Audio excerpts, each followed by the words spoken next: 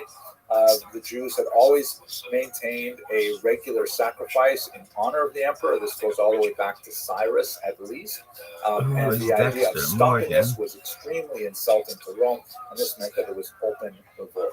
Now, there's some fascinating discussions of all these events in the Talmud as well, which add significant color to all of them. But for the time being, we're going to primarily present the Josephine account, and perhaps in another context, we can come back to the details that the Talmud offers as well. At this point, the local forces that the procurator was able to muster a fairly small number of troops. 27,000 videos on YouTube. So Cestius Gallus, who was the governor of Syria, and the region of Israel was within his supervisory map, he arrived with the Young males. Legion, the 12th Legion. We're talking now about 20,000 soldiers. So he comes down from the north and he makes his way throughout the region until he gets to the young males. Now we should remember that these legionnaires are professional trained soldiers. We're talking about maximum 23,000 rebels spread out throughout the entire region without discipline, without arms, without training.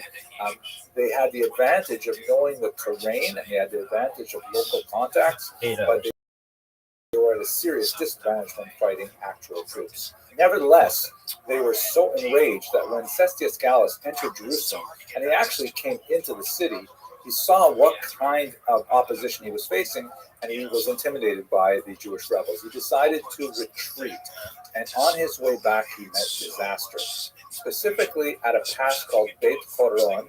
The Beit Horon Pass is a very narrow strip that requires essentially, a couple of soldiers walking side by side as they make their way down this long pass. And the rebels were able to ambush them, and they actually wrought terrible havoc. Young Money Panda. Young Money Panda. They actually captured the eagle standard of the 12th Legion, which was a tremendous insult. It's kind of like capturing the flag, huge symbolic value. And they also, less symbolic value, but real value, they actually captured all of the Roman siege equipment, which would be very useful for them in the next couple of years of the war. Cestius Gallus actually survived the encounter at Beit Horon. This is real content. WAVs. He's on another phone. It's more entertaining than Will's ever was. Hella content. This is so entertaining. When Rome decides to send a much more battle-hardened general, I can feel this is great. Oh, for sure. Free promotion. Didn't even have to ask. An entire one person is gonna like it. If I got one person, that'd be hype. Beat. Let's relax. Ace, why am I for real? I don't know what relax means. It's gonna be a new meta pack. Raise. Wakey, wakey, extra bakey. I remember that woman telling me that. Wakey, wakey. Wake up, Reginald, the dancing rhino, and Frederick, the dead giraffe. Made you some breakfast. However, fighting a few more years. Who's Dexter Morgan? You're 73 or possibly 4 of the Common Era. Guy has 10 devices nonstop promotes. Outside of Jerusalem. And can't read his description. This is like the most engaging ever read. But for sure. Shout out to Ace. Ace, Emily CC holds the record though. No, she doesn't. At one point, is Vacation Palace. Yeah. And it's in a very that nonstop shit sucks. Desert, and it is essentially impregnable. The only way to really attack Masada is to climb its faces, which are quite steep, at least on 2 sides of it, and very, very difficult to actually breach its defenses. The rebels under Elazar ben Yair had actually laid in a tremendous amount of supplies, so they could actually last there for many years. Nevertheless, the Romans were brilliant and dogged engineers. They ended up climbing the mountain, and they built a siege tower that was about 80 meters meters or 260 feet high to be able to breach the You final Paris, wall. like young Mills. Made of wood, set it on fire. Those located within realized that there was no way to get the soldiers out, and so in a very dramatic act, Can't do the almost device women and children mass suicides that we overnight get this rather than parasite. have themselves a dramatic moment, a complex moment that has reverberations in modern. Obviously, baby, The smile. Roman enacted Much love. significant punt on the Rabbi, can we see we will go into this sexy, in like, detail as we best talk about content ever? diaspora and moving forward. But now let's look at a few examples. Symbolically, the institution of the Judea Capta coin. It's really Quite a nice. few examples of this coin. On the left, they usually have a portrait of Vespasian. Athleticism. You can see him wearing the laurel wreath of victory around his head. And on the right, there is a Roman soldier standing by a balsam pine, which was one of the most important exports of Israel at the time. And there is a forlorn woman with her head in her hand, and she is representing the Judean people. So Judea Capta means Judea is taken captive.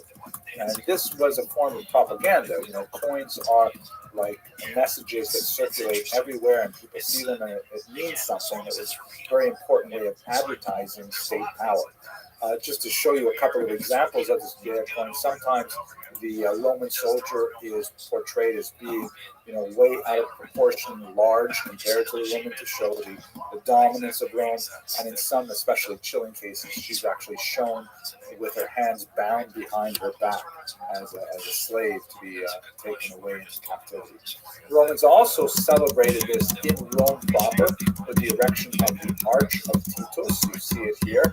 And inside the arch, when we zoom in a little bit, there is a depiction of the Romans taking away spoils from the temple. Here's a better resolution look at it. You can see that they're clearly holding the candelabra called the menorah, which would have stood in the Temple Mount area. A scholar at Yeshiva University did some chemical analysis of the sculpture and actually was able to reconstruct how it would have looked to the Romans in the ancient period, because they actually preferred their sculptures to be painted. So it would have looked like this to the Romans.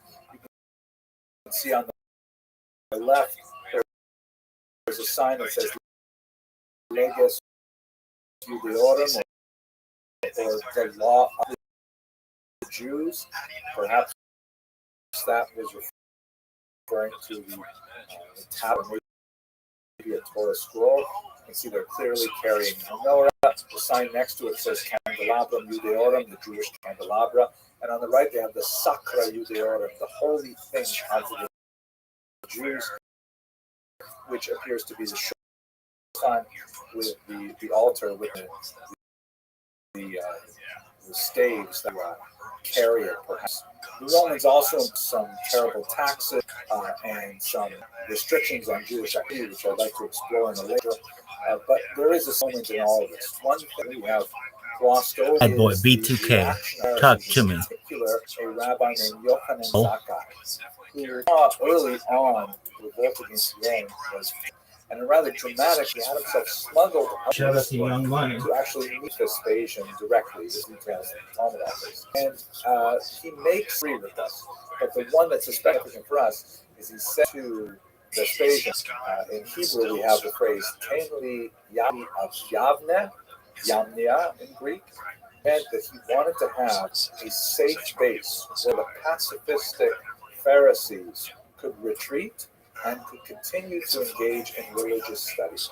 This ultimately was the seed from which future Jewish leadership would grow, and the future of the Jewish people would be preserved through these scholars studying the traditional values and texts of Judaism. We will continue this in future lectures. Thank you very much for watching.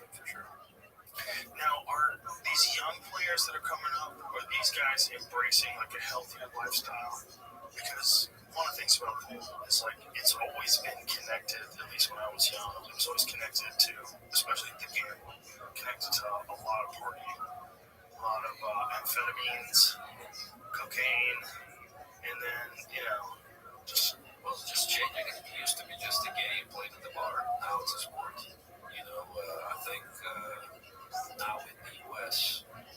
if we move forward about 40, 45 years from the destruction of the temple and the fall of Masada, we get to another period of violence called the Quitos Rebellion. Now, it's a very mysterious kind of rebellion. We have scattered data points from different sources that all reveal something about this rebellion, but we're not really sure about much of the most essential questions. But we should say one thing to begin with.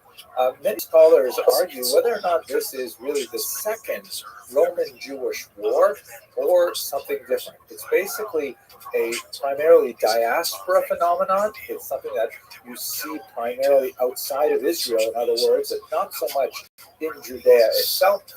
But let's try and understand at least some things about this Quitos Rebellion. The Quitos Rebellion occurs at the very end of the rule of the Emperor Trajan. The 5 decades since the destruction of the temple have been absolutely terrible for the Jews. There is a tremendous amount of post-destruction trauma that is definitely spiritual in nature. I mean, the Jews had invested all of their spiritual understanding of how they related to the infinite through the temple. And even when the temple was corrupted by a priesthood that was essentially something that could be bought from the Romans, there was still this idea that somehow the temple was the hinge upon which the entire universe turned. And now with that temple gone, what exactly would Judaism do? What would Judaism look like? It was a period of phenomenal demographic upheaval. You have literally tens of thousands of Jews taken off in slavery to Rome. You have refugees who are scattered throughout the entire region on the Eastern Mediterranean, the Iberian and Greek peninsulas, around the Black Sea littoral, and further east through Mesopotamia. And you don't have the same kind of center in Israel as you had before. Would the Jewish people even survive this tremendous trauma? The Romans, for their part, did many things to make things worse for the Jews. They certainly want to stamp out any possibility of a future revolt, and so there are all kinds of measures put in place to try and demean the Jews both spiritually, psychologically, demographically, and financially. The Fiscus Judaicus was instituted, and this was a replacement of the mandatory Machatzis shekel, the half shekel tax that Jews had from biblical times paid all over the world toward the upkeep of the Temple of Jerusalem. The Fiscus Judaicus tax took that money and made it mandatory, but instead of devoting it to the upkeep of the Temple of Jerusalem, it was directed to Rome and to the upkeep of the Temple for Jupiter. I mean, really offensive kind of things for the Jews. And at the same time, the messianic ferment that we saw with the birth of Christianity was still continuing. In fact, it would take another couple of decades before it was final defeat, at least in the 2nd century, under Bar Kokhba. Now, Trajan himself, towards the end of his rule, became involved in a very heavy war with the Parthian Empire, which was the Persian Empire that controlled Babylonia. The Parthian Empire would ultimately fall, and in their successor empire, the Sasanians, that's when the main elements of the Talmud would be put together. But at any rate, Trajan waged war against the Parthians, and he actually penetrated all the way to the very bottom of Mesopotamia. That is, this region here that you can see is sort of like a yellowish color going right down to the Persian Gulf. This was briefly controlled by Roman troops. Now, what's interesting for our purposes, and connecting it to the Quitos Rebellion, is that the Jews in Mesopotamia apparently sided with the Parthians against the Roman invaders, which is perhaps not surprising. Jews had been living in Babylonia since the 6th century before the Common Era. Meaning they've been there for 800 years. They certainly have roots sunk deep into that territory. And when the Romans came in invading, they took up arms to defend their homeland alongside the Parthians. This obviously was not taken very lightly by the Romans, and Lucius Quietus, who was a commander in charge of the region, was put in charge of also devastating the Jewish population and quashing any resistance to Roman rule. So this is one element of the Quitos Rebellion. is Lucius Quietus' early participation. There will be another chapter with his story as well, and maybe I should give it away. The word Ketos in the Ketos Rebellion is probably from his surname, Lucius Quietus. That's probably how we get Ketos. So it's named essentially after him. Perhaps because of his notorious activities putting down the Jewish rebels in Mesopotamia, or I shouldn't say the rebels, the Jewish defenders of Mesopotamia, but it could also have to do with his later activities in Judea. But as I mentioned earlier, this is a diaspora affair. It was certainly not limited to Mesopotamia with the advance into Parthian Empire territory in the year 114. You begin to see it also develop on the coast of North Africa in particular. Let's have a look at this map here, where you can see the extent of the Roman Empire at the time of Trajan's death in 117, 117. First of all, we have the activity in Mesopotamia, which is related to the invasion of the Parthian Empire. But then we have some interesting things happening in what would be today Libya. The Ketos Rebellion had major activity in this town. The pronunciation, I know some people are really sticklers for pronunciation. I've looked it up and I've heard it pronounced as Cyrene in English. In Greek, it would have been something like Kurene. So I'm probably going to say Kurene, and I'll probably be wrong, but this will be the first time. But anyway, this is one of the locations of major rebel activity during this period. And then we also have significant activity throughout Egypt, and then finally in Cyprus. And once all of this diaspora activity is discussed, we're going to look very briefly at Judea, where, of course, there was the Ptolemaic Ketos Rebellion itself, as described in the Talmud. Let's look at Kurene first. The variouses that refer to this assert there may have been some kind of messianic issue to this, because there is an individual who is referred to as Lukuas in one source and Andreas in a different source. It is possible that this is the same person. It was not at all uncommon in the ancient period, especially in Greek and Roman areas, for Jews to have two names, a Hebrew name and a Greek name, or a local name. I myself have two names, right? I have a Hebrew name that my friends know me by, and I have Henry, which I publish under and stuff like that. So anyways, but he referred to himself in one of these sources as a king. So that implies some kind of unusual political, although some of the church historians suggest it was sort of a false messianic thing. And under this Lukua/Andreas, there was a report of Jewish attacks on Roman temples and public buildings in particular. It's an interesting aspect of this revolt is that it seems to be one that is definitely attacking Rome. And again, remember, it's just a few decades since the destruction of the temple, and there are a lot of Jews who are very angry. And let us not forget that there are a lot of Jews who were originally rebels in the First War, who have fled to various cities in the diaspora, and they could be influencing this uprising again in about the year 115. Now, one of our most important historians that tells us a little bit about the Ketos Rebellion is Cassius Dio. He is a Roman historian who was active at the end of the second and the first half of the 3rd century. And he's great for a lot of things, but there's certain areas where you just don't know how seriously to take him. So, for example, when he describes this rebellion in Kurene, he puts it like this. And just listen to this language. Meanwhile, the Jews in the region of Kurene had put a certain Andreas at their head and were destroying both the Romans and the Greeks.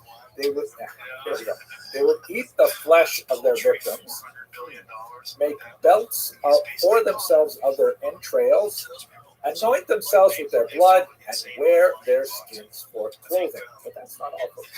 Many they sawed in two from the head downwards. Others they gave to wild beasts. Still others they forced to fight his body ears. I mean, it's hard to take this seriously. It's just so bizarre and so un-Jewish. Certain Jews have gone to war. It's not impossible to imagine atrocities happening. Jews, like any people, go to war, but these are over the top. And in fact, when you look at Cassius Dios's other treatments of barbarian attacks on Rome, they also appear quite, outre. I wanted to read for you the passage where he describes how the Britons deal with the attack from the Romans. And oh my gosh, I can't even look at that because it's actually pornographic in its nature. So just trust me, Cassius Dios is liable to exaggerate for dramatic effect. Egypt also saw widespread rebellions between years 115 and 117, widespread Jewish rebellions, who were apparently, the Jews were taking advantage of the absence of Roman forces who had gone off to fight against the Parthian Empire in Mesopotamia. And once again, it's similar kinds of targets. Temples, shrines, for example, the Shrine of Nemesis at Memphis, public works, roadways, things like that. It seems like the Jews rebelling are really directing their attacks specifically at the Roman Empire. It seems to have a very political motive. The economic motive does not seem to rise to the surface, and other than those messianic references, it seems to be something that is really an attempted uprising. It is fascinating to think, though, like why are the Jews all over the diaspora? Do they really think they're going to throw Rome off? But they're somewhat coordinated in doing this. There was, of course, a harsh military response from Trajan, who came back with heavy forces and many killed. This is the period when the great synagogue of Alexandria, which the Talmud says was so large that in order to know when to answer amen to the person the prayers, they had big flags. You could see them. But this is the period when the great synagogue of Alexandria, Egypt, was destroyed. Jewish property was seized, and basically at this point, by the time we get to the end of the Parthian War, the Jewish community in North Africa goes into a steep decline, and it will not rise again for several centuries.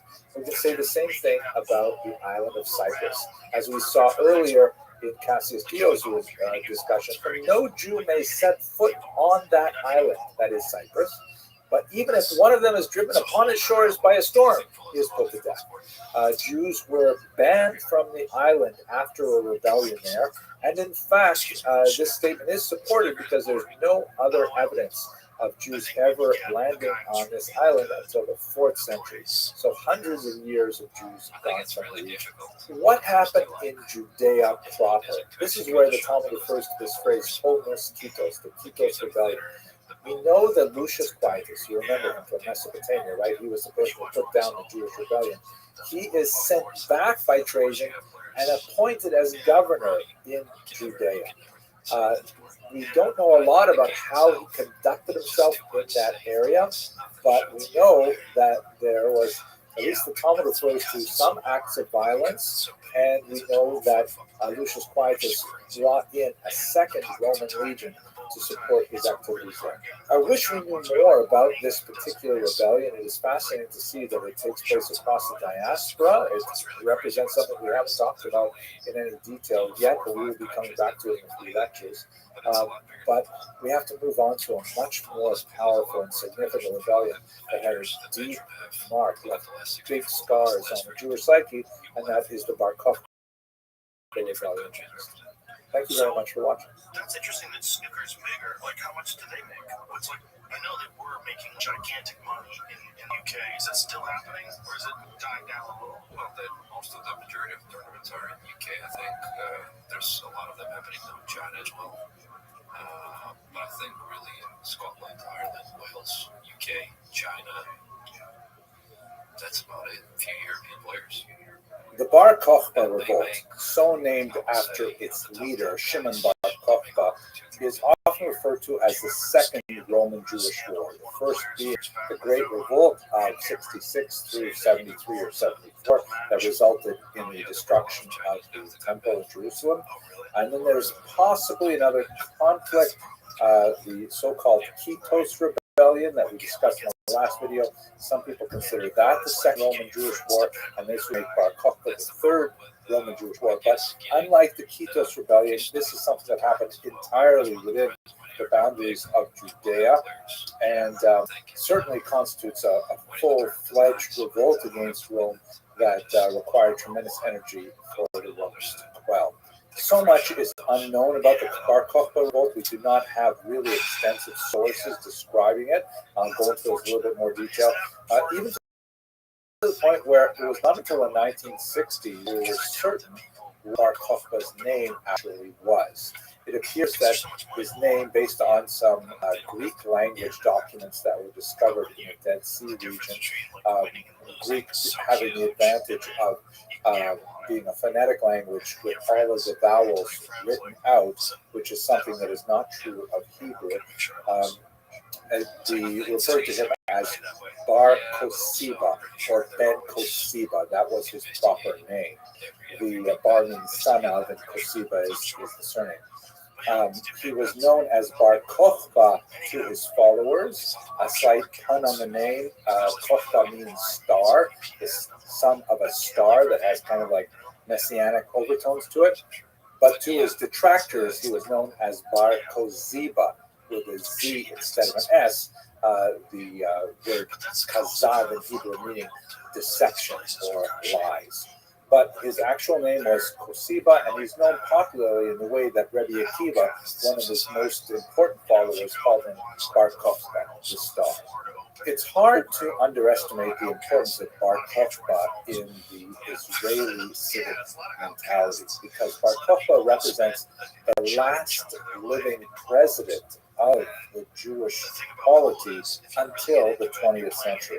In a moment, I'd like to talk to you about Dr. Yegael Yadin, who wrote a very important work on Bar Kokhba, who describes the moment when the current president of Israel in 1960 first saw an inscription that was written by the previous president of Israel some 1900 years earlier. It's really important to see this as a sort of a culmination of that strive for statehood that had a 1900-year hiatus. Where we can see this graphically is in the Knesset Menorah, the sculpture that stands outside the contemporary building known as the Knesset, which is where Israel's parliament sits. And in this candelabra, you can see that there are many historical figures that are represented on the arms of the candelabra. Zooming into the center, you see that the three central uppermost branches have representations of three distinct leaders in Jewish history. The first is Moses, who is shown here, a biblical passage that describes the attack of the Amalekites against the Jews on their way from Egypt to Israel. And as the passage there describes, as long as Moses had his hands up in the air, heavenward, then the Jews would succeed in battle. And when he lowered his hands, they would fail. So he was supported by his two lieutenants, holding his hands in the air so he could retain that position for the duration of the battle, representing a military victory with an appeal to God at its very center. On the left, you see David. We should understand that the left here is on Moses' right, the higher level of authority and status. David shown here as a young man holding up the severed head of Goliath, a very important passage that describes, again, a military victory with supernatural assistance from God. And then finally, going to the left, the less significant of the two, but still right at the very center of the candelabra, is this representation of Bar Kokhba. And unlike David and Moses, he is represented here in an attitude of decline, in an attitude of defeat, because after all, the Bar Kokhba rebellion was ultimately unsuccessful. Nevertheless, he is shown here as a powerful military figure and as a tragic one as well. And that's the story we're going to go over in the next 15 minutes or so. Our sources, as I mentioned, are somewhat limited. We have an important Roman historian, Cassius Dio, sometimes called Dio Cassius, who is somewhat problematic because we only have in an abbreviated form, as we shall see shortly. We have Eusebius, an important church historian, Cassius Dio being active in the basically at the turn of the 3rd century. Eusebius, about 100 years later, one of the church fathers, again passing references. And then we have some amazing passages in the Talmud and in the Midrash, but they are not necessarily that some of these other historians are conformed to Western sensibilities. There are some famous and important discoveries in the 1960s, primarily archaeological discoveries conducted by this man, Yigael Yadin, who is one of these amazing Israeli figures who has at once both a war hero, very highly placed at the top of the Israeli Defense Forces, and at the same time an archaeologist and a scholar and a very gripping writer. I'm going to produce a little review of his treatment of Bar Kokhba in a separate video. Absolutely fascinating account, very much worth reading. So let's try to understand what we can about Bar Kokhba and his rebellion from the sources that we have. Here is a children's book. The Hebrew translation is the History of Israel for Children. The Bar Kokhba rebellion, you can see a very heroic figure and rallying the troops against Rome and so on. This describes the rebellion that took place from the years 132 through 135 of the Common Era. The leader, of course, as we said, is Bar Kokhba. In the Midrash, he is described as a mythic figure of phenomenal proportions. An extremely brutal and ferocious warrior, not unlike some of the depictions of David that we have in Tanakh and also in the Talmud. The Talmud says, for example, and this is kind of like, you have to assume it's a kind of a hyperbole that is not uncommon in the Talmud, that to test their bravery, Bar Kokhba would have all of his recruits have a digit sliced off their hand, which is, totally forbidden in Jewish law. By the way, kids don't try this at home. But the rabbis complained and said, Bar Kokhba, what are you doing? How long will you mutilate the young men of Israel? He said, well, what else, how else am I going to test their bravery? And they suggested, well, have them uproot a living tree from the ground with their bare hands. Will that do? He says, yes, that will certainly test it. And so that's how they were tested, as the Talmud says, that they were tested for their strength and their bravery. I don't know how to take this on a literal sense, but when we see his writings based on the archaeological discoveries in the 1960s, we definitely see that he was a very determined and very insistent leader, often demanding retribution of his followers if they did not comply with his demands. He was known to many as a possible Messiah. And let's remember, in Jewish terms, a Messiah, Mashiach, is a human being, a political leader who will effect a military unification of the land of Israel, who will bring in all of the exiles, who will bring in the ingathering of the exiles, and initiate a period of great peace and prosperity for Israel and the world. And many saw Bar Kokhba as that person, including famously Rabbi Akiva, who towards the end of his life supported Bar Kokhba as a possible Mashiach. He was contradicted by several of his colleagues. One of them famously said to him, Akiva, you will have grass growing from your cheekbones before Bar Kokhba is the Messiah, meaning this is impossible and you will be dead, but will never be the Messiah. But nevertheless, the notion of Bar Kokhba as Messiah certainly inspired many to follow him. Here is, by the way, one of the amazing finds that was uncovered by Dr. Yadin in the Dead Sea region. You can see at the very top right, it says, Shimon Bar Kokhba, Nasi Yisrael. Shimon Bar Kokhba, president of Israel. Unfortunately, there's so much we really don't know about the war. One of the most basic things that we don't know about this war is why exactly did it start? So Cassius Dio, the Roman historian, gives us an account of the war. Unfortunately, the only version of Cassius Dio's account has not survived antiquity in its original formulation, but rather as what they call an epitome. We say in English the epitome of something. We tend to mean something as exemplary, the best, and the ideal. But in classical terms, it really means an abbreviation, meaning, this is too big, too long to read. Can you just give me like the Cliff Notes, the short version of it? That's what an epitome was. And so we have an 11th century epitome by Johannes Kipilinius. that's shown here that gives us, unfortunately, just passing references to Bar Kokhba, and we don't know exactly what Cassius Dio wrote, but we're hopeful that this is correct.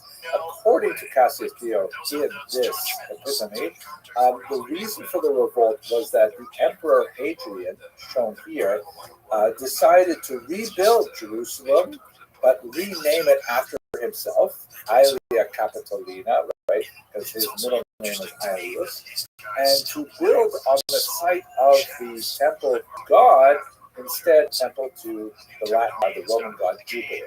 And this, according to Cassius Dio, inflamed the population of Jews and a rebellion ensued.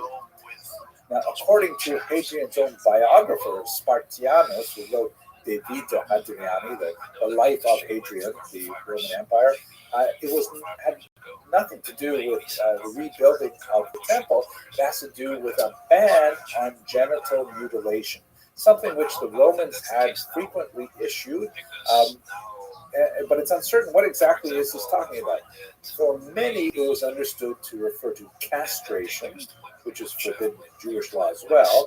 But it's possible that the revolt was started because Jews thought it referred to circumcision. And in fact, perhaps it did refer to circumcision, but later that was certainly exempted from the ban on genital mutilation. Others say no.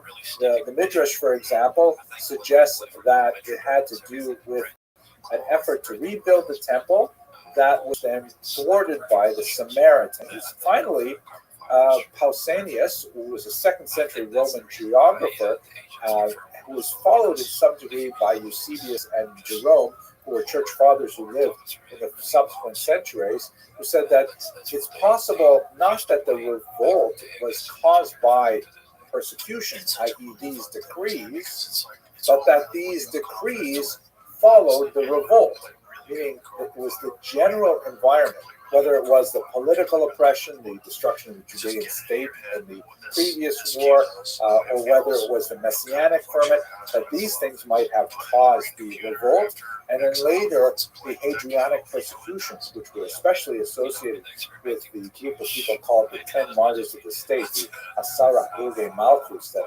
have formed an important part of the Jewish liturgy, that those occurred not before the rebellion, but rather after the rebellion as a response. Not impossible. At any rate, these are the major theories currently floating regarding the origins of the war. We will have to conduct further research and hopefully find some more archaeological discoveries that will give us some greater insight. For certain, however, the war was quite brutal. It lasted for about 3 years. We know of Bar Kokhba's exploits, which appear to have been initially quite successful. Bar Kokhba and his rebels seized Jerusalem, apparently, and marked that event with the minting of many coins. Actually, not precisely the minting. What they did was they would take Roman coins, heat them up, and then re-stamp them, which in itself, by the way, is an act of treason. And they would re-stamp them with Jewish themes, and they would mark them with messages like, the freedom of Jerusalem, year 1, year 2, things like that. Here's one depiction of the Bar Kokhba coins. You can see that the top coins have the temple on them, on top of a Roman tetradrachm. That's a sella in Hebrew. And at the very top is a little star motif, which is emblematic of Bar Kokhba itself. At the bottom, you see traditional themes like a lyre, grapes, an urn, and trumpets. But what's interesting is what you don't see, which are any representations of human beings or animals, which was very much against Jewish sensibilities in the 2nd century. Here's another version that shows at the top, these are palm fronds, or specifically the lulav and esrog, the arbaminium, the 4 species that are held together as part of the Sukkot celebration. It's interesting to note that Bar Kokhba, from as far as we can tell, not only the attraction of Rabbi Akiva and the various depictions in the Talmudic sources, but also in the archaeological evidence, seems to have been leading a movement of observant Jews, that they were striving to maintain the observances of the holidays and things like that, even when they were besieged and literally living in caves. We know that the war was quite brutal, that Hadrian suffered tremendously, and as we shall see, had to bring in significant reinforcements to be able to put down this very successful guerrilla rebellion, which took great advantage of the local terrain. Eusebius refers to the Jewish rebels being active in the cave system of the Judean mountain range. We know that Hadrian suffered not only because of the support he had to draw in from elsewhere in the Roman Empire, but also because, as Cassius Dio points out, when he wrote to the Senate the report of what was happening in Judea, he pointedly omitted the phrase "mihi et legionibus bene," which means I and my forces are well, meaning I and the armed forces, the military, are doing fine, thank you. He took out that standard phrase, which for Cassius Dio, writing in the 2nd century, was a very big statement to the Senate. Ultimately, however, the rebels could simply not hold out against the overwhelming might of the Romans, and they were reduced to hiding in a series of caves. Some of them are shown here, largely undiscovered until the 20th century. There were originally some Bedouins who made their way into these caves in the early 20th century, and as artifacts began to slowly filter out into the black market, that's when Yudael Yadin and his team decided to investigate. And in the early 1960s, they found several of these caves and found some amazing discoveries that we're going to look at in this lecture and in a couple others as well. For example, these urns, which are quite remarkable in themselves, well, one of the things that tells us about Bar Kokhba is that they used to have decorations here of facial features that were intentionally defaced, as were all of the implements that had decorations of this nature in the cave. So in other words, these may have been made by Romans or Phoenicians or something like that, by the Bar Kokhba rebels, not wanting to transgress the commandment against making graven images, specifically deface them to remove them. So we get a sense of their religious orientation. There are several other indicators of this as well, such as, for example, the discovery of balls of unworked yarn that was dyed with what they believed was the techelet. Techelet is a blue color. This may be a little bit distorted by age, 2,000 years, right? And photography, 1960s, right? And this would have been used for the single blue thread in the fringed garments worn by religious Jews, the so-called tzitzit.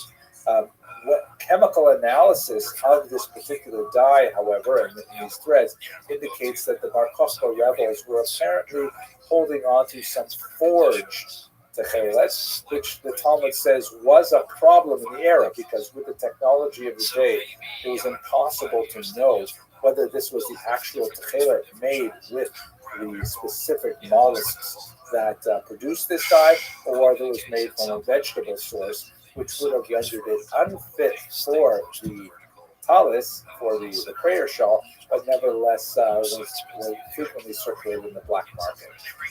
Many more mysteries surrounding this, but nevertheless, you get the idea that the Bar Kokhba rebels cared about Jewish rituals. Now, as the war went, Hadrian, seeing that he was having a difficult time, he summoned none other than Julius Severus from Britain. This is an incredible general who had tremendous success in putting down a difficult riot way on the other side of the Roman Empire, so he was brought to Judea in order to maintain the order. Hadrian also summoned an estimated 50,000 troops when all were calculated, and that's an amazing number. It's impossible to imagine that Bar Kokhba had more than perhaps 10 or 15,000 troops at his disposal, and even that is definitely on the high end of the estimation. Nevertheless, the Roman casualties were described by a contemporary, Marcus Cornelius Fronto, as being very similar to what the Romans lost in Britain, so that indicates that it was really a pitched battles one after another. Dio does give us a sense of the Jewish casualties. He gives us the very large number of 580,000 casualties, over almost 1,000 villages, and 50 outposts. Now, it's possible that, especially in terms of the casualties, the numbers are hugely inflated. Even with these large numbers, we do know that 6 legions were in the area, so it certainly would have been an absolutely horrific massacre, all told. The last stand was at Beitar, shown here, and as the last of the Bar Kokhba rebels were killed by the Romans, this particular event was actually enshrined in the liturgy. The grace after meals includes a blessing which specifically was composed in memory of the martyrs of Beitar. Like the name Bar Kokhba resonates throughout Jewish history. We have, for example, the youth scouting movement led by Vladimir Jabotinsky, shown here in the center of this group of scouts, was a very important youth movement that had a very important role in the founding of the state of Israel, and by extension to it, the Likud party itself, through people like Menachem Begin, Prime Minister of Israel, for example. Thank you very much for watching. What would you race to in each game? I mean, it would have to be something we can fit within 8 to 10 hours, so maybe race to 30, 10 ball, race to 30, 9 ball, race to 1 pocket, and race to 10 back. We'll like to watch that, I'm sure. And it's good for the game. It's good for our sport. It's tough to get people, casuals, to watch regular football. Get them to watch 1 pocket. They'd rather jump in front of a bus. I agree. Well, you know, like One of the most consequential questions in Jewish history is a very basic one. Who is a Jew? Now, you might think that this is a settled law, that there is really no question about it, but in fact, when you look a little more deeply at Jewish history, you see that there are several periods in history when it becomes a very important question. For the vast majority of Jewish history, in particular the last 2 millennia, most Jews have regarded a Jew as someone who has a Jewish mother. That is, it is matrilineal. The nominal identity of a person follows that personal status, regardless of affiliation with a religion or self-identification. But that has not always been the universal case for Jewish history. What I'd like to do today is focus on this question as we introduce the question of women in ancient Israel in general. Now, let us recall that this is certainly a controversial question as of the late 20th and early 21st century. And this is primarily because of a decision that was made by the Reform movement in 1983 that recognized patrilineal descent. More precisely, it's both matrilineal and patrilineal descent. But in other words, this represented an acknowledgement by a major Jewish movement that as long as one parent was ethnically Jewish, however you define that Jewishness, then the child also be Jewish. So and perhaps one of the important things to think about is, did initiate change, or was it simply a recognition of change that had already happened? Because intermarriage, especially in American Jewry, was at such a high level that we already have the phenomenon of children who have like a Jewish father rather than a Jewish mother and wish to identify with the Jewish community, and they find that they are shut out because the matrilineal principle has been the dominant one for the last 2,000 years. And it's resulted in a lot of really painful moments. For example, in this article by Shoshana Tikva, written in 2019. It's a very difficult and personal issue. In this particular video, I mainly intend to just go over the historical issues, and I will leave the philosophical, religious, and theological and even psychological issues to people who are more expert. So the question that we really have is, when did the matrilineal status become effective, or when did it become the norm? We can see when you read the Bible, it's very clear 2 things. First of all, there is a strong prohibition, very clearly worded, against intermarriage with Canaanites in particular, but one can easily generalize that it refers to intermarriage in general. And at the same time, you see in particular some really important figures like Joseph and Moses and Solomon who all apparently marry non-Jewish women. So how do you square these things? And by the way, of course, Joseph, Moses, and Solomon, their children are recognized as being Jewish. How is the case? So we're going to go into some of the major issues here, but I want to point out that perhaps the most significant study of this is by Shia J.D. Cohen, The Beginnings of Jewishness, which he goes through a lot of really important issues in the classical period, especially issues of conversion and issues of matrilineal versus patrilineal descent and so on. I don't necessarily agree with all of his conclusions, but there's no question it's a masterful survey of the sources, and there's a lot of value in this particular work. So trying to square this conundrum of, on the one hand, we have this long-standing practice of matrilineal descent, and on the other hand, we have these biblical examples that seem to contradict it. There are three logical ways to approach the challenge. The first is to say that, well, let's say the law of matrilineal descent, this concept, the principle, was not always described in the text, meaning that, yeah, Moses married a Midianite, but the Midianite woman went through a conversion. And Joseph married, an Egyptian woman, but she went through a conversion. If that is the case, then you have to wonder, well, why doesn't the text tell us this? Why doesn't the Torah reveal that this is in fact what happened? Wouldn't we be prone to be misunderstanding the text if it doesn't say something which actually happened? That's one possibility. Another logical possibility is to say that, yes, the law was always in effect. The Jews always adhered to this matrilineal principle, but it was sometimes ignored. You have that sometimes where, as Rabbi Beryl Wine often likes to say, you should never confuse Judaism with Jews, right?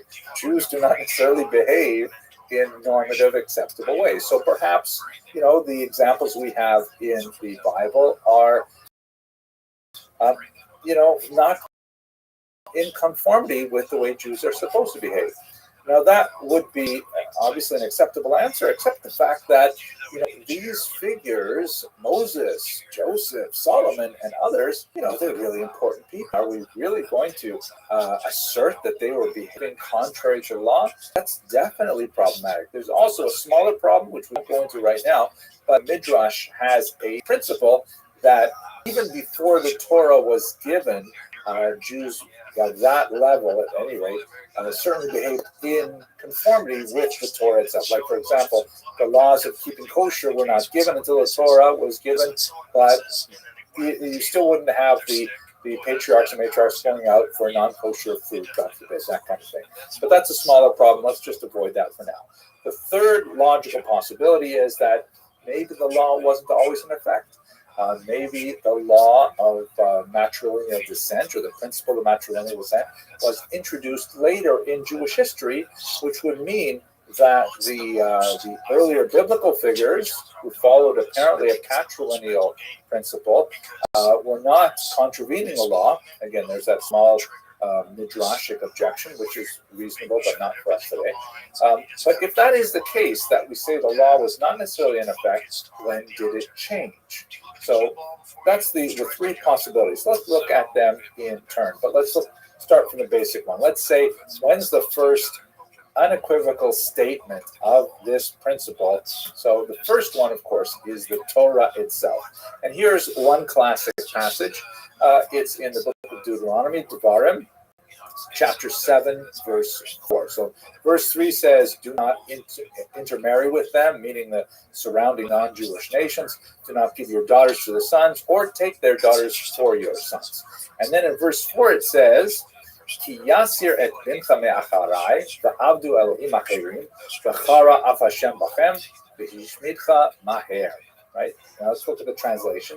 It says, for they will turn your children away from me to worship other gods, and the Lord's anger will blaze forth against you, and he will promptly wipe you out. Right? Really strong word of criticism, I think.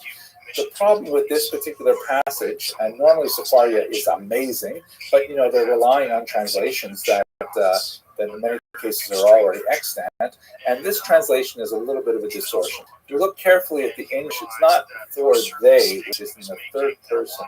plural, it really should be for he, right? The word in Hebrew is ki yasir, which is male, masculine, singular. For it's really he will turn your children. Now, your children is all plural. It should be in the singular masculine, or your son, which in this context would mean your grandson. Wait, so let's understand this properly. It says for he, meaning your son-in-law. It can't be your daughter-in-law because it would say for she. It would put it in the feminine. And by the way, in Hebrew, there is no neuter gender. Every single noun or pronoun has to be either male or female. So it's binary here. There's no other choice. And it is masculine. So this means that if you have to imagine yourself as a grandparent. If your daughter marries a non-Jewish male, if you as a Jewish person have a daughter who is Jewish and she marries a non-Jewish male, the non-Jewish male, according to this verse, will turn your son, which is your grandson, away from God. That's the statement of the verse here. Let's look at it in the commentary of Rashi. I have it abbreviated on the right here, but let's look at it in greater detail. So Rashi here is quoting the Talmud, Tractate Yevamot 23a, and it reads like this, i.e., the son of the heathen, the non-Jew, when he marries thy daughter, will turn away thy grandson, whom thy daughter will bear unto him, from following me. Are you following God?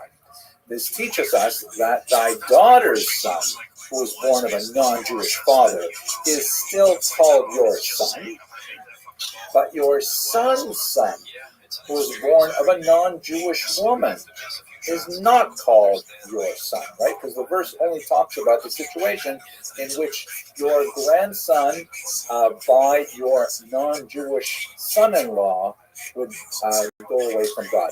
It does not even bother talking about your grandson from your non-Jewish daughter-in-law, because according to Rashi, quoting the Talmud, that person, that grandchild, is not even Jewish. That's the clearest biblical statement of the matrilineal principle. And as you can see, it's not explicit at all. It has to be drawn out through this midrash, which is expressed in the Talmud and expressed later in Rashi's commentary. So that's how the principle is derived. Now, if we take this from a theological perspective, at the very least, the matrilineal principle then is put in place in the period of the giving of the Torah, which is obviously quite ancient. We're now talking about the Exodus period, and would have been, the norm all through ancient Judea. But when we look at the historical data, it's a little more confusing.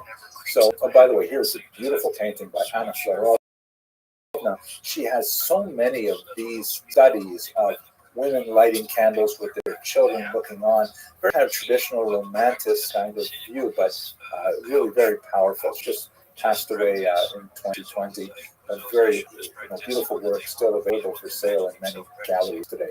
At any rate, we see a biblical narrative that describes how this was actually put into place. You'll recall that in the 6th century, the Jews are exiled by Nebuchadnezzar in the year 586, and then they return within a few decades from Persia, from Babylonia, to Israel under Ezra. And in chapter 9 of the book of Ezra, he laments, the long prayer there where he expresses tremendous regret that so many of the Jews that returned have brought with them their non-Jewish spouses, meaning that intermarriage is rampant. Then in chapter 10, one Shechania ben Yechiel of Elam sends away the foreign wives and their children. He doesn't mention what he does with the foreign men. That is, the Jewish men who have married non-Jewish wives, their families are broken up and the wives are sent away along with their children, which seems to be, you can imagine how difficult this might have been and how harsh it must have been. But beyond the sympathy for the human drama involved, it seems like a very clear statement of the matrilineal principle in effect in the 6th century before the Common Era. Now that would be a clear illustration of it. However, as Dr. Cohen points out, when you go 100 years later and look at non-rabbinic texts, such as the Jewish philosopher Philo, who we'll speak about in a few weeks, God willing, Josephus, who we spoke about extensively, and even Paul. And you have to understand that in some cases, in some ways, the New Testament, the Christian writings, are kind of like a historical commentary on Jewish society as well. So they're very useful to kind of like flesh out what's going on in the first century in some ways. At any rate, all these three important figures and sources, they seem unaware of the matrilineal principle. You have to look in Dr. Cohen's book to see the specific examples, but it seems pretty clear that they're clueless about this. To give you one example, Josephus, he speaks about King Herod the Great, and he goes on and on about how Herod's own pedigree is questioned by the Jewish community. He's called the Idumean, he's called the half-Jew, because his father came from the Idumean people who had been forcibly converted prior to this in the era of the Maccabees, the era of the Hashmonaim, under John Hyrcanus in particular. So in other words, because his father descended from a people that had a questionable conversion, there are doubts about Herod's own Jewish identity. But no one seems to be bothered by the fact that his mother wasn't Jewish. His mother was an Arab woman. So what's going on? It's like totally, not relevant, their mother. So now there are ways you can approach this. You can say that Josephus is not necessarily the best, exemplar of rabbinic Judaism at all. And it could be that only the Pharisees were really observing this kind of level of observance that became normative. What Dr. Cohen argues is that in reality, the whole institution of conversion had not really coalesced by the time, and that there was kind of like a different standard for women marrying Jewish men, that their marriage itself constituted the understanding of conversion in that era. Fascinating argument. Whereas men, if they wanted to convert into Judaism, required a much more, complex process, which involved, among other things, circumcision. So that's why when men would marry into Herod's family, then there was a whole big deal about, they went through this and they had the circumcision and so on. But there's no discussion of when non-Jewish women are incorporated into that dynasty. For certain, however, by the time you get to the Mishnah, which is about the turn of the year 200, about the turn of the 3rd century, there's no question that rabbinic Judaism is absolutely down with the idea of the matrilineal principle, reaffirming what we saw in Rashi quoting the Talmud, which the Talmud, of course, is not going to be written until quite a bit later, but the idea is that matrilineal principle is very, very strong in the rabbinic tradition, certainly from the Mishnah and onwards. And again, a little theological note here, from the perspective of Orthodox Judaism, the Mishnah, although it only achieved a written form with Yehuda Nasi around the year 200 to 220, it was the embodiment of oral teachings that went back far earlier, and in fact, the core teachings of the Mishnah go back to Mount Sinai itself, which corresponds with the way the Talmud read that particular passage in Deuteronomy. Okay, so to wrap this all up, basically, we have a matrilineal principle that can arguably be extended all the way back to Mount Sinai through a Pharisaic interpretation of the text.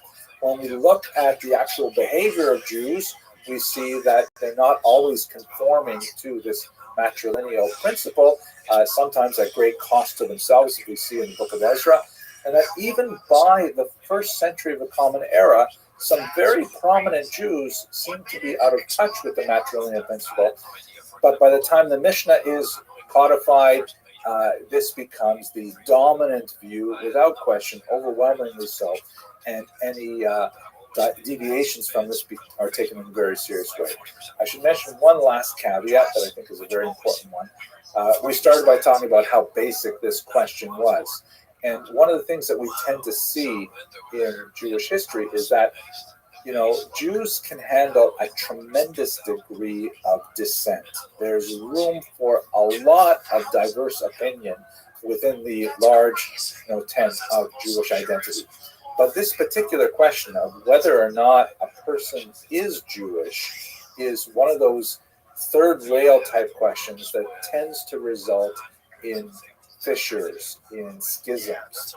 And when it remains unresolved, it has very dire consequences for the integrity of the larger Jewish population. But I leave that for people who are, expert in dealing with this. I hope you found this short video useful, and we're going to continue with our discussion of women in ancient Israel next. Thank you for watching. What made that game explode in China? They were just throwing big money in the game, and it really exploded everywhere.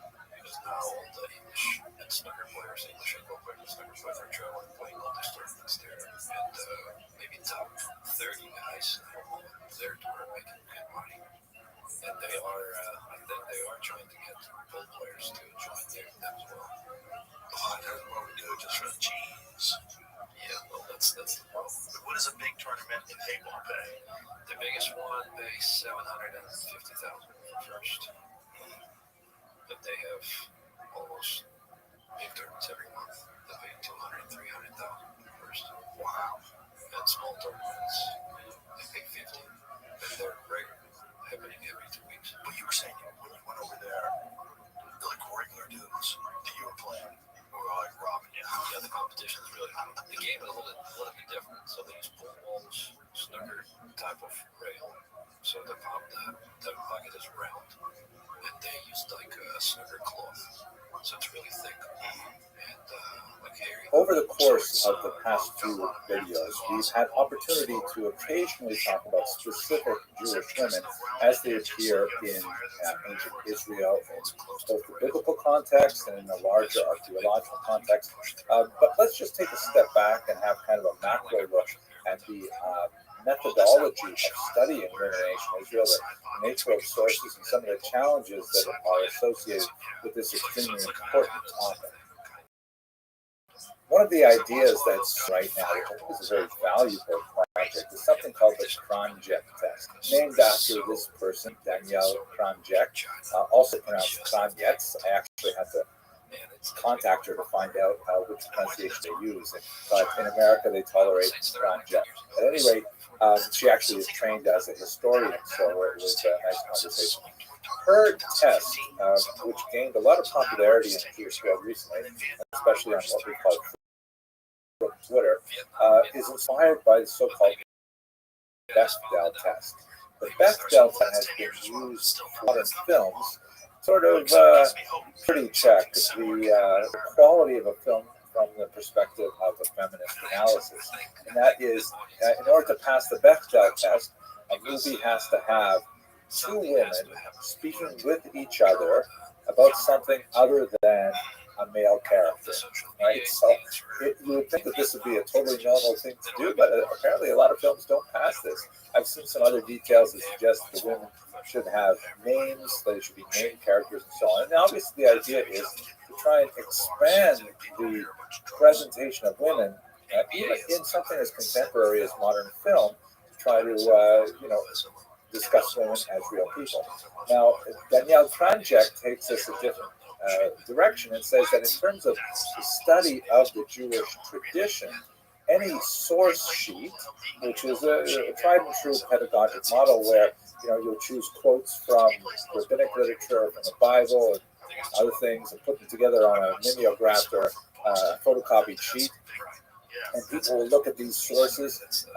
She proposes that any source sheet that includes at least two texts must also include at least one non-male identified text. It's a very valuable idea to try and expand the, simply the universe of our awareness when it comes to rabbinic theology and writing, and I would love very much to do this with history as well. We see that we are living in an era where this incredibly important aspect of the human condition the experience of women in history has been, ignored for centuries, and it's so hard to find women's voices in medieval and ancient sources. But it's something that we really want to resurrect, and we want to try and recreate as much as possible what the experience of living was for fully half of the human population.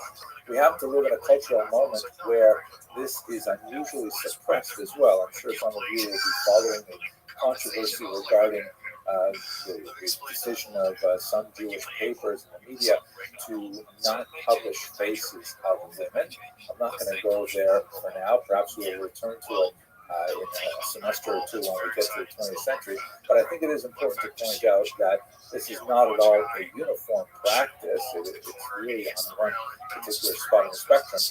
The Lubavitcher Rebbe, who we mentioned in other contexts before, was especially noted for insisting that in any children's book portrayals, such as this Tzivos Hashem handbook for Jewish children, if there is a male child portrayed, there should always be a female child portrayed as well.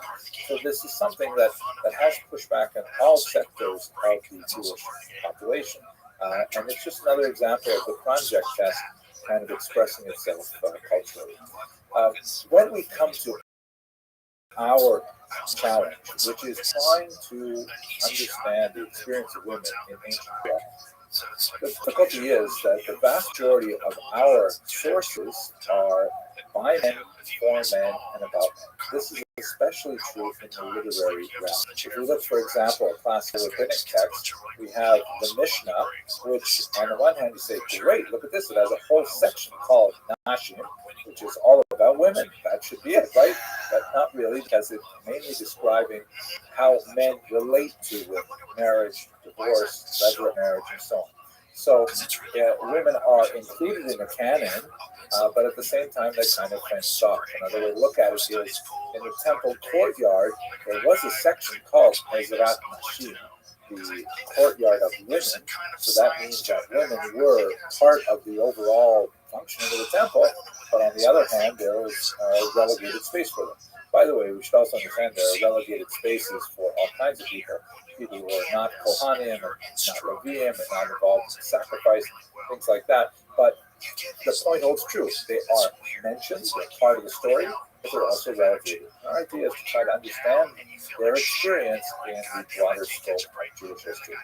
When it comes to archaeological sources, archaeological sources, finds that you get at digs and so on, they are extremely limited in nature, much more so even than literary sources, and they're incredibly difficult to interpret. As we saw, for example, with the Bar Kokhba caves a while ago, and we'll speak about them a little more, you find cosmetics in a cave, and it's reasonable to assume that these cosmetics belong to a woman, but not necessarily. Ancient men wore kohl, for example, a kind of eye makeup. So what can we really glean from women's history when a lot of the sources are anonymized like that? Very difficult to interpret them. If you find a bowl, a serving bowl, one may assume perhaps that it was more likely that it belonged to a woman, or a woman was more likely to have handled it, but there's no guarantees on that either. So it's very difficult to actually, on a theoretical level, reconstruct women's experience of history in ancient Israel based on the sources we have. There are some really exciting materials, however, especially when we get to late antiquity. For example, we have this Rufina inscription, which comes from Smyrna in the 8th century, and if you can make out some of the gauntlet there, it's basically a funerary inscription that describes this woman as an archisynagogus. That's right, at the right side of the top line, and then going into the second line, it says archisynagogus, which means leader of the synagogue. And we actually have quite a few examples of women who are represented with this particular title. Now, it doesn't necessarily mean, from the larger context, that they were, like, say, the rabbi or even the president of the synagogue. It may mean something like major donor to the synagogue. But nevertheless, these kinds of inscriptions give us just a glimpse into perhaps exceptional women who are wealthier or more influential, but they definitely had these significant roles, as we shall see, not so much in today's lecture, but as we move forward. I'd like to highlight these in order to try and pass the project test as much as possible. Okay, let's just look at the biblical text for a minute now. One of the there are literally thousands of women in the biblical text, to be sure. In many cases, however, they are nameless or they are named in relationship to men. Like, for example, the wife of Noah, the children of Lot, daughters of Lot, Jephthah's daughter. We don't know their names from the biblical text, but they are named usually in some kind of relationship to men. Sometimes they're identified in terms of their character or skills, like the wise woman of Tekoa, or sometimes based on their place, like the witch of Endor. But there are literally hundreds, thousands of women in the Hebrew scriptures, and we don't know much about them in person. But there's some fascinating aspects when you include the oral tradition as well. Have a look at this picture here. So it's a piece of Persian art, but you wonder, like, that looks like a relatively familiar scene, right? It looks like Joseph running away from Aisha Potiphar, the wife of Potiphar, very famous scene, of course, in Genesis, where she's grabbing onto his cloak as he's trying to escape him. And here's another aspect that's really interesting in the Jewish tradition, is that although they may be nameless in the biblical text, the rabbinic tradition preserves the oral tradition in which there are lots of names and lots of additional details. And one of the crucial things about studying the Torah in the Jewish sense is you need to have two fingers. You have to have one finger in the written text and one finger in the oral tradition to understand it, as Jews have for hundreds of years. And one easy way to do that is one finger in the text, one finger in Rashi, as we saw, for example, in the last lecture about matrilineal descent. So anyways, why am I bringing a piece of Persian art? Because in the Persian tradition, there's actually a name for Aisha Potiphar. Zuleika is her name. And now this is not the Jewish oral tradition, although maybe the Muslims are borrowing something from the Jewish oral tradition, who knows?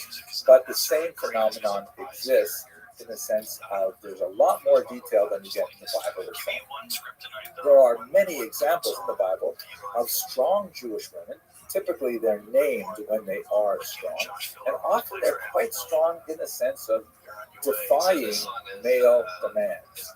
For example, Sarah, who insists on the expulsion of Hagar, and Abraham, when he hesitates, God speaks to him and says, listen to her. The oral tradition, Rashi quotes, saying, why should you listen to her? Because she is a greater prophet than you are. Rebecca, of course, when she decides she knows better than her husband Isaac as the witch of her two sons, Esau and Jacob, received the blessing, and in fact, she engineers Jacob's reception of the blessing rather than Esau. Hannah, in Hebrew, Hannah, it's hard for me to think in terms of the Hebrew pronunciation, English pronunciation sometimes. But Hannah, of course, is challenged by Eli, the Kohen, in the book of Samuel, and Hannah stands her ground and says, no, I'm praying to God, and in fact, she becomes the model of prayer. We even have female warriors, like the woman who killed Sheva Bikri, also in the book of Samuel, or Yael, who plants a tent peg through the of Sisera and saves the Jewish people. Fascinating examples. So, and we have to add to this that in the Bible there are many negative portrayals of women as well, such as Jezebel and Athaliah. These are complex examples of character that they certainly are smaller in scope than the number of strong male characters, but nevertheless they have depth and sophistication. It's hard to really analyze them from a historical perspective, as we saw in a previous lecture. Occasionally these tempting artifacts come up from archaeological finds, such as the seal that may have belonged to Jezebel, but for the most part we are totally reliant on the biblical text, and so therefore the kind of tools that we need to try and explore women's history tend to be more literary in nature than historical per se. Nevertheless, we're going to make full use of the text, try and understand everything we can about them. Let us discuss with one sort of overarching thing that's really important to understand the experience of women in Israel. And that is that we have to transport ourselves from an early 20th century environment in which we are increasingly inclined to adopt a more homogeneous view of religion to a more ancient view in which there was a very radically different experience of Judaism by men and women. One can certainly see echoes of it in the most traditional of communities today, the Orthodox, the ultra-Orthodox. But this is something that would have been pervasive in the ancient world. In the next lecture, we'll talk about some exceptional women. But when we want to look at women in general in Israel, one of the most important things to really bear in mind is the fact that men and women were not necessarily practicing the same religion. And maybe I can say it in a little bit better way. They were practicing the same religion, but there are two different tracks. There's a men's track and a women's track. There's a lot to say about this in terms of religious studies, but in terms of kind of an anthropological approach, let's look at this one basic difference between men and women and how they would have approached Judaism. Judaism is, of course, heavily dependent on the interpretation of the commandments. How exactly are Jews to translate the biblical text as mediated by the oral tradition and the Pharisees into actual demands on daily life? So one of the ways to categorize the commandments, which by the way would be a major enterprise of the medieval thinkers, and we'll return to that, God willing, in a few months, is to divide them into four different quadrants shown here. So on the x-axis, we can place negative commandments, that is, thou shalt not, things you're not doing, and positive commandments, things that you are supposed to get up and do. And then on the y-axis, we can posit those actions which are defined by time, that is, they're restricted to a particular time, or those which are open-ended and always apply. Let me give you a few examples. Negative commandment that is defined by time is no eating bread on the holiday of Passover, right? You can eat bread lots of other times during the year, but the week of Passover, okay, fine. How about negative not defined by time? No pork. It is thou shalt not, and it is not defined by time. Now, a positive commandment that is not defined by time would be something like honor your parents. You have to honor your parents. Kids, I hope you listen. You have to honor your parents. There's no time when this is no longer applicable. What about a positive commandment which is defined by time? Let's say the prayers of Judaism, which are recited typically in a fixed window called morning, a fixed window called afternoon or mincha, and a fixed window called evening or mahari. So this is one way you can categorize the commandments by negative versus positive, and defined by time and not defined by time. To return to our discussion of women, here's the key point. Women are obligated in three of these categories, but they are exempted from positive commandments defined by time. What does that mean, exempt? In general, it means women may choose to do these commandments if they so wish, and they will receive rewards for performing these commandments. But if they choose to, they are exempt from performing them. There's exceptions to this rule. For example, lighting the candles Friday night, which is something which is specifically associated with women. That is a positive commandment, and it is associated with time. And women are generally considered obligated to that. Or women, at least, are obligated before men are obligated. Another example would be drinking with 4 cups of wine on the holiday of Passover, also positive commandments defined by time. Women are obligated, and the Talmud goes through a bunch of these exceptions and why they are exceptions, but the general rule is as such. Now, obviously, it has tremendous implications for lifestyle because one of the most disruptive elements of a day, that's putting it in a negative, it's a positive disruption, is prayer 3 times a day.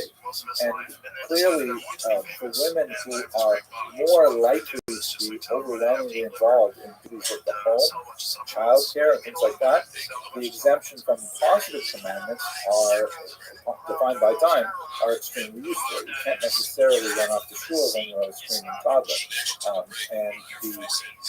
There's a lot more to say about why women were obligated in this way and not in another way, and whether the rabbinic formulations come after the sociological realities or the other way around.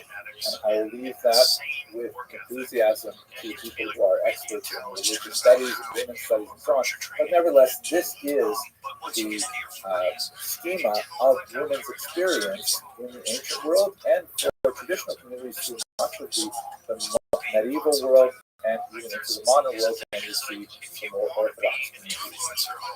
There are also, beyond this, specific experiences that women would have had that tend to be more biological in nature, like, for example, the regular visits to the mikvah, the immersion pool, and one of the most beautiful things that has been resurrected in the early modern period is the composition of specific prayers that are associated with women's experience of the commandments, such as going to the mikvah, experiencing menopause, childbirth, things like that, which largely, disappears from the popular canon of text because they were primarily guarded by men. A lot more to say about this, but we'll have to move forward into the future. So these kinds of religious structural elements help define many of the traditional divisions between men and women and their experience of Judaism and the world as a whole.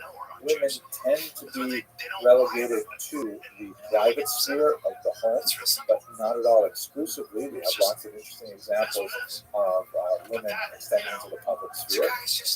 Women tend to be involved in particular crafts such as the production of clothing, very, very time-consuming work, the production of the care of the diet of the family, and so on. Again, there's no way to say, and it would be inappropriate to say that this was universal, but it's certainly reliable to say that it was more common than not.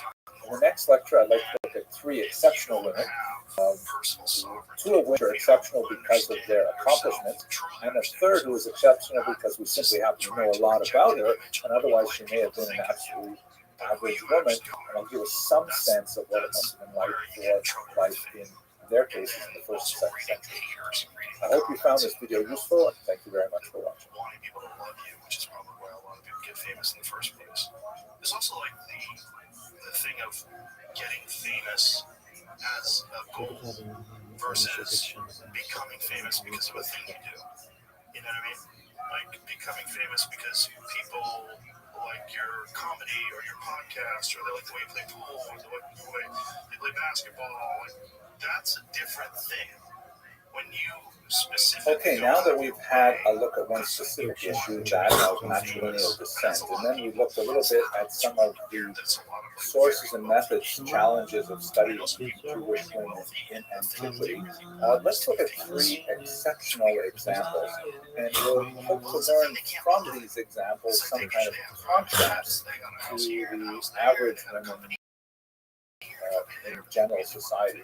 It's not a very precise way of doing things, but it's very difficult to work with the nature of the sources that we have before us today. So we're moving forward to the medieval period, but certainly the early modern and modern period will be able to explore women's lives with much more dependence on their actual voices. But let's have a look at the 3 examples that will give us some sense of what it must have been like to be a woman in antiquity. These 3 women were actually suggested in a book by Richard Restream, who was a very important archaeologist who did some amazing work in the Cave of Letters, among other places. This is the book, by the way, that is really quite fascinating, called Digging Through the Bible, Modern Archaeology, and the Ancient Bible. And he suggests these 3 characters. I also want to mention that he was someone who pioneered the use of colonoscopy tools in exploring hard-to-reach caves, right? Because his doctor suggested that's a great way to get into hard-to-reach places. And I have to mention that he has a striking resemblance to another famous archaeologist. I can't quite put my finger on who it might be, but there's a certain look. Oh my gosh, I wish I could go back to graduate school. I would study so many things, but one of them would probably be archaeology. At any rate, he suggests that we should look at the life of Gloria as an unusual woman of the 2nd century of late antiquity. It's going to get back earlier in time to discuss. But what do we know about Gloria? Well, first of all, she was mentioned frequently in the Talmud. She's the wife of a very important rabbi, Rabbi Meir. She comes from an important family. Her father was Hananiah ben Teradion, one of the martyrs of the Hadrianic persecution that was related to the Bar Kokhba revolt. So that helps us date Gloria. Besides Rabbi Meir, her father gives us a sense of her lifetime sometime in the 2nd century. We know from the Talmudic account that her sister was actually taken off to captivity to Rome, although Dr. Freund has some interesting thoughts on that as well. Now, one of the fascinating things about her work is that she is so exceptional in that she is mentioned frequently in the Talmud as a sage. Let us understand that there are about 2,000 different Amoraim, or later rabbinic figures in the period of the Talmud, who actually have a named voice in this massive document. And there can't be more than 20 women who appear anywhere. And most of these women are unnamed, or they have a title like Matronisa, something like that. Bruria stands out so much as being an incredibly important woman in the actual intellectual give and take of this massive document. She often corrects the sages who respect her learning, and she often does it in a way that has kind of like a biting sense of humor. Like in one particular example, when she is accosted by another rabbi who asks her for directions in a rather, polite manner, and she snaps back at him saying, Galilean fool. He happens to come from the Galileo. Did you not read what it says? And she quotes another teaching, do not talk over much with women. You should have abbreviated your statement to me and simply said, which way to Lord, right? In other words, she's sort of throwing the teachings of the rabbis back at her. You get this sense that sometimes there is kind of like a pro-feminist critique in the things that she says. But that's a minor aspect of her teaching. Her life story and the kind of things that she talks about are often profound and very deep. She speaks to the nature of personal tragedy in life, as we see with her father and her sister, and also with the children of Rabbi Meir, who died on one particular Sabbath to those terrifying kinds of things. God forbid, she's really a teacher of phenomenal depth, of halakhic wisdom, of acerbic wit, perspicacity, and an amazing woman. And she stands out primarily as kind of like a big exception to the rule of women who are silent, who are nameless or voiceless in the Talmud. The end of her life is described in a bizarre passage that is only recorded 1,000 years after her life in the commentary of Rasha on the Tractate of Avodah Zarah. It doesn't occur anywhere else in rabbinic literature, and although it appears in a very authoritative commentary, that of Rashi, a great sage, nevertheless, it's so out of character with what we know about Rabbi Meir's life and what we know about Bruria's life, but it describes her end as being very ignoble. I leave that up to the rabbinic scholars to debate the nature of that particular story. Nevertheless, Bruria stands out as one tremendous counterexample to the vast majority of women who did not have the same kind of access to Torah learning that was so exemplary of her life and activity. So that's an exception in terms of the realm of scholarship, which of course would be extremely important in the development of Jewish society over the next 2 millennia. Another very important figure, now in terms of politics, would be a figure known as Berenice. She was actually royalty in the literal sense. Her name was Julia Berenice. Her dates are somewhere around the year 26 through the year 85. She was the daughter of King Agrippa I and his wife Cypris. Now, you will recall that there were few puppet kings in the Rome period in Judea. Some of them were very powerful, like Herod the Great, who was Berenice's great-grandfather, if I calculate that correctly, and others were quite diminished in authority. King Agrippa the First was one of the latter category. He happened to be a more sympathetic figure. He's quoted several times in the Talmud, usually in a very positive light. He ruled from the year 41 through 44. As a royal Jewish princess, as she was married off primarily for purposes of lineage and connections, things like that, to one Marcus, who was the son of Alexander Lysimachus of Alexandria. He, in fact, was the Alabarch of Alexandria, essentially the leader of the Jewish community there. And not only that, he was the nephew of a very famous Jewish philosopher, Philo, who we'll speak about God willing in another lecture. She was widowed, and then she remarried her uncle Herod Polio of Chalcis, widowed a second time, and then she went and she essentially moved in with her brother Agrippa II.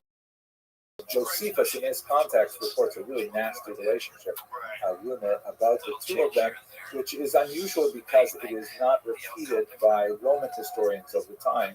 It's not impossible because this was not an unknown practice among the Romans, but for Jews it would have been extremely scandalous, to say the least. At any rate, at this point she was like at the peak of her authority. She was referred to as the Regina, meaning queen, Basileia, also queen. And she actually served famously in the trial of Paul later on in this capacity. We had a look at this earlier. She married a third time to King Ptolemos II of Cilicia, who actually converted to Judaism and was circumcised and so on. But here's another fascinating. She was in Jerusalem at the time of the outbreak of the revolt, that being the year 66. And she was there because she was fulfilling a Nazirite vow, which is interesting in its own context. Nazarism is something that's recorded in the Bible, and of course there's a whole tractate of it on Talmud, in which basically a person has some kind of like moving experience, and they want to like do repentance for it, they want to do tshuva for it, and so they undertake some restrictions on their behavior, let their hair grow, refrain from alcohol, wine specifically, and then at the end of this period, which is limited, usually 30 days or 60 days, they come to Jerusalem, and then they offer a sacrifice. So she was there at that time when the revolt broke out. There's some kind of sense of what kind of person she would be if she took on an Nazarite vow. And she stood up for the rebels. She went to Gestus Florus, the procurator, who was very unsympathetic to the Jews, and she appeared before him barefoot to beg for mercy for them, but she was unable to stop either the Roman onslaught, and she was unable to control the rebel outbreak as well. She ended up fleeing Jerusalem when the palace of her brother was burned down.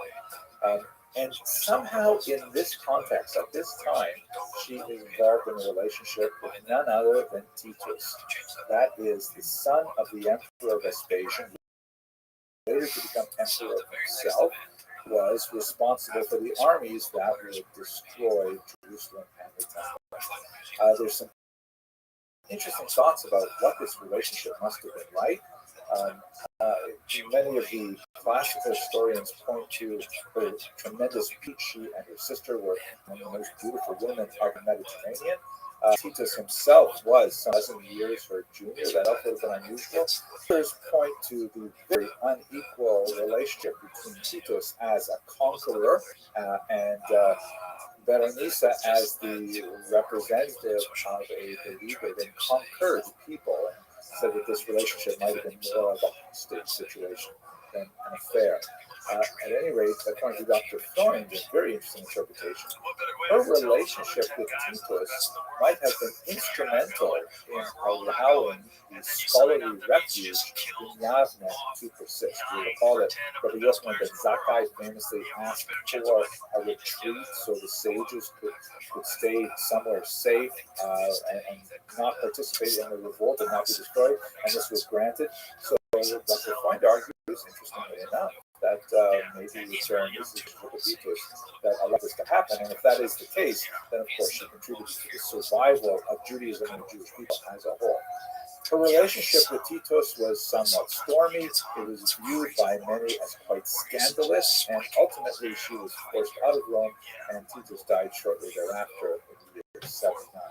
So she's a fascinating and exceptional individual in the sense that, she's at the very top of society. She is involved in things that royalty are involved with marriages for setting, relationships between territories and so on. She's involved in the highest levels of government, speaking with emperors, and she deals with, huge political issues like the revolt. But this is clearly in contrast to the vast majority of women who left no trace on the political record that we have. But it is worthy to note that it is in her romantic relationship that she's left a real mark on art history as well. The relationship of Berenice and Titus has been celebrated in a number of works, literary, musical, and so on, including La Clemencia di Tito, the Mercy of Titus by Wolfgang Amadeus Mozart, a famous opera. Her role in this relationship has been celebrated in Western civilization far outside the Jewish awareness of her existence. Let us now turn to our final exceptional individuals. We looked at Gloria, an example of exceptionality, and that was such a renowned scholar.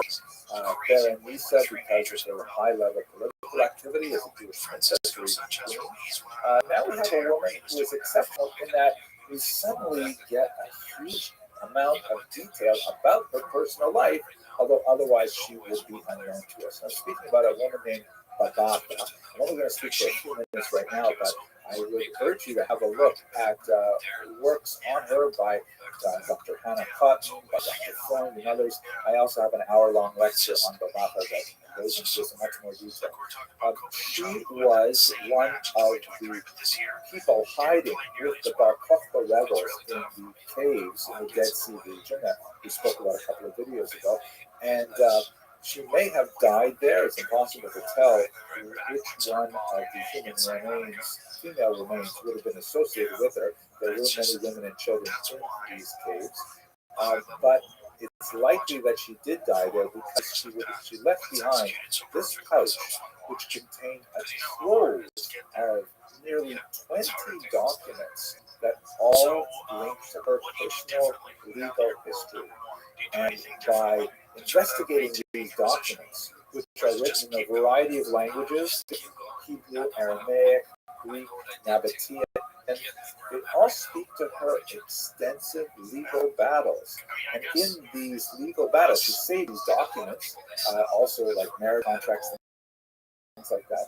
She saved these documents because clearly she was deeply involved in these battles that had to do with inheritance issues, some property that her parents left to her, and also some property that one of her two husbands left to her. That second husband had a co-wife, right? They were in a polygamous relationship, not on her, and she was disputed with her co-wife over some orchard or date palms, things like that, and also she had children who the court had appointed to the care of apotropai, or custodial officers, and she was seeking to get more control over her children and wrested from the courts. And so this is not the place to go into specifics of her controversies, but the documents portray her as very much a woman in charge of her own affairs. It's not clear whether or not she was even literate in these languages. She may have had scribes, involved in drawing them up and so on, but she knew what they meant because she kept them all together in this pouch, and she treasured them like, I have the family documents like passports and things like that in a special little box, things like that. These are valuable documents for life and activity. And it gives us a sense of a Jewish woman in the 2nd century who was not without means. She was probably like upper middle class, dealing with property issues, and so on, who took charge of her life, and she's an agent involved in that. So we should not imagine by Babaka's example that the vast majority of women were passive and allowing kind of life to wash over, being passed from man in various ways. You know, the woman who's deeply involved in fighting for her life and finding some success from time to time. There is some interesting questions. Why was she there by Bar Rebels herself? It's possible that she feared the general destruction that was going on with the Romans.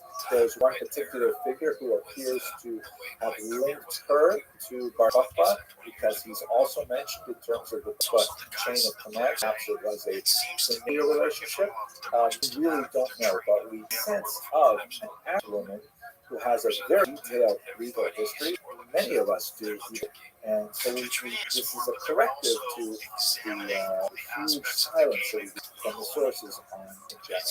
So she's exceptional, not so much in what she did with her life, but the fact that we know a lot more about her life and it reveals some startling things. Many more fascinating things are going to be learned, I'm sure, as we analyze the Babaka archives with greater detail. Okay, I hope you found this video useful. We are definitely going to be incorporating more and more discussion of Jewish women into the lectures as we move forward in time. But the next series of lectures are going to deal with the Jewish diaspora in antiquity. Okay, thank you very much. Practicing every single day, I think. He's doing 90 minutes of hardcore practice on the techniques live share. Explaining why would you have to practice? If you follow just everything he does, you will get to it definitely 100%. Yeah, world-class player too. He's fun to watch. Yeah, super disciplined, super like Rafa Nadal. He's a Rafa Nadal mental. It's a fun time. Fun time to be a pool player. And like I said, I think at this point, it makes sense to pause and sort of think a little bit about a major transition that happens in Jewish history that really colors the experience of Jews and the globe, really, and that is, of course, the diaspora. The term diaspora is Greek in origin, and it means something like scattering, and it refers to the spreading out of Jews into the Mediterranean basin and Mesopotamia and eventually throughout the world. This has been the Jewish experience for the last 2,000 years. It's only been dramatically altered with the establishment of the State of Israel in the middle of the 20th century. So really we're speaking about the biggest chunk of Jewish history in the post-biblical period has been all in diaspora, and Jews negotiated their reality politically, socially, economically, and so on, as a minority in majority cultures. And that certainly had a lot to say about what kind of people the Jews would become. Now, we should note, of course, that the term that was used internally within the Jewish world, at least until the 19th century in particular, was not diaspora, which has kind of a neutral connotation, but the word exile, in Hebrew, galut, or in a Ashkenazi pronunciation, Gullus, that Jews were thrown out of their land. And this is a little bit of a misnomer because although there was tremendous devastation and suffering in the wake of the destruction of the temple, and there was an expulsion of Jews from Jerusalem in particular, they were not actually expelled from the land in the first century like they were with the also limited population transfers that happened under the Assyrians and the Babylonians. They were, let's say, highly encouraged to leave by the desperate conditions. In some cases, there were tens of thousands taken off into slavery, but the concept of expelling all the Jews from their land is something that really wasn't, considered reasonable in the ancient world at all. So there was always a Jewish presence within the land of Israel, sometimes an incredibly small population, but nevertheless, Jews always did maintain some kind of physical presence in the land of Israel throughout the long 2 millennia of diaspora. However, the majority of the Jewish population soon found themselves outside of the boundaries of traditional Israel, hence the experience as Galut as an exile nation. It's worthy pointing out, not in this particular series, but just in one sentence, that the concept of exile on a theological level pertains even when the Jews have returned to their land and have a state, meaning theologically, Jews consider themselves still in exile, even if they're still living in Jerusalem today. There is a concept that until the Messiah comes, there will be a diasporic or an exilic condition pertaining to Jewish existence. But anyway, let us take some of our time and look at the diaspora in antiquity, both before the destruction of the temple and maybe a little bit after the destruction of the temple, before we move into the medieval period. Here's a map that gives you a sense of the diaspora after the Bar Kokhba rebellion. You'll recall that the first Roman-Jewish war in the year 70 resulted in the destruction of the temple in that year, and ultimately the fall of Masada. And as we shall see, there was definitely dispersion of Jews within Israel itself, but the process of Jews settling throughout the Mediterranean basin and Mesopotamia had begun centuries earlier. On this map, you see the kind of hatched lines that encircle the Mediterranean, refer to the greatest extent of the Roman Empire. This would have been in the early 2nd century. And every dot that represents a city indicates that there was a Jewish population after the Bar Kokhba rebellion in the 2nd century. Israel closely here, and you can see that the hatching shows a Jewish settlement on the coast, a little bit towards the northern Negev, and heavily based in the Galilee to the north, and also a little bit in the Jordan Valley on both sides of the river in the Perea region as well. But conspicuous by its absence, of course, is the region around Judea, which is emptied of Jews because of the Roman attacks on the Bar Kokhba rebels and the dispersed there. A lot of population moved in particular to the new center where it exists, and Jews were in fact banned from Jerusalem at this time as well. The Romans also changed the name. This is when the Latin term Palestina, which was intended to refer to the biblical enemies of Jews in the land of Israel, the Philistines, Plishtim in Hebrew, and so renamed the region Palestina was meant to try and, in terms of cartography, wipe Israel off the map, so to speak. It is ironic that the term survived as a term. It has always been a genome since the Roman Empire. Jews were also living in Arabia, that is this region framed by the flow of the Tigris and Euphrates rivers to the Persian Gulf. We'll look at that in the next lecture. And then there's a certain amount of Jews who are living in the Italian and in the Greek peninsulas, and in Asia Minor as well, Eastern Mediterranean. We also have Jews who are living in the coast of North Africa.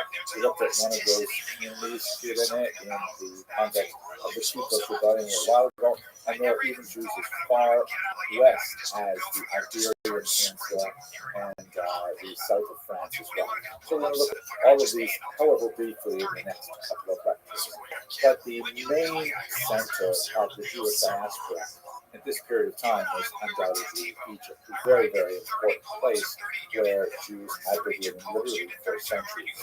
There's a long connection between Israel and Egypt after the Exodus. The Bible describes many relations between Egypt and Israel, quite often hostile and quite often not hostile. For example, King Solomon marries an Egyptian princess, and Isaiah refers to communities in Lower Egypt. Jeremiah spends some time there unwillingly, as it happens, after the assassination of Gedaliah, for whom there is a fast day after Rosh Hashanah every year since then. The Jews were primarily concentrated in the southern region in the earliest period. That is down at the bottom. You'll see the town Elephantine. Now, I always pronounce that, by the way, Elephantine. So I look a little more carefully, and I think it's supposed to be pronounced Elephantine. Maybe someone in the comments will correct me if I get that This is known as the Upper Nile, even though it is on the bottom of the map, as I think I mentioned to you earlier. The Nile, of course, flows to the north. It empties into the Mediterranean Sea. And so therefore, upriver, which is south, is called the Upper Nile, and downriver is the Lower Nile, where you have, the cities of Cairo and Alexandria and so on. So there is a very important Jewish military colony in Elephantine, and we're going to look at that in just a second. And it may go back, the roots of that settlement are somewhat under dispute, but it may go back as early as the 7th century before the Common Era, when Menashe Judah had relations with Egypt and sent a colony there. So let's look a little more carefully at that particular settlement. Here's a satellite view of the Nile River. You can see the green represents obviously the tremendous irrigation power of the Nile. And down at the very south, where you see that little red part, there are some cataracts, which means that the river constricts and it loses its depth, and ships moving toward the north have to find a way to unload their cargo or negotiate the rapids or put it on the land in a kind of portage situation. And so that's a really dangerous spot for any kind of transition. And that's where robbers would lie in wait and so on. Hence, it makes sense to have some kind of military outpost there. Now, we know a little bit about this community because the records were preserved in papyri and in ostraca, right? Those bits of clay shards. We know that the Jews had a temple there. And it's interesting that they would have some kind of temple because, after all, the Bible is pretty clear about, prohibiting any other temples outside of Jerusalem. But there were actually 3 other temples in existence in the pre-destruction, the Second Temple period. We have one in Shechem, which is Nablus in modern terminology, and in Samaria. That would be the Samaritan temple, of course, which regular Judahite Jews would not consider, of course, valid. The Arak el Amir in Jordan, and Leontopolis, which would be in Egypt under Chonia. This is referred to as Chonia in the Talmud, Onias IV. So what is going on in those temples is fascinating, but a little bit beyond our area of expertise today. We have in these records some interesting records of women, for example. Here's my chance to fill in the block and check off the Kranjak test. We have one very wealthy woman who owns several homes and things like that. Her name is Mibtachia, related to the word batach, meaning to trust, to have faith in God. She was married 3 times, first to a Jewish soldier, and then apparently to type of construction engineers or maybe architects. They're called builders.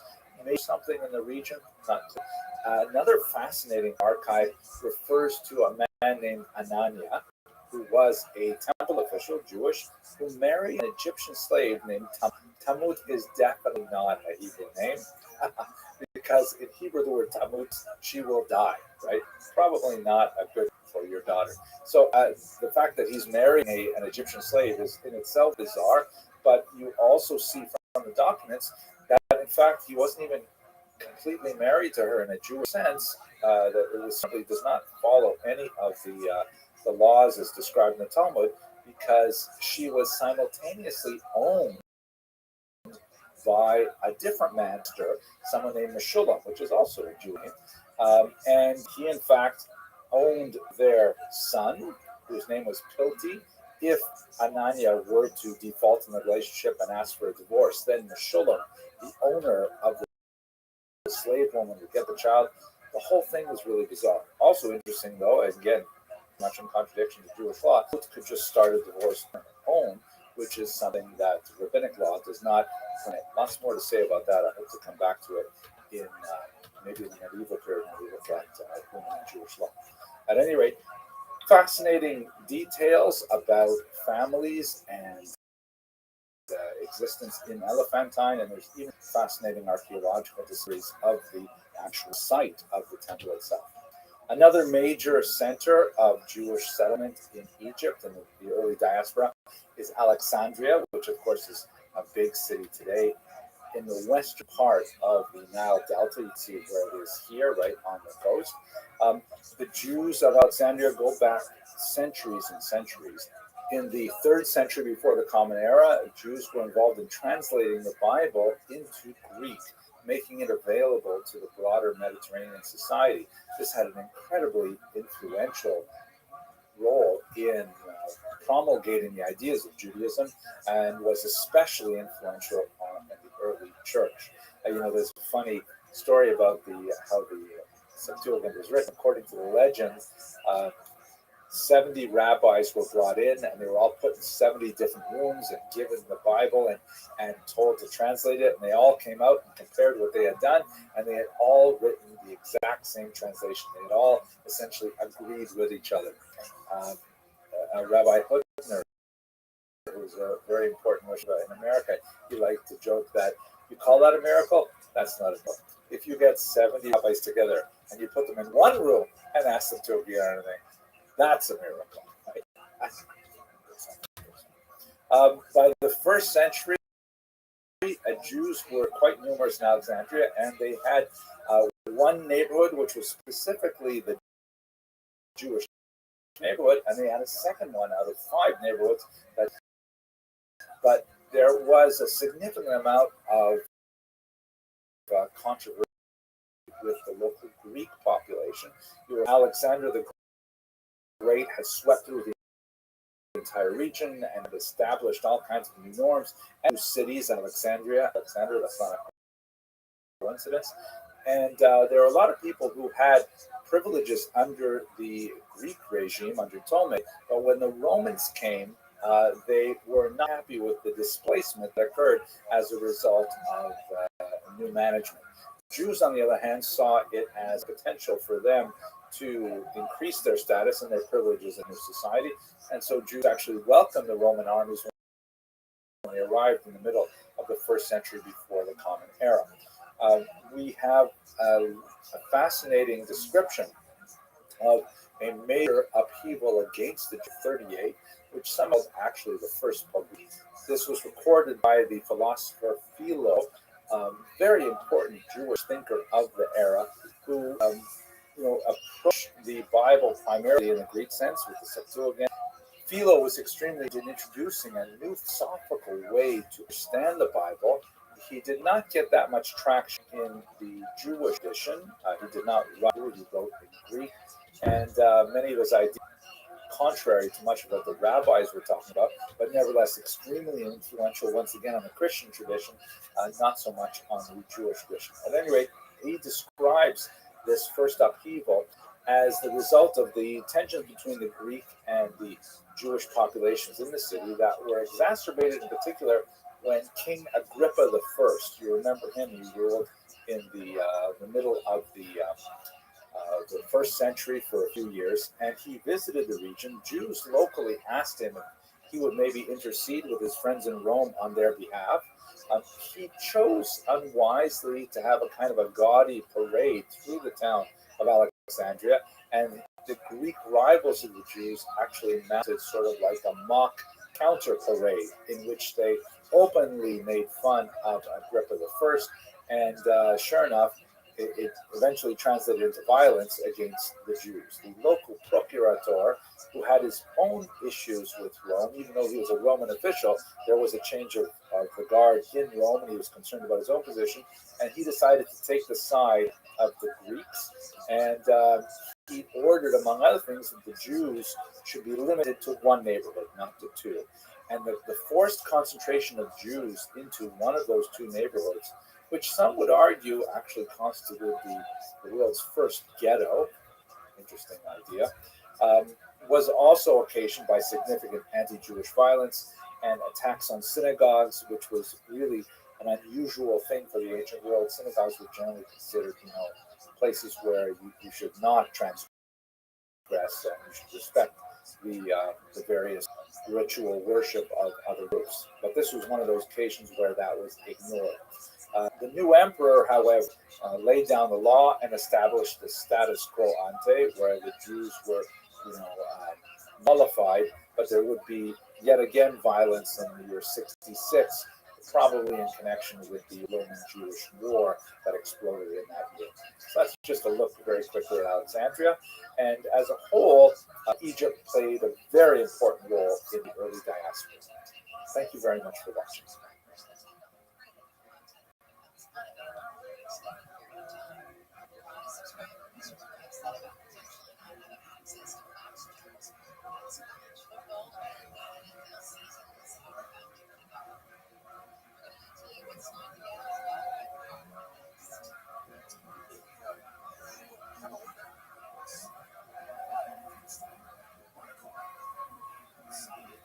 So let's continue our discussion of the diaspora in antiquity by looking at Mesopotamia. And although we saw that Egypt was an incredibly important center of Jewish settlement, Babylonia is perhaps more distinguished because it is the location of the forestry settlement of Jews, which was the original home of the patriarch Abraham, but nevertheless, Jews were forced to live there in the context of the invasions of the Assyrians and the Babylonians in the 8th and the 6th centuries. Those 2 centuries were periods in which there were forced removals of Jews from Israel to the region of Babylonia, and it's more appropriate to use the term exile or galut in that context, but even those exiles were partial. They only represented a small portion of the overall population. The majority of the population remained behind in Israel, impoverished, probably gender imbalanced because men may have been taken in greater numbers than women, but otherwise many Jews, the majority, still remain behind in Israel.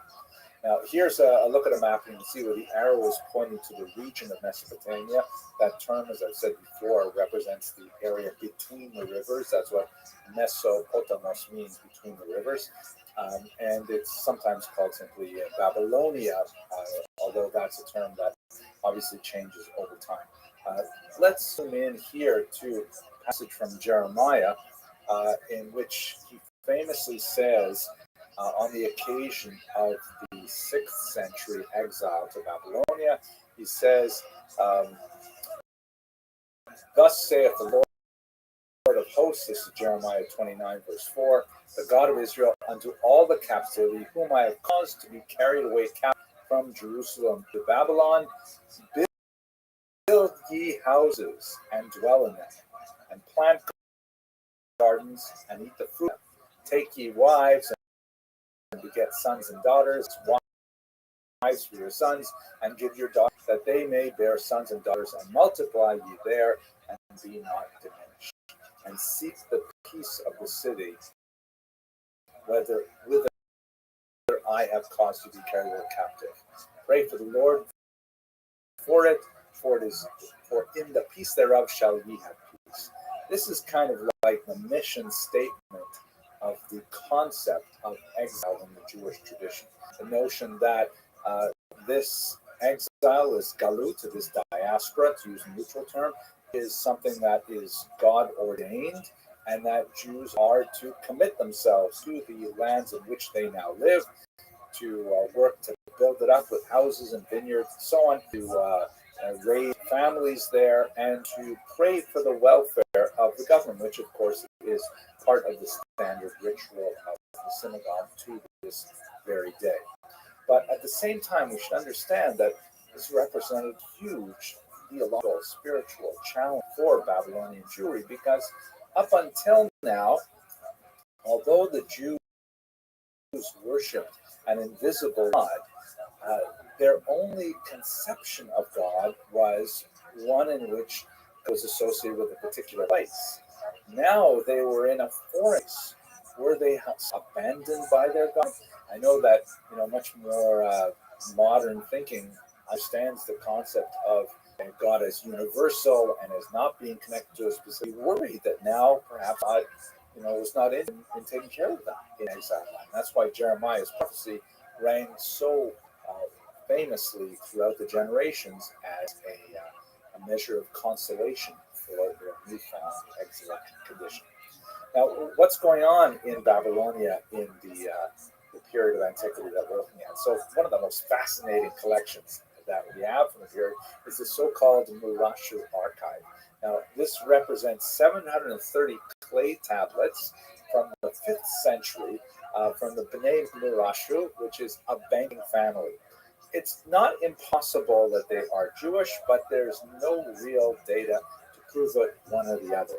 However, when archaeologists go through these cuneiform tablets, there are lots and lots of names, right? It's a business archive with receipts and agreements and contracts and stuff like that.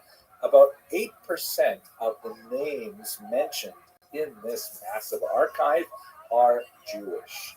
And the way they tell is because they are so-called theophoric, meaning they invoke the name of the Jewish God right built into their own ways of referring to each other. My own children have theophoric names. It's very common. If you have a name like, let's say, I don't know, Jonathan, right? Meaning God-given. So they all like invoke the name of God in some kind of like active way. And so it's relatively easy. It's not foolproof. It's a sense that these are probably Jews. So there are 8% of the names in this archive are Jewish, and they're located in 28 out of the 200 place names mentioned there. There's another collection, by the way, that refers to a place that seems to be like a concentration of Jews called Al Yahudu. Yahud, of course, would mean Jewish, and lots and lots of theophoric names in this separate collection as well, which was discovered quite some time after the Murashru archive was unearthed. And one of the things I find really amazing about the Murashru archive is not only are these theophoric, but Jews also use a patronymic, meaning one is newly named with a given name, son or daughter of one's parent. In most circumstances in Jewish practice, one is named after one's father, but one is named by one's father. So, for example, my Hebrew name is Hillel. My father's name is Yaakov, so I would Hillel ben Yaakov. Right? Hillel, the son of Yaakov. In almost all usages, you would rely on your father's name, but under certain circumstances, you would refer to your mother's name. The reasons for the distinction are not delay us today.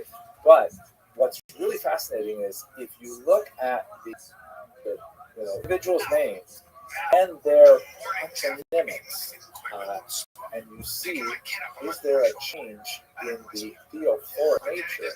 You can see there's a real scene that something happened around the year 480 before the Common Era, in which all of a sudden Jews who have their Babylonian name start giving their children super theophoric as if, and they are much more on making sure they're identified as Jews.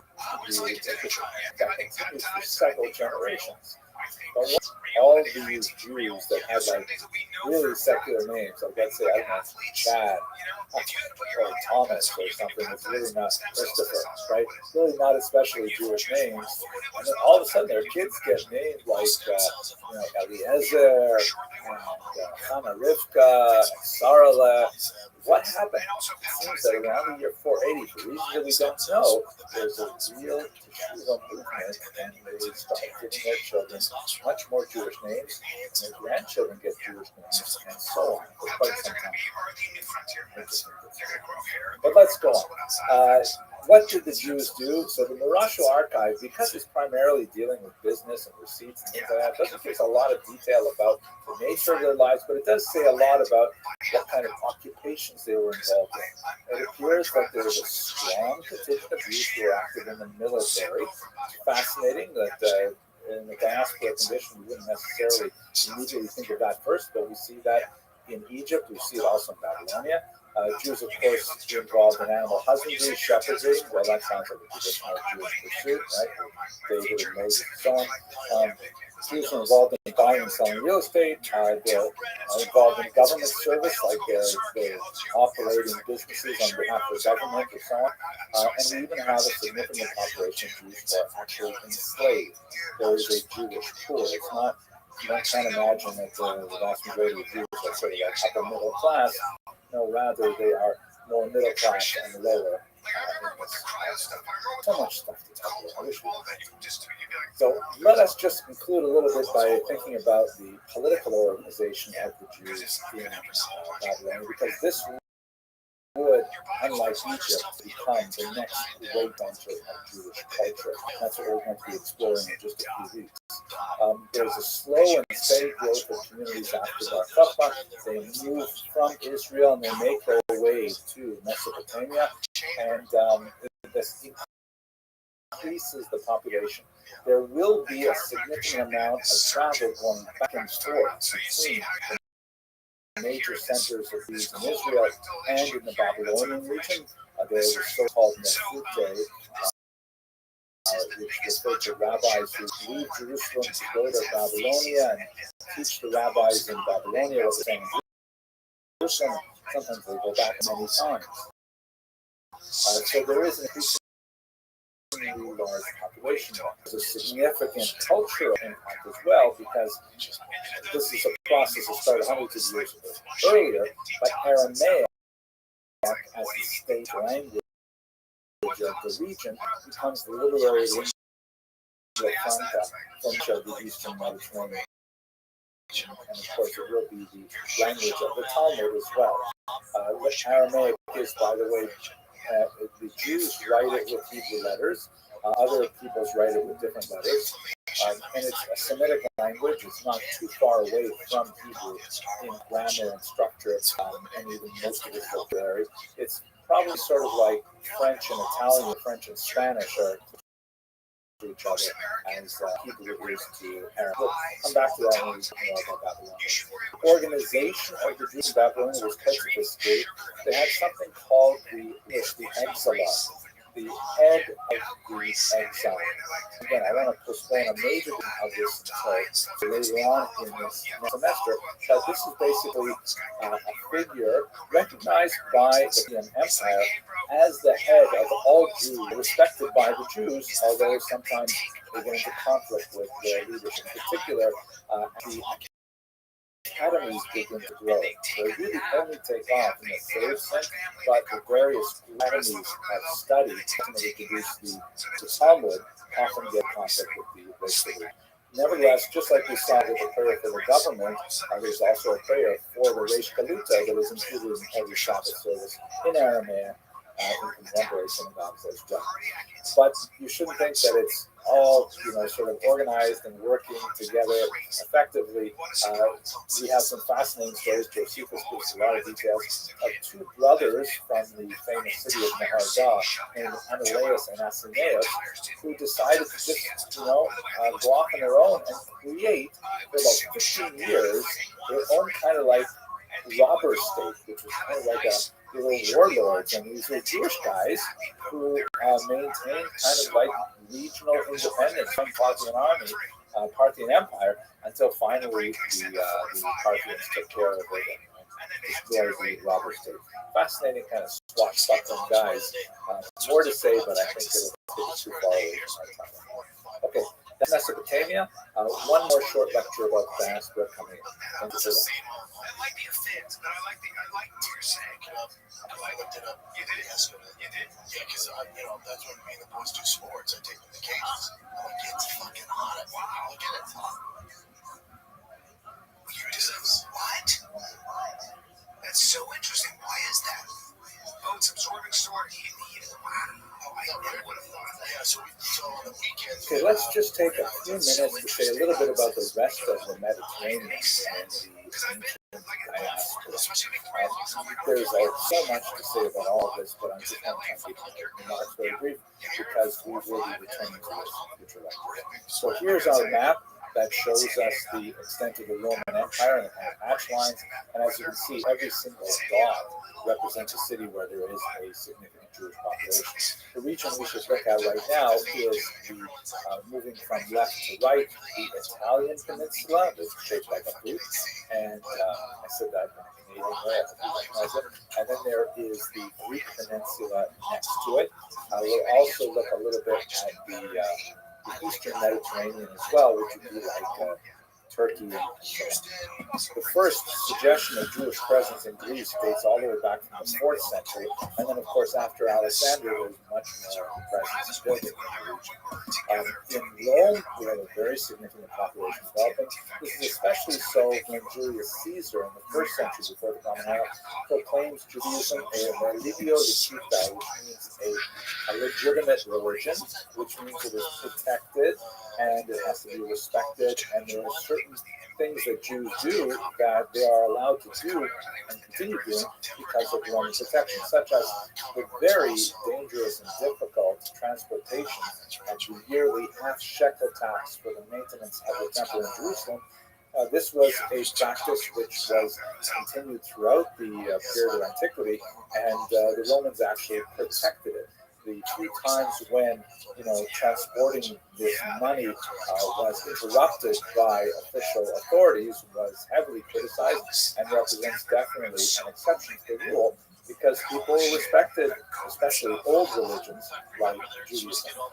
Jews were also granted military exemptions from conscription when they were observant for the whole kosher food. Sabbath makes it very difficult. So in many cases, the Romans were willing to overlook demands on conscripts from Jewish communities. Because generally, Jews did not so bad in the Roman Empire before the events of the Great Revolt. That's when it got really bad, and of course it went downhill from there.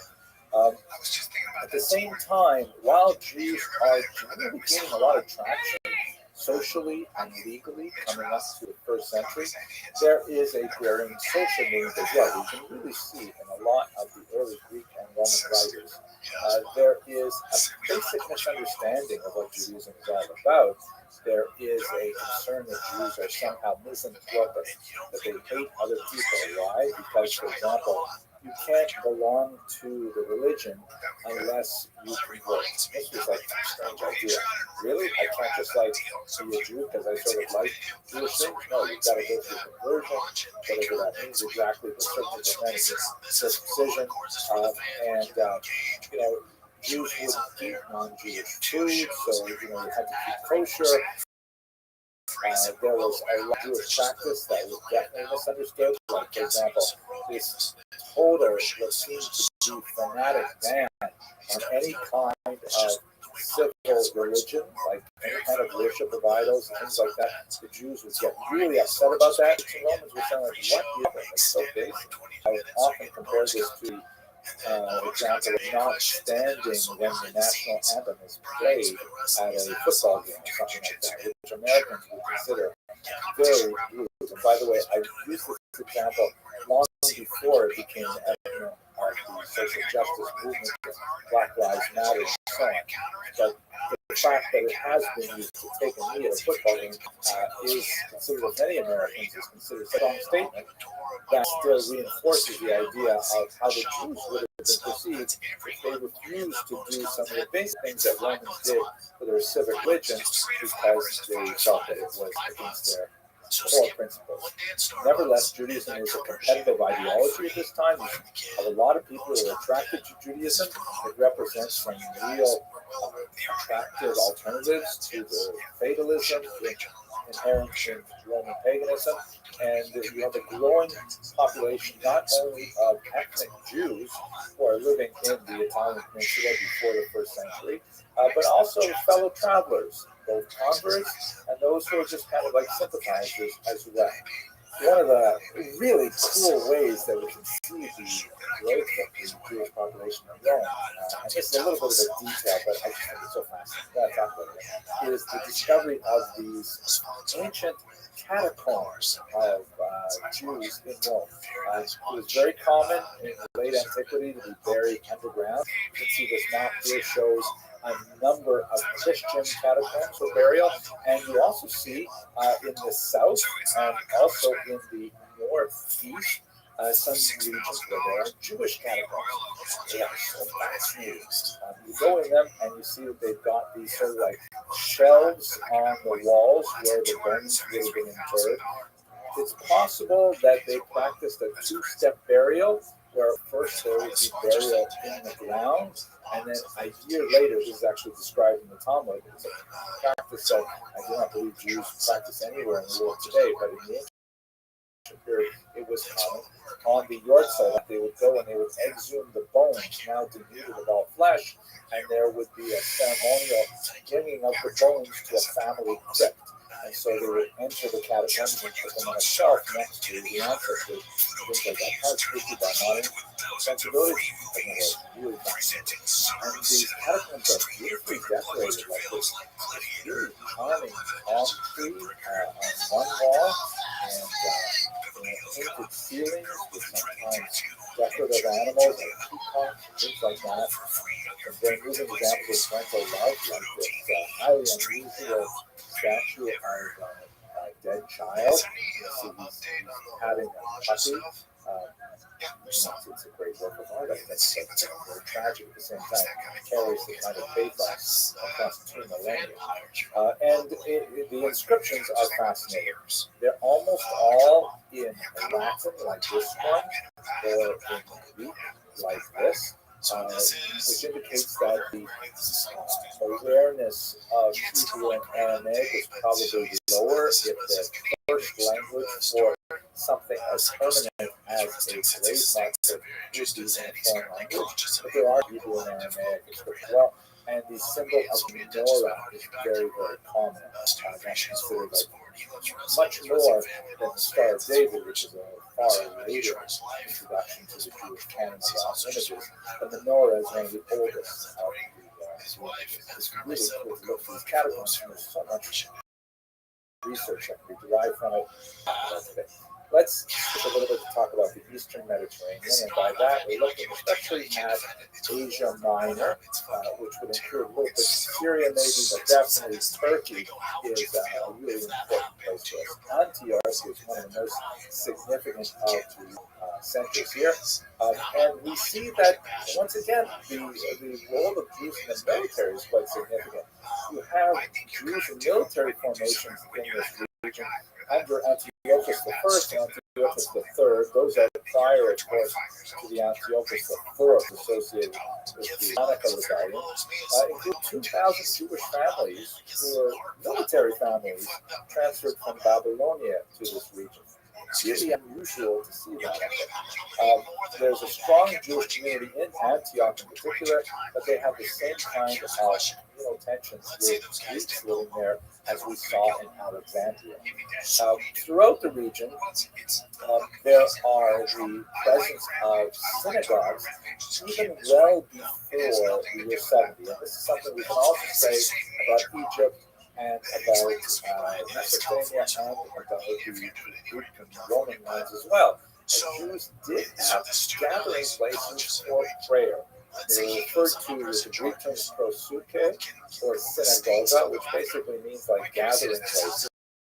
The term synagogue does not intrinsically have a religious context. It's actually a translation of the Hebrew term Beit Knesset, which means a house of gathering as well. Jews, even while the temple was operating, wanted to have some kind of way to express their connection to God in a communal fashion. Descriptions of this from Josephus and Philos and many other figures as well. Let's just take a look at the Western Mediterranean. In the previous lecture, we looked at the region of Tunis, Cyrene, and a little bit at the island of Crete. Let's just go quickly to the Iberian Peninsula, all the way on the western part of the Mediterranean. And we'll speak a lot more about this region because, of course, it is the heartland of Sephardic Jewry that we have not yet introduced. Up until this point, Jews don't really recognize kind of like differences in cultural orientation. They refer to each other with geographic locators like Super Babylonian. That's actually one of the terms used in the Talmud. But they won't necessarily regard them as being of a slightly different ritual or a slightly different, family of customs, as we will later on. But the heartland of Sephardic Jewry comes from the region of Spain. The first indication we have of any Jewish person in Spain is some evidence of a Jewess living in Adra. And this is from an early 2nd century gravestone which was transcribed in the late 18th century, a reliable transcription. Even though the original gravestone has been lost, the transcription read like this. There's something wiped out, and then the end of the word is Nia, and then a new word, Salo, something missing, Mula, then the word An, Uno, Mens, Cuatro, Dia, Uno, Judea, which translates as probably something like Here Lies, a girl's name that ends in the letters N-I-A. Julia, something like that. Daughter of Solomon, age 1 year, 4 months, and a day. You can see that the Roman numeral 4 is 4 dashes rather than the IV, which also is a testament to its antiquity. Finally, she is specifically denoted as a Jewish girl. She is our first indication of Jewish settlement in this region. But I can't wait to get into some more. But for now, let's wrap up this discussion of diaspora. The next lecture is going to be something like synthetic remarks about what does antiquity mean in Jewish history and how that differs from the medieval period, which will begin right after that. Thank you very much for that. Clearly, you watched the stream and he's walking away. People, be with me. I don't care if you touch a good finger in your life, bro. I don't give a fuck. If you got a problem with the world and the people around you, change it. The people around you, change it up a little bit. Go to therapy, get some help, or take it out on everybody else. And then you want to train by one of the best fighters to ever live. Your father uses cloud, uses knowledge. And then you want to hurt people that don't train like that. You're a bully. It's outrageous. You know what? Hello and welcome to another in the Jewish History Lab series. Today's class begins with a rhetorical question. How did the Jewish people survive antiquity? I say rhetorical because, don't get excited, I really don't think I'm going to give you a complete answer by the end of this class. My goal is to try and recap the period of antiquity, which we have spent the last 15 odd weeks looking at in detail, and kind of provide a moment to breathe, to step back, to reflect on what we've covered, because it's going to change dramatically in the next 15-week semester when we go into the medieval period. So again, I'm not going to really answer how did the Jewish people survive antiquity. I certainly have thoughts on this, and I'll share some of them in the next video. But for the time being, consider this just a moment to reflect on what we've covered and to take a deep breath and then go to the next adventure, which is the medieval period. So here's a beautiful photograph from Samarkand. It's actually an antique photograph from the beginning of the 20th century, and it has been colorized as sort of gorgeous. You really get a sense of like in history it was actually colored, not in black and white. It's these photographs. Let's begin with a quick recap. So here's our map of the Middle East. You can see I put a little marker for where Jerusalem is in the land of Israel. And we start with Abraham and Sarah's migration to the land of Ur from that would be ancient Sumeria. And most historians place this somewhere around the year 1750 before the Common Era. The challenge of working with this data, of course, is that almost everything is derived from one source. The Hebrew Scriptures, Tanakh, presents a whole range of challenges, which we discussed way back at the beginning of the semester. Look at the video on approaching the Bible as a historical source for some of the difficulties. At any rate, according to the narrative that we have in the biblical text, Abraham and Sarah make their way from Mesopotamia to the land of Israel. And then there's some interesting kind of side trips to Egypt that occur not only with Abraham and his descendants, but most significantly with Joseph, who ends up, the amazing story, becomes the vizier of Egypt, and then his family follows them because of famine, and the Jews end up being enslaved there for several hundred years. Note, by the way, I'm using the term Jew here. Anachronistically, they would not have called themselves Jews at that time. Most likely, they would have called themselves maybe Hebrews or Hebrews, which comes from Eva HaNahar, from the other side of the river, meaning they originate from the other side of the river Euphrates. I have a video on the evolution of various terms, such as Hebrew, Israelite, Judean, Jewish, and so on, and I tend to sort of elide them all and call everybody Jewish. Sorry if that irritates you, but The next event in the Bible is the Exodus, which was sometime around the year 1300 before the Common Era, resulting in a settlement of Jews in the land of Israel. And this is where we begin to slowly get more and more archaeological evidence, such as the Meneptah stele, which refers to Jews in Israel, or that refers to Israel in this region at about this time.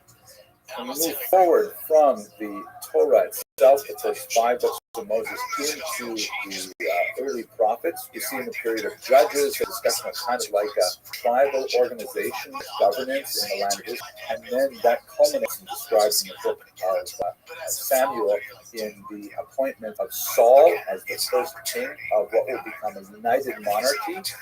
This is the golden age, followed by David and Solomon, where you have really the period when the nascent experiment in Jewish sovereignty in this land expands significantly, both in terms of territory, in terms of influence, and so on. Unfortunately, after Solomon descends into civil war, and the region is divided. The northern region is called Israel, and the southern region is called Judah, as shown in this map. Then if we move forward a few centuries, we get to the Assyrian invasion, when Israel, the northern kingdom, is attacked, and a good portion of its population is shipped off in a population transfer, which is something common in the 8th century. This is the origin of the 10 lost tribes, which is a little bit of a misnomer because lots of people were left behind in the region. Many of them migrated south and blended with the population of Judah as well, but nevertheless a significant population was taken off into the north. There is then another invasion which reaches the southern kingdom of Judah and destroys the temple that was built there in Jerusalem and exiles once again a significant portion of the population, especially the elites, off to Babylonia. This occurred in the early 6th century. This exile, however, is fairly short-lived because a few decades later, Cyrus, leader of the Persian Empire, grants religious freedom to the Jews and many other peoples in his kingdom, and the Jews returned to the land of Israel and reestablished the temple there. This refers to the second commonwealth, that is the second resurgence of some level of Jewish sovereignty in the land of Israel. It's not a complete sovereignty, they're still really part of the Persian Empire, but nevertheless, Jews are in their land and governing themselves. When the Greeks come in the 4th century, the Jews are over them and overwhelmed more significantly by Greek culture, Hellenism, and this sparks a dramatic revolution in the year 165 called the Hanukkah Rebellion, when the Jews throw off the dominance, the political dominance, and ultimately the spiritual, cultural dominance of the Greek Empire that was then based in Syria, the Seleucids, and they reestablished a Jewish kingdom under the Maccabees, also known as the Hasmoneans or Hashmonaim in Hebrew. The Greek culture, however, keeps exerting its influence, and even though the Jews have established some sovereignty, they are not free from the cultural influence of Hellenism, and they ultimately will continue along that path. Romans invade in the year 63, not a really good word to use. I should have changed that because they don't exactly invade. They're kind of invited in because of the dispute between the Maccabean kings. But with the Roman advance into Israel, then you have the gradual and sporadic limitation of Jewish rule. Basically, what the Romans do is they allow the Jews, like they did with many other peoples they conquered, to have a level of self-government, and the power of the kingdoms in now what is called Judea varied depending on how adept the Jewish king was at negotiating the corridors of Roman power.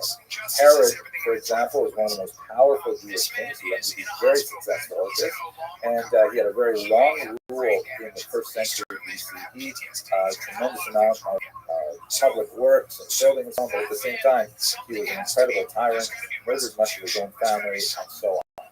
The Jews will rebel in the 1st century of the Common Era, a major rebellion that goes badly for them, and the second temple is destroyed in the year 70.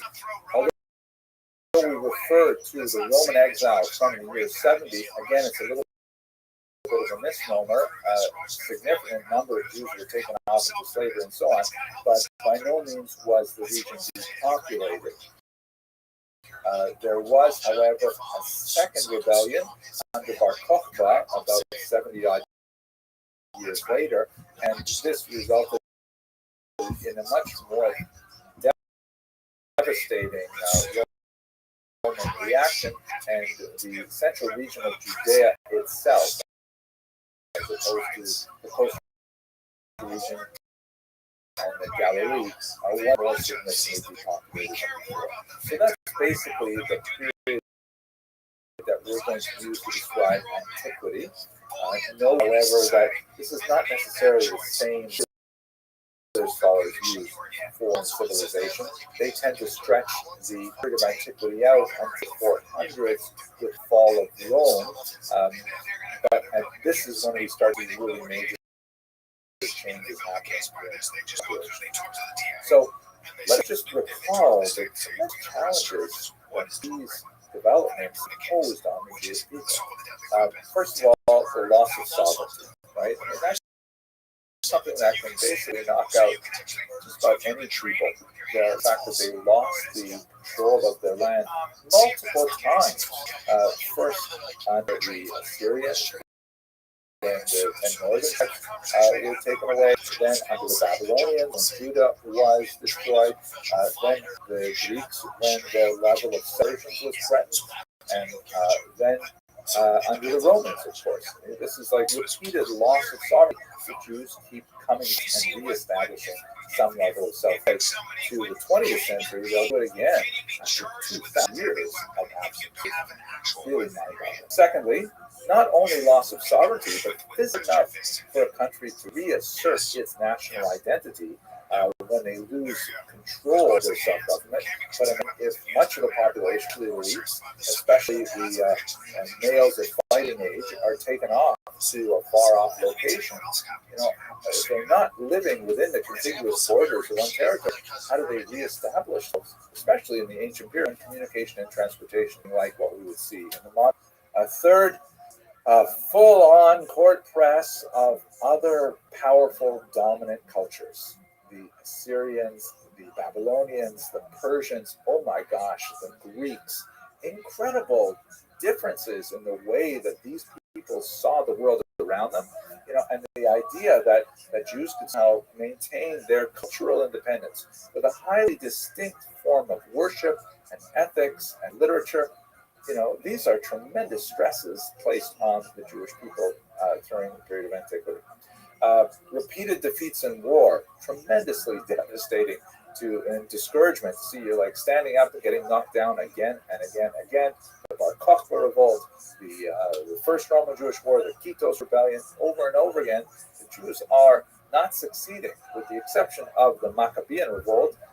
They are simply not doing well for the last 200-300 years of their existence in the period. And finally, we certainly cannot discount the spiritual crisis that must have ensued when so much of what they considered rock solid was not so, such as, for example, the temple rituals that were so sensitive to classical Judaism that the offering of sacrifices at the temple as a way of communicating with God, of expiating sin, of receiving forgiveness, with the destruction of the temple twice, and the displacement of people to another land, how are they able to maintain a sense of balance and a sense of purpose, a sense of meaning, and a sense of integrity to keep themselves on the straight and narrow and to reincorporate themselves as a nation throughout all of these phenomenal challenges to their existence?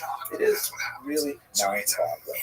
So as I said earlier, I'm not going to provide answers why. I may give some hints as to what I think in the next class that I'm about to report, but let us simply leave for now with the questions, with the moment to reflect, and realize that we are now moving into a new period of Jewish existence, because the dominant population is no longer demographically centered in Israel. It is going to slowly shift to the diaspora, to places like Mesopotamia, which has a phenomenal renaissance and a period of the creation of the Talmud, also in Egypt, the Italian peninsula, and so on, you'll see huge surges in Jewish population.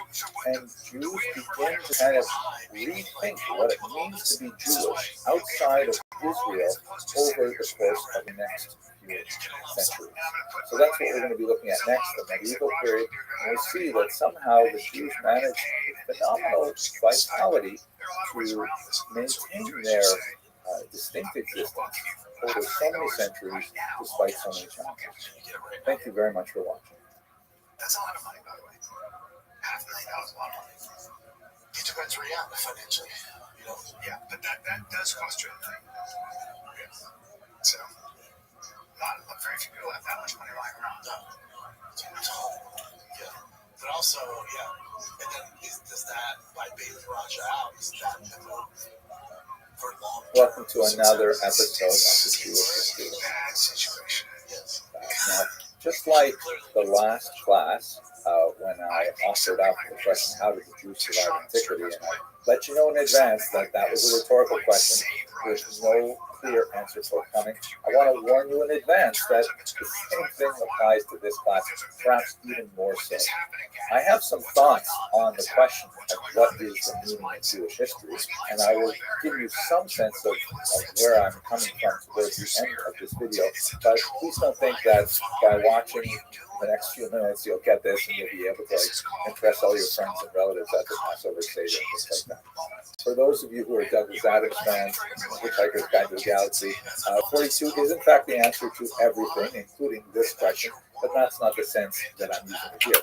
You may ask a very obvious question, wait a second, why are we only talking about the meaning of Jewish history in video number 42? I mean, are you serious? This should be video number 1, or maybe video number 2.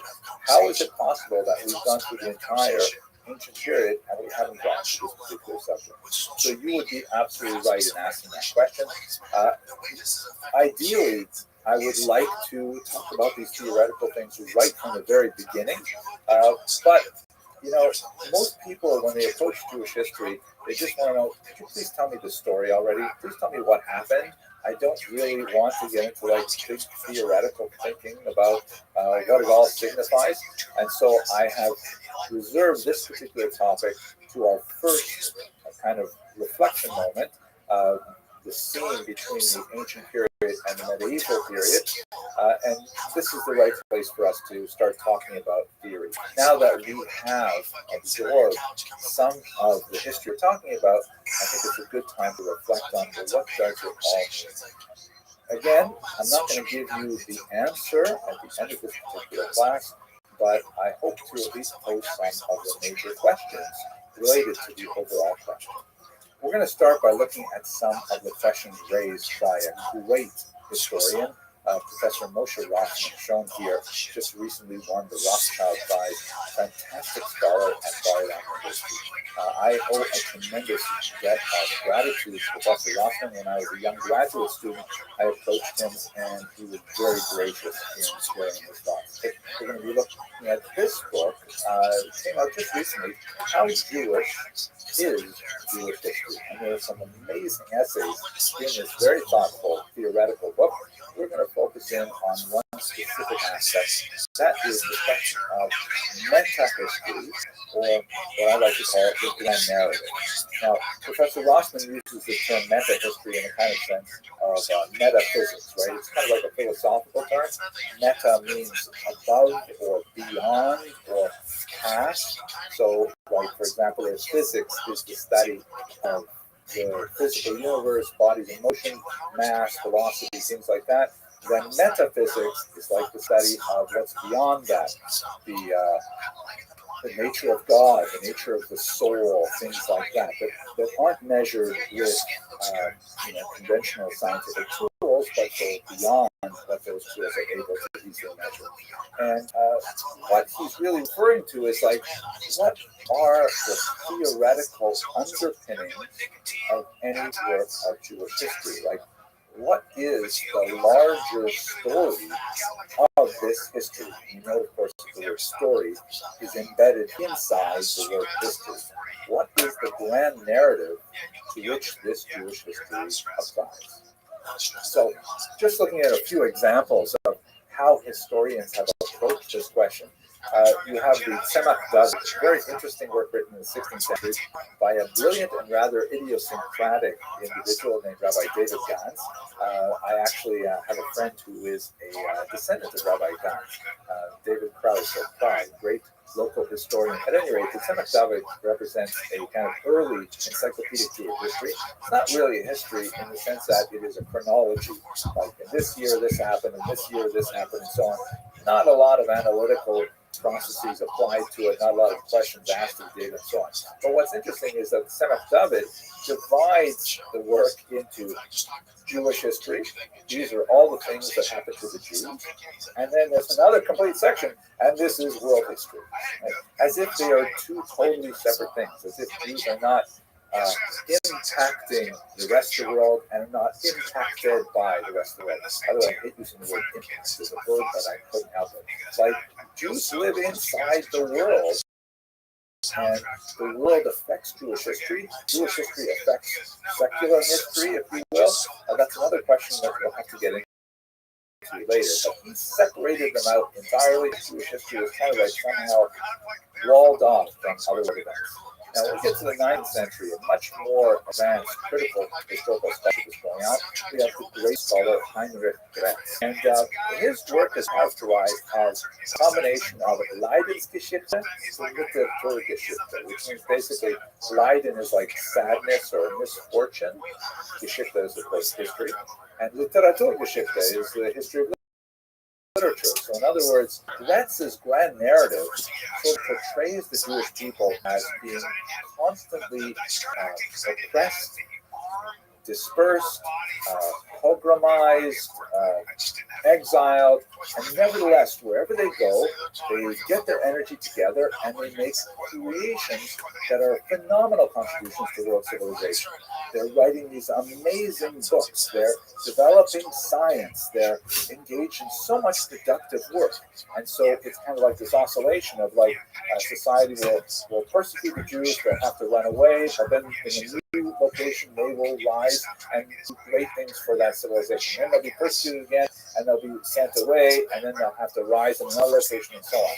And this is kind of like the grand narrative that Heinrich Gretz proposes. Another approach is evident in the work of Shimon Dubno, another great encyclopedic historian, who criticized Gretz for missing out some really important things and not including them because they really didn't fit with his grand narrative. For example, Gretz tended to look down on Eastern European Jewry in general, and specifically Hasidism and the Kabbalah and things like that. Again, Gretz's grand narrative is really part of the entire enterprise of the Haskalah, of the Jewish Enlightenment, the attempt to demonstrate to the non-Jewish world, Gretz was German after all, that Jews are worthy of acceptance into secular society. Look at how unfortunately and how unjustly they have been persecuted, and nevertheless look at all the great things they have produced. So anything that doesn't quite fit that model is either consciously or unconsciously ignored by Gretz, and this is part of the challenges with the grand narrative. So for example, when you look at the Hasidic movement, which represents in many ways not a rationalist approach to Judaism, not an attempt to come to terms with general society, but rather more of an insular, inward-looking approach. And especially when you talk about the 19th century, and there's a lot of conflict with the more rationalist Lithuanians, and there are accusations of the Hasidim engaging too much in alcohol and raucous behavior and things like that. So Gretz kind of looked at that as sort of like backwards superstition going in the wrong direction of history, and therefore the Hasidism tends to receive a lower grade in Gretz's history, and that's something that Shimon Dubno wanted to correct. He was much more in favor of looking at what were the people creating of themselves, and Hasidism is, of course, very much a popular from the general average Jew more than anything else. Shimon Dubno was very much enamored of a philosophy which came to be associated very closely with him called diaspora nationalism, in which he said, it's really about what the people are developing on their own. What have the people developed? They have developed the ability to exist outside of the trappings of a conventional state. Because this is something truly amazing, and we should not ignore that, Jews once had a state in ancient Israel, and then they were exiled, and that should have been the end of their story.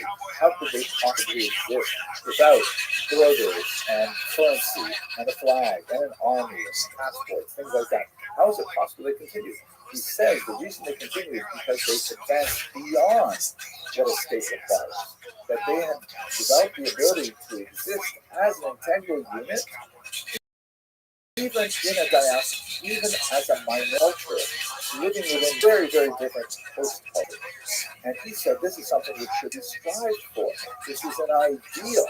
Everything that is coming from the Jewish people, like Conservatism, is something which is positive and should be developed. And rather than, trying to fit in with secular society, we should encourage the development of specifically Jewish cultural projects. A lot of fascinating things to say about his worldview. So everything in his grand narrative looked towards that. Obviously, when it comes to something like Zionism, he had a dim view of Zionism because he said, hey, that's going backwards. The Jews have already proved they don't need a state. They can exist very well in modern society, specifically without a state.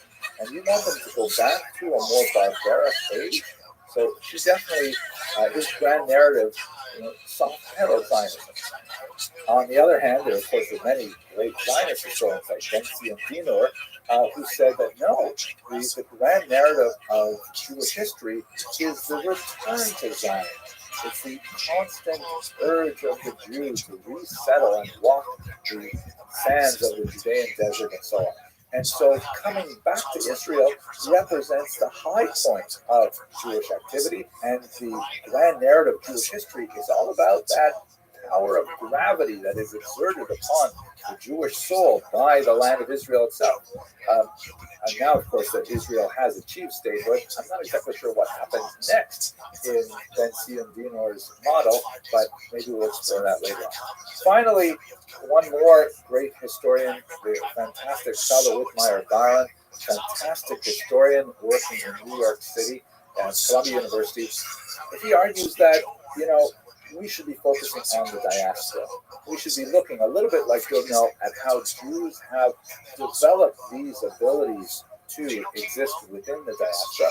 We should not necessarily, apply other overarching motives to that, but we should also realize the highly distinct nature of these communities, and that the monolithic approach of Dubno, which was influenced in many ways by Marxist theory of history, is not necessarily something that we should emphasize. We should look at how the Near Eastern communities developed this way. Look at how African Jewish communities, look at how Asian Jewish communities developed, and not necessarily try to fit them into one overarching model. Wow, lots of different approaches to the grand narrative.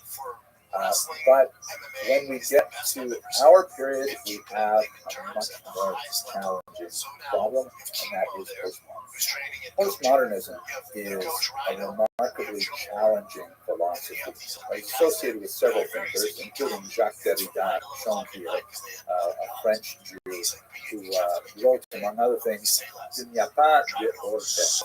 There is nothing outside the text. What exactly does this mean, and what is the implication for Jewish history? Postmodernism represents an approach to text which is deeply unsettling and is having a major impact. It was first felt perhaps in literary criticism, but it has made its way into the sciences, even the hard sciences. And history, archaeology have been hit very hard by postmodernism as a critique. What exactly does this mean? What Derrida and others like Michel Foucault argued was that we can never move beyond the text itself. We can never make legitimate assumptions about any reality beyond the text that is presented before us right now. So what does that mean? Let's say, for example, I were to present to you my birth certificate. To document has my name on it, has my place of birth, my date of birth, and a few other odds and ends of data there. And you might be tempted to say, oh, so we now know that Henry Abramson was born on such and such a date in this little town in northern Ontario, Canada. And you might be very well correct in making that assumption. After all, you've got a document that says that. But postmodernism would argue that no, all you really know is that you once encountered Henry Abramson on a video who presented his birth certificate, which said that he was born in such and such a place at such and such a time, and these were his parents and so on. What's the difference? There's a world of difference in that. Who says that document actually represents the truth? Who says that this document hasn't been forged? Who says that this document isn't the result of a mistake, a clerk's mistake? Perhaps I am deceived and think that this is a correct document. Perhaps my parents gave it to me, but they're really hiding a much larger secret. I mean, I don't know. So you might say, okay, fine. Well, we can verify that. We can go back to the small town where Henry Abramson was born, and we can rifle through the card catalog, and we can find, the original document, and we say, look, here it is. Same thing. All you can say is that here's a document that says the same things as that other document. So now you have two documents, but there's possibility that both of them are wrong. And this becomes even more complex when you look at something like narrative. Like a government document is a pretty straightforward thing. It's either mistakenly written down or not. But let's say, for example, you find a memoir. How do you know that the person who wrote that memoir actually wrote that memoir? And how do you know that the things that the memoir claims to remember actually happened? All you have, fundamentally, is this text that purports to be what someone says he or she remembered at a particular time. You can never go back to what actually happened. You are stuck in the text itself. And this is deeply unsettling, because if we cannot make any kind of generalization about reality beyond the texts and documents and archaeological finds that we discover, how do we make history? So, Derrida famously once said, "Je suis le dernier juif." I am the last Jew. And like many of these cryptic things that postmodernists tend to say, it's not exactly to say what he meant by it, but it appears that he may be referring to the idea that, Judaism as a whole, Jewish history, is entirely predicated, like all history, on our reliance on prior documents. And that we are essentially trusting that such and such thing happened because here's something that says it happened. And we can never go beyond the documents logically to say what actually happened. In the words of Fonmanka, "Vias agente gewesen war." What actually happened? We can never know what actually happened. We can only know what document has been presented to us. So this upends everything, like when we find the Tel Dan stele that has the phrase Beit David on it, House of David.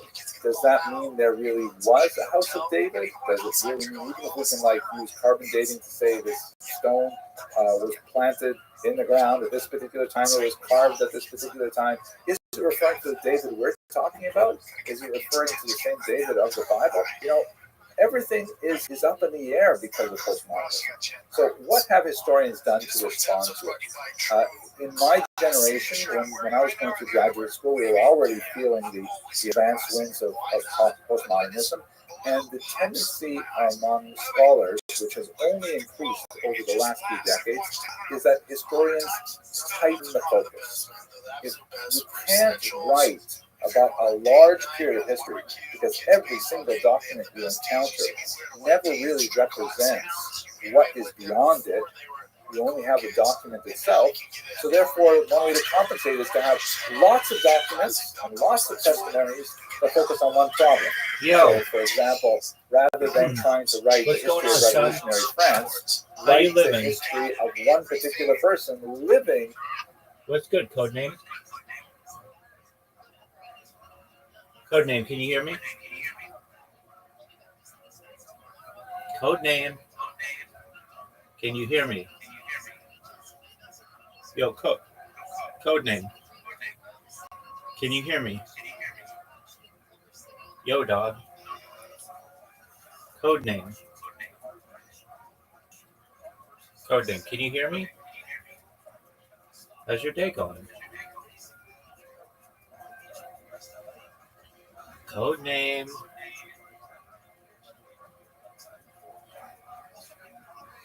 Yo, code name. Can you hear me?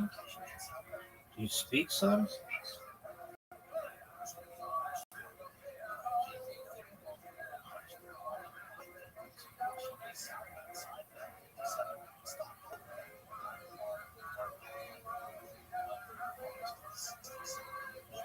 Code name G. Yo, it's code G. Spotify, code name G. Can you hear me, dog?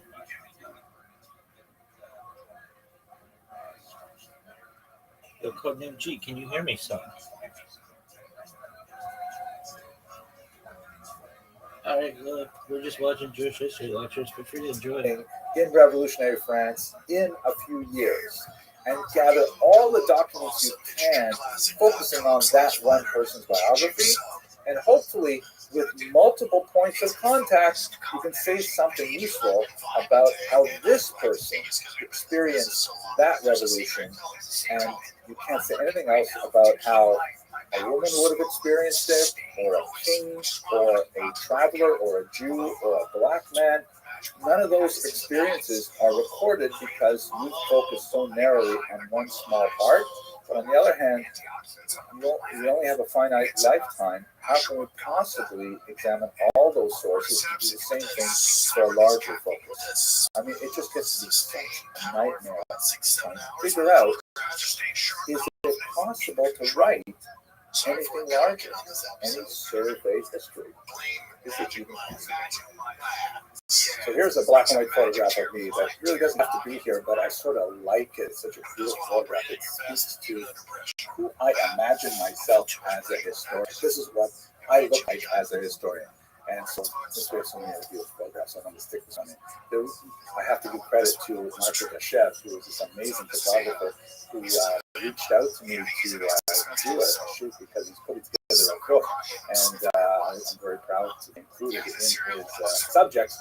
He really has a unique gift to be able to find that little, who is this person, and then put it somehow onto his lens, onto these things. So anyway, that's the picture. Here's the question. If this is the situation with how historians write, that our documents cannot claim to represent any reality greater than what they are as we see them, we can't generalize beyond that with any degree of reliability. How is history not in the fiction department? Why isn't it there just like any other novel or play or something like that? What is the purpose of everything that we're doing? Is there any distinction between history and fiction?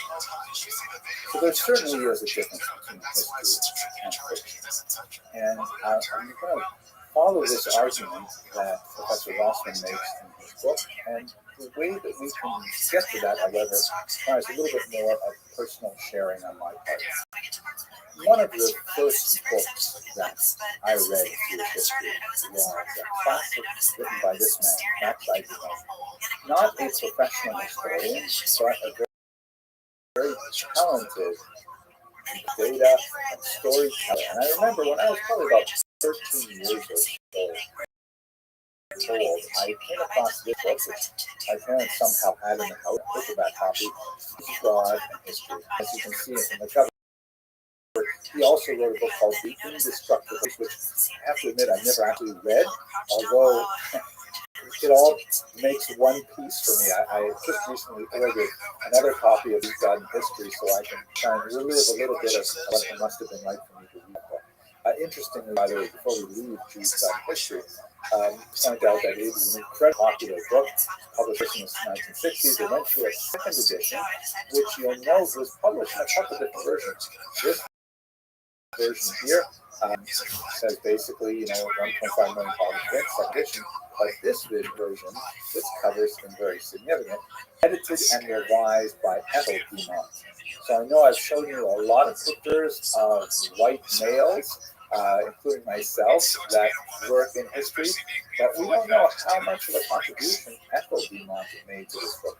She herself is also a published author. She suffered a head injury and then wrote a book about it. But one of her big claims to fame is the fact that she was very much involved not only in the second edition, but in the first edition, published in the early 60s. So we don't know a lot about Ethel Dumont's involvement in this, but let's not think of this as an exclusively male pursuit. She passed away in 2013. So Max I. Dumont's approach to history really emphasizes the indestructibility of the Jews. And that's something that made a big impact on me. So let's return to our question of postmodernism, now that I've told you a little bit about my own adolescent first encounter with history. And I will refer to something that Professor Restream calls the compact, which is basically a deal that you and I are going to make in this history. The deal is that I am going to do my best to approach these texts that we use, the data points that we use to write history. I'm going to be as conscious as I can of my own proclivities towards a grand narrative, towards a meta-history, which in my mind is very closely related to Dumont's first presentation of the indestructible Jews. And I am going to share those biases with you up front. When I am troubled by a source, I'll try and let you know about that. I'll try and avoid, overarching and huge generalizations in my history, which may make it not quite as dramatic as some other historians can portray it, including perhaps Max I. Dumont. But nevertheless, I'm going to treat you with a level of respect to say, I'm not totally sure about what I'm saying here, but it seems to say this. And you, on the other hand, for your part of the compact, you're going to read and listen, and you're going to critically analyze and subject my presentation to the same level of academic rigor that I hope to hold myself to. When you respond in the comments or in emails or whatever, I hope you will continue to be respectful and understand that I am just a human being trying hard to present this material as best as I see it within the parameters of my own personal weaknesses as a scholar and as a human being. I hope you won't hold me to any kind of, religious yardstick, whether I'm too orthodox or whether I'm not orthodox enough, or not Christian enough, or not Muslim enough, or whatever, not secular enough. I'm just who I am, working with the data the same way you are. That's the difference between history and fiction. In fiction, you're like tossing out a whole story, and this is like, I'm making this all up. And I can make it up any way I want, and I don't care what you think. In history, we have an agreement that I'm going to do the best I can to present what I think, what actually happened, the identical today's trial, and you are going to understand that with humility, that's the way I'm approaching it, and you will analyze it with the empathy. Finally, I wanted to pour some latest into my grand narrative, and for that, I'm going to turn to the work of Cecil Roth, a phenomenal scholar who was incredibly encyclopedic in his knowledge of things Jewish. He, in fact, was the prime moving force behind a massive intellectual project of the 20th century, the kind of equivalent of the genome sequencing project for Jewish things, and that is the massive Encyclopedia Judaica. He was the prime intellectual force behind it. And he wrote a survey of Jewish history, and he actually revised it several times. It was translated several times, and are certain key passages that are identified in Professor Rosman's book that actually differ from edition to edition. And he seemed kind of like uncertain about how he wanted to phrase this idea. But here's a version of his conclusion to that phrase, as he put it in 1950. He said, "The preservation of the Jew was certainly not casual. Time after time in his history," note, of course, that it's not a gender-neutral language, but there you go, 1950s. "Time after time in his history, moreover, he has been saved from disaster in a manner which cannot be described excepting as providential." Providential is, of course, a word which Hebrew speakers know as hashgacha pratit, or as divine supervision, meaning like divine involvement in the survival of the Jew. Dr. Roth goes on, the author, speaking of himself in the first person, something which I really like doing, especially on Twitter, the author has deliberately attempted to write this work in a secular spirit. He does not think that his readers can fail to see in it, on every page, a higher immanence. So in other words, what Dr. Roth is saying was that he's going to use the tools of secular reasoning. He's going to use the kind of Western, university-based critical skills that were trained in him by his instructors at the great colleges of Europe. And that's how he's going to analyze Jewish history. Not with some other kind of ideological monitor, not some kind of purity gauge or something like that. He's going to try and look at it as best he can with the tools he has at his disposal. But even with all of that, it's still very hard not to see a higher immanence on every page of Jewish history. That's my inspiration.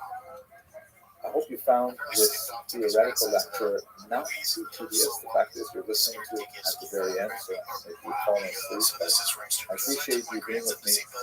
Next lecture, we're going back to the standard kind of narrative description of the Jews of Mesopotamia. Fascinating period of Jewish history. Thank you very much. Oh shit, I didn't come in for this. I just came and watched the goddamn movie. They both women's. How did you have a baby? It's like, fuck me, I'm scared to go to the movies now. Fair. Yeah, I didn't let my kids watch Buzz Lightyear. It's just interesting to go like this. My issue is that it's just, can you just tell a story, a traditional story? This is fucking wild. I just saw that. I don't know the details of it. So it says, parents of 16-year-old teen lawsuit against OpenAI say ChatGPT gave their now deceased son step-by-step instructions how to take his own life. Even with the news, it went, the period after the destruction of the temple in the year 70, and then the second Roman Jewish war under Bar Kokhba in the 1930s is an incredibly important period in the Jewish history in general. This is primarily because the Jewish folk had to learn how to adapt themselves to a radically new environment. Without the temple, the fulcrum of their relationship between themselves and their God had disappeared, and they had to articulate a new way of centering that fundamental religious identity. Secondly, on a political level, there was no question that after two disastrous revolts, the Jews would not be able to budge the Roman Empire from their land. And so they had to find ways of organizing themselves in order to maintain group integrity, in order to maintain their identity, and in fact, they were quite successful at doing so. Many historians have described this period as the transition between the Tanaim and the Amoraim, very important terms, they're technical in nature. They refer really to periods in intellectual history. The Tanaim are the main teachers from the first or the Common Era up until the early 3rd century of the Common Era, and their main activity was memorizing and teaching the Mishnah. That is the oral tradition that we discussed a few lectures ago, what exactly is the Mishnah, but these are the teachers who have played an incredibly important role in focusing Jewish energies on their continued spiritual life, which would of course be related very closely to their communal life, their identity, and ultimately their political life as well. The Amoraim, or the speakers, Tanaim means teachers, Amorim means speakers, these people are especially associated with the development of the Talmud, and there are Amoraim in Israel, and also, more importantly, in Babylonia, where the Babylonian Talmud would be developed. So the period of the time basically comes to a close at the beginning of the 3rd century. The Amoraim pick it up from there with their development of the Talmud. Although the function of the Tanaim in terms of memorizing the Mishnah is still very relevant for centuries, but they will primarily be subservient to the Amoraim intellectually, in that they will be the repositories of all this memorized knowledge. Even when it is in a written form, there's still tremendous utility for people to have a massive intellectual storehouse of it. And the Amoraim will then be exploring and discussing it, as I hope to discuss in the 2 lectures from now. At any rate, let's look at this period in a little more detail. So, at the end of the destruction of the temple, perhaps the most important city after Jerusalem was a small town close to the coast called Yavne. And as you may recall, there's a famous passage that we discussed earlier in the Talmud in which Yochanan ben Zakkai appeals to Vespasian, the future emperor of Rome. Take me Yavne v'chachameh, give me Yavne and its sages. There's some dispute over the historicity of that particular incident, and there's some interesting reflections on what role Berenice may have had in protecting Yavne. But what we know for certain is that Yavne itself became a major center for concentration of sages. At first, under the leadership of Rabbi Yochanan ben Zakkai, later under Rabbi Gamliel, and many other fascinating stories. I'd like to look at one specific episode that occurred in Yavne that has some fascinating implications and illustrate, for our purposes, the sense of what's happening in terms of the intellectual refocus that's happening among Jewish people at the time.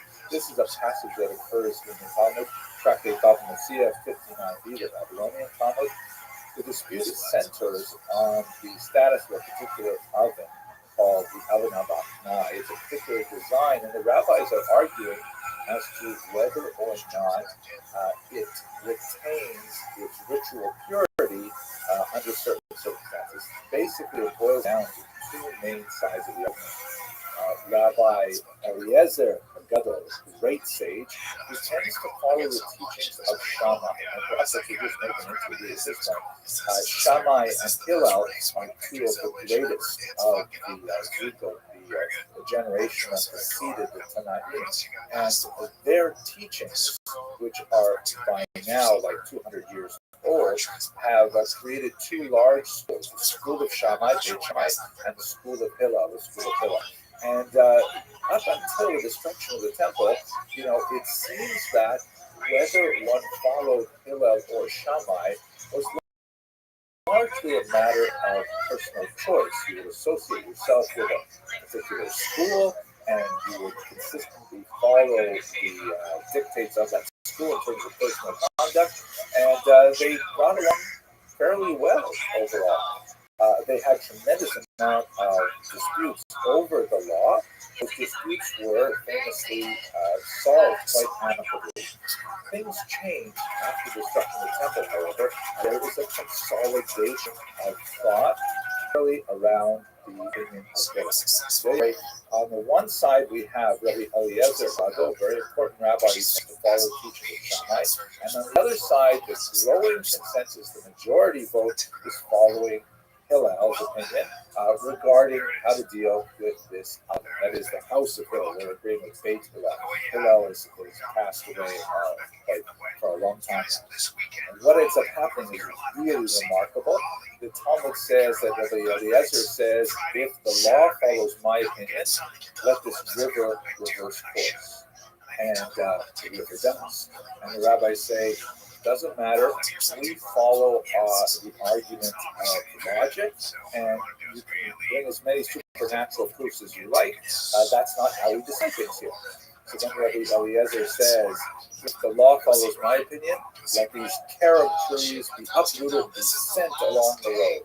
And the rabbi, and that actually happens. And then the rabbi says, doesn't matter. The Torah is something that we debate amongst ourselves and majority rules. And then finally he says, if the law follows my opinion, let the walls of the Beit Midrash be crumbled. And they crumble. Then at one point one of the rabbis says, what to the walls? What are you doing? Why should you be involved in this? And so the walls, they don't collapse completely, they sort of like stay in a unit place. And then finally, the same argument goes on and on. Rabbi Eliezer says then, if the law follows me, then the heaven will punish me. And a booming voice comes out from the sky and says, the law follows the opinions of Rabbi Eliezer. And this looks like a slam dunk, right? You've got all these supernatural phenomena supporting Rabbi Eliezer. But the rabbis say, you can bring as many proofs as you want, but lo bashamayim, the law is not in heaven. The law is on earth, and on earth you follow majority rule. So Rabbi Eliezer's opinion is not followed. The dominant opinion, which is the Hillel, is followed in this particular case of this other. Two reasons why this is really important. Let me start with perhaps a less important but very interesting reason, and that is associated with tsunami. So I had this great opportunity. I got a call from National Geographic about a year ago, and they said they want to talk to me, which I was really honored, about the research of Dr. Beverly Goodman, who is a geoarchaeologist working at the University of Haifa. Dr. Goodman has looked at a lot of fascinating historical data and has determined that the earthquake, which is described, for example, far away as Antioch in the year 115, probably destroyed ports along the coastline of Israel. And she argued, and this is why National Geographic wanted to ask me for my opinion, I don't know why me specifically, but it was really cool to get the call. Is it possible that the passage described in Bava Metzia is actually reflecting a historical event, a geological event, specifically a tsunami hitting the region of Yavne in the year 115? Wow. And it's so interesting because all of the phenomena that are described there, beginning with the river running backwards, the carob trees flying away, the walls of the Beit Midrash beginning to crumble, and then later there's a discussion of huge storms at sea. They all make sense with this particular event.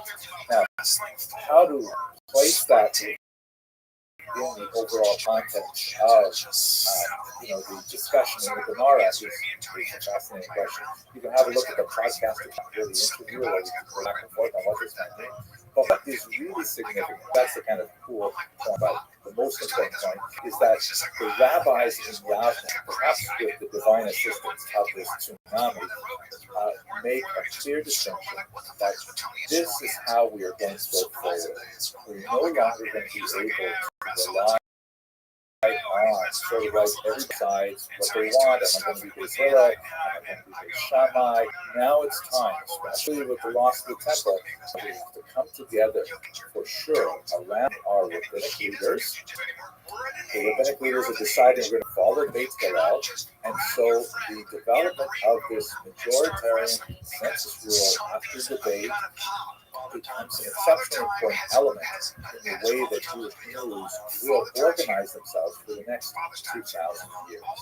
Just to be clear, the tsunami and all of the possible impact it had on the discussion that's recorded in Bava Metzia does not affect the central thrust of the meaning of that passage, which is to say that Lo B'Shamayim, the Torah is not in heaven, that the Torah is here on the planet Earth, and human beings will debate it. Bringing a supernatural proof to advance your particular interpretation of Jewish law is not considered a valid argument, and therefore the rabbis will continue to maintain their standards, and this is a very important starting point for the organization of Judaism from there. But it's still very cool to think that it's not. There were two institutions that were especially important for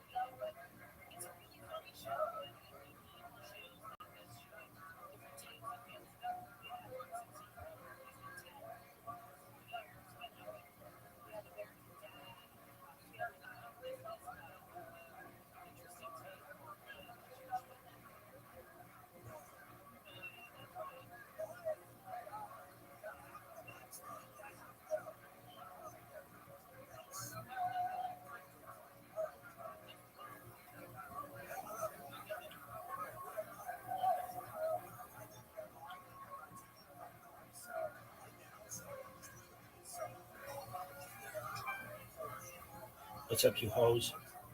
You slutty fucking whores. Okay, I'm not happy.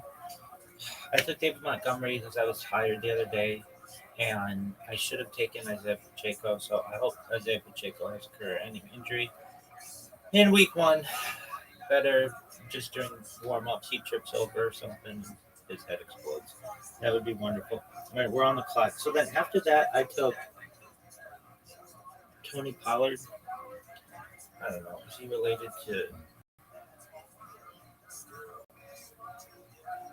I gotta take a whiz. Jonathan Pollard. All right, I gotta take a shit too. Allegedly. All right, so I think the best opportunity for us is to take Samuel next. Is he the number one? Dude, I fucking get so nervous using this thing. Is he the number 1 receiver?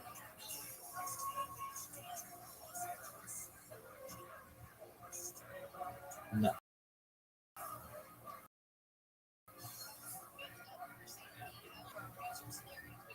All right, we're going with Deebo Samuel. Hold on.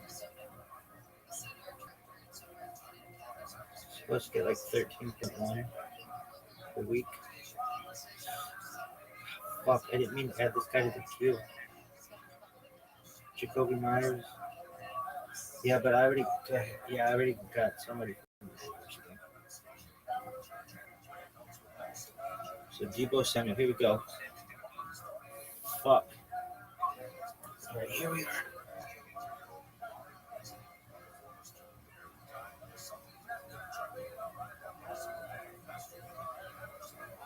There, oh, and I didn't even fucking get it on camera. Fuck. Anyway. And then who are we taking? Cooper Cup, probably. I gotta take a whiz, though. All right, so you went from like super happy on these teams to not happy at all?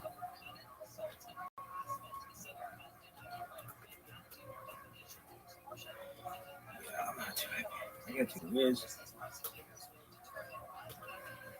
There's no doubt about that. All right, you're fired. Go fuck yourself.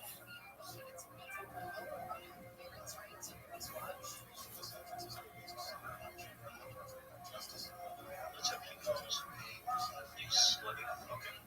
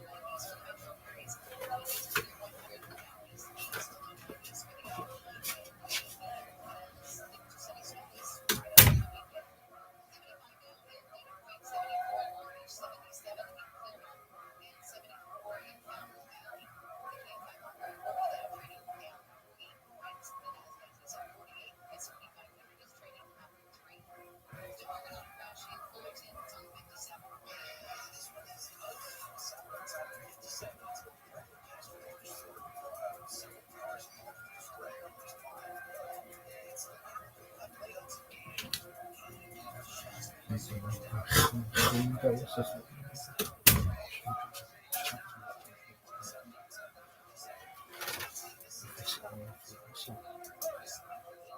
the survival of the Jews after Yavne. You can see in this map here that the sages from Yavne, which is, you can see sort of on the lower left there, they've all spread out primarily to the north, where the majority of the Jewish population is going to be living after Bar Kokhba, but also some development in the south as well. The two institutions that they will ultimately coalesce around are the Sanhedrin and the Patriarchate. The Sanhedrin is the Jewish court that continued to function after the destruction of the temple, although it could not function in Jerusalem itself because Jews were forbidden to live there for a period of time. It moved, as you can see from these white arrows here, out to Yavne and then up to the north, where it was located in a few different places until it finally settled in Tiberias, a relatively new city, but a very important center of Jewish activity for the period that we're discussing today. Related to the Sanhedrin, and sometimes overlapping in its leadership, is the so-called Patriarchate, or Nesiyut in Hebrew. The Patriarchate is essentially the government of the Jews, which is led by a single individual, the Nasi. We don't have really good sense of exactly how it functioned. We also don't have a really good sense of the extent of its authority. We don't have a good sense of exactly how it related to the Roman government. There are some tantalizing elements of this relationship, in particular in the figure of one of the greatest of the Nasiim, Rabbi Yehuda Hanasi, Rabbi Judah the Prince, as is sometimes related. Rabbi Yehuda Hanasi was the prime figure organizing the codification of the Mishnah, which up until this point, as we mentioned, has been an oral document that has been transmitted by these Tanaim. He organized its codification into its textual form, its written form, which we have to this day. This happened around the year 200, perhaps 220 of the Common Era. And this is really the line that separates the Tanaim from the Amoraim. After the Mishnah is confirmed in writing, its primary exponents will be known as the Amoraim, and the documents that they will eventually produce are known as the Talmuds. One of them was produced in Israel, actually primarily in the northern region, to a degree on the coast, although it tends to be called the Yerushalmi or Jerusalemud, sometimes the Palestinian Talmud. Both of those terms are kind of inaccurate and misleading in one way or another, but there is a Talmud created first in Israel, and then a later one, much larger one, in Babylonia, which will be the sub-next two lectures. One of studying this period that we are essentially locked into rabbinic documents. To a certain degree, we have some Roman government documents, we have some church historians, but most of our really juicy sources are rabbinic in nature. And so the rabbis are primarily not interested in giving us history. They want to tell us about law, about religion, about faith, about philosophy.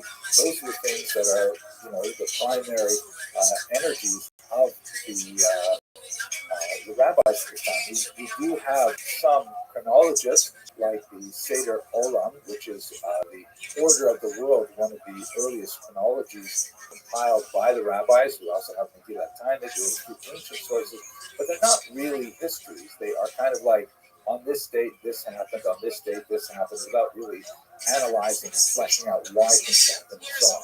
So when we look at other sources, we have, for example, the Bata archaeology, which we discussed a little bit when we talked about Bar Kokhba. This is the archive of some 30 documents, primarily personal legal documents that were collected by a woman who was hiding with the Bar Kokhba rebels in the Cave of Letters. And what we can see from her archive is that while it's hard to generalize from one woman, we have another source, also a woman that comes from around this time as well. It seems that Jews were not hesitant to use non-Jewish courts, which suggests some limitation of the rabbi's authority. Obviously, they frowned on the element of Jewish courts for Roman courts, or in this case, Nabatean and other courts. So perhaps there's a whole existence of Jews who are simply doing their own thing, following the dominant authority, which in this case would be the Romans, instead of listening to the rabbis. This would not be surprising. We just don't know the extent of it. We also have to realize that the Jews have a very problematic relationship with the Romans. On the one hand, heavily resenting Romans for the depredation in their society, and on the other hand, the Romans, who have by this time, by the way, established 2 legions in Israel, which is a remarkably large number of people, about 10,000 soldiers, and they are cash heavy, meaning that they get paid in coin, and so they're extremely important for the local economy. They are resented by the population. The rabbinical sources give us a lot of descriptions of the abuse of the population by the Romans. On the other hand, they're really the economic reality of Israel. The Romans, which we'll discuss in a later lecture, are also extending certain privileges to certain classes. Makes a very big deal. Building roads, they're doing all the structure things that are useful for them as soldiers, but also useful for the economy as a whole. So there's a complex dynamic going on here that we don't know a lot about. We also get the sense, however, that even though we don't know for sure how extensive the authority of the rabbis are, no question that they have a phenomenal pull, that Judaism theology at this time. Just one example, have a look at Helena of Adiabene, who was a queen of this small kingdom you can see out on the upper Tigris. And Josephus, a lot about it. She also appears in the Talmud as Hilmi Hamalka, that is the queen. And she actually converts with her sons to Judaism, and she makes several trips to Jerusalem. She's known for her tremendous generosity. She gives to a lot of charity, and she chooses to be buried in Israel with this magnificent tomb that was for a long time associated with someone else until they realized it was in fact Helena's tomb. Her sarcophagus was retrieved and is on display in the Israel Museum. So the thought that a very important, powerful political woman like Helena of Adiabene would convert to Judaism is just a sense of how, even during these very difficult times in the first century and onward, Judaism is still quite appealing to the outside population. Okay, I'm going to leave it here. Let's go on in the next lecture to look at the development of the Babylonian Center in particular. Thank you very much for watching.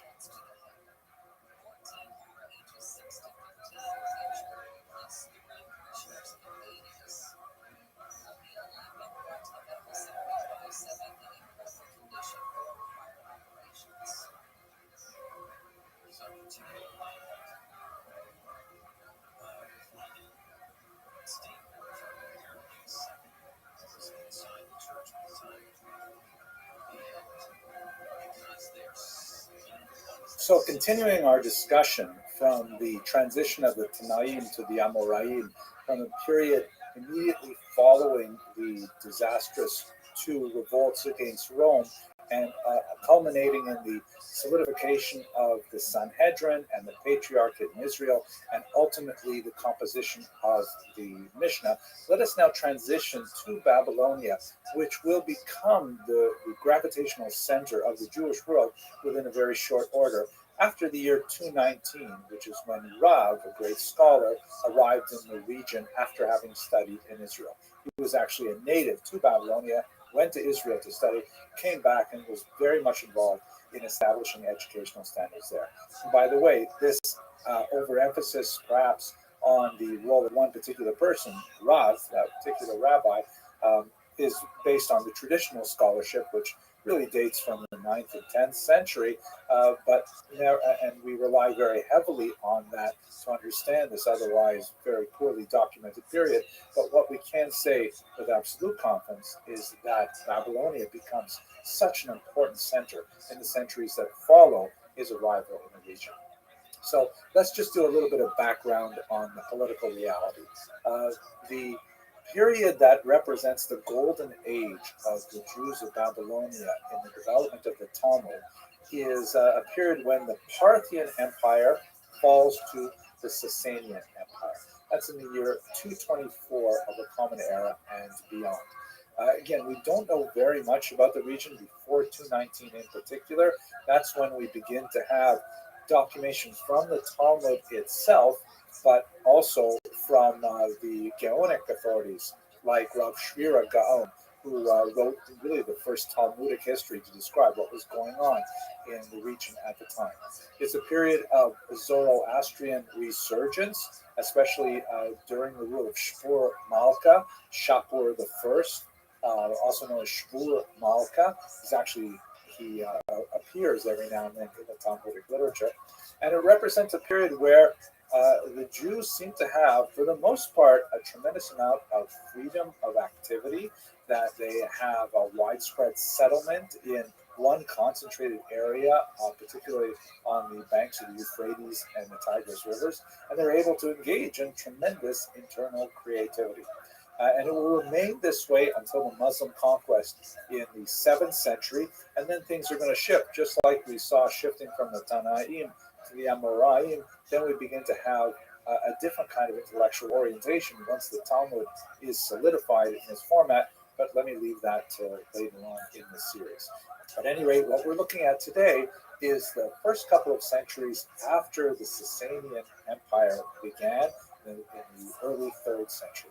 Here's a map that shows where the Jews were settled. If you look on the right-hand side, you can see the larger scale of the two major rivers, in Hebrew, the Nahar Glat, or Hidel, which is the Tigris, and the Nahar Prat, or the Euphrates, and they flow from the northwest down into the southeast, into the Persian Gulf. And there's a region at the waist of those rivers where they come together. That's where Jews were primarily settled. And there's much older settlements of Jews that we can trace in biblical literature, for example, but this is really where the heavy settlement exists in the Talmudic period. Now, in this particular map, it's called the area of pure lineage. You can see the tail on the left there. And this is a determination that was made in the Talmud in one particular discussion about marrying Jews who come from faraway lands, where there is a question of rates of intermarriage and of following divorce law appropriately, which has great significance in Jewish thought. I think this kind of like overstates it, the way it looks like a solid block. If you were born on the other side, you were in big trouble. It's not necessarily the case, but I'll leave that to the rabbis to argue. You can see here, though, the number of small towns that are actually referred to several times in the Talmud, but they're all based on these two big rivers with canals that run between them. Here's a Hebrew map that I think condenses some of this information to some of the most important sites. You have the great yeshiva at Sura, the great academy at Sura, and at Pumbedita. The story of these three yeshivot, and after the year 259, when Nahar regional conflict, two yeshivot, Sura and Pumbedita, will last for hundreds of years and extend well into the modern period. These are the great academies, the central Jewish study, where the Talmud would be developed in Babylonia. And what I think is especially fascinating about this map is that if you look at the scale, you can see that's 50 kilometers basically between each of these yeshivot. Kilometers in miles, 30 miles. Like, conceivably, you could walk along the riverbank all the way from Sura to Pumbedita in one long day. So you could stop in Nahar Dam for a lunch, and maybe someone walk to Pumbedita, have lunch there the next day. It's amazing how we're talking about places that have such phenomenal global significance for Jews studying them, but they're really so close to each other, even by foot. And the historical element of this is that when Rav came back from studying with Rabbi Yehuda Nasi and others in Israel, when he returned to Babel, he ended up establishing the yeshiva of Sura. His colleague Shmuel went to Neharda, and later the yeshiva moved to Pumbedita, and that's how we have these major institutions. There are many, many others as well, but these are, let's say, the three really big, early established in the region. A lot more to say. What exactly was yeshiva? We tend to think of contemporary yeshivot and hold them backwards in time to what it must have looked like then. Possibly it didn't look like that much at all. It may have been more like disciple circles or things like that. But we do know that there were three kind of institutional settings that were especially important in the early period. In the next short video, I'm going to tell you a little bit about what the Talmud is and what these rabbis in these yeshivot were doing. But we should understand that we are to a certain degree hindered by the fact that almost all the information we have about Jewish life in Babylonia at this time is from the rabbis. And the rabbis, by and large, are not really interested in giving us extraneous information that we might like as historians. They give us a lot of description about law, religion, philosophy, things like that, but not necessarily history. And when scholars begin to discover a little evidence recorded in non-Jewish sources or perhaps archaeological evidence, it's absolutely fantastic and amazing. For example, this is a curse bowl. There are literally hundreds of curse bowls that were recently discovered in the region. It has a demon at the center, and it appears that these bowls were used in kind of like folk magic, that somehow Jews would produce these devices. It seems that they may have been, broken apart as a form of affecting a kind of a curse or something on one's enemies, things like that. But what's fascinating is that a lot of the personal names that are listed here are clearly not Jewish names, but local Babylonian names. So it may be that Jews were, they had cornered the market in curse bowls and selling them to everybody there. We don't know for sure, but it's fascinating to see little bits of what culture must have been like outside of the yeshiva, for which we have all kinds of data. We know, again, primarily from the Talmudic sources, that there was a form of organization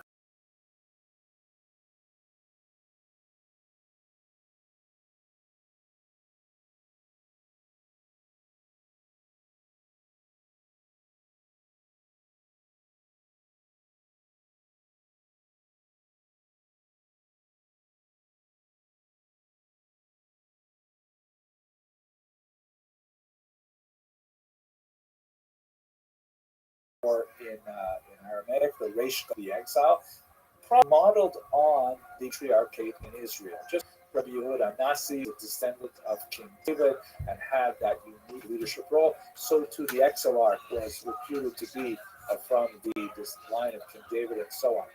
There is a significant amount of doubt among scholars as to when the exilarchate actually began. We sort of lose track of reliable data in the Parthian period, but certainly in the Sasanian period, you have the Reish Galuta, they're named, they interact with rabbis. Yo, fuck you, Hurricane Nate, first There's and also foremost. a lot of people people who are active in the area I didn't throw a bottle catch about the glimpses of them motherfucking room because because I was our fucking. main lens is to Fuck you for taking Cooper Cup. So we've already Stefan talked Diggs, that's about exactly who I want. Julia as one of the You exceptional douche. women of the Talmud because she was so Now I limited. have to take Jacoby Myers. We also have, however, a few That's other two women fucking players from the Raiders. Yalta, who I could take Ray Rice. a very learned and opinionated He's woman. gonna She be was out for a long associated time. with medicine as well, so it could be that she was representative of women. What about who had Matthew Golden, the some rookie? healing professions outside of what might have been normally considered a women's domain. We really don't know for detail.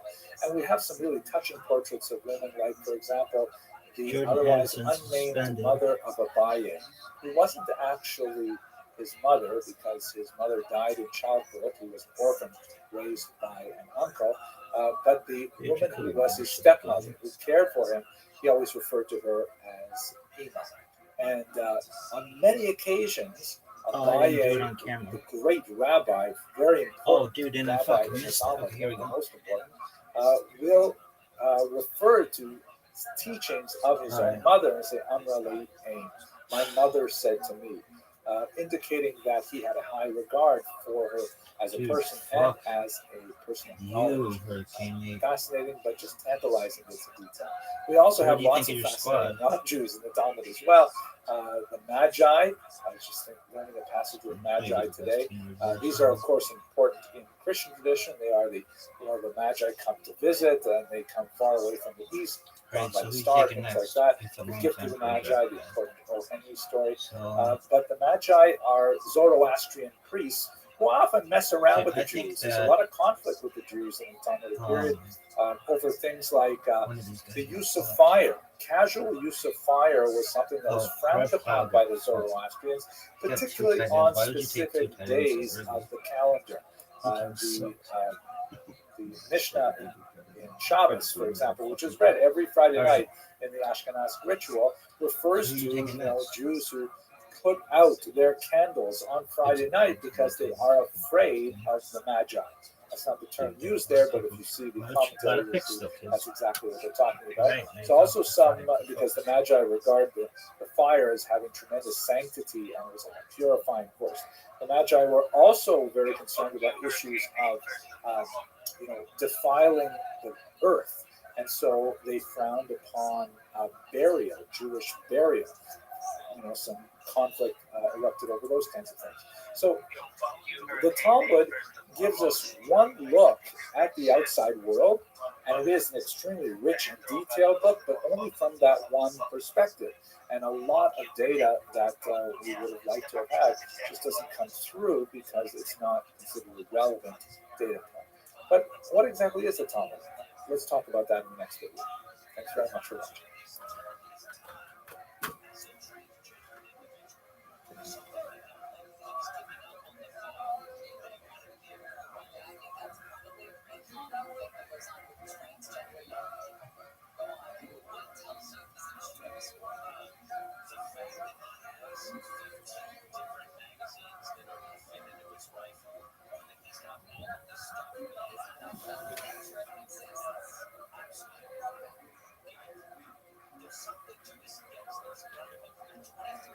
Okay, I've only given myself a few minutes to describe what the Talmud is, and that's a crazy, impossible task. It is such a strange and unusual and amazing and wonderful document that to just try to scrunch it down into a few minutes is going to be a very challenging idea. But nevertheless, I think I have a couple of ideas, and let me share them with you. First of all, let's look at something a little more prosaic. What exactly is, let's say, the structure of the Talmud and its purpose?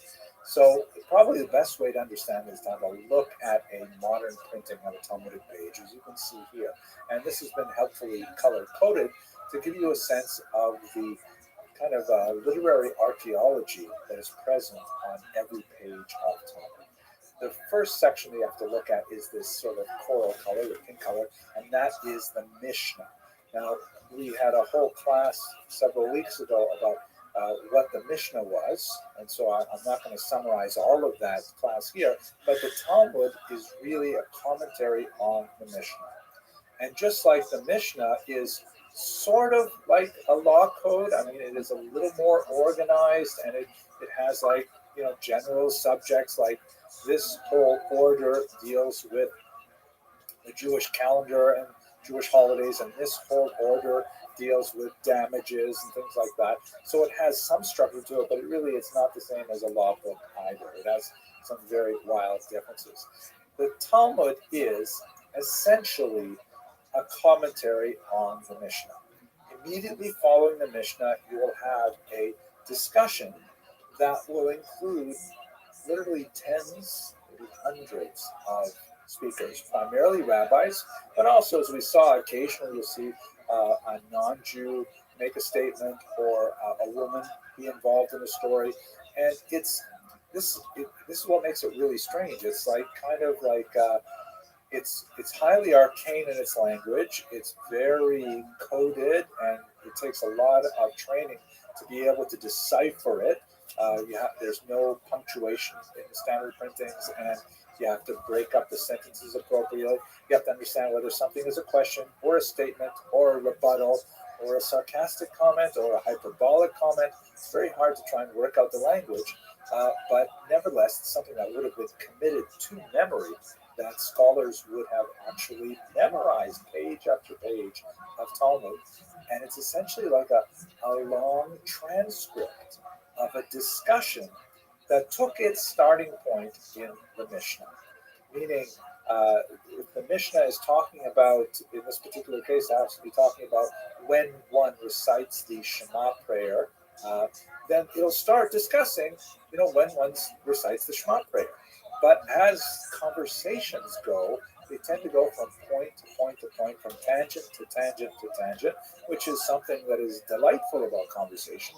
We enjoy the unpredictability of communicating with our peers in this manner, and the Talmud essentially follows that and enshrines a kind of literary stream of consciousness in this document.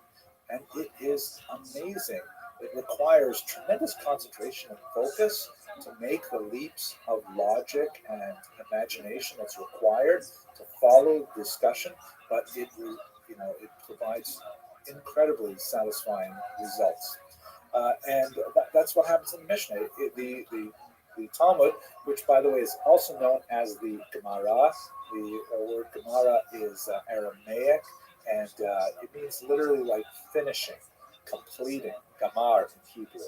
The term Talmud and Gemara are sometimes interchanged, possibly because of the fear of church interference in the text, which happened in the 13th century and onward, meaning referring to Talmud as opposed to referring to Gemara to try and avoid the ire of the enemies of this particular text. But it can go on for pages and pages. It's much, much longer than the Mishnah. One Mishnah, like a paragraph like the Mishnah, may result in 15, 20 pages of discussion that follows. So that's really what's going on. The conversation discussing the Mishnah by the Amoraim, occasionally bringing in other Mishnahs, other passages in Talmud, other statements from people, other logical arguments that be brought into this particular discussion. It's worthy of note, by the way, that the Talmud, even though I'm showing you the first page, it has no real beginning. It's often compared to an ocean. They say the sea of Talmud. And just like, you can't say the sea has a particular source, that it all comes from one place. It's just there. And then you have to enter the sea at some shoreline. Some places might be, nice, easy places to get into the water, like, let's say, the second chapter of Bava Metzia, which deals with lost and found. That's like a nice sandy beach, South Florida kind of style. And other places are like these rocky fjords with, water crashing and, like trying to jump into the middle of, Menachos or something like that with sacrificial law and things like that. It's very, very hard. But nevertheless, everyone kind of approaches it and has to learn to swim right away. It's brilliant and amazing. I'm already talking more than I hope to. Embracing the text, to use the remarkable metaphor of Rabbi David Bashevkin, is on the right here Rashi, which is a commentator from the 11th century. We're probably going to speak more about him as we go on in this course, and his descendants and other students, the Tosafot from the 12th to 15th century. And they're essentially all concentrating on the central area of the text. And I'm not going to label it here, but there are many other commentators surrounding them on the page, which is the prime real estate. Many, many more in other books beyond this particular page. But this gives you a sense of like what the document is all about. The structure is here. The function of it is basically to explicate the Mishnah, because the Mishnah itself demands further elaboration.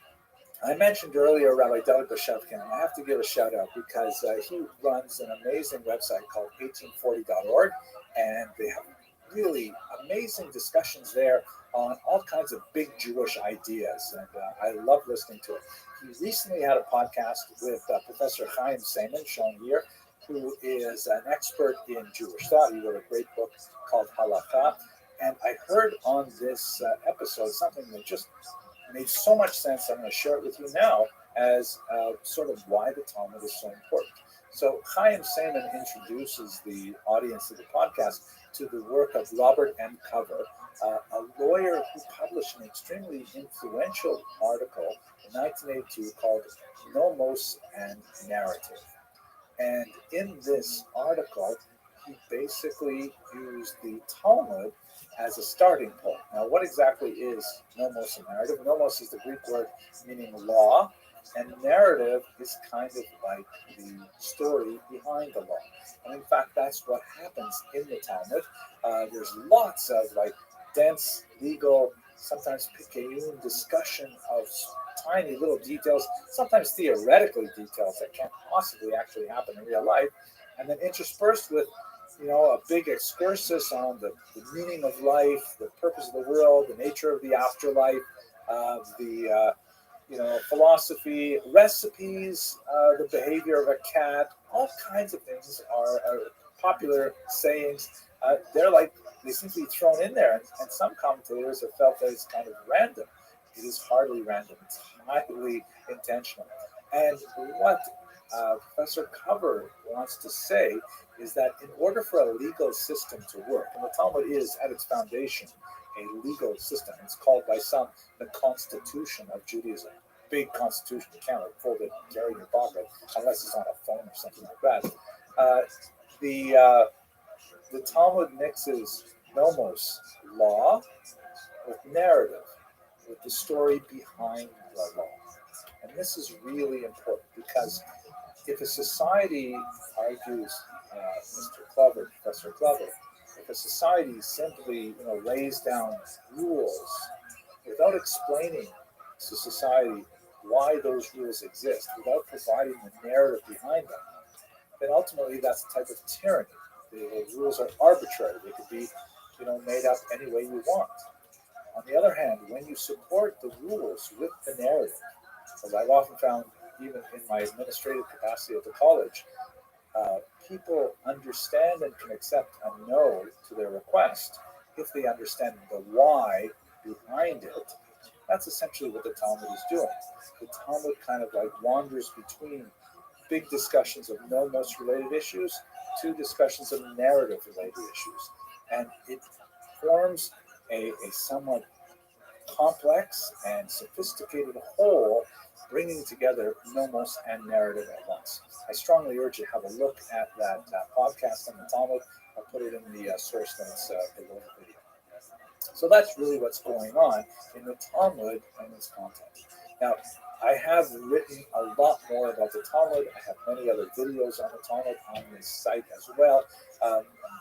I am very much involved in actually producing a daily video on the Talmud. It's studied in a format called Daf Yomi, which means a folio a day, 2 sides of 1 page per day. And this is a program used by thousands of people around the world today, perhaps hundreds of thousands even, called Daf Yomi, and it takes 7.5 years to complete the entire Talmud. So I'm in the middle of this big project to produce 2,711 little history videos that go with every page of the Talmud. I invite you to have a look. So I'm not going to say much more about the Talmud here. What I will say, though, is that it is a document that has managed to retain the fascination of its students for centuries. It is absolutely engaging and refreshing and sometimes frustrating, sometimes enervating, but always energizing. And it is the document around much of Judaism has revolved for the last 1,500 years or so. Am I enthusiastic about it? I hope so. Okay, I hope you found this video useful, and look forward to speaking to you some more.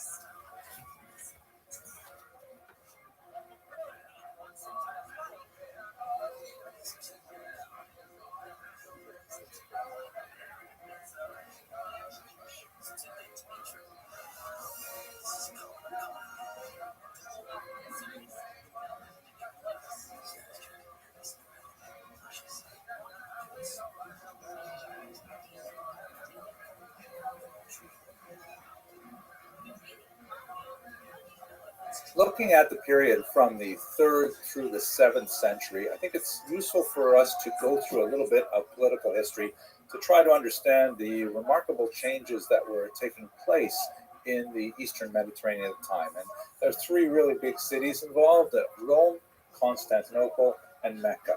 So from the 3rd through the 5th century, Rome goes through a pretty significant period of decline. As you can see in this 19th century Russian painting by Karl Bulov that shows Rome being sacked, and it was actually sacked several times by the Vandals and others coming from Central Europe. They're taking away here. You can see the menorah and all kinds of things like this. Whereas the church seems kind of stable on the far right there. At any rate, it's a period when Rome is going to go through a series of significant steps downward in its authority, and this is going to affect the balance of power in the entire region, as we shall see. Israel will remain within the boundaries of the empire, but just barely, because as I'll show you on a map in just a second, the eastern border of the Roman Empire gets pushed steadily towards the west, and Israel just maintains, with the exception of about 15 years, that space on the easternmost part of the Roman Empire, which was once so huge, and it's just barely hanging on in there.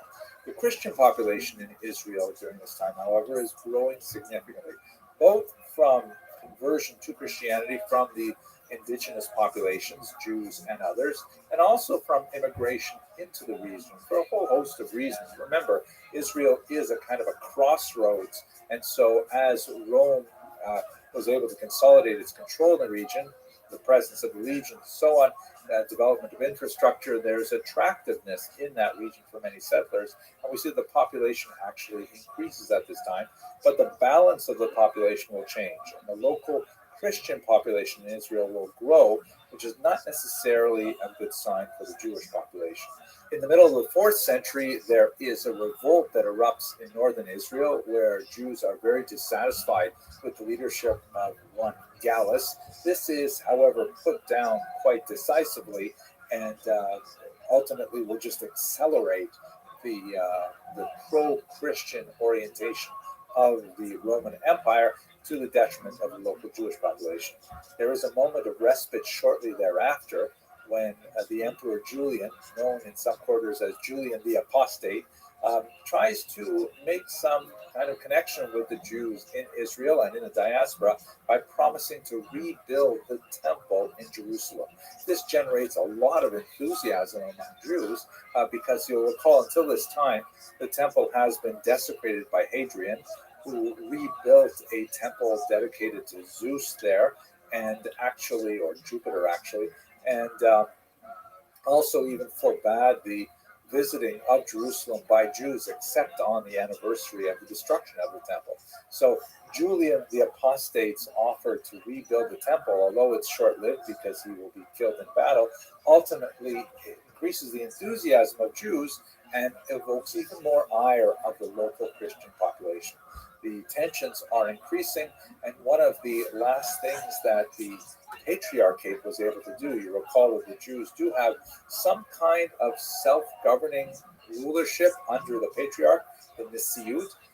The Patriarch Hillel II, also known as Hillel Nicaea, to distinguish him from the Hillel who lived before the Common Era, he designed a 19-year calendrical cycle, which would later be added upon in further centuries, but basically he sketched out the possibility of working with a calendar that is mathematically calculated rather than relying on the traditional sighting of the moon, which is something that was in place for many hundreds of years.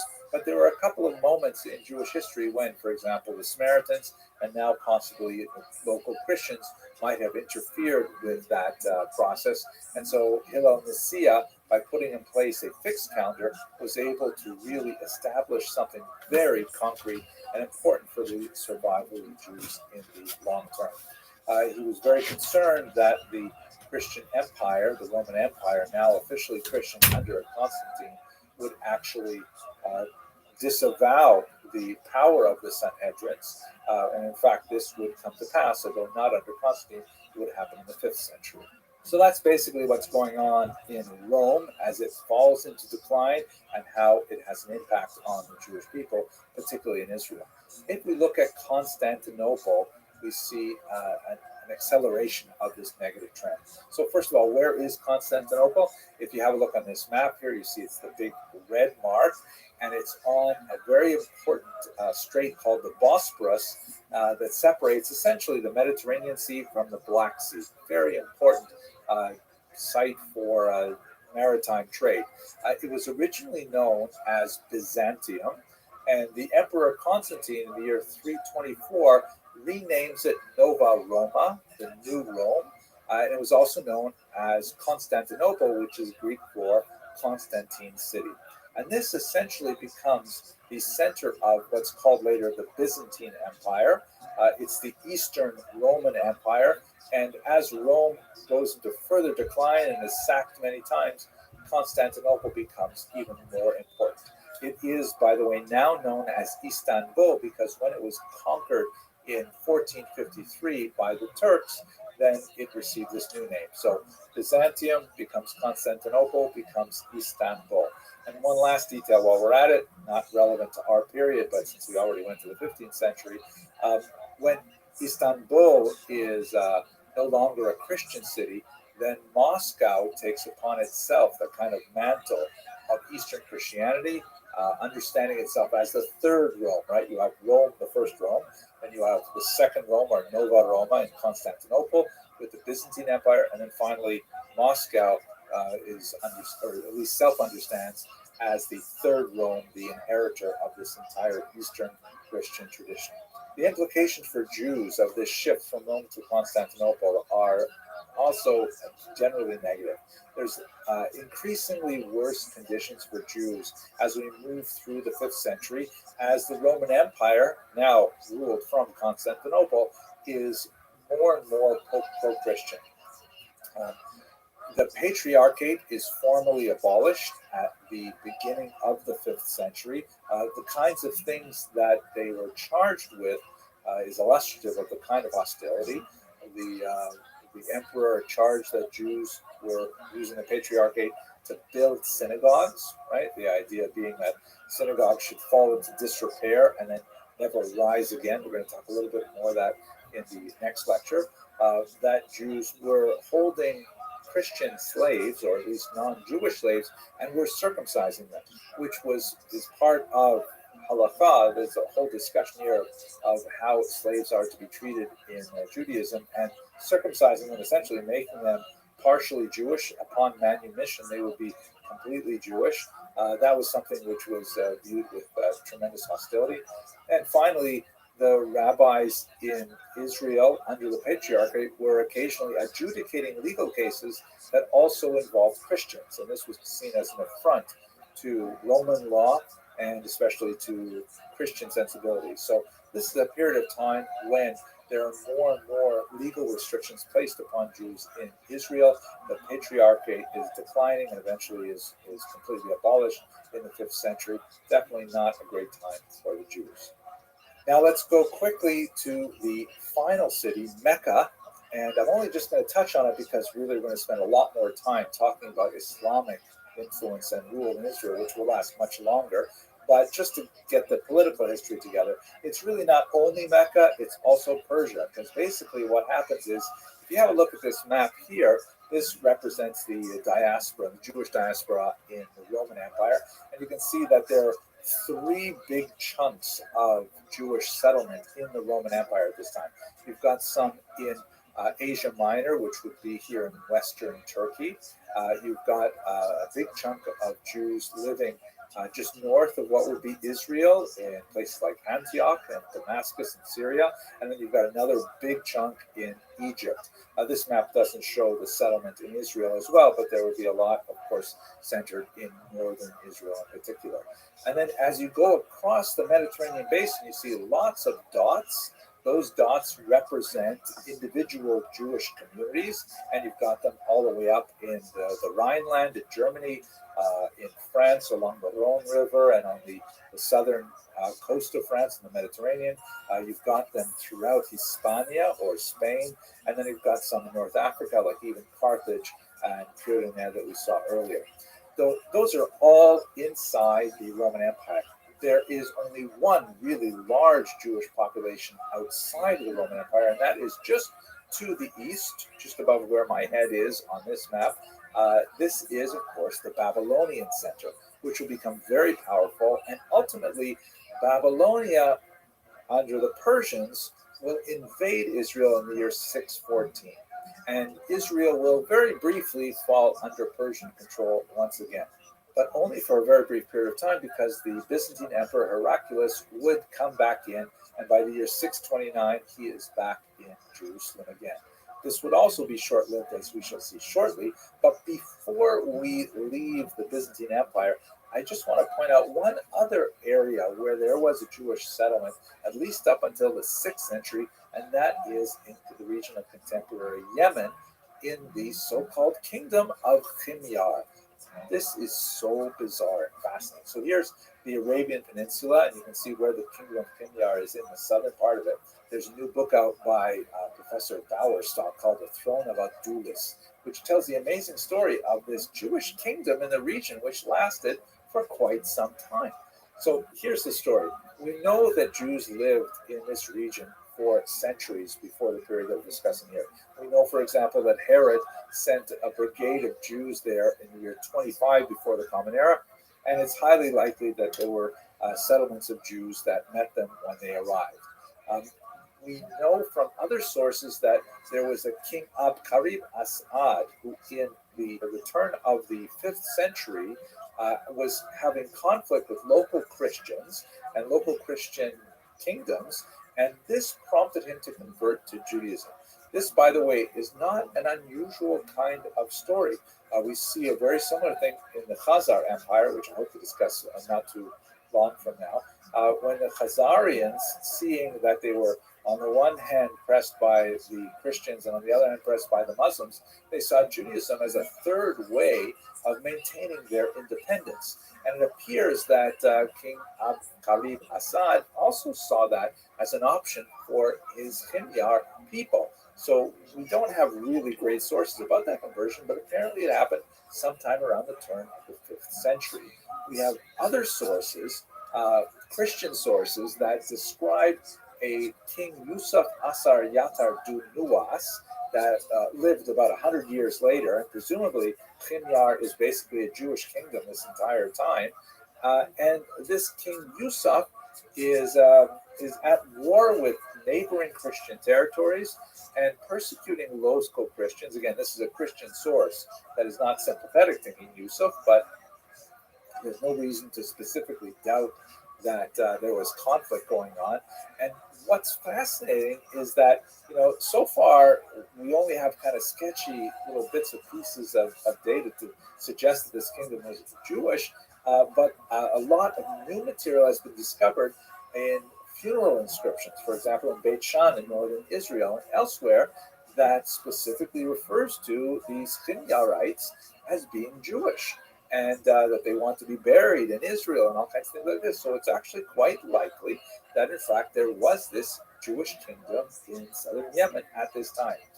We know they went to war with neighboring Ethiopia, and that King Yusuf was dethroned at this point from the kingdom of Aksum, which was in the region, and that signaled the end of the Himyarite Jewish kingdom. But we're talking about something that lasted for well over a century. Really fascinating, I think. I wish I had more time to study this stuff. Anyways, let's go back to the bigger picture.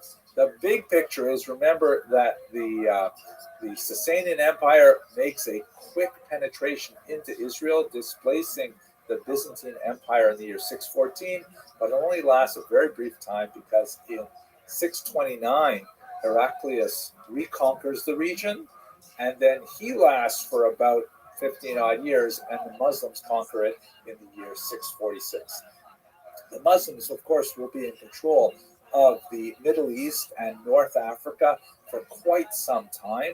And we'll have a large Jewish population living under Muslim rule. And so we're going to look at a lot of these communities in the following lectures. But before we get to Muslim rule, let's talk a little bit about the diversus Judaeos tradition in the Byzantine Empire, which will take us a little deeper into, unfortunately, the negative circumstances that Jews experienced at this time. Thank you very much for watching.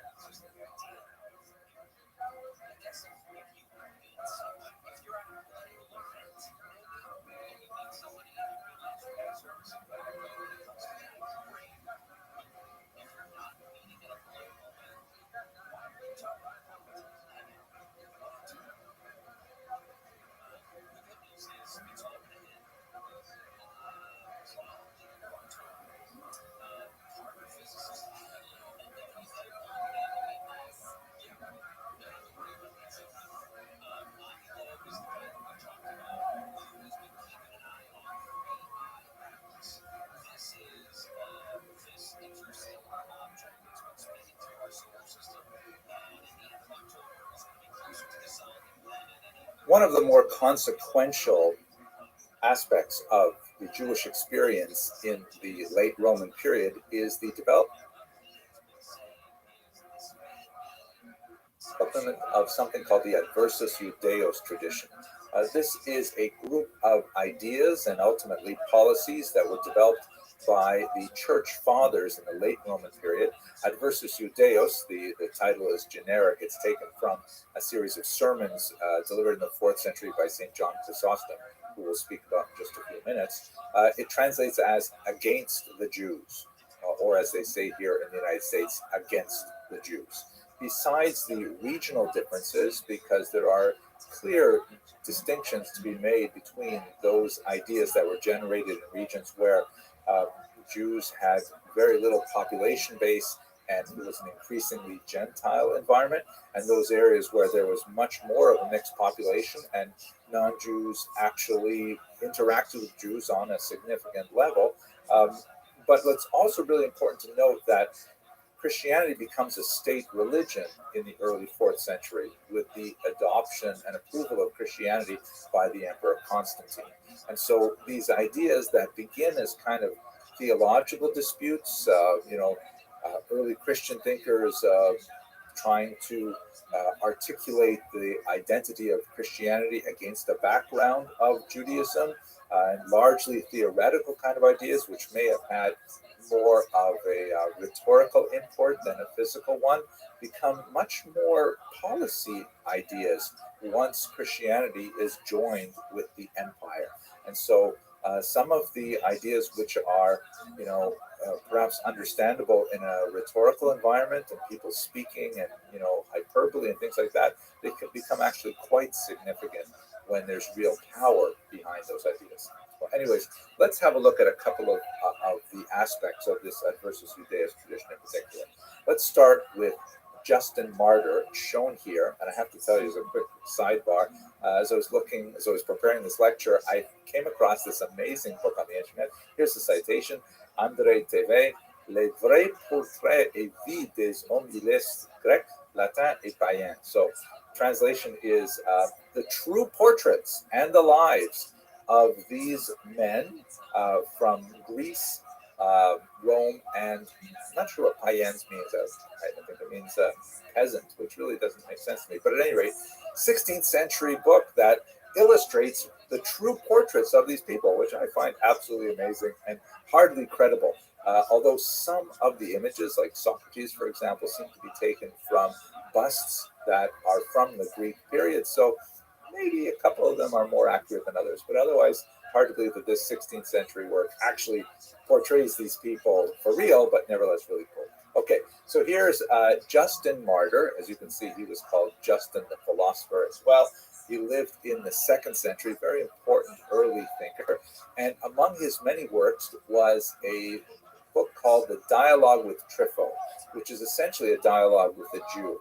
And Justin Martyr really takes a lot of the ideas that were nascent in the Gospels and develops them to articulate a rather harsh approach to Judaism as a whole. First off, he clearly makes a distinction between his vision of Christianity, which is ethereal and spiritual and based on ideas and morality and emotion, as opposed to Israel, the Jews, who are carnal in nature, dedicated to really, like earthly things like sacrifices and blood and like which spoon went into which pot. Was it a meat spoon and a milk pot and things like that? And he wants to say essentially that the Jews are all wrapped up in physicality, and that's a negative thing, whereas Christians are much more thinking about, the more spiritual aspects of life. This is an unfair characterization, but nevertheless, it creates a kind of a dichotomy that will be repeated over and over again in many Christian thinkers over the centuries. He also, at the same time, and it seems to me a little bit contradictory, that while he's putting down the Jews for their carnality, he's saying, and besides, we're the real Jews. Christians are the quote-unquote true Israel. That is, that what the Jews were doing with all of those mitzvot, all of those commandments, those were totally wrong and totally physical and not the way God wanted them to go. Christianity, which has abandoned all of these things, is much more of the true Israel. I have to tell you, as a little bit of an aside, I often get a lot of comments on this site about, you guys are not the real Jews. You are Khazarians, or the true Jews are actually Black Americans. And I like. It doesn't bother me that much if other people want to claim that they are the true Israel. It'll all sort itself out in the end, I guess. But what bothers me is like, what does it matter to you what I call myself? I could call myself an alligator if I want, right? Why is it such a big deal to you if I decide to identify as an alligator? At any rate, that's something that is a very pronounced idea that reverberates throughout the centuries. Also, at the same time, Justin Martyr really emphasizes something called the obduracy of the Jews, meaning their stiff-necked nature, their refusal to admit that everything that Justin Martyr and other church fathers are saying is true. And this is why, according to Justin's thought, the Jews deserve more punishment, because really, by refusing to admit the truth, they brought it on themselves. Right? So in other words, the Justin Martyr would demand that Jews admit something, and if Jews refuse to admit it, then they should be punished for their obduracy. It's definitely a kind of not such a great start for Jewish-Christian relations, and it is a very important early theme in the Church Fathers. As we shall see, however, there are some very important correctives, especially of Augustine. But before we get to him, let's have a look at briefly, at any rate, at the work of Saint Jean Chrysostom. And look, isn't this amazing? Hey, we have another one of these vrai portraits, another true portrait of Saint Jean Chrysostom. This one seems to me rather, captures a certain element of his thought. At any rate, he is a 4th and early 5th century thinker based in Antioch. And as I mentioned earlier, it is to his work that we owe the very term Adversus Judaeus, because there's a whole cycle of sermons that he delivered in the 4th century that became especially influential in the Eastern Church, but nevertheless set a tone for the entire church as well. The main thing that John Chrysostom was upset with was the participation of Christians and pagans in Jewish public ceremony. We should pause for a second and just think a little bit about Jewish theology here. One of the basic ideas that was articulated long before in Jewish thought was the idea that the children of Noah, that is non-Jewish society, is not bound by the huge number of commandments that Jews are in receipt of. That is where the stuff that Justin Martyr was saying was all carnal, like, the refusal to use electric devices on the Sabbath and things like that. That's all like carnality, and that's all physicality, and why don't you guys just let it go already? But in Jewish thought, that is something which is not mandatory for non-Jews at all. In fact, the Talmud describes 7 specific commandments which are incumbent upon all humanity. And by and large, those 7 commandments, I think most people would find pretty reasonable. Like, for example, no murdering and no adultery, and you've got to set up courts of law to work out your differences, and no cruelty to animals, by the way, is in there, things like that. And there's 7 basic laws, just be a mensch. That's the Noahide laws. And according to Jewish theology, there is no reason whatsoever for Noahides, that is, the children of Noah, general humanity, to take on any more commandments than they were originally given. If they so choose, then they may, and of course the conversion is always open to non-Jews, but there's no impetus, there's no demand for it. They will enter into heaven and receive reward for their righteousness and so on, so long as they observe these 7 commandments. Nevertheless, this makes Judaism essentially neutral on the participation of non-Jews in their services. Non-Jews may, there are some interesting exceptions to this, which I won't go into in this little class, but non-Jews are welcome to come to Jewish synagogue. Non-Jews are welcome to participate in all kinds of rituals, and there's nothing really stopping them. It's not like a closed society. And from what we see in Chrysostom's rather venomous comments in his sermons, this is exactly what was happening in Antioch. That is a fairly open society. Non-Jews are getting involved in Jewish activities and going to synagogue even, and participating to whatever degree they feel like they want to within Jewish circumstances. And he was really upset with this because this was making it very difficult for Christianity to clearly identify what it's about as opposed to Judaism.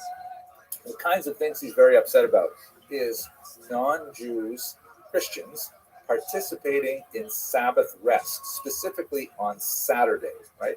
A little bit earlier in the 4th century, the very important Council of Nicaea that adjusted the calendar in some significant ways, making sure that Christians would observe the day of rest on Sunday, not on Saturday, the Jewish day of rest, and that Easter would always be unlinked from Passover.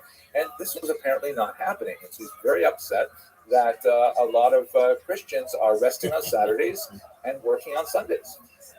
He's upset that it appears that non-Jews and Jews are occasionally exchanging gifts on their holidays, which is very puzzling to him. This also has some echoes in the Talmud, incidentally, but I'm sure he wasn't aware of those things. That non-Jews were enjoying matzah, that Jews would give them their freshly baked Passover matzah, and that's a pretty nice gift. It's like $25 a pound. So they're giving them it's essentially bread and it's just flour and water, crackers, but nevertheless it's a seasonal food and so on. That non-Jews were engaging in feasting and in fasting with Jews, that sometimes Christians would participate in Jewish fasts, like the fast to commemorate the destruction of the temple and so on. That he refers to non-Jews kindling lights on the Jewish festivals, which appears to be some kind of reference to non-Jews acting as a Shabbos goy. The term goy, by the way, can be used in a derogatory sense, depending on how it's used, how it's, the tone in which it's stated, but it literally means nation. In fact, the Jews themselves are called a goy, a nation, in the Bible and in the liturgy.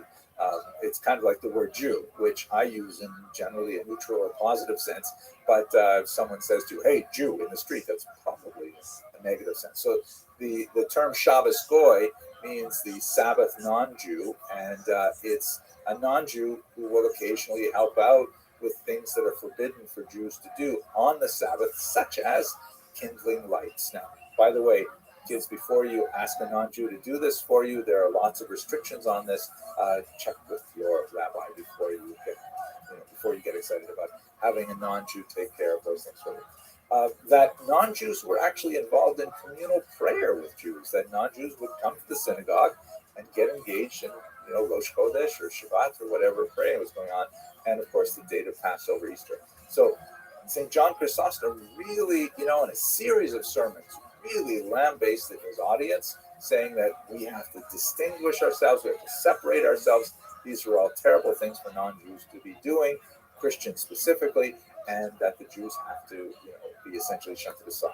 There's a lot of evidence in Chrysostom's sermons that suggest that Jews and Christians actually got along fairly well in Antioch, and he was not happy with that specifically.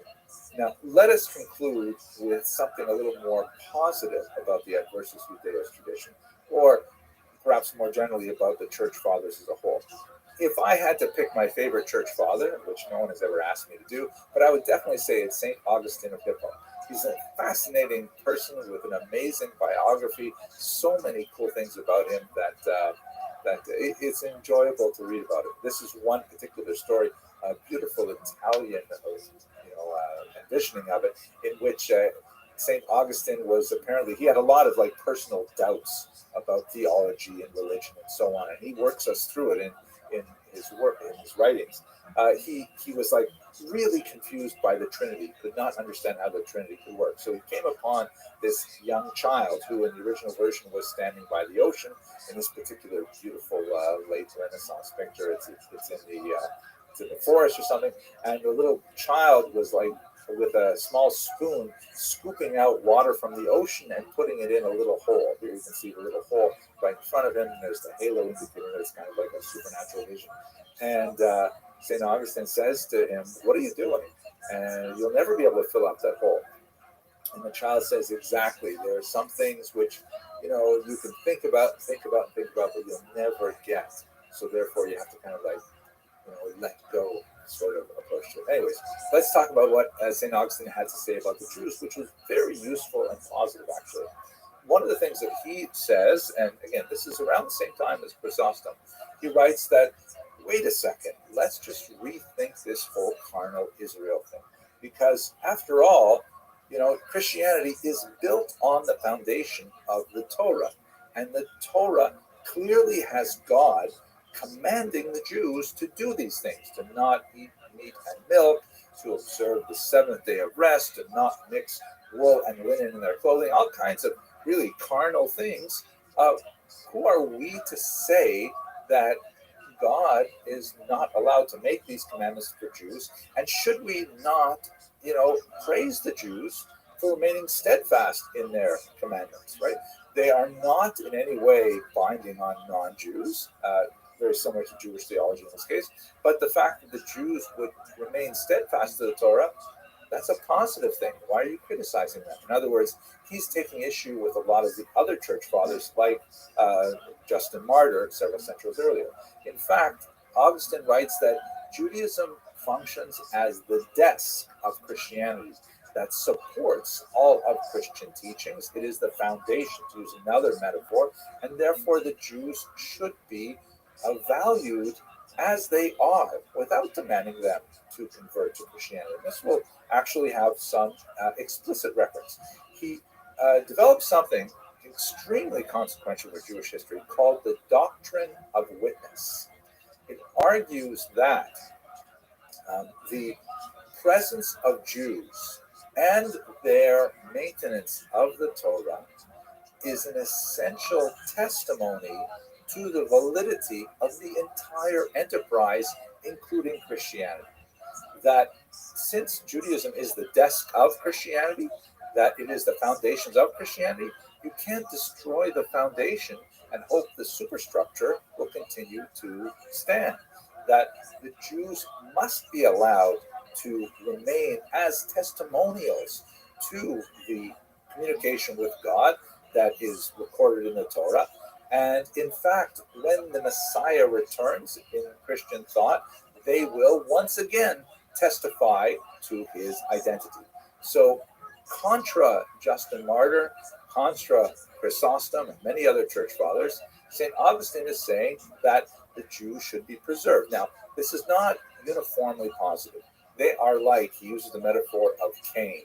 You'll recall that early on in the book of Genesis, Cain kills his brother Abel, and then God punishes him by placing a mark upon his forehead and causing him to wander forever. And the most important element of that mark is that although there was opprobrium associated with it, he was not to be killed. That anyone who were to slay Cain, the mark was there to indicate they should not be killed, that he should not be killed.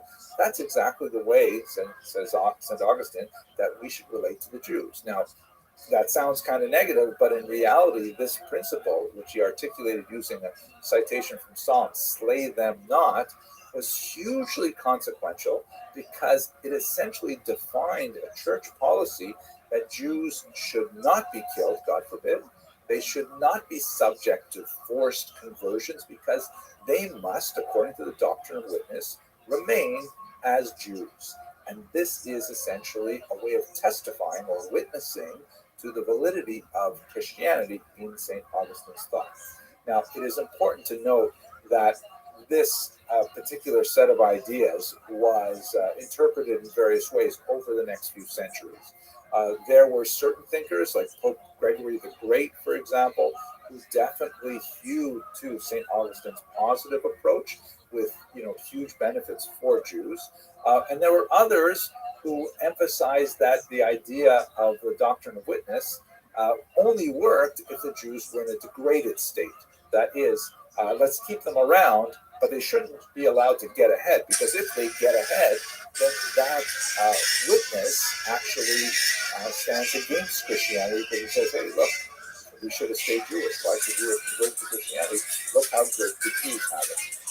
Nevertheless, St. Augustine's ideas created sort of like a pathway to allow the Jews to progress through the Middle Ages, and ironically, church law therefore protected Jews because they were within the boundaries of St. Augustine's doctrine of witness. There were notable exceptions to this rule. There were periods when the church adopted forced conversions, or at least recognized them ex post facto, and we will unfortunately discuss those in future lectures. But by and large, St. Augustine's contribution was actually very, salutary for the survival of the Jews. Okay, that's it for a very quick look at some of the thought of the Church Fathers and the discussion of their impact on Jewish history. Let's look a little bit more now at the interior life of the Jewish world, and specifically at the world of the synagogue and the development of something called piyut. Thanks very much for watching.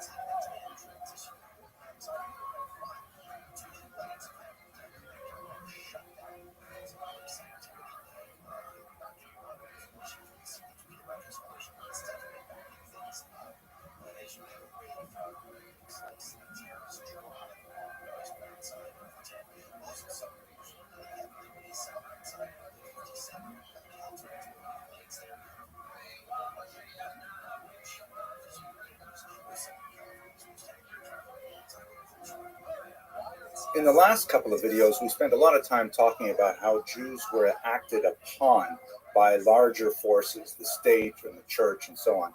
But I don't want to give you the impression that they're just, passively accepting whatever is coming to them from the outside. The Jews are also very creative at this period in time as well. And so let's just take a few minutes to see one area where their creativity is especially prominent, and that is in the institution of the synagogue. Here's an interesting looking map of the synagogues in the ancient world, specifically looking at the 1st and the 2nd century. If you have a look at the legend there on the left, you can see that the blue dots refer to literary references to old synagogues, and the green circles are papyri, and then you've got inscriptions like stone inscriptions, and finally the stars are archaeological evidence of these synagogues. Now, they're not including here the synagogues in Israel. Of course, there are quite a few in the land of Israel itself, but the main concentrations are in the Nile Delta in Egypt. You've also got quite a few in Asia Minor, the Italian Peninsula. A few of them up on the Black Sea littoral, which is really interesting. And then one that we'll look at in a little bit more detail in a second, Dura Europos, which is way over here on the right. Fascinating synagogue. And so synagogues are an extremely important institution for Jews, especially after the temple is destroyed in the 1st century, especially when they're a minority living away from large Jewish population centers. The synagogue is their locus for formal communal ritual activity. specifically religious worship, and they had to like kind of articulate that. What exactly does religious worship look like when you don't have the ritual sacrifice associated with the temple?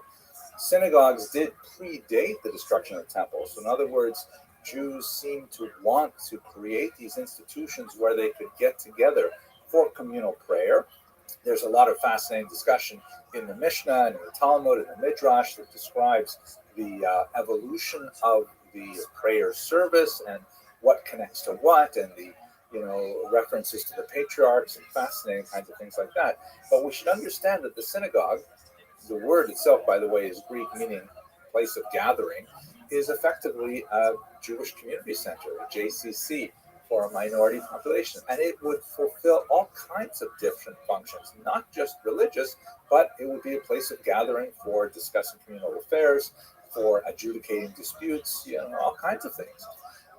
The basics of the service that is familiar to synagogue goers today took centuries to evolve. And if you look at the prayer book, that's really an archaeological textual representation of the wanderings of the Jews in diaspora as well, with core elements that go back to Israel, and then other elements and other prayers that were added in many different iterations throughout their long history. One of the things that I find especially fascinating is that women are remarkably well represented in the sources that we have. Professor Tal Ilan wrote a really interesting article in the Cambridge History of Judaism, Volume 4. Have a look in the notes, and I'll give you a reference to that. In that, of the synagogues where we know there are lists of donors, like this is something in contemporary synagogues as well. You'll have like a plaque here and a plaque there, and you'll have a plaque on top of a plaque. Everyone who gives anything to the synagogue is recognized in some kind of public way. So looking at these ancient inscriptions that have survived, 1/3 of the names of donors to the synagogue were women. In some cases, they're mentioned in leadership positions as well. So that's a really fascinating statistic. And I wish we knew more about that, but maybe we'll get back to it later on in this series. At any rate, the synagogue is forming as a major locus of Jewish activity, and innovations are replicated across Europe. And let's look at two of them in particular. Here is a beautiful wall painting from Dura Europos. That remarkable synagogue was so well preserved. This is actually a representation of elements in the story of the book of Esther. You can see there's Mordecai on the left on a horse. He's being walked along by Haman, I think.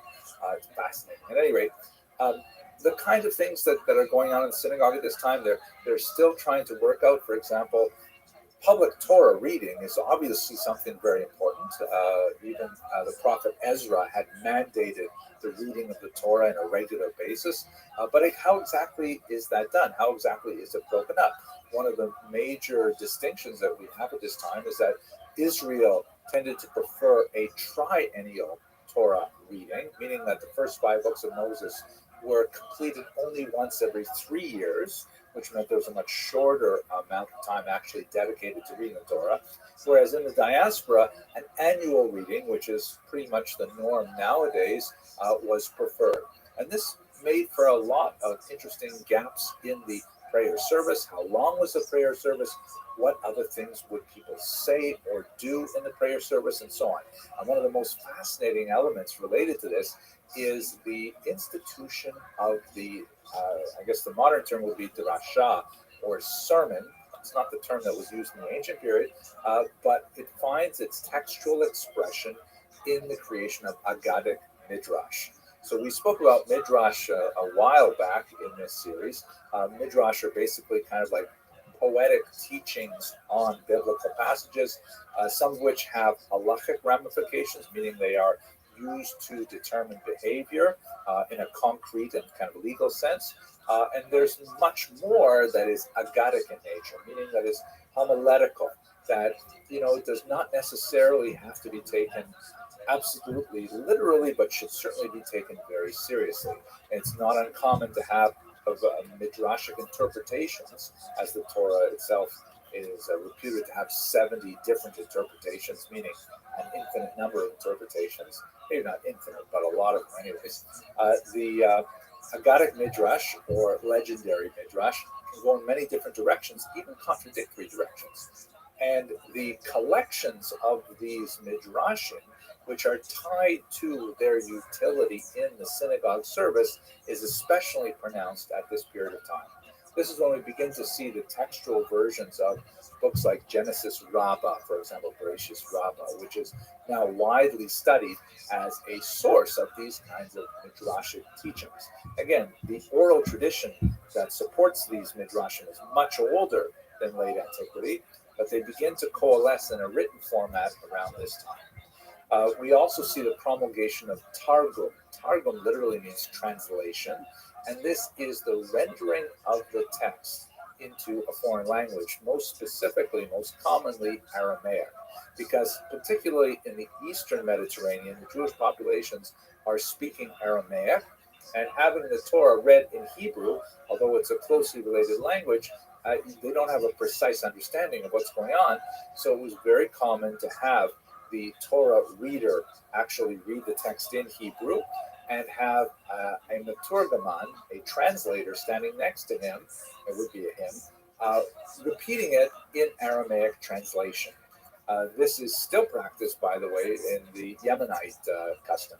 So the several Targumim were composed. Perhaps the most famous is that of Onkelos, which is traditionally printed in the standard editions of the Torah, the Chumash. But there are several other Targumim, especially of other parts of the Bible, that were circulating and were widely used at this time.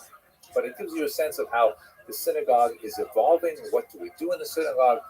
What do we say? When do we say it? How long does it take? What do we add? And so on. One last detail, and I know I'm going through this very quickly. I wish I could spend more time on this. The development of something called piyut, which is probably best translated as liturgical poetry. This era sees an effervescence of an attempt to, kind of encapsulate the prayer, specifically the fixed prayers that we have already had pre-existing this period, such as the Shemona Esrei, the Amida, to restate them in poetic language as an artistic endeavor, something that would appeal to the literary and aesthetic sensibilities of the synagogue goers, or as amplifications of prayer, like longer discourses on events that are described with very sparse language in the biblical text, but expanded upon in an imaginary and artistic manner. This is a fascinating period where we have more and more of these paitanim, of these poets, creating liturgical innovations, that many of which are preserved even to this present day.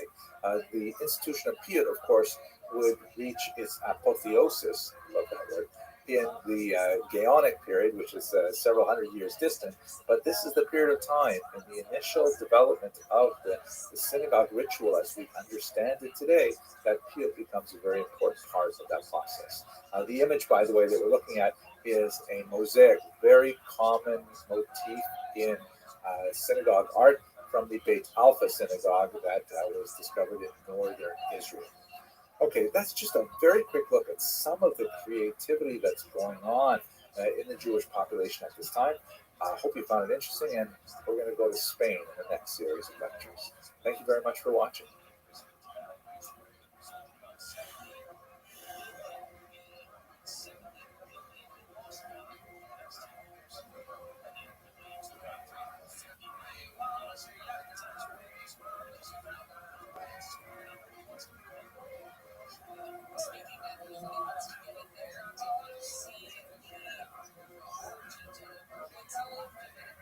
Let's continue our discussion by looking at the experience of Jews during the period of early settlement in the Iberian Peninsula.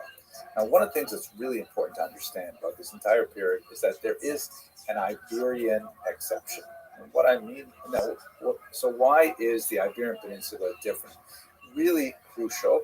The Iberian Peninsula represents an unusual moment in Jewish history where you have three major monotheistic cultures interacting with each other for an extended period of time. Put in other words, for most of the last 2,000 years of Jewish history, the majority of Jews have either lived under Muslim rule or under Christian rule. And there's a lot of interesting contrasts and comparisons that hopefully we'll be engaging in as we go through this history over the next year or so of lectures. But in Spain, and to a certain degree in Portugal, you have this unusual environment where Jews, Muslims, and Christians interact in a triangular culture rather than in a binary culture. So, for example, if we pick, let's say, medieval England, you would have this tiny Jewish population as a minority within a large Christian population. Or if we look at, I don't know, Egypt, you'll have a tiny Jewish population within a large Muslim population. And the way in which Jews interact with their host culture is quite different than we have in Spain, where because of the changing power dynamics of three cultures, two of which who are really vying for rulership of the entire peninsula, the Jews have an unusual opportunity to flourish. And in fact, they do, especially in the Muslim period, which we're going to discuss in a little more detail. So let's just put that on hold. And I'd like to quickly introduce this subject by looking at the various periods of Jewish history as most historians have defined. The first, which we'll talk about in this lecture, is the early settlement and the early Visigothic period. That is the first time we have any sense of Jews inhabiting the peninsula and what we might be able to know about their experience from the 5th century onward when the region was dominated by the Visigoths. Secondly, you have a kind of sub-period of the Visigoths, let's call it the Catholic period, when the Visigoths switch from one form of Christianity, Arian Christianity, to Catholic Christianity. And that represents a really significant shift in terms of how they relate to the Jews. Then that ends with the year 711 rather abruptly with the invasion of Muslim forces. And so this initiates the Islamic period as the Muslims make their way up from the south of the peninsula all the way up to the Pyrenees. This is the Islamic period. Now, most of the activity is focused in the southern region, in Granada and Cordoba, but there is some fascinating things that are happening here. This is what's often called the golden era of Spanish Jewry. Somewhat of an overblown term, but nevertheless, there's a lot of merit to it, as we shall see later on in this course. Now, the Christians begin to push back from the north, and that is called the Reconquista, or the reconquest of Spain. It happens slowly. The northern part, the northern section, of course, are conquered first, and it's only in 1482 when the Muslims officially lose even their toehold in the south. But during this period, which overlaps with the Muslim period because the northern section will be Christian, the southern section will be Muslim, that's also very significant for our study of the Jews because the Christians, when they reconquer the peninsula, will have a very different orientation toward their Jewish minority than we would see under the Muslims. And then finally, although of course there is the dramatic and terrifying expulsion of the Jews in 1492, and then subsequent developments in Portugal with a forced conversion and also a mass migration in 1497, you have what I'd like to call the crypto-Jewish period, because there's still a very significant population of Jews living as Christians in the Iberian Peninsula, and there's a whole spectrum of what that really means. There are some Jews who are like just clamoring to get back to their Jewish practices, but are feigning Catholicism simply for the time being. And on the other end of the spectrum, you have Jews who become enthusiastic adopters of a new faith. And along that spectrum is quite a range of people. There's also a significant expatriate community, particularly those Spanish Jews who fled to Portugal and then sometimes a generation or three later left Portugal only to readopt their Jewish identity in the diaspora. So the crypto-Jewish period is not only what happens in Spain itself, Spain and Portugal, but really what happens in their diasporas as well. So that will take us right up to the contemporary period. So these are like 5 basic ways to divide up the period that we have before us. We're going to concentrate right now on the early settlement. Here's a great map from an atlas the Barnavi atlas that I recently had a chance to examine, and it gives you a sense of the scattering of Jewish population around the Mediterranean basin in the 1st through the 3rd century. So it's a little bit rough because each black square is the same size as every other black square, and that's clearly not reflective of the size of the Jewish population there. You also have that kind of starburst that shows that it's an important Christian community, and I think there's a lot more important Christian communities than Alexandria and Rome, but nevertheless, Antioch, still it gives you a sense of the early diaspora, the early scattering of Jews that extends all the way up to London and into what would be later France and Germany. But of course, Spain is an extremely important region. And as you can see from the shading, the kind of darker orange is where it's really strong by the end of the 1st century, which is concentrated in the Eastern Mediterranean, what will be Turkey, Asia Minor. But by the time you get to the 3rd century, you've got some significant suggestions of Jewish populations all the way out on the Atlantic coast in what would be the Iberian Peninsula. So who are these Jews? They are known as Sephardim, which comes from a passage in the book of Ovadia, biblical book of Ovadia, which refers to the people who are in exile from Jerusalem, and that community is known as Sepharad. The modern Hebrew term for Spain is Sepharad, taken from this verse in Ovadia, and the people who come from the region are called Sephardim, which is the plural in Hebrew for someone who comes from the region. Sepharadi is the adjective which we use to refer to one person or to things which pertain to Sepharad. Now, there's really no good reason to assume that when the book of Ovadia specifically calls a place Sfarad, that it is referring to what we call Sfarad today. This is a common thing that happens in Jewish geography, that when Jews visit far-off places or settle there, sometimes they will take on biblical names when we don't really have any specific connections to say that this is that place. Case in point, Ashkenaz is one of the names of a person mentioned in Genesis. And when the Jews reached northern Germany, they said, okay, here we go. Let's call this place Ashkenaz, right? Maybe the people who descended from Ashkenaz live here, and hence we call it Ashkenaz, but there's really no reason to say so. So it's a very tenuous connection, but nevertheless, the term has stuck, and it is useful because it does refer to a distinct group of people and a distinct geography, but nevertheless, no real reason to assume that in the book of Ovadia, they're actually referring to what we call Spain. There are Talmudic references several hundred years later, which refer to Aspamia. This is a little bit more realistic, given the period, let's say, 1st through 3rd century. We've already got Jews living there, and it sounds a lot like Hispania, a very common kind of shifting of vowels and consonants you have between Latin and Aramaic. So by the time we get to the Talmud, there's no question that there is reference to Spain and some familiarity with it.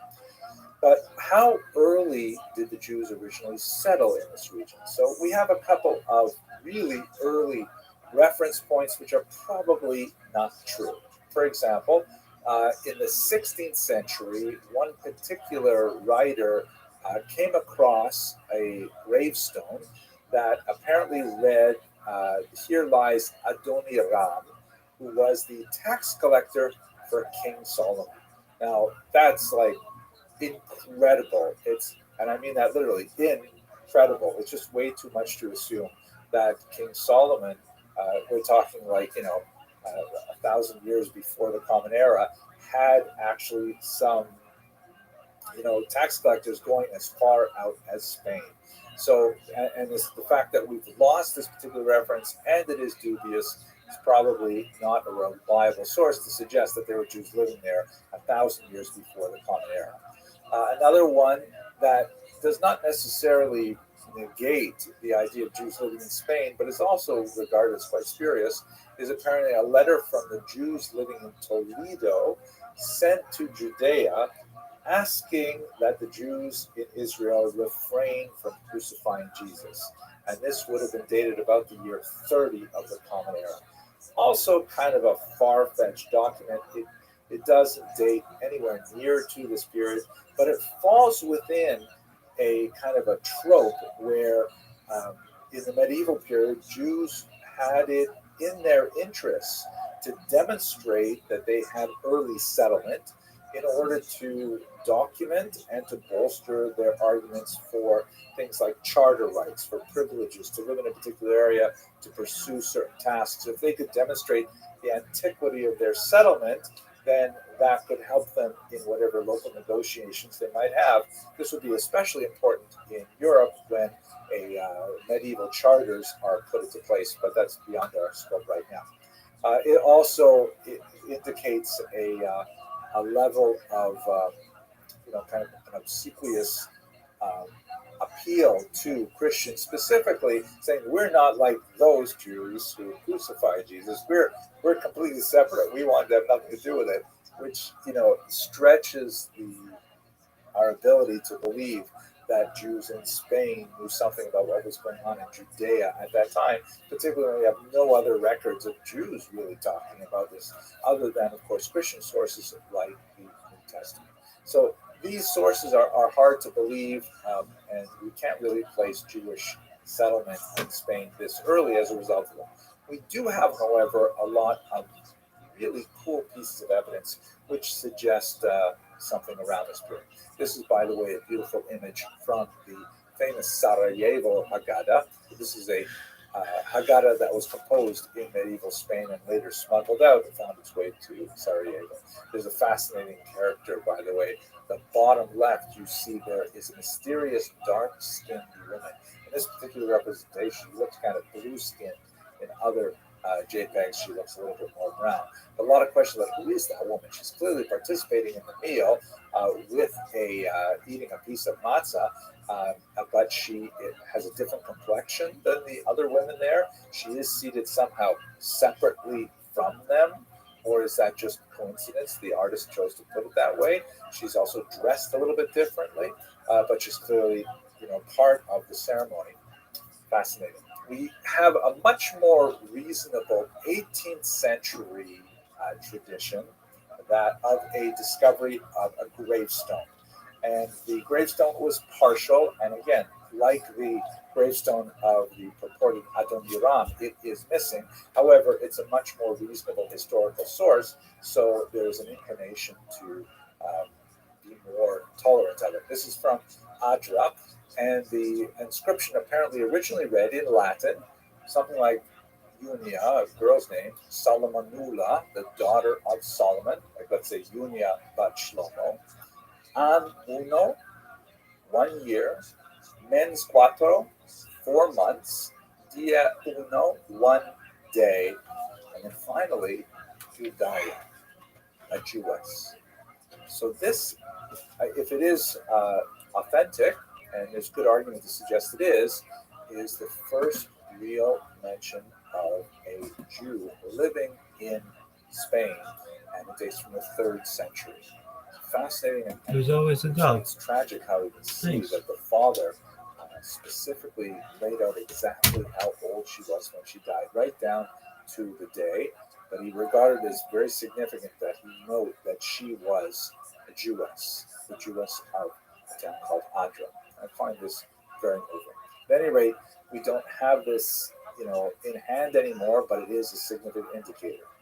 We also have a literary evidence of the possibility of Jews in Spain from the 1st century in the Christian scriptures. In Romans chapter 15, there's a discussion there where Paul indicates his desire to go visit Spain. And the reason why this is specifically a good possibility of seeing a Jewish population there is because Paul used to specifically go to Jewish communities as they tended to attract potential Christian converts. That Paul enjoyed visiting those communities that had a lot of Jewish population, and then kind of like fellow travelers or interested populations that were a market for the ideas that Paul was, disseminating at these times. So quite possible that if Paul wanted to go to Spain, he wanted to go there for a good reason, meaning there were Jews already living there who would have attracted some proto-monotheists who would consider Christianity as a religious option. We also have an amphora that was discovered in Ibiza that has 2 Hebrew letters. So it indicates at least the possibility of trade in the region. It's quite a bit earlier. It's also 1st century, but doesn't necessarily indicate that it originated there. But by the time we get to the 4th century, then it's pretty clear that it's important to the church, at least, to talk about Jews living in the region. Again, I'm going to qualify this in a second, but basically we have a very important church synod or council in a town called Elvira, and there's a whole bunch of Jewish legislation in the deliberations and decisions of this particular council. There are very clear bans in these documents on intermarriage, bans on social dining. That is, Christians are forbidden to engage in recreational dining with Jews. And one of my favorite passages, a very strong adjuration that Christians must not allow Jews to bless their crops, meaning that Pedro can't say to his friend Baruch, "Hey, you're Jewish. I know you have a close connection with the big guy. Come by to my field, please, and give it a blessing so we can get a good crop." Now, the reason why this is somewhat problematic is because although it suggests that these things were happening, it doesn't necessarily mean that they were. They could be kind of like, testimonials to faith that are just inserted in these kinds of documents to sort of explain that, don't worry, we're following the party line on all of these issues. It doesn't actually mean that there are Jews who are doing these things with Christians. On the other hand, sometimes the specificity of these things does suggest that it's more realistic. Like, for example, a ban on intermarriage, sure, that's pretty standard. A ban on owning Christian slaves, Jews should not own Christian slaves. Okay, we hear that too. But mixed dining, blessing the crops, that will sound sort of specific. Like, let's say, for example, I understand there are laws on the books here in America that also, prohibit a person from riding his horse in, certain areas of New York City. Now, nobody rides horses except for policemen and maybe those guys with the special carriages. So it doesn't apply to anyone, but there's no point in taking that law off the books. And even if you renew the law code for whatever reason, I mean, it doesn't hurt if you just keep it in there. That doesn't mean that there are actually horses riding in the streets. But if there's something really detailed that says something like, people are forbidden from riding their horses in Manhattan, especially when we are, building new cell phone towers, right? So, look at that. There's a detail there that places it within the modern period and makes it more suggestive that it might actually happen that people are riding horses and interfering with the cell phone construction. Kind of a stretched example. At any rate, so it's possible that the Council of Elvira was actually talking about real Jews engaging in real relationships with Christians, but we simply don't know for sure. One more source, which is a letter from Bishop Severus of Minorca in the year 418, is also quite tendentious and could easily be entirely fabricated. But again, the level of detail suggests that such a thing actually happened. In this particular letter that the bishop wrote, he refers to a local conflict between Jews in a Christian community, and he specifically numbers the Jews. I mean, the level of detail and specificity suggests that it's more realistic than not. they have in this particular letter, which is fascinating for lots of reasons. He depicts a situation in which Jews not only get along with Christians, but they actually have some level of authority. They serve in kind of like municipal councils and so on. And in the end, these Jews are forcibly converted to Christianity. And it's possible that the entire story is entirely fabricated, perhaps for religious propaganda purposes. But there are some thematic elements in the story that are quite ominous, as we shall see this reported in much more authentic sources for several hundred years afterwards.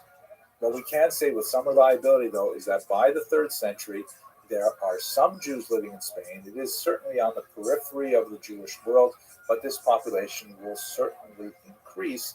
And by the time we get to the early 8th century and the Muslim conquest, we'll certainly have a much better sense of the size and the distribution of that population. But let's turn now to the Visigothic period.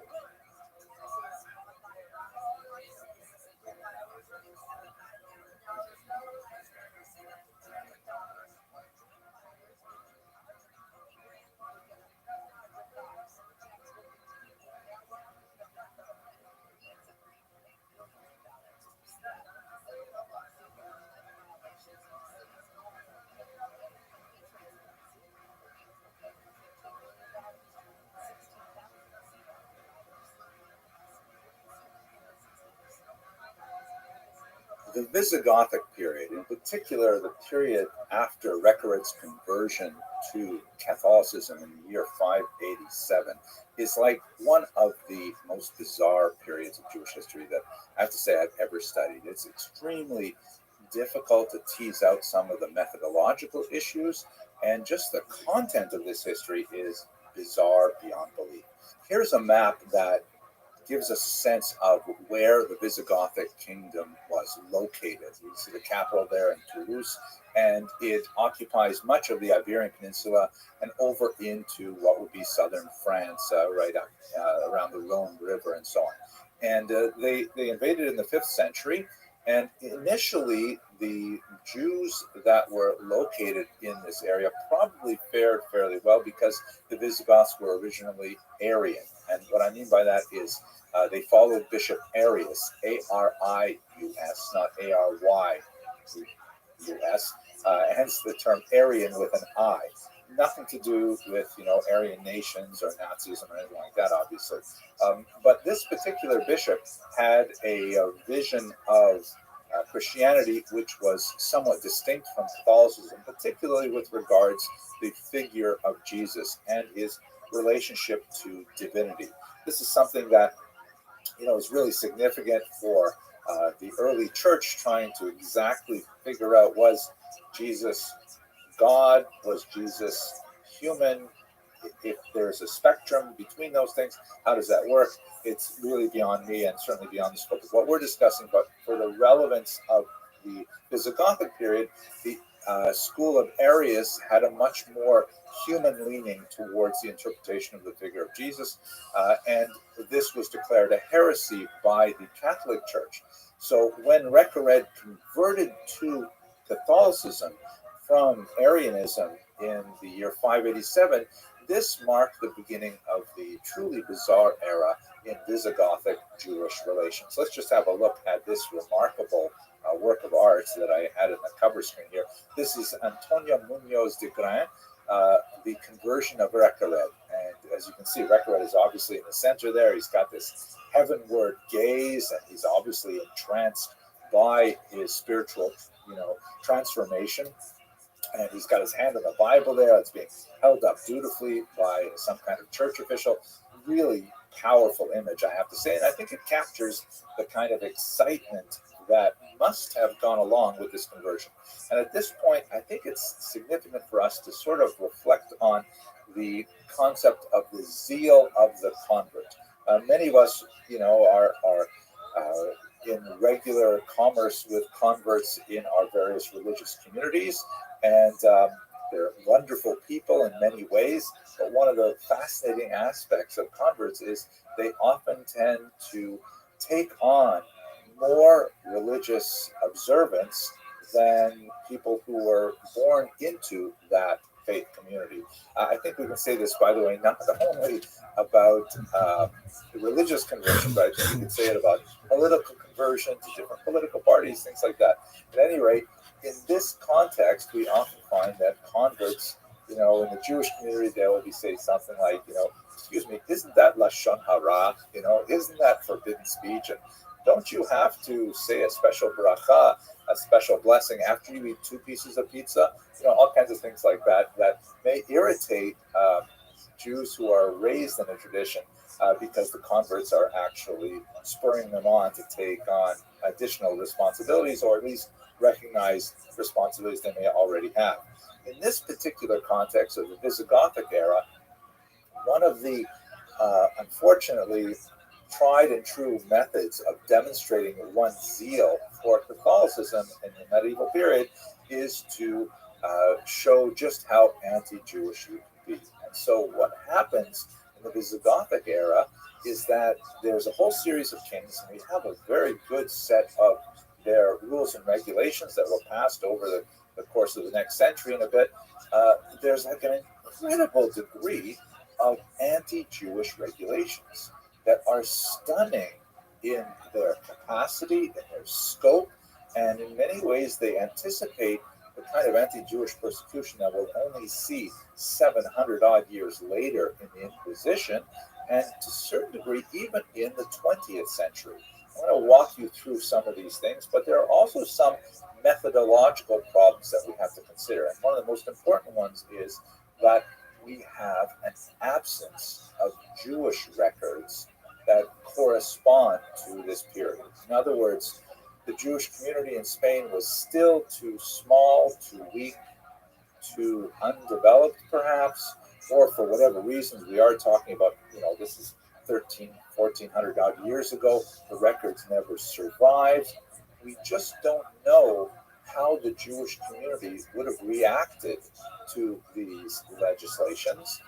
And it's even possible that in the absence of any kind of secondary perspective on the period, that it could have been a legal fiction. In other words, it doesn't cost very much to simply put a law on the books.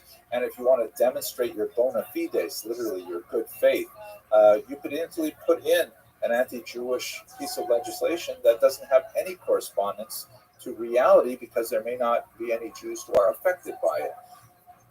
It's hard to imagine that these laws were completely fictional, but on the other hand, it's also difficult to imagine that all of them were actually imposed, and in some cases, the imposition was a logical impossibility. That is, for example, once you have forcibly baptized all the Jews, how do you go and forcibly baptize the Jews again 20 years later, which is the kind of thing that we see in this period? Either you have to redefine, either you have a new influx of Jews into the region, not impossible, or you have like open Judaizing with Jews abandoning the forcible conversion, also not impossible, or you have a new definition of what a baptized individual is. It's also not impossible. Let's go through some of those scenarios. But first, I think it's important that we actually look at the kind of persecutory legislation that was imposed in this Visigothic period. So you recall, once again, that the period we're talking about is basically from 587, when we have this conversion to Catholicism on the part of Visigothic kings, until 711 with the Muslim invasion. Here's a remarkable image that captures, I think, very brilliantly the sort of atmosphere that I get in my mind when I think of these Visigothic kings. This is Alonso Cano's 17th century Kings of the Visigoths. I wonder if there's a certain bit of art history here that I don't know much about. I'd like to do a little more research on it, because they don't look like 6th, 7th, 8th century kings to me. They look a little bit too modern, maybe Renaissance era, maybe even later, maybe the fashion and things like that. I'm not sure. But the expressions are perfect. Like the impression I get of these Visigothic kings from Alonso Cano's work is spot on. Let's try and understand some of those regulations. So, as I mentioned, one of the most common things that we see in the Visigothic law books is a series of forced conversions conversions of Jews, which caused a certain amount of stir beyond the Visigothic era. The church, the higher church, never openly approved of forcibly converting Jews, and depending on the era in which we're studying, there is more, disclaimers or more discouragement of local kings to do this. But on the other hand, the church really had difficulty dealing with the ex post facto situation. What do you do with Jews who are forcibly converted and in so doing partook of the sacraments, including, for example, baptism? Can you simply ignore that and say, no, they're actually Jews, it doesn't count, do over? Or do you have to say, well, you know what, it shouldn't have happened, but now they're in fact Christians?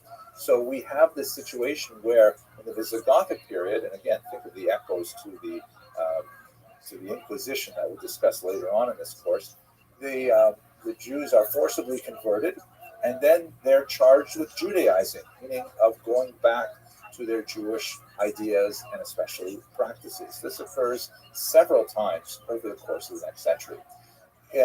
One possible way to understand this cycle is it seems that the Visigoths may have created a new Christian status, which is something that we will see explicitly with the Inquisition period almost a millennium later, that the Jews are made Christians through baptism, but then they're not really trusted, that they have a new Christian status which distinguishes them from the old Christians, meaning they're not quite reliable in their Christian bona fides. Hence, they could be once again forcibly converted, they could be once again persecuted, identified, and ostracized in various ways. Now, here's some of the bizarre elements of it. The Visigoths, in their zeal to really root out Judaism, put in place legislation that specifically banned, for example, Jews from traveling to different locations for their festivals. And if travel was permitted, they literally had to check in with local church officials on their route and to ensure that they would not be engaging in any secret Jewish practice. This is a level of reach and interference into daily life that is wholly modern in concept. Like the idea of actually tracking people's movements with kind of like a 7th, 8th century GPS. It's so bizarre, but nevertheless, that's the kind of thing that they were demanding, that Jews had to like regularly check in with Christian officials to make sure that these Jews who now are Christians are not actually going back to Jewish practice. And it really seems like way out of context for much of the anti-Jewish legislation that we won't see for a long time. And the punishments were, oh my gosh, way over the top in comparison to the kinds of things we see elsewhere. One punishment, which was apparently meted out even to children, was something called decalvatio, which is, it could mean one of two things. It could either mean an embarrassing kind of very short haircut. We all know what that's like, especially for teenagers, right? That someone who was accused of a fairly minor crime, like maybe refraining from work on Saturday, which is kind of like a passive crime in this context, and they might receive this decalvatio as like a being shorn of their hair, might be especially embarrassing for a woman, and then, to have to walk around and people would identify them that way, at least temporarily. But it could also mean scalping. I mean, literally carving the top layer of skin off a person's head, like in the American Wild West. And that would be a devastating kind of punishment, especially for children, if you can imagine it. It's possible to imagine that is in fact what they meant by decalvatio, especially when you look at some of the other punishments. So one of the more serious charges was a marital relationship between a Jew and a non-Jew. Once again, remember that term Jew might actually refer to a new Christian, perhaps, in which case the male partner would have his sexual organ amputated. Wow. partner would have her nose amputated. Horrific kind of punishments. These do sound like kind of Visigothic in nature, like the Dark Ages had a lot of really bizarre punishments like this, but nevertheless, you see the scope and reach of these punishments is mind-boggling. There are repeated confiscations of wealth and repeated expulsions. Like all Jews have to leave Visigothic kingdom, and then 20 years later, all Jews have to leave the Visigothic kingdom. So once again, how do you do that twice? Does that mean that there were Jews who came back to the region? We do have examples of this in the medieval period. France, for example, expels its Jews 3 times in, I think it was the 14th century, the 13th century. And then they're re-invited again. Yeah, it would be the 14th century. They're re-invited back in. So did that happen and we just don't have a record of them being invited in? Or perhaps these are just simply fictional laws that are stated in order to kind of like, show whoever reads these laws that in fact they are adequately persecuting their Jews. Again, the methodological problem is that we don't have the reaction of the Jews. If we had some documentation from the Jewish community suggesting that they were protesting or that they were hiding or they were dissimulating, then that would validate the laws as being something that was actually practiced. But otherwise, we only have this legal text, and we don't know how much it corresponds to reality on the ground. We do have some sense of it based on how the Jews would later react to the fall of the Visigothic Empire. Let's turn to that in just a minute. First of all, I want to point out that this brief period, right, from 587 to 711, is one of those strange kind of moments in which we only have one little kind of pinprick view of history, and it is incredibly dense with text, but absent other perspectives, it's hard to know what the big picture is. But I'm hardly the only person to comment on the so-called rhyme of history, that a lot of the elements that we're seeing in the Visigothic period would later be expressed, especially in the Iberian Peninsula, especially in the era of the Inquisition.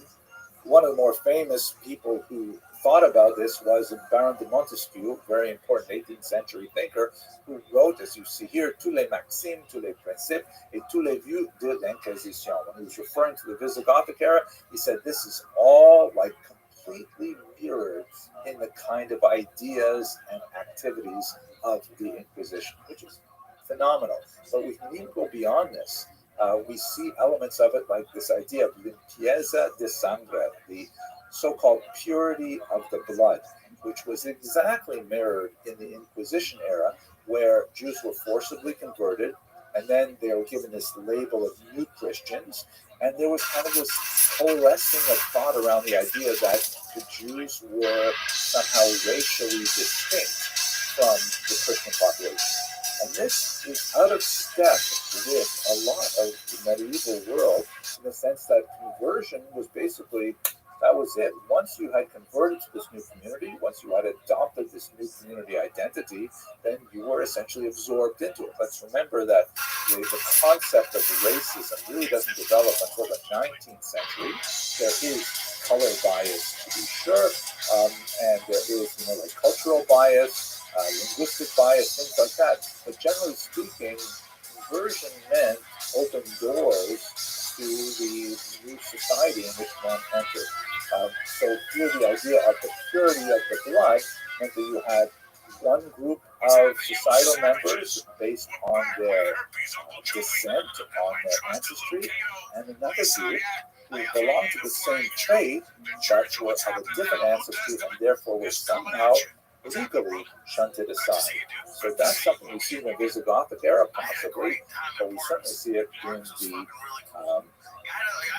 Inquisition era. And one last thing, one of the brilliant early scholars of the Holocaust was someone named Dr. Rutherford, who wrote this massive 3-volume work, an early work, really delving into the Nazi bureaucratic text, which is called The Destruction of the European Jews. And he specifically looked to the Inquisition era as a straight line from the 15th century right up to the 20th century. And, when I first read that, I didn't know as much as I do now about the Inquisition era, and I thought, oh, come on, please, that's like history backwards. And I really doubted it. But now I'm feeling that, you know what, there is a lot of symmetry between some of the thinking of the Inquisition and the Holocaust. Specifically, the ideas I mentioned earlier, and also the incipient totalitarianism that we see in this era. The idea that the state can really reach so deeply into the private lives of citizens, something which we do not see really happening until, let's say, the 18th, 19th century at all in Europe, and especially in the 20th century, that requires modern technology, modern communication, record keeping that can be distributed over a large geographic area. These kinds of things really aren't possible in the Visigothic era, but in fact we see them at least making the attempts in the Visigothic law codes. So it's a terrifying thing to think about this as being the roots of something that would only mature in its darkest form in the 20th century, but nevertheless I think it's worth contemplating. This all comes to a dramatic conclusion in the year 711 with the Muslim invasion of the peninsula. You can see on this map here coming up from the south, and with remarkable speed and power, the Muslims completely dismantle the Visigothic state and begin a new era for the peninsula. Now, the Jewish reaction to the Muslim invasion is complex, but on the whole, they were definitely pleased to see the Muslims. There's a certain amount of debate, which I hope to engage in when we come back to the peninsula, as to how much Jews were involved with these early Muslim invaders. There is a historiographic tendency to portray the Jews as traitors of the Christian nation.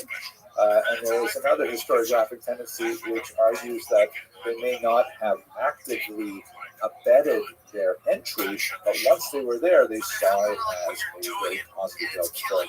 I think I'm leaning towards the second interpretation, but let's get to that when we get to that particular period.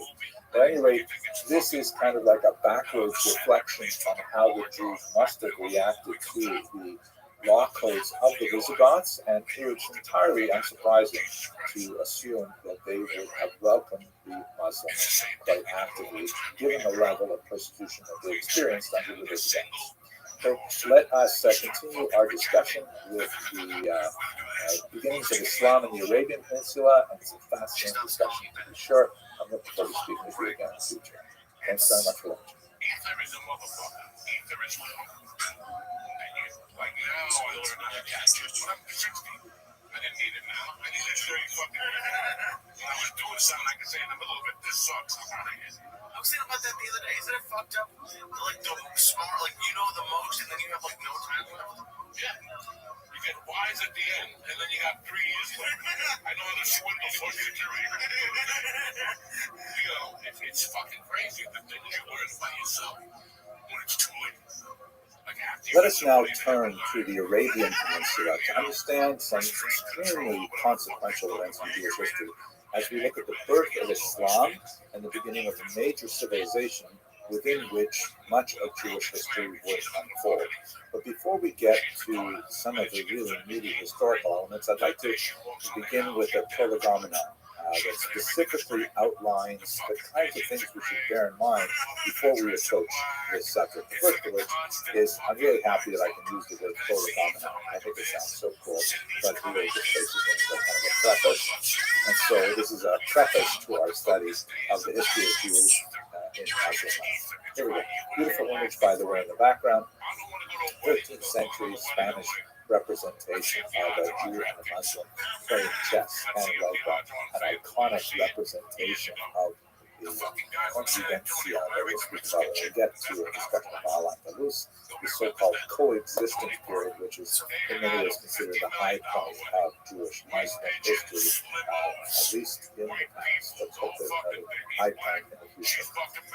To really understand the 7th century context of the birth of Islam and the relationship of early Muslims to Jews, we should really look at it from the perspective of the 19th century, and in particular, a struggle for Jewish emancipation that occurred in central Germany at that time. One of the most important early scholars of the relationship of Jews and Muslims is Abraham Geiger, shown here, who is perhaps more well known as the intellectual founder of the Reform movement called Liberal in Germany. But what is perhaps less well known is the fact that he was quite a talented historian. And he came out with this book, Was hat Muhammad aus dem Judentum aufgenommen? What did Muhammad take from Judaism? What did he derive from Judaism? It's a very important influential text, which sort of reoriented a lot of Jewish scholars to the close relationship between Muslims and Jews and Islam and Judaism that had pertained for much of the medieval period.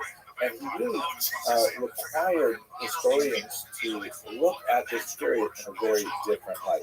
Now, this was one of those rare historical books that sort of seeps out past the narrow attention of historians to the broader Jewish world as a whole.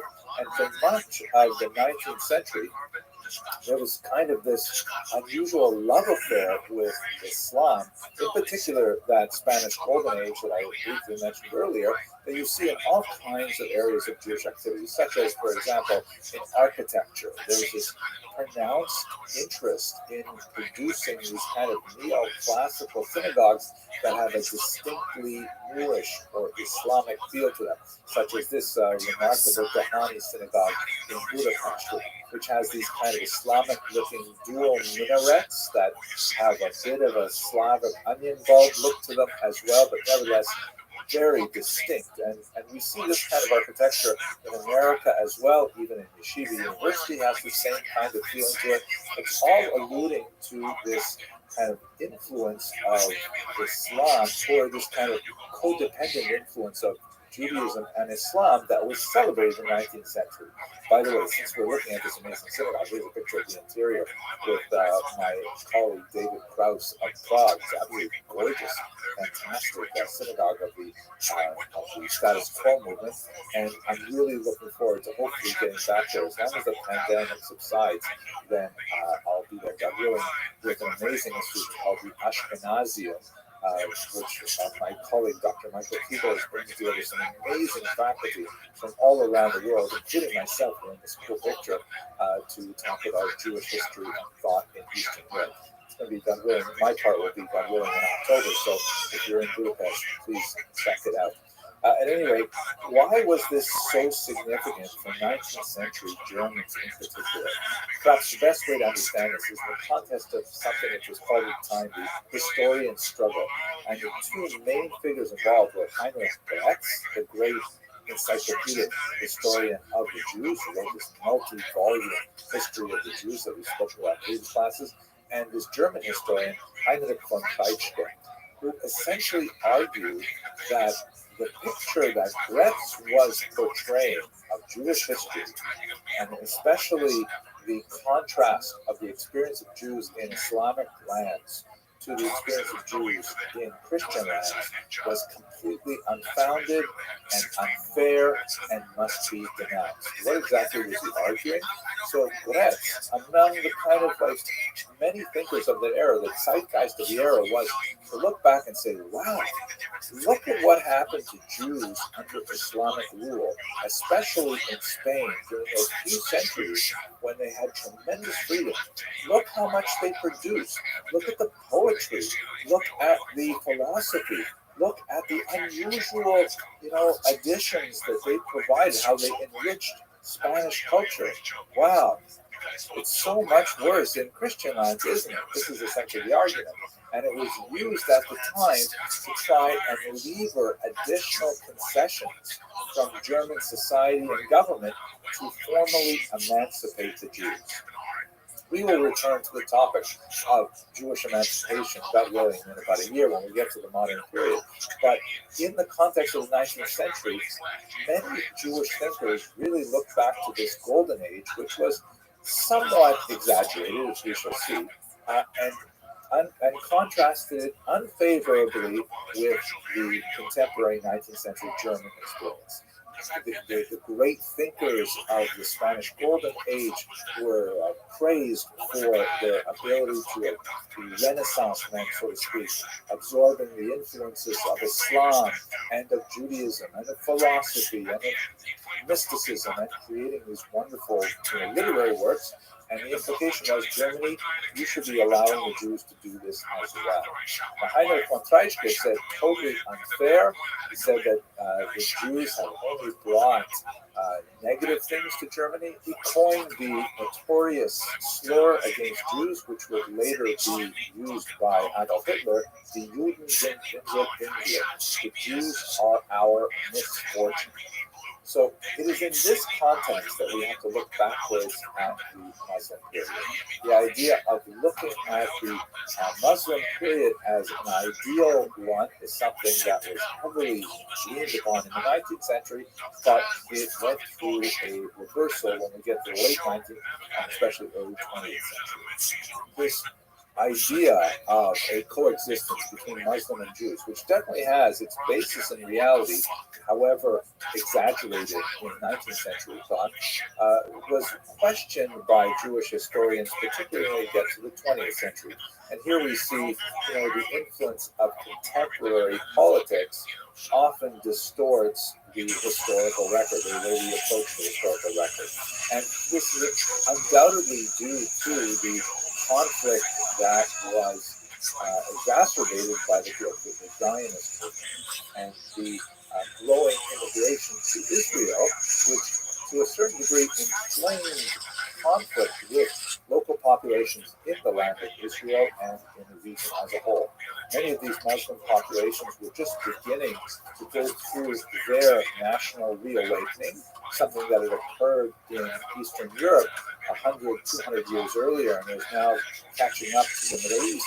And they began to see these Jewish immigrants as somehow interlopers and as somehow upsetting the status quo in a very negative way.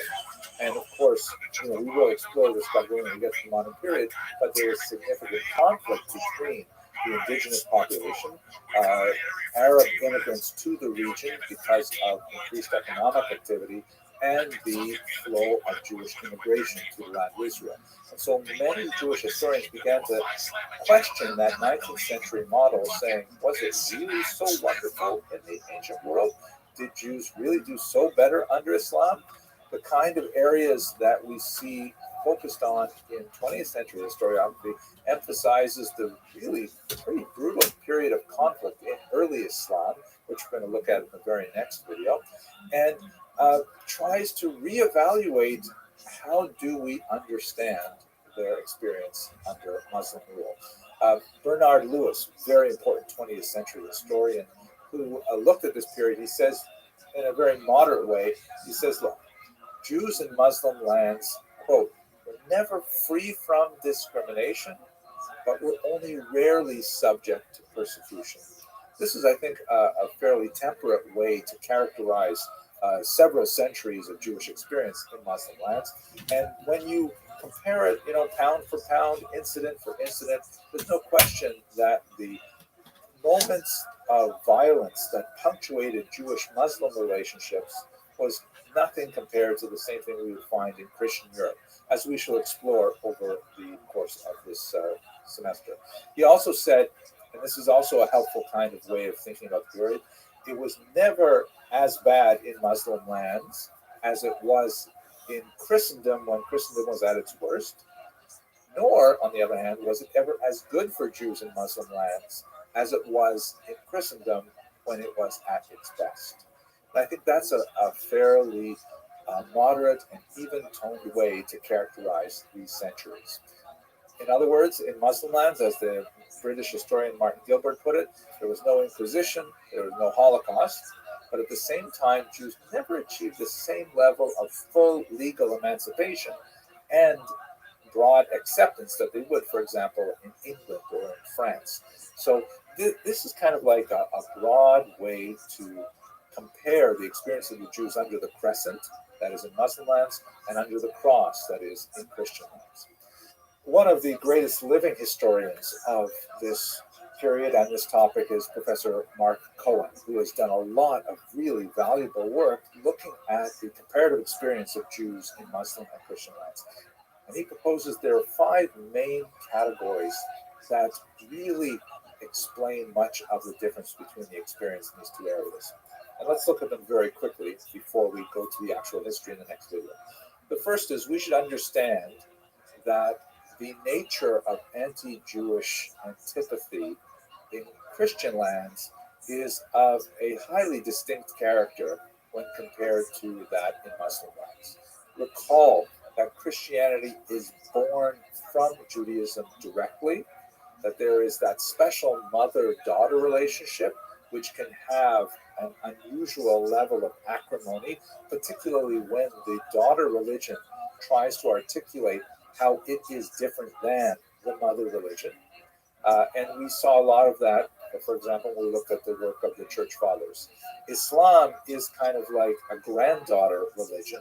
It occurs 6 centuries later, and it doesn't necessarily have the same kind of need to distance itself from Judaism that Christianity did. It's a very significant theological point that colored much of the period we're discussing. Secondly, we're talking about very different kind of socioeconomic structures. In Europe, you have a form of feudalism that has competing centers of power. The church is a very powerful center, particularly at certain periods like the 13th century, and the king is very powerful at other periods. And sometimes the king's interests vis-a-vis the Jews do not coincide with the church's interests, and depending on which power is stronger and in which region, that can hold the Jews in one direction or another. The nobility is also very significant. Sometimes the kings do not have absolute power vis-a-vis their nobility, and so Jews can often find themselves pulled in different directions. This is not the same kind of social structure that pertains in Muslim lands, and as a result, much of that uncertainty and, for example, propensity for expelling the Jews does not exist in the same way in Muslim.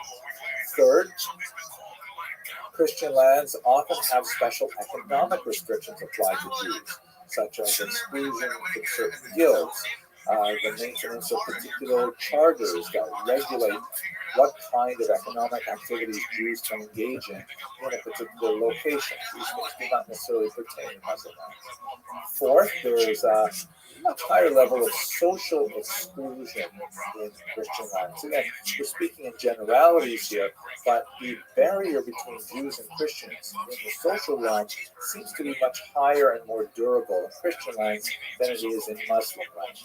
And finally, in Europe, we begin to see the gradual expansion of what I'd like to call an ethnic proto-nationalism. It's too early in the medieval period to really speak about nationalism, which is essentially a modern phenomenon, but the growing sense of the strength of larger regional identities, which will ultimately find its fuller expression in nationalism, begins earlier in Christian lands, and this affects the Jews because are they considered part of this proto-national identity? In Muslim lands, you don't necessarily have the same growth of that specific regional identity. You have much more of a pan-Islamic, sometimes pan-Arabic identity, and Jews are much more included within that model than they would be in the European model. So these are 5 factors that serve to distinguish the experience of Jews in Muslim lands from the experience of Jews in Christian lands, and as we go through the next few lectures, hopefully this will become much more apparent. The golden age in Spain really was a golden age. There were phenomenal things to see in that period. And I'm looking forward to speaking with you about it shortly. But nevertheless, placed within the larger context, hopefully these ideas will give us a better sense of how to fairly characterize the relative experience in these two realms of Jewish history. Wow, so much talking. Okay, thank you very much for listening. Let's go now to look at the experience of Jews in the Arabian Peninsula at the time of the birth of Islam. Thank you for watching.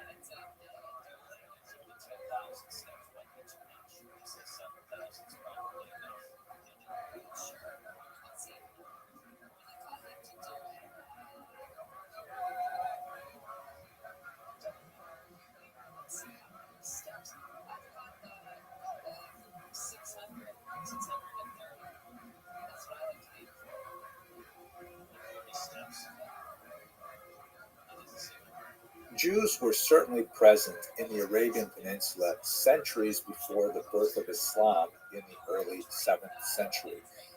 There are legends of settlement that come to us from Muslim sources that place the arrival of Jews way back in the biblical period, and there are various degrees to which we can ascribe any kind of historicity to it. The idea that they may have been descended from, all right, so we've for got example, a college pick to do. Jews who went in search I guess of there's standard the spread and Amalekites in the confidence. Arabian Peninsula, or Why aren't we perhaps doing whether that? they were somehow related to the figure of Okay, Jethro, the first game, father-in-law of Moses. But Texas nevertheless, versus we Ohio certainly State. are on solid ground when we get to Josephus, who A good speaks one. about 500 soldiers sent to the region in the first century. This is entirely plausible because when you look at the physical proximity of the land of Israel to the Arabian Peninsula, there's no question that there will be permeable travel between those regions. We also, as we discussed in the previous lecture, noted that there was actually a Jewish kingdom in the southern part of the peninsula, in the region what we would call today Yemen, the kingdom of Hinyat, which fascinating kind of footnote to history in this sense. But to be sure, by the 6th century, when Islam was born, Muhammad himself was born in the year 570, we have a strong presence of Jews in a region called the Hejaz, which is, as you can look at see on this map here, it's the basically the coastal region of the Red Sea, a region that is known for its agricultural output, and there are numerous noted Jewish communities that are shown here on this map with the solid dots. We should point out in particular the presence of Jews in Mecca, which will of course be the prime holy city of Islam, and also in Yathrib, which later was named Medina. Note even the Hebrew-sounding term Medina, which in Hebrew basically means city or province, depending on the context. Also note here the location of Khaybar, which will be especially important in understanding the conflict between Jews and Muslims in this early period. So we've got this environment where Jews are well populated in a very important region of the Arabian Peninsula. Islam, the founder of Islam, Muhammad, has interactions with Jews, to be sure, and with Christians. And as we discussed in the previous video, there's no question that certain elements of Islam are modeled upon Jewish practice, such as the prayer multiple times a day, the dietary restrictions, and so on. So he has some familiarity with Jews and Christians, and Islam shows the impact of a lot of these ideas. But it would be unfair to say that Muhammad's early encounters with Jews were positive. In fact, it would probably be more accurate to characterize his relationship with Jews as one of armed conflict. Much of this early period, based on the sources that we have that come from 3 biographies of Muhammad that were written over a century later, are of his extensive conflict with many of the Jewish tribes in Mecca and in particular in Medina. Let us understand that the Jews who lived in this region at this time were actually Arabs. We should distinguish between these terms. Arab is an ethnicity, it's like a people. It also is a culture that involves certain modalities of dress and certain kind of patterns of economic activity and of course a language. And Jews were fully participating in these things. The Mishnah and the Talmud has lots of interesting references to Jewish Arabs and their behavior, much like today we'll talk about Jewish Americans or French Jews. They are Jews who live in France, and of course they speak French, and of course they enjoy baguettes and things like that. So the Talmud, for example, speaks about the way in which Jewish women dress in the Arabian Peninsula, and they call it simply Arab Jews, and it's not considered a contradiction at all. Islam, on the other hand, is a religious faith, and Muslims are those who participate in Islam. So it would be inappropriate to speak of Jewish Muslims unless you want to say that they are Jews who have converted to Islam. But you could easily say Jewish Arabs because they participate in that ethnicity and that culture. Muhammad's biographers describe a series of alliances that Muhammad attempted to form with the various Jewish tribes with various degrees of success. In general, the Jews were happy to speak with Muhammad, but had no interest in adopting Islam, at least not on a tribal basis, although there were many significant individuals who did leave Judaism to join the Muslim faith. The tribal alliances sometimes ended in betrayals and then were followed up by bloody battles. They should be easy. Terrible beheadings and all kinds of acrimony. I don't like doing Captives were taken from the women and children. Muhammad himself actually took 2 wives from Jewish captives who later formed very significant positions within his circle. One of the most notorious of the incidents of violence which followed an alliance which was betrayed was at the location of Khaybar. And in fact, ironically, for Muslims, Khaybar actually occupies a very large place in their kind of map of historical geography.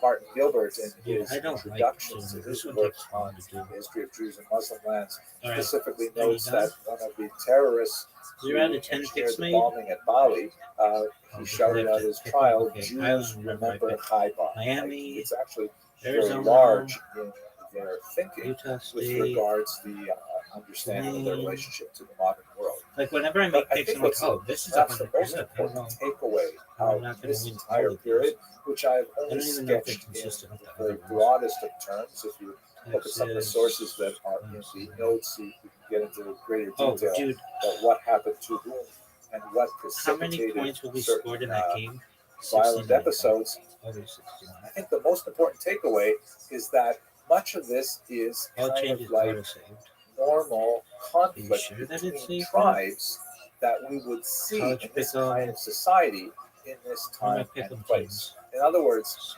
contrasting Muhammad's conflict with the Jewish tribes with, let's say, the anti-Jewish attitudes of the church fathers, you see that it's really, a typical power struggle, an argument over territory, influence, and social position that translates to many societies at many times. It's certainly not pleasant. It's certainly not peaceful, but it is definitely something which we could say is unfortunately normal in terms of the history of human conflict. The Jews were tribes in the region, just like Muslims occupied tribal identities in the region, and they came to conflict in the period of Muhammad. Now, what I think is more significant for our purposes is to understand how these conflicts were resolved politically and historically, and those are things that we're going to see in 2 very important documents, one which we're going to discuss right now, and the next one will be in the following lecture, the Constitution of Medina and the Pact of Imam. The Constitution of Medina is not precisely named. It's not really a constitution, although that term has been used widely to try and explain it particularly to modern readers. But what it does refer to is the establishment of a formal relationship between Jews and Muslims in the era of Muhammad. It is generally thought to be quite an early document and quite authentic. There are internal references within the document that have been analyzed to suggest that it actually does come from the period of Muhammad's early activity. Now, what exactly does it do? According to Dr. Moshe Gil, who is one of the well-known historians of this period, it basically demotes the Jews to a relationship of subservience to the Muslims as a people, specifically with the goal of removing their ability to negotiate independent alliances with other tribes. In other words, just like Muhammad had to go through a period of conflict with the Jewish tribes in Medina, the Constitution of Medina basically says, okay, after all this is done, Jews, you will have a level of protection, you will have a fixed place within society that you can rely upon. We'll discuss in the next video why that is so important. But you will not be equal to the Muslim tribes, and you will not be able to side with one tribe against another and things like that. This is extremely important because they were a significant, powerful entity in Medina in particular, and by removing their ability to negotiate their own political future, it meant that they would have to remain docile, but at the same time, the Constitution also extends the protection of the Muslim people as a whole. In other words, they exchange their independence and their status for a diminished status. They also have to retain shared responsibility for defense. And what's significant about all of this is that the Jews may not have a high place in society, an equal place in society, but they do have a reliable place in Muslim society, and that will be exceptionally important for their future historical development. Okay, let's come back to this idea in the next video as we talk about the Pact of Umar and what it means for Jewish history moving forward. Thank you very much for watching. So go ahead, grab a gummy and find out what in the cloud. I just did. We're back, check. Uncle Joe and my girl here. What's your name? Catherine McCurdy. Lawrence Rocco. No. It's Catherine Artucci, motherfucker. fucking attaboy at me. What's happening, beautiful? The Pact of Umar is a hugely consequential document that had a huge impact on the way in which Jewish life was regulated in Muslim lands. It was not necessarily adhered to according to the letter of the text in every place and every time.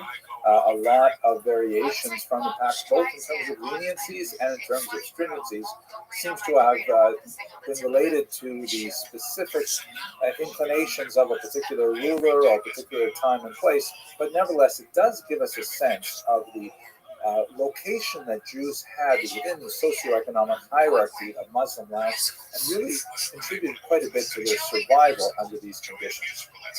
The pact is attributed to the second caliph, who reigned between the years of 634 and 644. Caliph essentially means successor, and this is a reference to the rulers of Muslim lands after Muhammad. It might also refer to the caliph known as Umar ibn Abd al-Aziz, who ruled in the 8th century. However, there's a problem with the text because most scholars note that the document is not cited before the early 9th century. So in other words, we're not entirely confident that it was really pertaining to periods prior to the 9th century. But what's especially important for our purposes is, at least from the early 9th century onward, this document both defines and regulates Dhimma status for Jews. Dhimma essentially means protected class, and it refers to the Jews and other so-called peoples of the book that have a place in Muslim society which is not as high as believers, as Muslims, but nevertheless they have certain protections within that realm as well. People of the book includes the Christians and later the Zoroastrians as well, and in certain contexts it refers even to the Hindus, although it doesn't seem to entirely correspond to the same reasons as the monotheistic faiths of Judaism and Christianity in particular. The idea is that their earlier interaction with the divine is recognized by the Pact of Umar, and as a result, the people who pertain to that faith are therefore guaranteed certain privileges and certain rights, as well as being burdened by some of the specific items in the Pact of Umar show the influence of Byzantine regulations and also of Sassanid, that is Persian regulations as well. What's exactly in the pact? So there are three basic areas that are described in this pact that define what Jews and Christians and Zoroastrians and so on are allowed to do and not allowed to do in Muslim society. And let's look at those three areas. The first is basically they are restricted from engaging in public religious activity, especially activities that might lead to proselytism or disturb the public sensibility that this particular land is Muslim in nature. So examples of this are synagogues and churches could not be built anew. They could only be repaired. Now, of course, as I mentioned earlier, quite often this was observed during the breach, and Jews did frequently engage in building new synagogues in Muslim lands, often for an exchange of funds, but nevertheless, the idea was that Judaism was to be maintained in its status quo and not expand.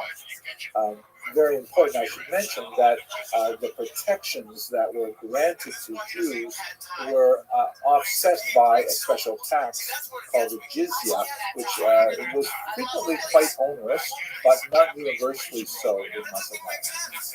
But to continue, Jews and Christians could not engage in loud public displays of their religious activities, like outdoor parades, or the pact also refers to using noisemakers like clappers during services and so on. This was perhaps more relevant to Christian activity than Jewish activity, but the holiday of Purim, of course, does involve the use of noisemakers. These kinds of things were prohibited by the Pact of Umar, obviously for the purpose of not attracting Muslims to features of the non-Muslim faith. So in other words, Jews could preserve and observe their own religious activity, which is of huge value to the Jews, but they have to kind of constrain it to make sure that it doesn't impinge on the religious sensibilities of the dominant population. Jews were particularly happy about that and very pleased to accept it in the sense that, Jewish practice was protected. Secondly, a range of small symbolic discriminatory practices and social distinctions. For example, Jews were not allowed to bear arms, carry a sword, to wear certain colors or certain types of clothing that were associated with Muslims. In fact, they had to wear distinctive clothes that set them apart from Muslims. Again, quite often these practices were simply ignored or bribed out of existence. Jews could not ride with saddles, they had to use bareback. And whether or not these rules were enforced really depended a lot on local conditions. So the idea, though, however, is that while Jews were a protected class, the Dima, nevertheless they were a subjugated class at the same time. But overall, fairly limited restrictions on things like economic activity, so on the whole positive. And third, certain preferential support for Muslims, both in terms of financial support, for example, in the jizya, but also in, maintaining Muslim travelers. Jews were required, for example, to extend a certain amount of hospitality to Muslim travelers. They were prohibited from engaging in certain economic activities like the sale of alcohol, which of course is prohibited in Islam. And then there were, things like they could not build their houses taller than Muslim houses. The same would apply to religious structures as well. So it was kind of like put in place another reminder that Muslims were the dominant population and had superior rights, and Jews and Christians and so on were a subordinate population. Again, protected. This is something that Jews really appreciated. It allowed for Islamic lands to achieve the status of being a Rechtsstaat, a society governed by law, because the Pact of Umar at least defined areas where Jewish activity was protected. The implications are huge because this meant that Jews could rely on certain structures being in place for their maintained activity. It's true that there were at least symbolic placements that kept them in a second-class status and theoretically prohibited them from expanding in size, building new synagogues and things like that.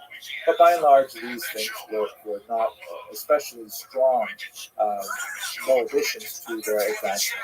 What I think is especially interesting is to contrast the Pact of Umar with the doctrine of witness that we discussed when we looked at the Church Fathers, because this provides us with a kind of counterpoint that illustrates the difference of Jews in Muslim lands as opposed to Jews in Christian lands. Jews in Muslim lands had to recognize their subordinate status, but nevertheless had a tremendous amount of freedom within those boundaries.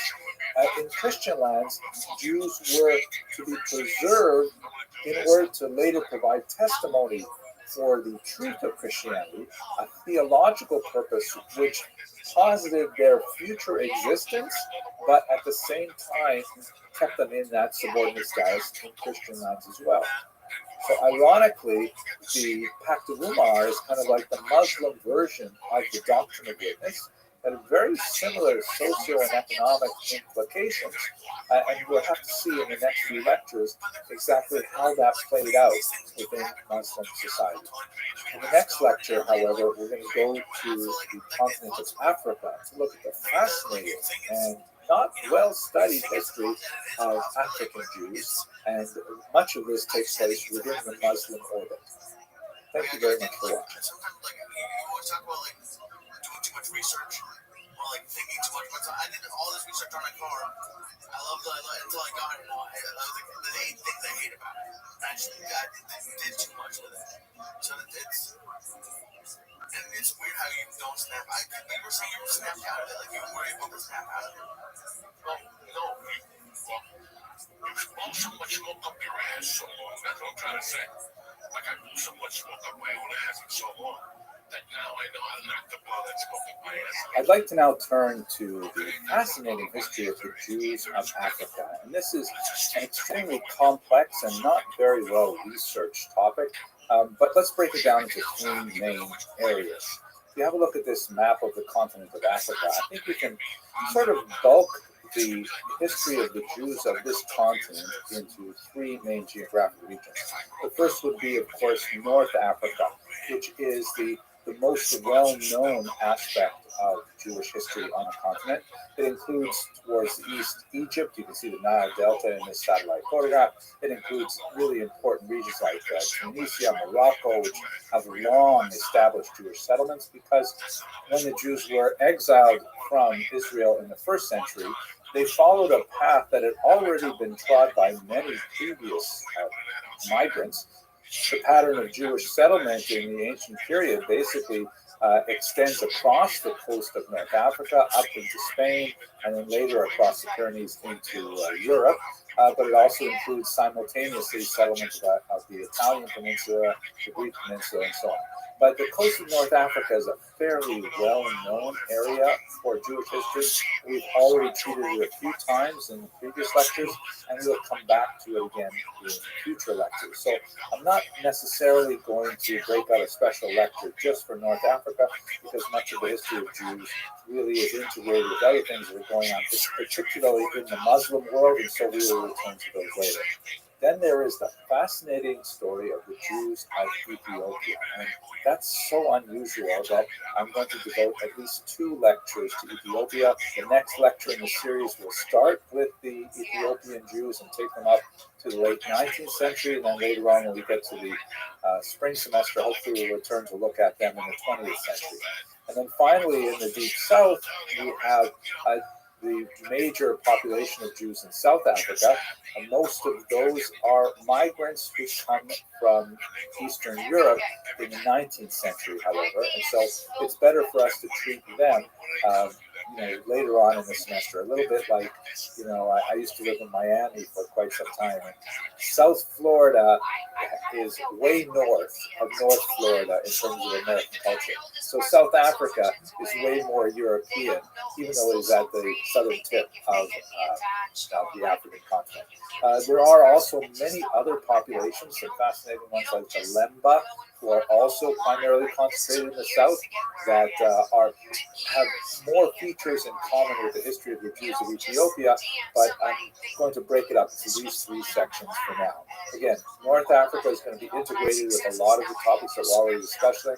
Ethiopia is going to have two kind of standalone lectures, and South Africa will also get to when we get to the spring semester. This is not to say that Jews are only found in these three regions of the continent. On the contrary, many of the regions have experienced Jewish settlements, and there are a significant number of indigenous African peoples who have claimed Jewish descent. The so-called Falasha or Beta Yisrael, which we'll speak about in the next lecture, are hardly the only African tribe that have been associated either by themselves or by others with the Jews. But in the interest of the scope of this particular series of lectures, I'm just going to concentrate on the areas of identified here. One of the most profound writers of the history of the Jews of Africa is undoubtedly Dr. Tudor Parfit, who has written some amazingly important works that focus on the history of the Jews in this region. He's especially well associated with the Beta Yisrael, and some of his works, they're really wonderful to read, and they're quite heroic in scope. But he identifies something which I think is extremely important for us to understand, and that is the misapplication of the so-called Hamitic myth. The story, which you may recall, goes back to the book of Genesis. Here it is represented in the 15th century Nuremberg Chronicle, where Noah, after successfully, braving the waters of the flood, he lands his boat and he immediately plants a vineyard. Once he discovers the intoxicating qualities of the fruit of the vine, he falls asleep in his drunkenness and naked. His three sons, Shem, Ham, and Japheth, shown here, all find him drunk and passed out like this. And Shem and Japheth, not exactly as portrayed here, but Shem and Ham elect to cover him up to respect his dignity, and Ham does not. So when Noah wakes up, he finds out what has happened, and he is especially angry at Ham.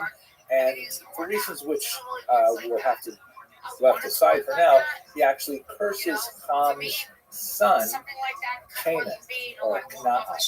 And this curse, for much of Western history, has been associated with slavery.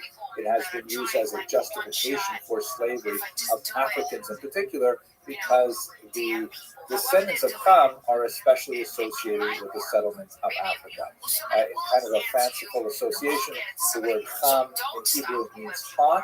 It's related to the word, one of the words for sun. And the medieval argument is that Africans receive darker skin because of their exposure on the equator to more sunlight and so on. So there's this idea called the Hamitic myth after Ham. It really should be after Canaan, but you can have a look in Dr. Perfett's work to understand a little bit more about that. But how it's been used is fascinating. It's been used as a kind of a justification for some of the achievements of Africans in order to say that it's really not possible for indigenous Africans to have come up with these remarkable discoveries, such as, for example, Great Zimbabwe, which is one of the most important of the archaeological sites found in the southern region of Africa. And 19th century European explorers said there's no way that local Africans could have built this. It's simply too fantastic. It must be that there were Semites somehow involved, because the local population are descended from Canaan, from Ham, and have to be held at a lower cultural level. Even though later researchers have pretty conclusively identified that this was an indigenous African culture. But from this Hamitic myth, you have a long series of attempts throughout African culture to make distinctions between the so-called pure descendants of Ham and the intermixture of Semites who may have, come into the continent at one point or another, intermarried with local populations, and so on. This sort of intellectual exercise is engaged in not only by the European powers in Africa, who wish to make distinctions between the many, many different peoples of Africa, and who use this Hamitic myth to elevate one at the expense of others. It's also sometimes used by Africans themselves who choose to identify with an earlier Israelite origin, perhaps the most famous of which is Olaudah Equiana of the Igbo tribe, and there have been some interesting associations. He, of course, went on to write a remarkable book about his experience as a slave, which had a tremendous impact on the abolitionist movement. But he wrote about childhood memories of associations with Jewish practices because of his presumed tribal affiliation with an original Israelite origin. The accuracy of these claims to Semitic or Israelite origins, of course, is really all over the board. Some are quite significant. The Lemba tribe has, for example, demonstrated through DNA studies that there is definitely a linkage with Semitic people living in the Middle East. But in other cases, it's purely fanciful and was served primarily to bolster claims of superiority of one people over another for whatever reasons you might have at the time. Now, one last comment before we look at the Jews of Ethiopia, which will give us our first look at the real Jewish history in Africa. We should understand that there are many different populations that use the words Black or Hebrew or Israelite or Jew or African in many different contexts. And let me just clarify that in this particular series of lectures, right now I'm really focusing on the distant historical experience of Jews in Africa, and specifically we're going to look at the Jews of Ethiopia in the next lecture. But I am not speaking about many other peoples who claim similar origins, especially when they're living here in the United States of America.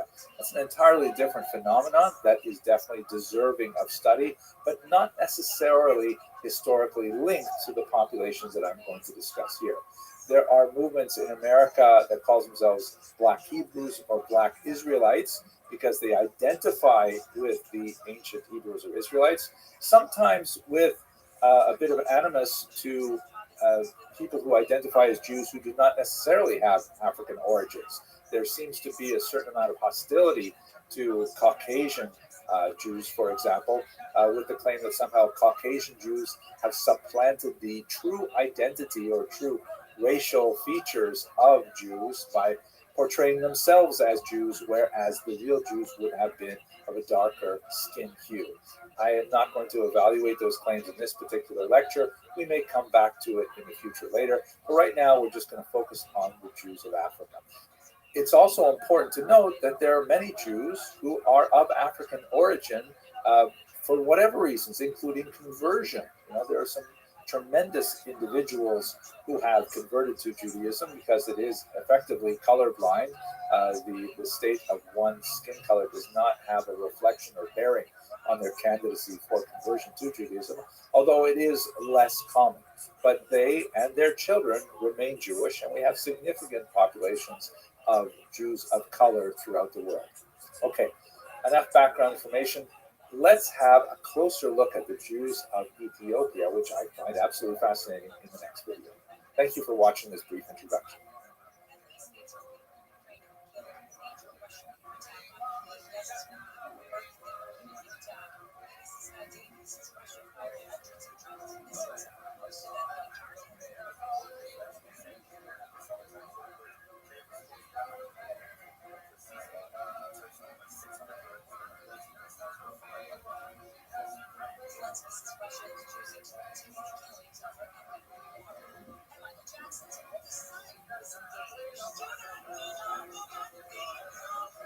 The Jews of Ethiopia are absolutely fascinating, and I really enjoy doing the research for this particular video because so many of the norms that I'm used to by studying, the history of the Jews in the Middle East or in Europe are out the window because things are so different in Ethiopia. So a lot of this was new to me.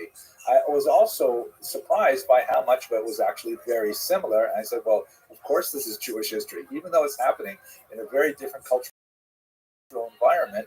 A lot of the parameters and constraints put on the Ethiopia were identical, or at least commensurate with those that Jews in Sephardic and Ashkenazic lands experience. I'm going to speak in this video only about the experience of the Jews of Ethiopia until the late 19th century. There's quite a bit of material here, certainly enough for this lecture, but I have to set aside the remarkable events of the 20th century for a much later lecture when we look at the experience of the Jews of Ethiopia as they finally returned to the land of Israel. It is really an amazing story, but I'm going to have to leave that chapter of it till quite a bit later. Let us now turn, however, to the Jews of Ethiopia and specifically their discovery. The term discovery in itself is something of a colonial term because, after all, the Jews of Ethiopia didn't need to be discovered. They simply existed. But they were discovered by the Europeans. So the most important figure in bringing the attention of a Jewish population in Ethiopia to the minds of Europeans, Jews and non-Jews, was James Bruce, this 18th century explorer who wrote this remarkable book, Travels to Discover the Source of the Nile. And on several trips, he actually went and he encountered the Ethiopian Jews, and he wrote about them in quite a fascinating vein and really drew the attention of much of Europe to this unusual Jewish population.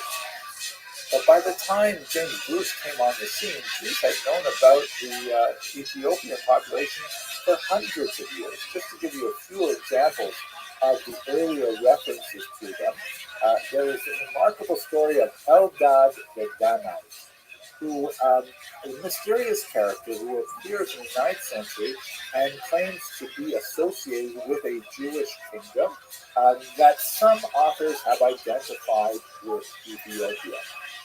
It's, however, difficult to ascertain because it seems evident that he was a bit of a charlatan, and much of the story that he recorded is questioned by historians. More likely, he actually came from the region of Arabia, and much of the events that he describes and the conditions that he describes really does not pertain to what we surmise must have been Ethiopian Jewish history at that time. So there is a reference here that some historians will rely on, but others regard as suspect. Then we have Benjamin of Tudela, much more reliable source, a famous Jewish traveler who made his way through much of the Jewish world, and he recorded in significant detail what exactly he saw. However, he never got to Ethiopia himself. He merely recorded what he had heard from others, and so there is some question as to the validity of his account of Ethiopia in particular. Nevertheless, there is significant reference to it. Rav Ovadia of Bartanura, also known as Bartanura, or simply the Rav, very important commentator on the Mishnah, writes about the appearance of African Jews, meaning dark-skinned Nubian Jews, showing up in slave markets and needing to be redeemed by the Jewish community.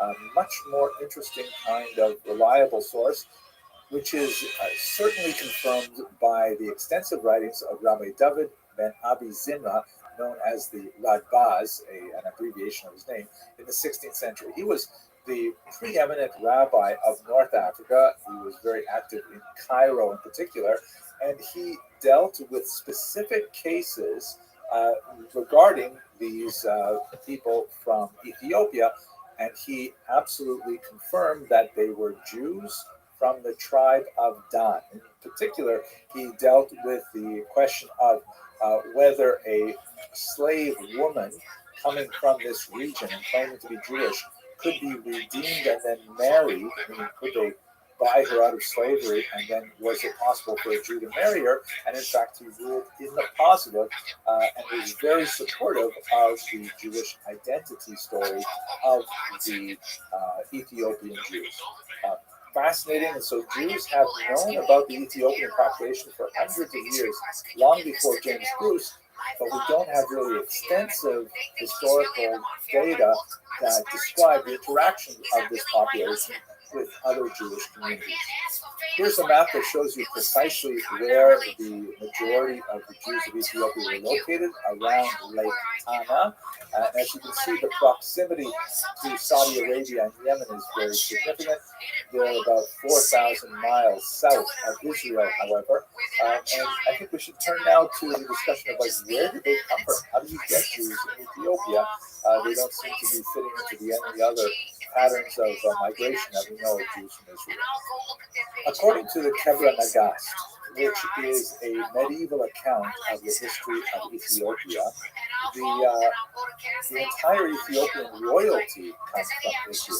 Echoing the account in the Hebrew scriptures, the Queen of Sheba, which is located just to the east of Ethiopia, across the Red Sea, traveled to Israel and met King Solomon.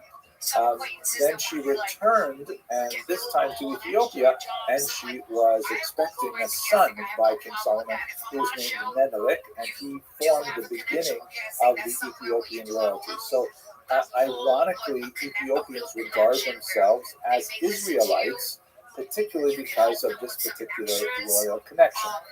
In the oral traditions of Ethiopian Jewry, this is one of the several stories that may account for their existence there. There is, however, no other data to support this other than the oral tradition. There are similar oral traditions that suggest that perhaps the Ethiopian Jews were a break-off from those Jews who left Egypt in the period of the Exodus, or perhaps the tribe of Dan from northern Israel, who successfully evaded the Assyrian invasion in the 8th century before the Common Era and made their way to Ethiopia. And all of these are kind of like legends that are lost in time and have no real way of validating them. Other theories, which may have a little bit more validity, or at least maybe a little bit more credibility, is the influence of Jews through Himyar. You'll recall we spoke about them a few weeks ago. This is the kingdom in South Arabia that converted to Judaism sometime around the 4th, 5th century, and they had significant conflict with the kingdom of Aksum, which was based in what would be today called Ethiopia. So it's possible that maybe Judaism arrived in Ethiopia through the influence of the Himyar.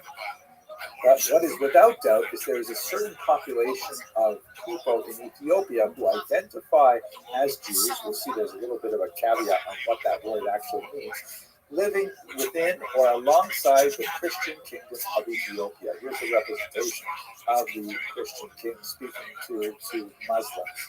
The historical data on the experience of these Jews is not fully fleshed out until much later, but it appears that they had some degree of self-rule.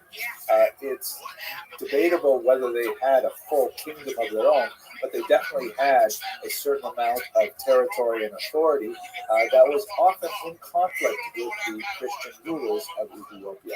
There is a famous Queen Judith, who is sometimes identified as a Jewish queen, and historians have identified the high point of their self-rule in the 16th century, followed by a marked decline, as they slowly begin to lose much of their landed status. Their occupational profile changes from farming going into crafts, pottery, and other types of semi-urban types of professions, still very strongly represented in the martial arts, but gradually losing their connection to ancestral land, which would have very negative consequences when we get to the 18th and 19th century. Now, let us speak a little bit about what do we call these people. I've kind of danced around it, and the term Ethiopian Jewry is sort of vague. It is important to note that they would call themselves the Beta Israel, the House of Israel. And this was designed to contrast them from the Christians who were called the House of Christianity. They would not call themselves, ironically, Jews. The term for Jew is Ayhud. Pardon my Amharic pronunciation, which is really rusty. But apparently the term Ayhud was used by all people at the time to indicate people who were rebels, people who were, opponents, people who were, against the status quo. And so the Beta Yisrael, calling themselves Israelites, were recognizing their Israelite origin, but knowing that the Ethiopian Christians also claimed an Israelite origin, they used this more specific term, Beta Israel, or Beta Israel, which designated that they were not following the same faith as the Christians. They were following the Jewish faith, although they wouldn't call it that either. Now, the term falasha, which came into wide use through the 19th and 20th century, that's actually a derogatory term.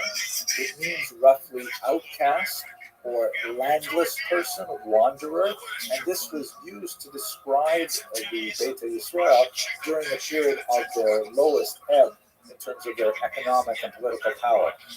They were gradually, over the course of the 17th and 18th and 19th century, pushed out of ancestral land holding, as I mentioned earlier, and so the negative term thrown at them was falasha, meaning they were landless, they were wanderers, and so on. The term of respect would be Beta Israel. Now, let us look specifically at the content of their faith, which is called the Haimanot, which means literally faith. It would have been used to describe different types of faiths in Ethiopia, but in Israel it's used specifically to refer to classical Ethiopian Judaism. Now, perhaps we can, by looking at their Judaism, understand a little bit more about their origins. Here's a picture of a typical Ethiopian synagogue. It doesn't look so much like the synagogues that I pray in, but nevertheless, it'll work. When we look at the practices of the Ethiopian Jews, we see that they are entirely biblical. They show no evidence of rabbinic or Karaite influence. Rabbinic, of course, means the whole tradition that we've described in great detail in the past with the Midrash, the Mishnah, and of course the Talmud. They do not have the Talmud, and they don't have any of the Talmudic teachings. Karaism, which we're going to discuss a little bit in a couple of weeks, is essentially a sort of a break off from the rabbinic movement that tries to rely entirely on the biblical text without the Talmud, but nevertheless, it's impossible to do so without specific interpretations anyways, and so we don't see them as Karaites either. Nevertheless, the Ethiopian Jews, on pain of martyrdom, hold to their beliefs with tremendous tenacity. But what does it look like, their faith? Well, fascinatingly, they retain a priestly sacrifice. The role of the Kohen is extremely important in their daily life. They're extremely punctilious about Sabbath observance, although again, they're not observing it with the rabbinic overlays, just their understanding of what Sabbath observance requires. They also have strict dietary laws. They practice a form of menstrual separation, which is similar to the laws of Nida. Interestingly, their calendar preserves the fast of Esther, which would have been associated with events that are situated in the 6th century before the Common Era. But they don't have Hanukkah, which is something that, of course, began in the 2nd century before the Common Era, which might be a nice placement for perhaps the ancient origins of the Ethiopian people, but it's also possible that they may have absorbed this either through the influence of Chinyarin or others, and they absorbed the calendar imperfectly. So it's not an absolute certainty. But there are several things in the Ethiopian Jewish faith which are definitely not common to other Jews. They have, for example, monasticism, a very strong emphasis on the leadership of monks. And they have incredibly heavy reliance on the texts created within Ethiopian Christianity.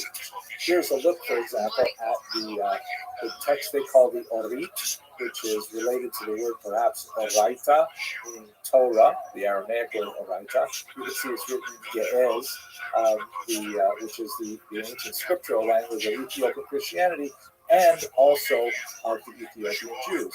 And it appears that they simply took the Ge'ez translations of text, probably taken from the Greek, and they use those as their central religious texts. So there are some things that are going on in the development of Ethiopian Judaism which are not similar to what's going on in the rest of rabbinic Judaism. This will pose significant consequences for 20th century debates over the fundamental Jewishness of the Ethiopian people. We'll speak about that in a much later lecture, but I will note at this point that great scholars like Rav Ovadia Yosef, chief rabbi of Israel and one of the most well-known 20th century rabbis, agreed with the Ridvaz and said that they are Jewish in origin, and that has really paved their way towards acceptance in Israel. Let us move now to the 19th century. And one of the things that I can also say about the Ethiopian Jews, things that I've learned in my own research for this lecture, they have an incredible yearning for Zion that is demonstrated throughout the centuries. In 1855, however, there was an unfortunate event which began when an Ethiopian Jew, with the blessing of his elders in Ethiopia, brought his 13-year-old son Moshe to study in Jerusalem, to try to learn what is it that we're missing, what is all this rabbinic stuff, what is this Talmud and so on. And his pious intent was to learn more about how they should be behaving according to rabbinic tradition. Moshe stayed behind. He was left with a group of rabbis to study, but then he disappeared shortly thereafter, only to turn up again under the influence of an Anglican missionary named Samuel Gobat. And this is one of the rather unfortunate aspects of the Ethiopian experience, that once their presence became known to the outside world, the Christian world in particular, there was a dedicated effort to convert this tiny pocket of Ethiopian Jewry to Christianity, and it was the subject of a significant effort by Protestant Christians in particular, as we shall see.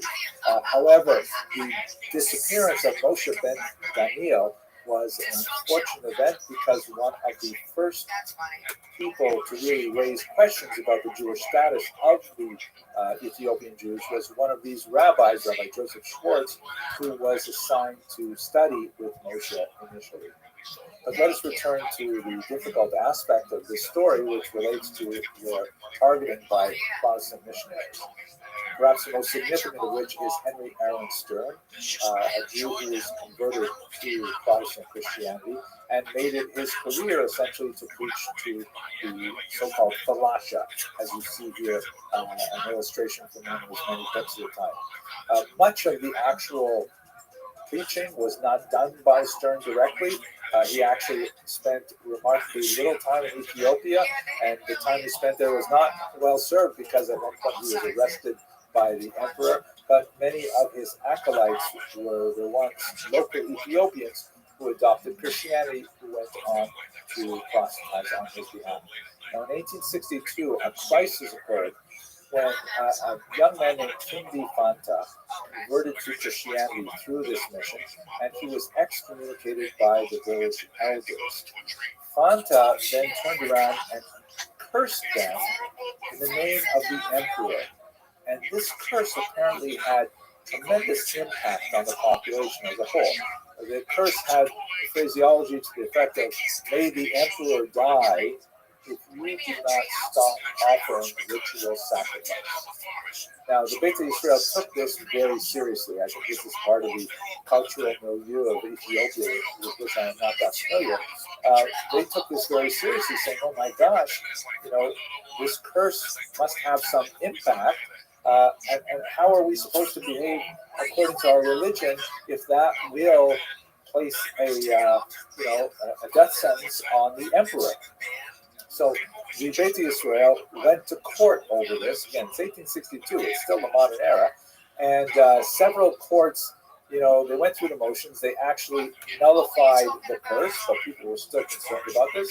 And ultimately, this came into an appeal before Tewodros, the emperor himself, who actually issued a new decree to limit sacrificial practice, which was a direct infringement on the religious life of Ethiopian Jews. Now, in that same year, there is some debate about exactly the sequence of events. But in that same year, a large number of Ethiopian Jews, the precise number is not known, decided that they had no future in Ethiopia, and they attempted to march to Israel on foot, about 2,500 miles or 4,000 kilometers. The effort, although certainly we can appreciate the religious sincerity that motivated, ended in disaster. The huge numbers of Ethiopian Jews who hoped to make this great migration on foot were afflicted by hunger and disease, and ultimately the march ceased at Tigray in northern Ethiopia. Many of the survivors simply stayed there, and others tried to make it back to Lake China.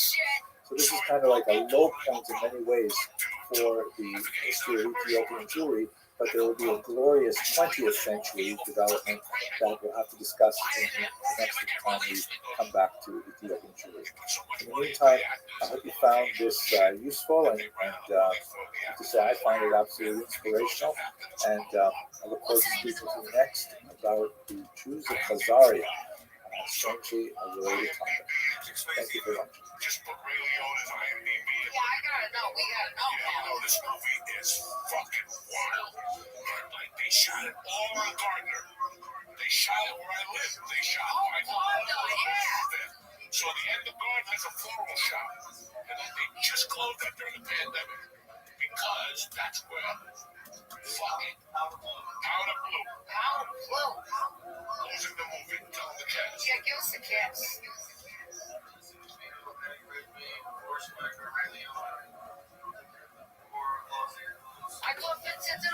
Let us now return to the Middle East, to the heartland of Babylonia, the Mesopotamian region between the Tigris and Euphrates rivers, for the immediate post-Talmudic period, which is associated with the leaders of the academies known as the Gaonim. The term Gaon is derived from the Hebrew word Ga'ava, which means pride. It can also mean arrogance, depending on the way in which it's used. Like to say a person is a Baal Gaiva would mean to say they're a very arrogant person. But in this context, it means like the pride and joy of the community. Here's a great map from the Barnabi Atlas that shows the influence of the Gaonim of Baghdad. You can see on the right there's a kind of blue circle which has Baghdad right at the center. That's where the centers of Talmudic learning shifted during the period after the Islamic invasion and conquest of the region. They were located further south, Surah, Qamudita, and so on, and Baghdad eventually became the major administrative center of the entire Islamic empire, and also of the Gaonic empire, if you will, which mirrors much of it. What I really like about this particular map is it has the sort of like arrows that are reaching out in three directions from Baghdad, which gives you a sense of their relative cultural and intellectual influence, to a certain degree their political influence as well. But they also have that brown circle with Jerusalem at the rough center there. That represents the influence of the traditional center of Talmudic learning. There were, of course, two Talmuds written, one in Babylon, known as obviously the Babylonian Talmud, the other one, not quite as obvious, written primarily in Tiberias, that's known as the Jerusalem Talmud, sometimes called the Palestinian Talmud, and the relative strength of the expositors of those two Talmuds, they definitely were linked to each other, had a lot of communication with each other, began to change as we get past the Islamic conquest of the region. And Jerusalem definitely declines in authority, and Babylon, Baghdad in particular, ascends in authority. Now, but we should understand that all of this stuff is happening largely as a consequence of the Islamic expansion across the coast of North Africa into Spain and further east all the way out to Pakistan and Bangladesh. There are a lot of political and economic reasons why the Gaonim had such an assist in reaching these far from Jewish diasporas. First of all, we should understand that with the Muslim conquest, the Jews of Babylonia were no longer separated from the various diasporic communities by a political boundary. So they were really within one cultural orbit, one linguistic orbit, one economic orbit, and it was much more convenient and safe for them to travel back and forth. We no longer had the geopolitical conflict between, let's say, the Roman or the Byzantine Empire and the Persian Empire. Putting it all under the Muslims really had a tremendous impact on the ability of Jews to communicate with each other, to engage in inter-regional trade and things like that. Another very important thing that happens is that there is a symbiosis that develops between these communities in the diaspora, as far away as Spain, let's say, and the center in Baghdad. On the one hand, these much smaller communities outside of the traditional center are able to send requests for information, for clarification of Jewish law. These requests are called in Hebrew she'elot, and the Geonim, the leaders of the academies in Baghdad, are able to send back responses, which are called in Hebrew teshuvot. So in fact, there's a whole major genre of rabbinic literature called she'elot teshuvot, questions and answers, or questions and responses, and sometimes in English this is known as the responsa literature, singular would be responses. And so there is a symbiosis in the sense of these small communities are able to ask Baghdad for questions, clarifications, and with their requests, they send funds to support the Academy's activity. And at the same time, besides providing intellectual and spiritual guidance for these communities, Baghdad can also confer official confirmation of the municipal leadership of these Jewish communities by indicating a specific addressee as a figure of importance in the community. That ipso facto renders that person much more significant in terms of the municipal leadership of the community. We'll speak a little later about how the communities were structured. But so there was this symbiosis between the diaspora and Baghdad, the periphery and the center, that only began to really fray as Spain in particular got much more significant towards the end of the period we're discussing. Also note, of course, that there is a rivalry between the Jerusalem center and the Baghdad center. Ultimately, Baghdad will eclipse Jerusalem. Let's also think for a second, too, about the impact of language, because by incorporating this entire territory under Islamic rule, Arabic as a language really begins to act as a much more effective lingua franca for the entire region. And this has significant impact not only for the political and economic reasons that I described earlier, but also in terms of the way Jews thought about their own language. The Arabs regarded Arabic as a holy language, as a language that had phenomenal aesthetic appeal, both in terms of its structure, its grammar, its vocabulary, and its calligraphy. And the Jews had a similar kind of cognate feeling about Hebrew. And so this idea of, and of course Hebrew and Arabic are very closely related languages, so there was a lot of cultural give and take there in terms of the absorption of Arabic as an important language. Jews began, of course, writing in Arabic with Hebrew letters at this time. This was called Judeo-Arabic, and it was a very widely used language among Jews. Another important element that's going on at this time is the very significant shift towards urbanization. Up until this point, Jews have largely been, like most peoples of the Middle East, an agrarian people. The majority of their economy was associated with agriculture. And although there were always elites who were active in culture and in commerce and so on in these small cities of the time, it was during the period of the Islamic invasion and conquest that Jews really began to shift towards a more urban posture. The shift towards trades, crafts, skills, things like that was very prominent from the 7th to the 10th centuries in particular. One of the reasons for this is the way in which Muslims taxed the Jewish population in particular and the general tax. Jews were, of course, required to pay a poll tax that was on the individual, a head tax called jizya. We spoke about that a few lectures ago. And by the way, another aspect of the consolidation of the entire region was that if you had your receipts that indicated you had paid your poll tax, you had much more freedom of movement across the region. You could go to someplace where people didn't know you, and you could produce your receipt if necessary. You would have less difficulty with the local authorities. But they had another tax called a haraj, which was a collective land tax that was based on individual units of farmland. And the challenge of the haraj was that it was applied based on territory rather than population. So if you had 100 people living in a particular area and farming a particular section of real estate, and let's say 20 people left that area, that meant that 80 people had to carry the burden that was once carried by 100 people. And if another 20 people left, then 60 people had to manage that same tax burden. So it was kind of like an acceleration effect where these villages began emptying of populations, especially for Jews, who saw the cities as a much more amenable form of earning their living and a lighter tax burden. It also has lots of other benefits for Jews. You know, Jews have to be very gregarious people. They need to walk to synagogue. They need to be walking distance, have a ritual bath, an Asian restaurant, all kinds of things like this. So it kind of fit with their cultural evolution. This is Professor Marina Rustow, very important scholar of the Geniza, which we'll speak about, God willing, in another lecture or so.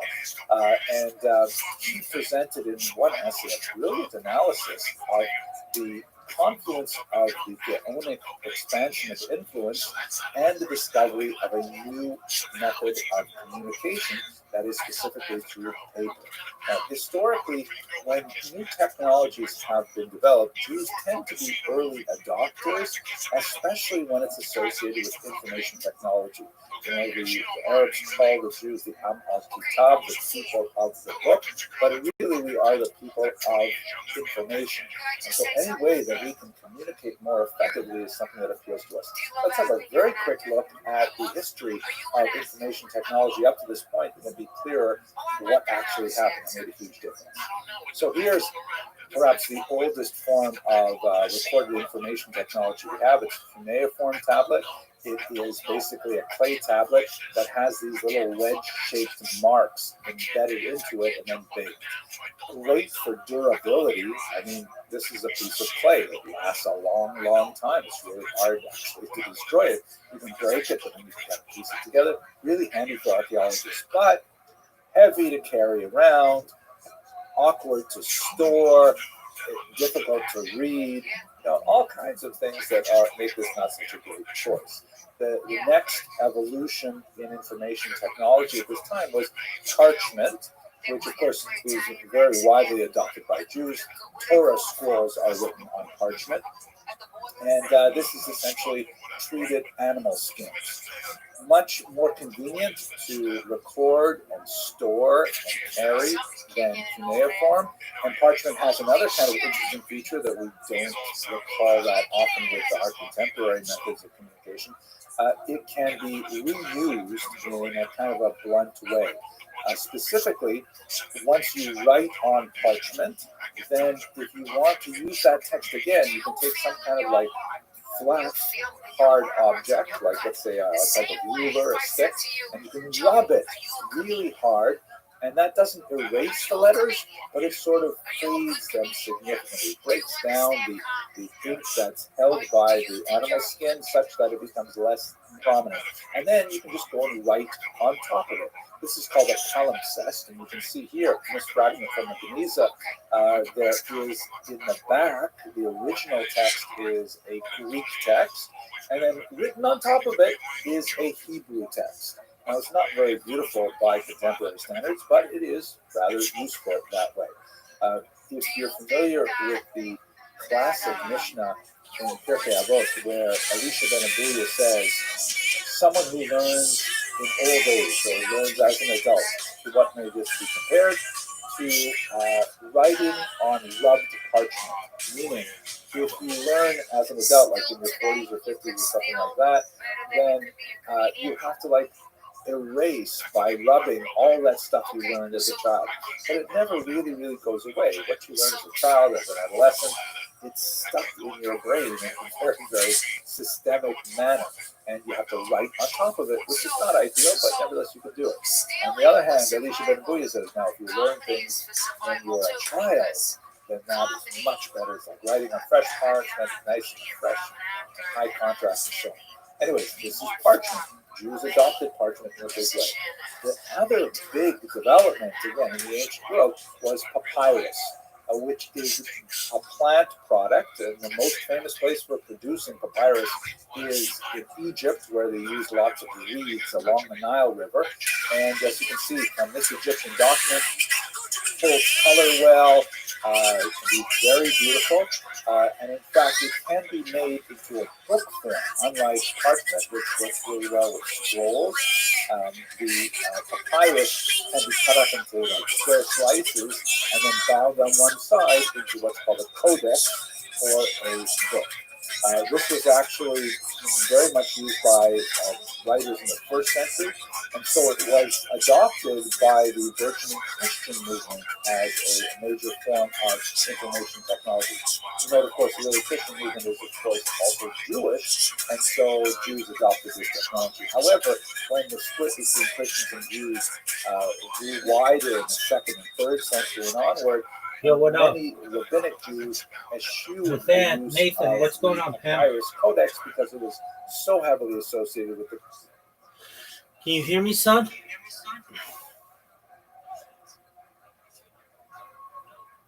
All right, well, that's cool. Christian movement. It also has some technological weaknesses. Papyri tend to fray at the edges because it is a fibrous product, and so it tends to be a little bit more fragile in terms of codex.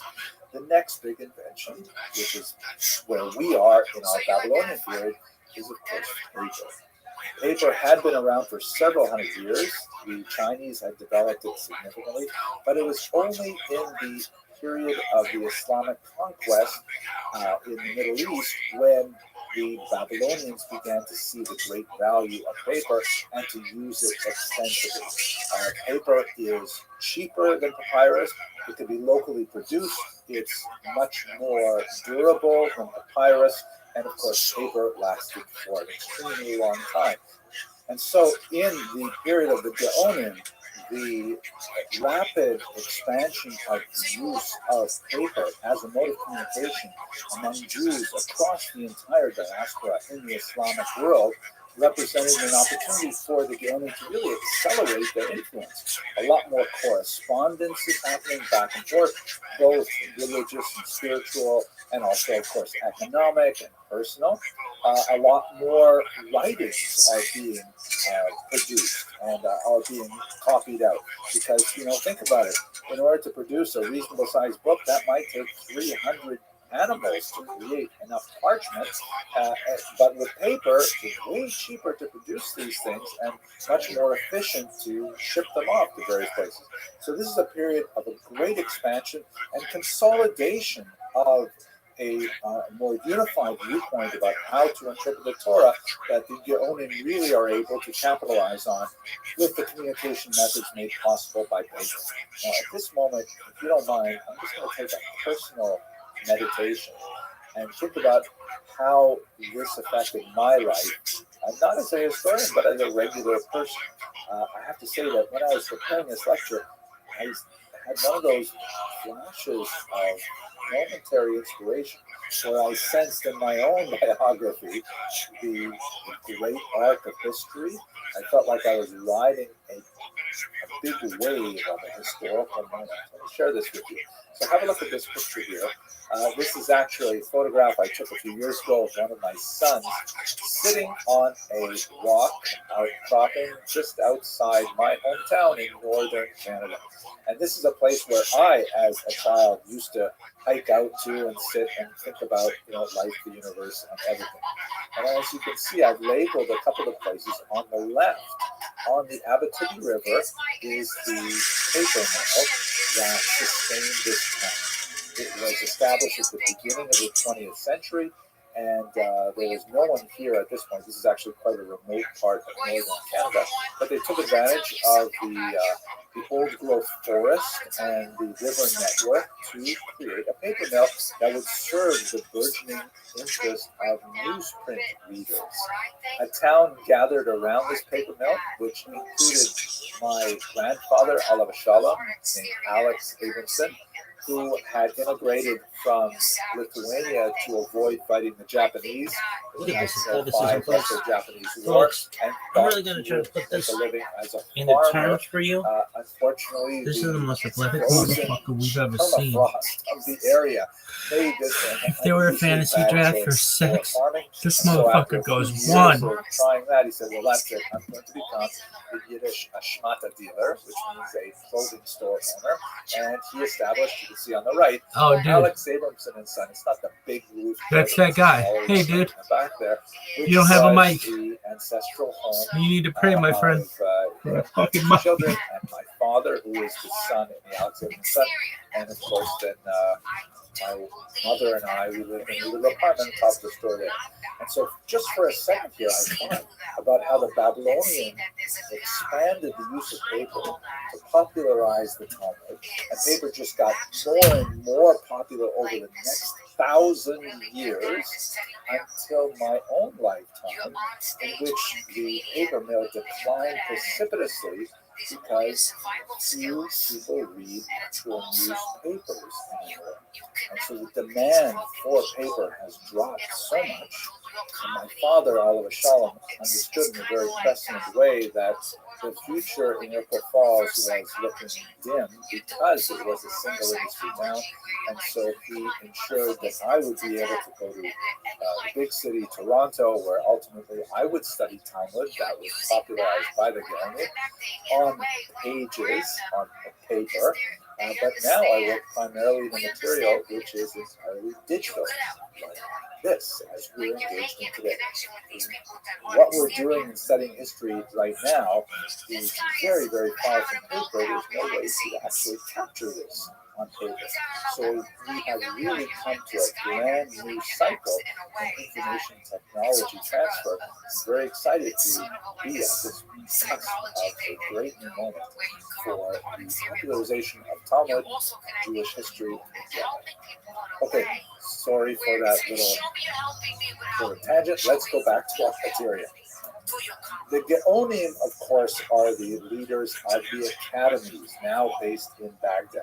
And we actually know a fair bit about them because of a really interesting letter that was written by the heads of one of these academies, Rav Sharira Gaon. Gaon is not a surname, it's a title. And he is asked by a community in North Africa, hey, can you explain to us, of course, it's a much more formal language, how exactly did the Talmud come to be? And, what we make of these kinds of conflicts and how are we supposed to use it and so on. And he writes a kind of a pamphlet length or small book length letter responding, explaining a lot about the evolution of the Talmud as a manuscript. And he goes beyond the period of the closing of the Talmud, which would be around the year 500, to describe the next 500 years of Jewish history in Babylonia, which in particular describes the institution of the Gaonate and a sister institution called the Exilarchate. Now, we have had opportunity in previous lectures to speak a little bit about the earlier period. At this point, we should really talk about the growing conflict between the Gaonim as the intellectual and spiritual leaders, not only of Baghdadi Jewry, but really of world Jewry at this time, and the exilarchs, who are recognized by the Muslim authorities, as they were prior to this by the Persian authorities under the Sassanid Empire and so on, as the de jure and de facto leaders of the Jewish minority. The term exilarch in Aramaic is Reish Galuta, and there's actually a prayer that's recited for the position even today in most synagogues. There's a prayer in the Orthodox liturgy that is still recited today here on Saturday mornings for the health and welfare of the exilarch. The term, of course, exilarch means leader of the exile. But that's not to say that the Gaonim and the exilarchs always saw eye to eye with one another. The Geonim, of course, the person who would reach the height of being the leader of the academy had to be very proficient in Jewish law and had to be, a superior administrator and so on. Whereas the exilarch was a descendant of the house of David. That was a very important thing.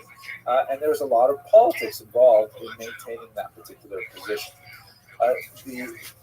So what you see frequently in the Talmud is kind of like the occasional moments of friction. There were exilarchs who were much more pious and much more learned, but it seems that they were the exception to the rule.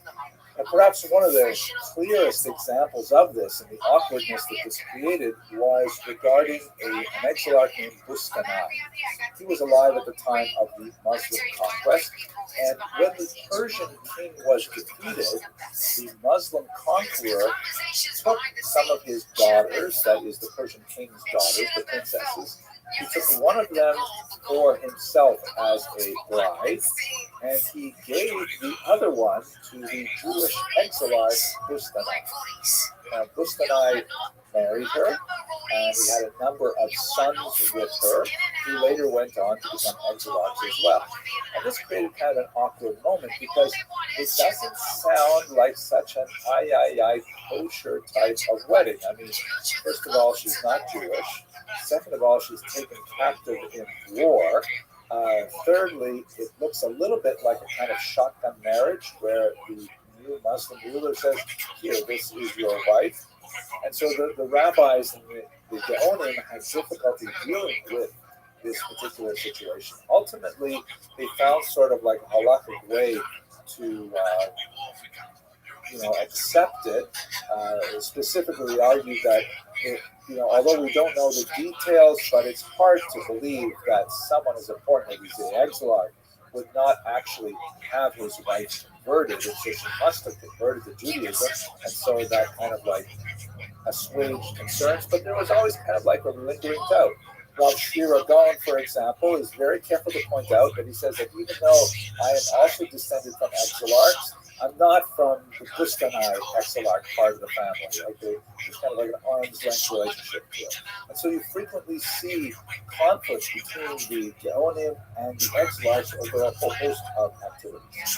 In this context, we have to mention one of the most important of the Geonim ever, this very unusual and creative figure named Rav Saadia Gaon, who lived in the late 9th and early 10th century.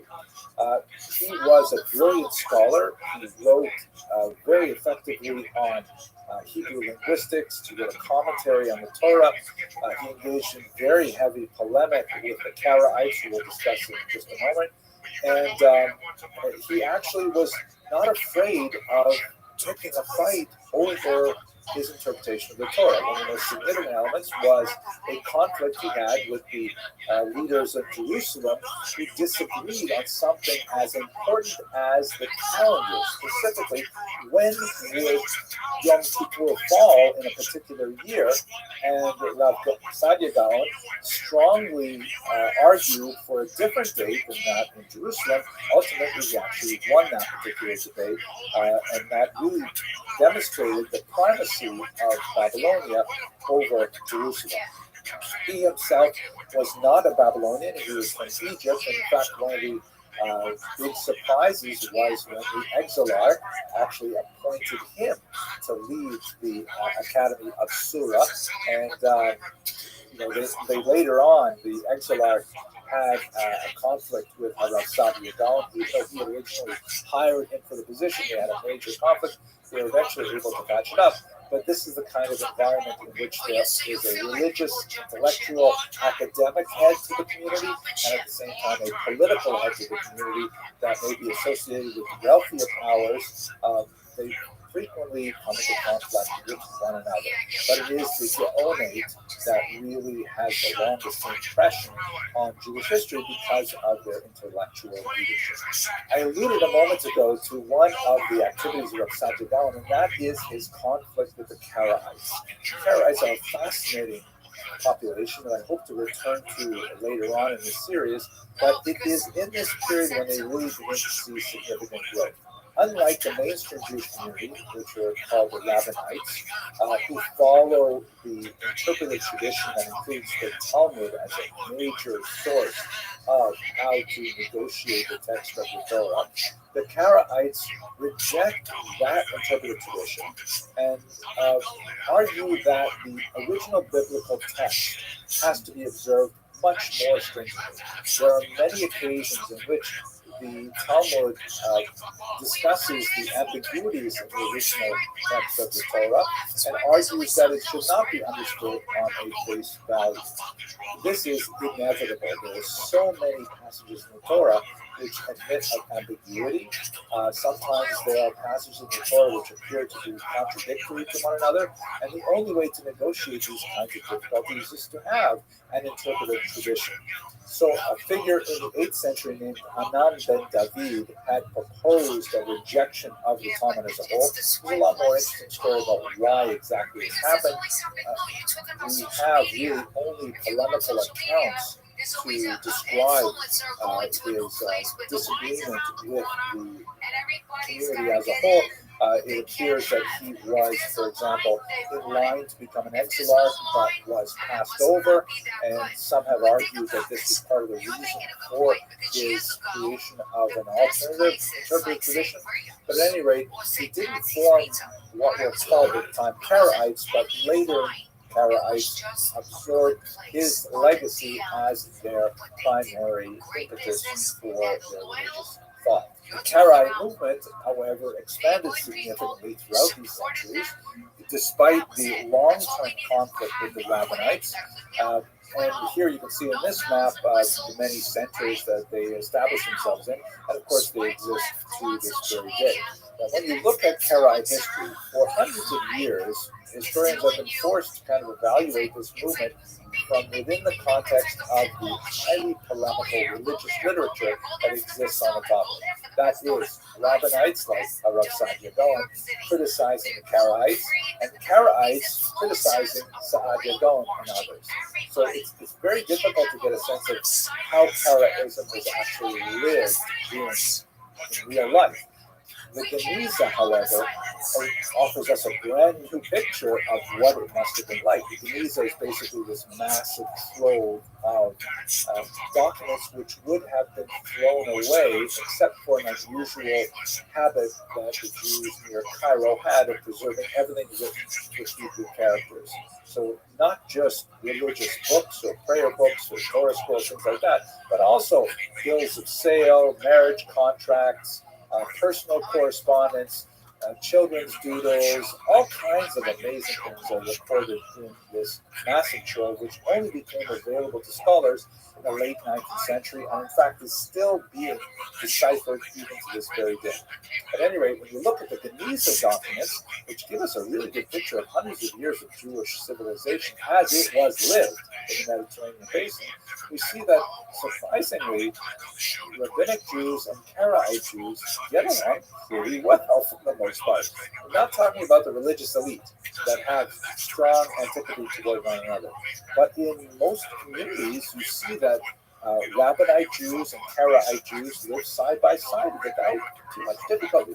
You have the examples of Jews who belong to both communities, Jews who marry between the communities, certainly affect contracts with one another, do business with one another, celebrate their celebrations with another, and by and large, the Geniza portrait of Jewish communities indicate that the Rabbinite and Karaite Jews got along a lot better than we would think they would if we were only looking at the polemical literature that the religious texts have left to us. So we'll probably have to come back to this again as we go a little further in this history.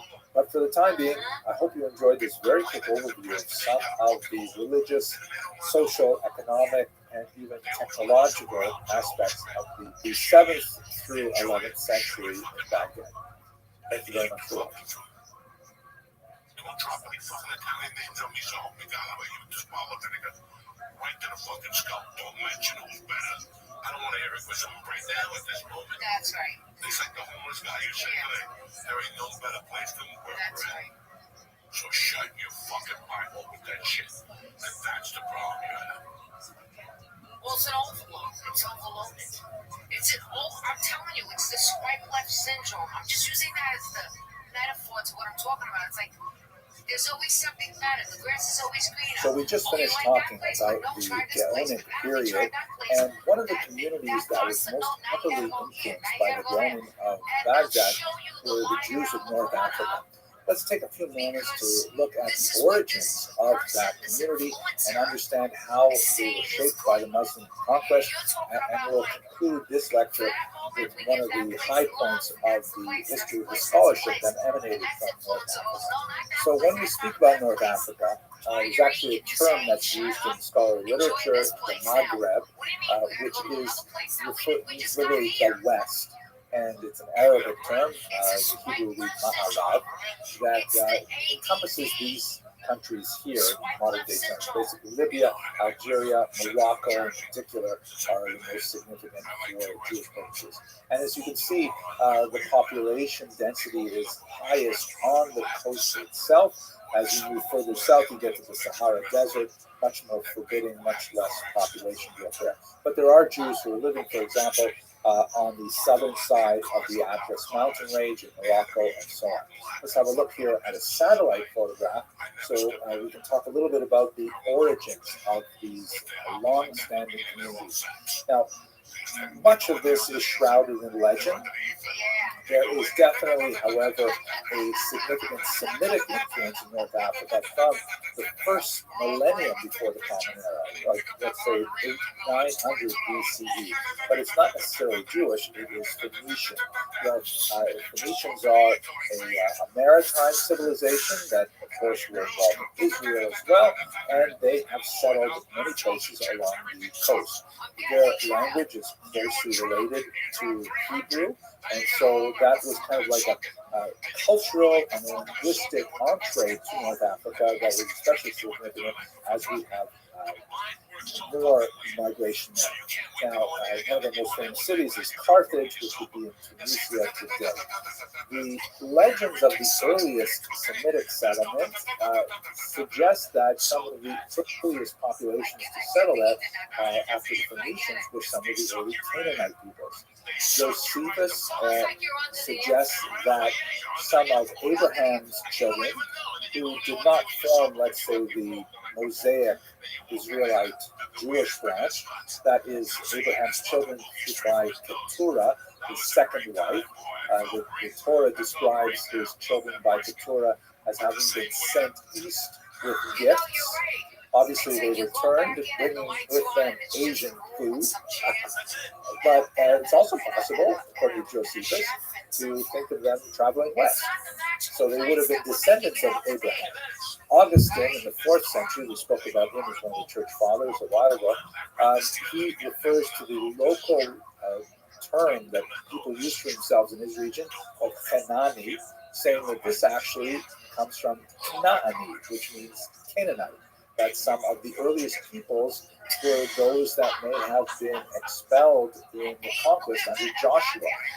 There was a legendary thought that the peoples of North Africa may have descended from the Girgashi people that are mentioned in the Torah as one of the 7 Canaanite nations that are expelled in the context of the Jewish conquest of land Israel.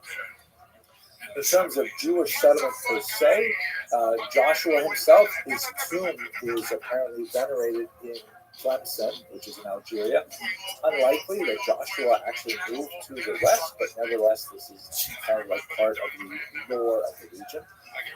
But the fact that there were Hebrew speakers in the region, not Aramaic speakers, suggests that it is not at all impossible to imagine migration there from the 6th century BCE onward.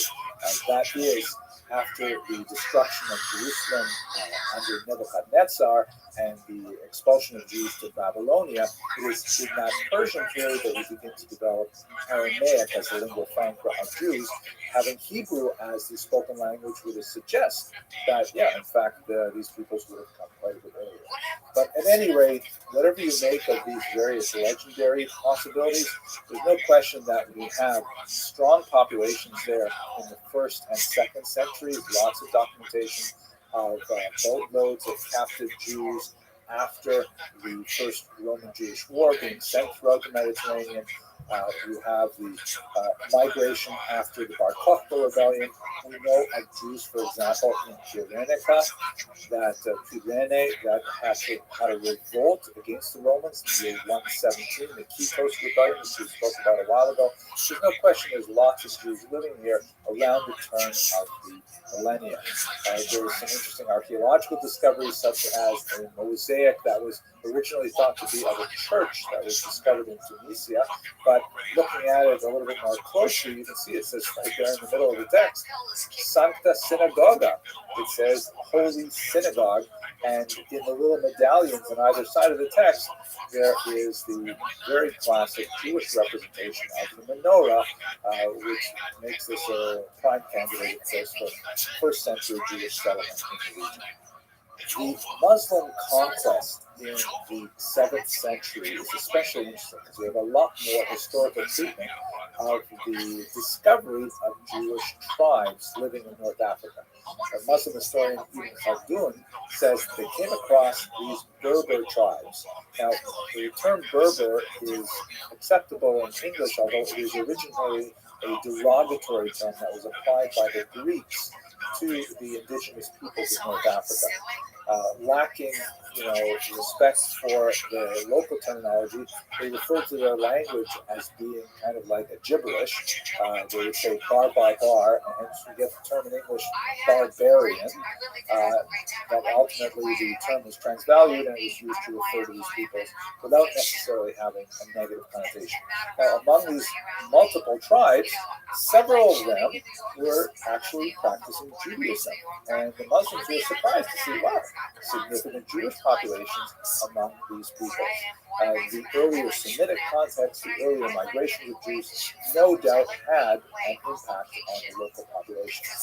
The conversion to Judaism was especially pronounced among the nomadic forms of the Berber civilization, the so-called Boter branch, that were less sedentary and actually quite warlike, which is fascinating to see. In particular, you see there's a lot of legends regarding Queen Kahina of a tribe called Jirawa that is associated with Judaism. In fact, the term Jirawa may be related to the Hebrew term ger. Ger means convert. Although there are lots of questions surrounding Queen Kahina and trying to understand whether or not she was actually Jewish, if the Jirawa were actually Jewish at this time, but she is nevertheless a major part of 7th century history for her ferocious defense of her tribe from the Muslim invaders. She actually fell in battle herself, but it is significant in terms of describing the extent to which Judaism had penetrated the local populations. Now, just thinking about North Africa in terms of these kind of exotic warrior clans is a bit of a distortion of what else is going on in North Africa as well.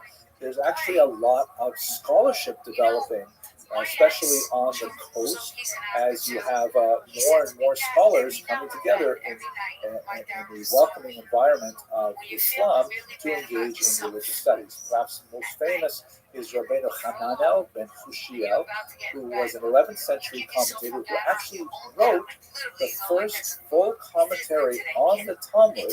If you study Talmud today in the traditional printing, you will see Rabbeinu Hananel right on the side, the outside margin of every page of Talmud, which is prime real estate for commentaries. He actually wrote his commentary before Rashi, which gives you an indication of the antiquity of his work. Now, he may have been originally from Rome, and that just indicates how important the community of Qairan, which is not the same as Cairo. Qairan is located in Tunisia today. But that the community was strong enough to attract the scholar of his standard.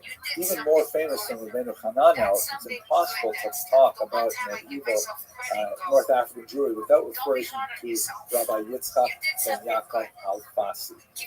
Al-Fasi means the one from Fez. Fez is in Morocco, and he wrote a brilliant and very widely used Talmudic commentary that is still incredibly incredibly essential to studying the Talmud. Rabbi Al-Fasi's commentary is interesting in that, as we've discussed in previous lectures, the Talmud is a very unusual document in which there's a lot of discussion of halachic practice, how one should behave as a Jew, and a back and forth of debate, looking at the ambiguities of the text and arguing different positions, and sometimes, but certainly not all the time, coming to a clear and resolved conclusion. But the Talmud also includes a tremendous amount of material which seems really quite tangential in nature, that goes off and talks about metaphysics or biographies or recipes or observations from the natural universe. All kinds of things which are kind of a miscellany that are attached with very, very thin connections to the previous material. I think it makes the Talmud absolutely fascinating to read. But the Al-Fasi said, wait a second, it's really important that we get to the bottom line, how we should behave here. So he went through the entire Talmud, and he removed all of that other stuff called the Gadata, which I personally find that much more appealing in many ways, but that's just me. He removed all that stuff, and he recorded the debate in the Talmud back and forth, inserting his commentary as necessary in the narrative, sometimes with clearer conclusions, and he made a much more strapped down, pragmatic. This is how the Talmud derives the final legislation that eventually became a major building block in the entire firmament of Jewish law. Hugely influential text that is usually printed at the back of every Talmudic tractate in traditional printings today. I should mention, before we leave this, that another author, about 500 years later, Ibn Habib said, you know what? All that other stuff is so good. Whereas the Al-Fasi removed all of the Agadata and kept only the Halacha, Ibn Habib said, I'm going to do the opposite. I'm going to keep all of the Agadata in a separate book, which is published under the title Ein Yaakov. He and later his son completed the work. And that was a widely studied text for many hundreds of years. It was somewhat faded in recent centuries, but hopefully it will get some renewed attention because it is an absolute fascinating. Okay, so that's a very quick look at the Jews of North Africa. I hope you enjoyed this brief video. And now you got to bring people in. Plus, executive producers move on to other projects. Like Chris moved on to that fucking Heartbreak Hotel with those dudes. That wasn't that good. I never saw that. I tried 1-2 episodes. Great cast, but just it was overdone already. Was it? Yeah, somebody already did that. They showed up to the bar. And it was, Griselda. They released Griselda about that place. So then he came back. You mean Griselda Blanco? Yes. One of the most fascinating periods, I think, in Jewish history is a brief period of about 2 centuries that existed in medieval Spain. It's sometimes called the Golden Age because of the phenomenal personalities that animated the cultural, especially the literary, poetic life of the Iberian Peninsula between about the 10th and the 12th century. There's a lot of question, however, as to exactly how golden this era was. A series of books over the last decade or so have gone back and forth on this. And so I thought I'd just very quickly give you a sense of when was this golden era, why do people call it a golden era, and what are some of the criticisms to say it was not so golden after all. Okay, I happen to have given quite a few lectures on this topic and of people in this topic. In the following lecture, I'd like to just take a very brief moment to speak about 3 of my favorites, actually 3.5 of my favorites. But I'll put in the links below some directions to longer videos in which I explore the lives of these people in a fuller length. But anyway, let's talk a little bit about the golden age of Spanish Jewry. When we last discussed the Iberian Peninsula, it was under the control of the Visigoths, who, when they converted to Catholicism in the year 589, initiated a bizarre reign that was characterized by a tremendous amount of anti-Semitic legislation. As we discussed earlier, there's a lot of questions surrounding exactly the nature of how these decrees were implemented, because we really only have the legislative side to look at to try and examine the history, but it was a period of remarkable anti-Semitic legislation, with punishments like amputations and the imposition of a police state to track the movements of Jews, all kinds of really strange things that you wouldn't see for centuries later anywhere in Europe. At any rate, it was a very, very nasty period. We have to assume between the years 589 and 711, which is when the Muslims entered the peninsula and conquered it in very short order, along with their rapid expanse across the southern part of the Mediterranean and into southern Europe as well. We don't get a lot of information about the flourishing of a sort of a Jewish Muslim synthesis, or of this kind of cultural coexistence that will be so celebrated for the first couple hundred years. But by the time we get to the 10th century, things change dramatically. One of the concepts that comes up again and again in the origin stories of this golden age is the notion of the loyal and wise Jewish advisor, meaning you have like Muslim rulers coming into the era, military rulers. They've got to manage a restive Christian population who resents their presence, and the Jews serve as an excellent intermediary between the interlopers into the culture and the indigenous population. They're literate, they're numerate, they're urban. There's all kinds of advantages to using the Jews, who themselves have no special connection to the local population, and especially not to the previous regime of Visigoths. So the Jews fit that role very nicely. And over again, you see this phenomenon of like a Muslim military ruler coming in and needing some local support and infrastructure, and Jews are there to fill that gap. It's not clear at all that, as some 19th century historians will argue, that Jews somehow betrayed the Iberian Peninsula to the Muslims, but it is not at all outside of the realm of possibility that when Muslims came in, and as their military advance required them to go further and further north, and they had to leave behind a thinner and thinner layer of administration, the Jews were able to staff those positions to control the population, tax them, and so on. So that's probably where we have the functional origins of this interconnection. Jumping ahead a little bit, of course, this is reversed over the next several hundred years in something called the Reconquest or Reconquista, and that refers to the Christian movement from the north down to the south, slowly pushing the Muslims back out of the peninsula. As you can see in this map here, which covers the period from 914 till 1492, which is, of course, the expulsion of the Jews, and shortly before that, the complete conquest of the peninsula with the fall of Granada in the south. But as you can see with the color coding here, gradually over the course of half a millennium, the Christians begin to slowly work their way down, with significant consequences for the Jewish population, as we shall discuss a little later on in the semester. So speaking specifically about the Golden Age, what we're talking about is basically the era from Chastai ibn Shaprut to Yehuda Halevi. Those are kind of the major figures who bookend this period, and that dates from the 10th to the 12th century. The area in which this golden age is especially expressed is in the southern region, which is known as Al-Andalus, the Muslim region, and it works within a Muslim cultural ecosystem, in particular the attitude to poetry, and that we shall see as being so significant. I'd like to suggest, I don't think I've ever seen this term used before, but maybe I can coin it unless I'm stealing it unconsciously from someone else. There was kind of a silver age that followed it.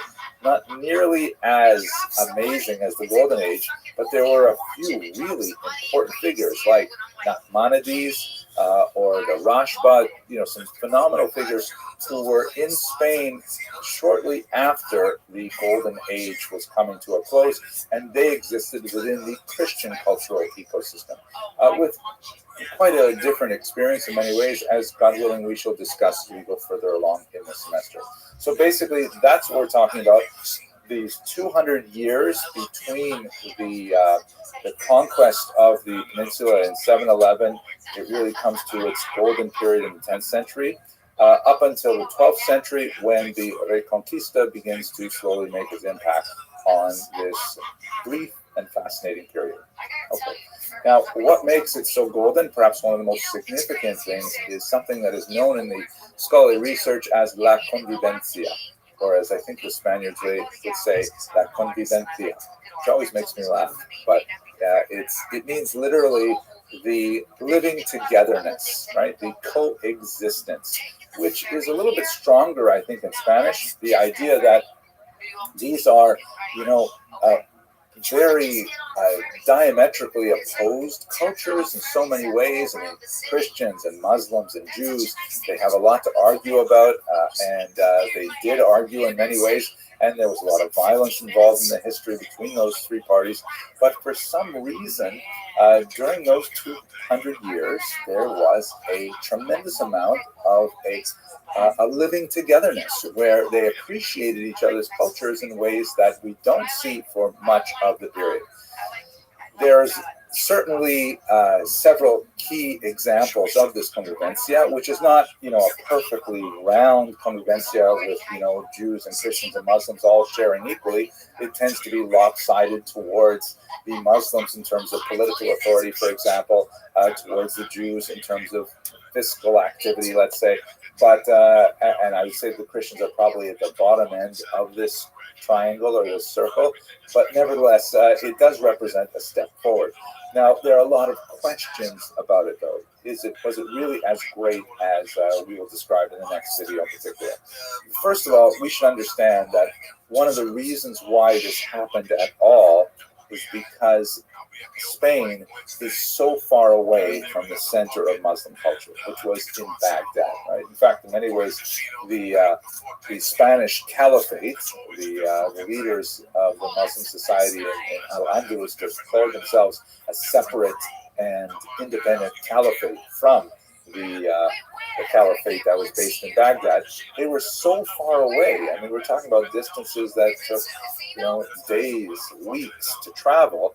And so it was kind of like being in Vegas, and what happens in Vegas stays in Vegas. There was a lot more flexibility because they were so far from central authorities, and they could act independently in many ways. That's why you see in many times a kind of relaxation of Muslim orthodoxy, such as, for example, the consumption of alcohol, which was a very big part of the kind of evening salons that would be held, where Muslims and Jews and Christians would get together and declaim poetry and drink a lot of wine. This was something that you wouldn't see happening in Baghdad. There would be some elements of this in the Ottoman Empire, but centuries and centuries later. So the supervisory control of Orthodox Islam did not have the same kind of impact on Spain as you would have in the center.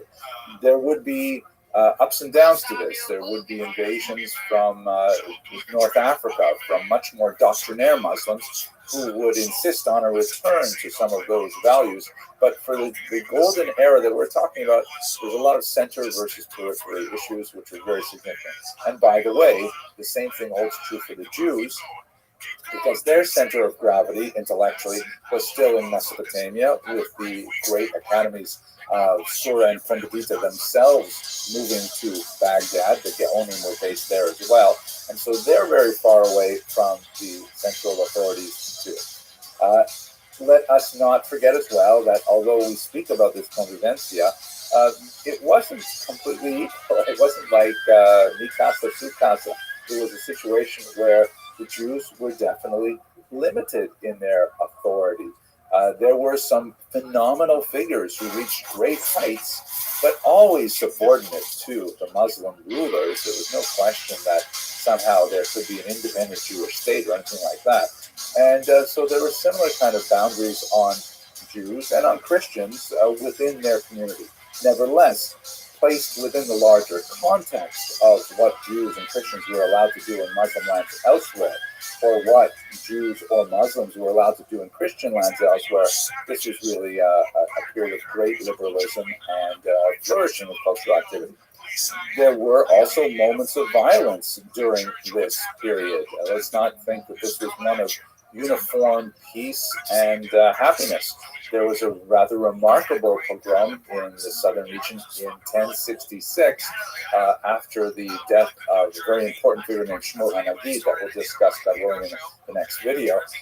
His son who succeeded him was unable to live up to the expectations of the larger population, and there was literally a popular attack on him and on the Jewish community that resulted in the loss of life. This was definitely not a convivencia kind of thing to do, but it just serves to illustrate that we can't view this period entirely through rose-colored glasses. And finally, one of the most striking examples, perhaps, is the flight of Maimonides.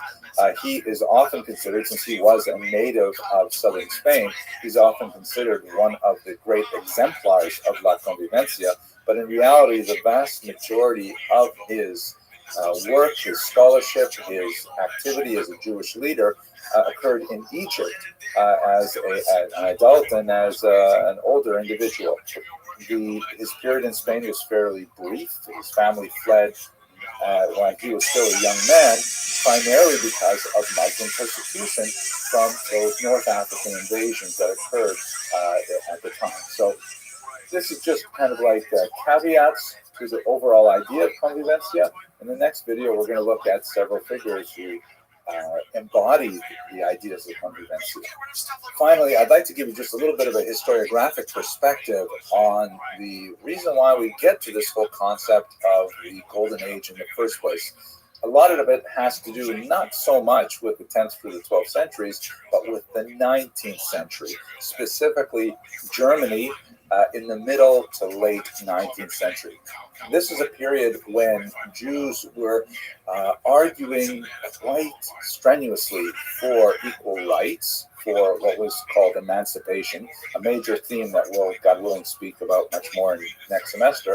One of the important historians of that era was this man, Heinrich Gretz, who wrote one of the first major encyclopedic histories of the Jews that has been translated incidentally into a beautiful 6-volume edition at the turn of the 20th century, and it was the bar mitzvah present par excellence for decades. At any rate, in that context, if you go to Europe in the 19th century, you see that Jews have been emancipated in France already 50 years prior in the late 18th century. They had made tremendous strides similarly in England and even in Austria. There, the tolerance patent was out, and all kinds of things were indicating that Jews were getting more and more rights. Germany was not yet unified, and so there was a patchwork approach to how Jews should be treated. And there was also that brief-lived revolution of 1848 that for a moment swept away disabilities and then it slammed them back down again. So Jews in Germany were trying very hard to make the case that they should be emancipated as well, granted equal rights, equal access to colleges and universities, equal access to professions and things like that. And one of the things that was part of their overall intellectual strategy was look at Spain from the 10th to 12th century. Look at what happens when a society gives its Jews more freedom. Those Jews suddenly are able to make phenomenal contributions back to the society. They're able to express themselves culturally. They're able to express themselves in literature, in science, in diplomacy, in military arts, all kinds of areas where Jews are this untapped human resource that are going to waste because of these artificial political disabilities that are placed on them. So by sort of elevating the Spanish Golden Age and this noble Sephardic ideal, the 19th century historians really tried to create an image of this perfect society as a model for 19th century Germany to follow. The historical reality has a lot to say in support of that model, but as I've tried to outline here, there are some major caveats that take away from it. But at any rate, now that we have a sense of why it was considered such a golden age, in the next video, let's look at 3 figures, 3.5 really, that exemplify the ideals of the period, and maybe you'll see why it really was so fantastic. Thank you very much for watching. It's my you and I are lasting forever. I don't want to go to a wedding, but while I'm at a wedding, I'm like, let's see if the odds are on DraftKings. Let's see if the odds are on FanDuel. You'll see it. Years ago, the fucking guy from San Antonio married the Mexican chick from Desperate Housewives. Nobody remembers that? Tony Parker. So they had a $50 million wedding. White pigeons, limos, white people, the whole fucking thing. He's black. She's fucking Mexican. Had white people. In the previous video, we talked a little bit about the structural features that made the Golden Age so golden, and we talked about some of the questions about exactly how golden was it. In this video, let's look at 3, actually 3.5, or if you want 4 figures to exemplify the Golden Age and give us some sense of really what was so fantastic about it. Let's start first with Hasdai ibn Shaprut, whose years are approximately 910 to 970. He is really an example of the wise and loyal servant that we saw a little bit in the previous video. He is there's a fascinating story that actually you see in a couple of these figures where he is drawn to political authority because of his literary ability. He was, like many other Jewish figures of this period, a doctor. There is, of course, a long historical association of Jews with medicine. A lot of reasons for that. It is a field that demands literacy. It's a field that is it's a portable profession. You can be a doctor anywhere. It's not tied to land, which sometimes has the disadvantages of restrictions on land ownership in some places, and then the fear of expulsions that would lead to losing all this land, things like that. So Jews have been associated with medicine for many, many centuries, and the multilingual qualities of Jews in the Middle Ages, being conversant with Hebrew, frequently with Arabic, and with Latin, several other languages, means that they're able to access many different texts. And so being a doctor was something we see among many prominent Jews at this time. Although that's not where he was especially famous, it was one of the areas in which he excelled.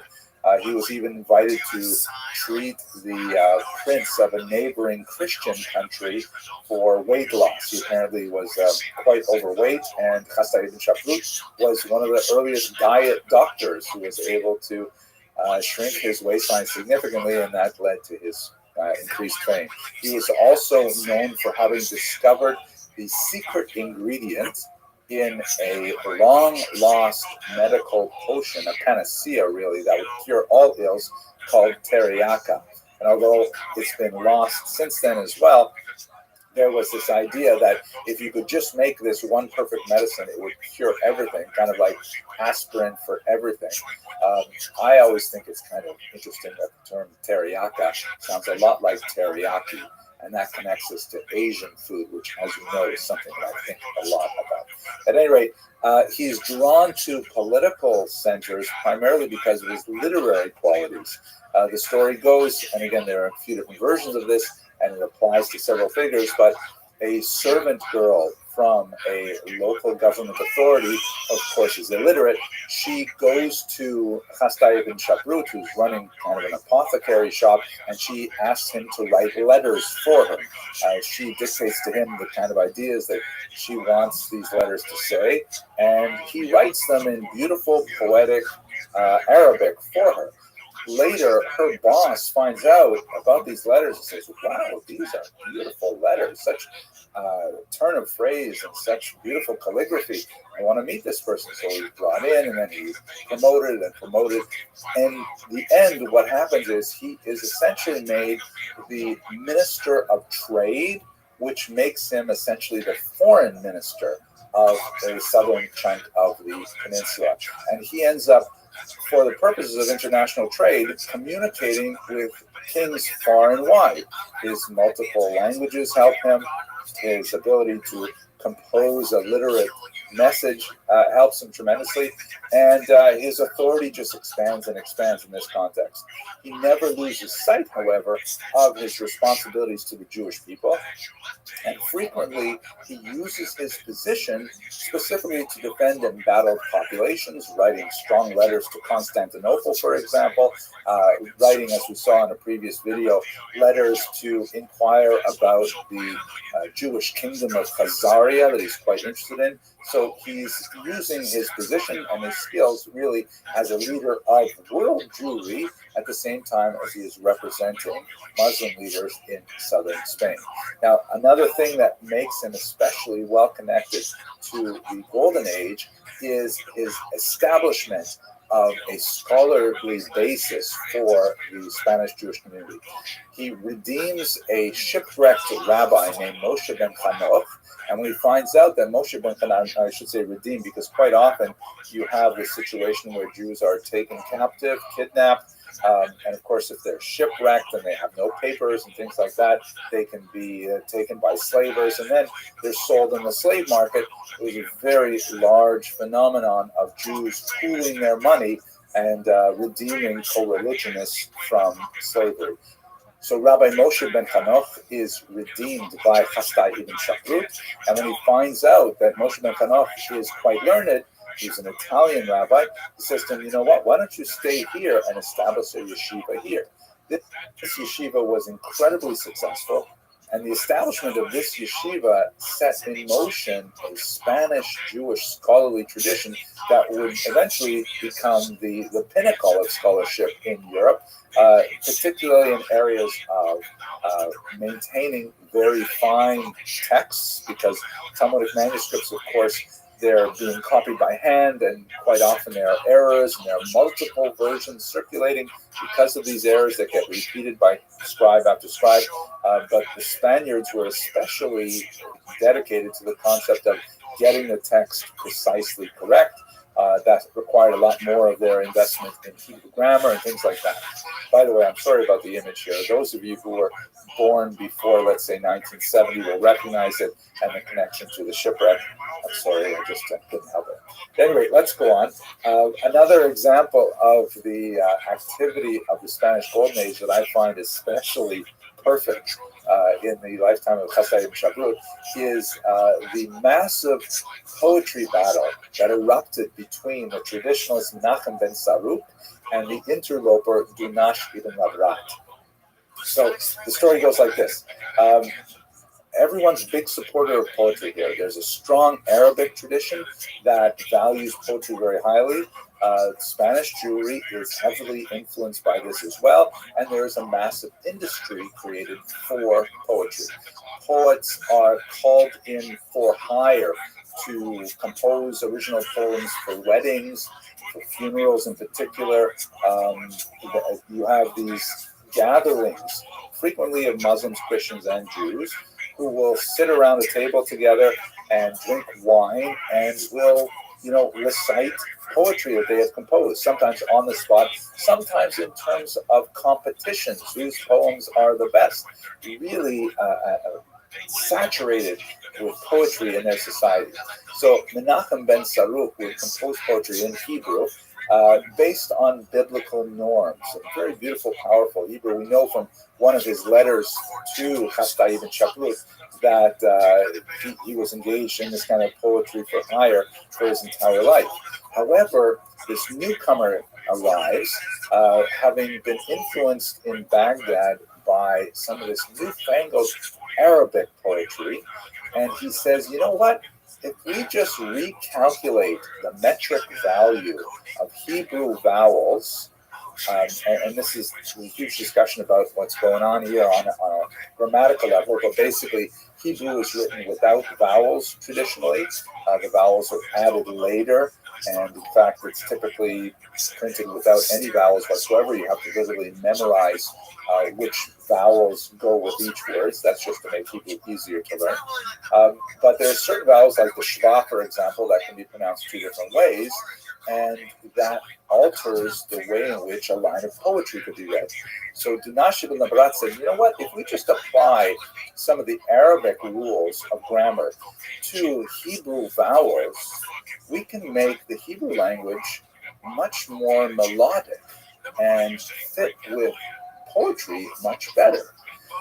So there was a huge uproar that literally led to riots in the streets of Granada. I mean, literally Jews fighting each other physically, fistfights, over whether we should stick with the classical poetry of Menachem ben Saruk, or whether we should go with this rock and roll version that this newcomer, this Elvis Presley type, has brought to our society by, contaminating Hebrew poetry with Arabic meter.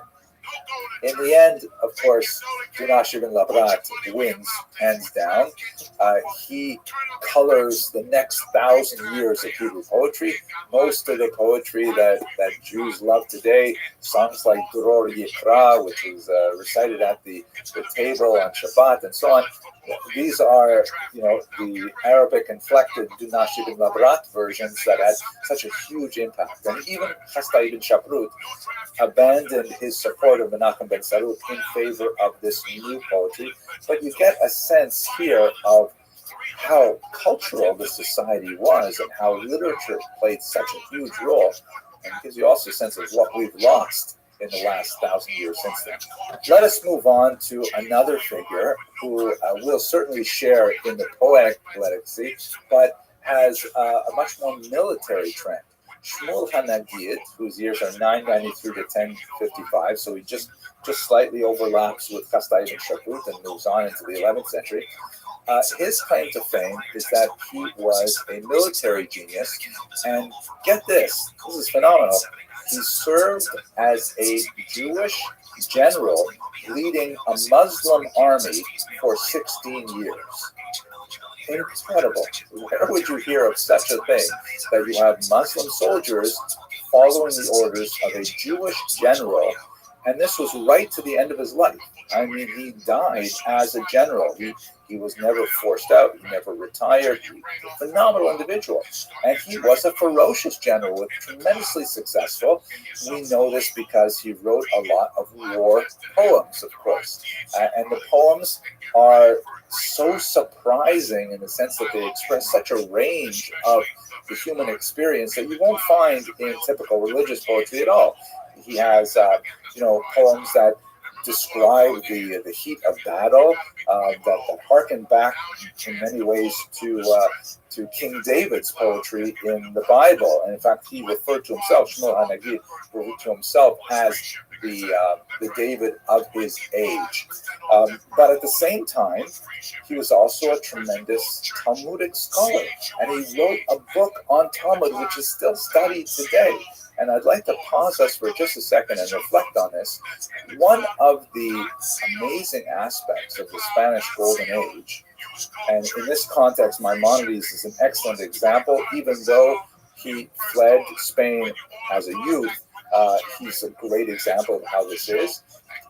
It is highly unusual in Jewish history that you will have Jews who are at the same time highly expert and valued and world leaders as Jews per se in things Jewish, like, for example, the Talmud. And at the same time, they're highly valued and expert in secular fields that are essentially, followed by non-Jews. So you will have, for example, lots of tremendous geniuses like the Vilna Gaon, Shneir Zalman of Liadi, some phenomenal rabbis who make tremendous contributions to Jewish culture. And then you will have secular figures like Albert Einstein, Sigmund Freud, who make phenomenal contributions to world culture. But you will rarely have figures who are very well expert and recognized for contributing to Jewish culture overall, and at the same time contributing to secular culture overall. You will not have the chairman of the Joint Chiefs of Staff, who is also the Rosh Hashiva in Lakewood. It just doesn't happen. We don't have those kinds of figures. Jews tend to specialize either in things Jewish, or when you get to the modern era, things secular. And they excel in both areas. Thank God, there are lots of people who have made their names and have their light shines across the entire globe for what they've done. But it is only really in Spain where you see people like Shmuel Hanagid, who is equally famous as a general and as a Hebrew poet and rabbi. Maimonides, one of the greatest physicians of the world, and at the same time, one of the most stellar thinkers in Judaism simultaneously. This is something that is really characteristic of the Spanish Golden Age, and we will see it over and over again. It is so fascinating. But let us go back to Shmuel Hanagid, and by the way, the term Hanagid means kind of like the prince, the leader. It was probably applied to him by Rav Hai Gaon, who was one of the leaders of the Jewish community in Baghdad, the yeshivas in Baghdad. And this recognition of giving him his title, Nagid, was probably both an homage to his political position and to his tremendous scholarship. And we will have this term used, this title of Nagid, used over and over again in many Muslim areas for the leader of the Jewish community in that area. Now, I mentioned that he wrote war poetry, and a fascinating little tidbit is that he says he used to write his poems out and attach them to the legs of carrier pigeons, who would fly them back to his son in Granada, and who would then, unwrap them and assemble them in a diwan of his corpus of poetic writings.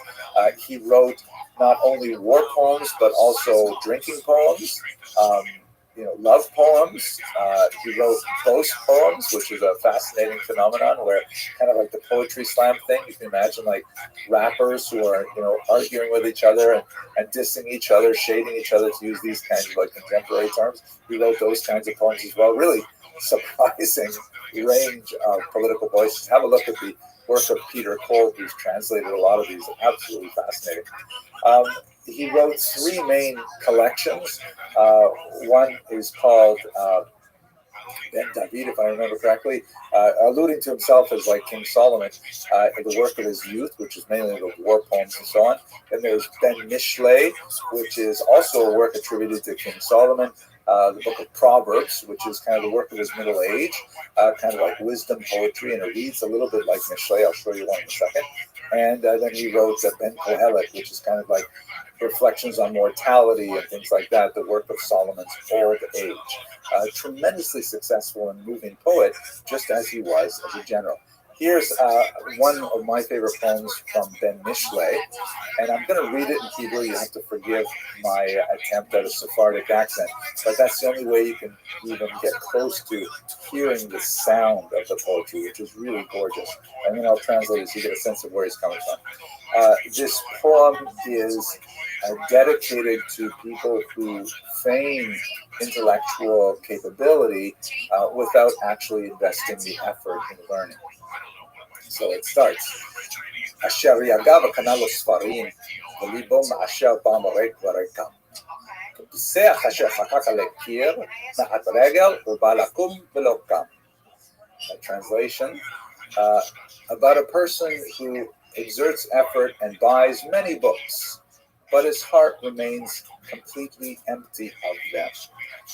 Is like a lame person who draws legs upon a wall, even 100 of them. When he tries to get up, he cannot. So the idea is, you think you'll get a reputation for being learned just by buying books and putting them on the wall. But all you get a reputation for is for buying books and putting them on the wall. You actually have to learn the books to be able to know what's going on. Listen to the last lines. You heard the phrase, Reik v'reikam, lakum v'lokam. Very, very beautiful kind of sense of how language moves. And I really enjoy his poetry myself. Sorry to torture you with that. Let's One here now. I mentioned at the beginning that there's 3.5 figures I like to talk about, maybe 4, depending on how we talk about it. One of the most fascinating little footnotes that I wish we knew more. I wish we could say fully this is a fourth person, but we only have 3 poems from this person.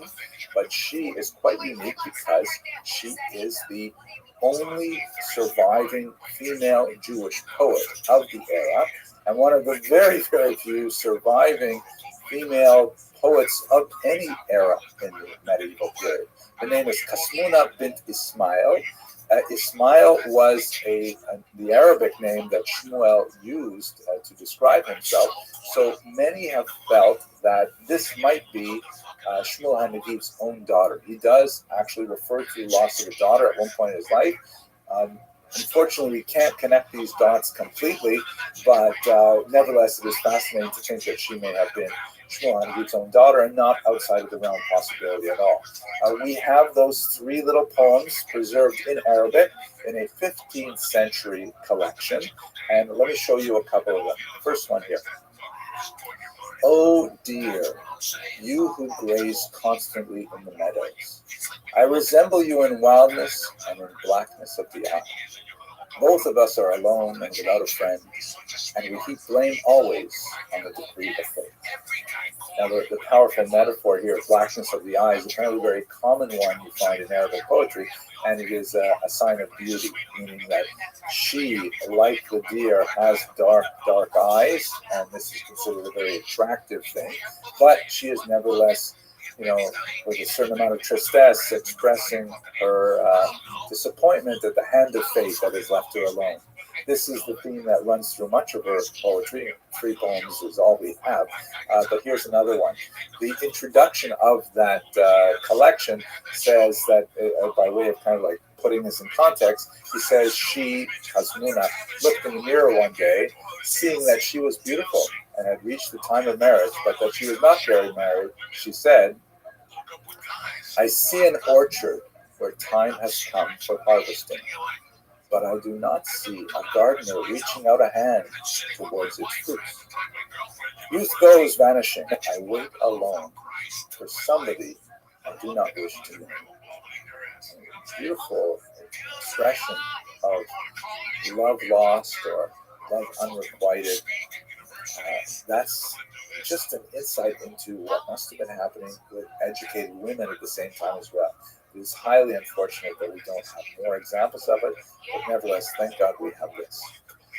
So, Chastai ibn Shaprut, a tremendous builder, active as a diplomat, as a foreign minister, and of course as a doctor. Shmuel HaNagid, this amazing general warrior poet, and his daughter possibly, Kasmuna.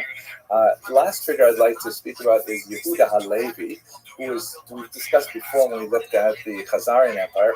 He is, of course, famous for his really bold work, the Kuzari, which frames the 3 great monotheistic religions that are competing to some degree in the Iberian Peninsula as a 3-way debate. This is something you could not imagine being written in Christian Europe. It would have just been completely, beyond the realm of tolerance. Whereas in Muslim lands, in Spain in particular, as a result of La Convivencia, perhaps that's why he could get away with writing this. At any rate, he wrote it late in his life, and to be fair, he did leave Spain to make Aliyah to Israel. But at any rate, he did write this phenomenal work, which is indicative of the freedoms that Jews had at the time. Like Chastai ibn Shaprut, he was also a medical doctor. It was something that he didn't really intend to do, but he was not able to pull together a living as a poet for hire, and so probably at the insistence of his mother, he became a doctor, and he earned his living primarily through that. And he had many tragedies in his personal life that, if you're curious, please have a look at the links in the information box. You'll see a longer video on his life and works. But I'd like to also close by just giving you a look at some of his amazing poetry as well.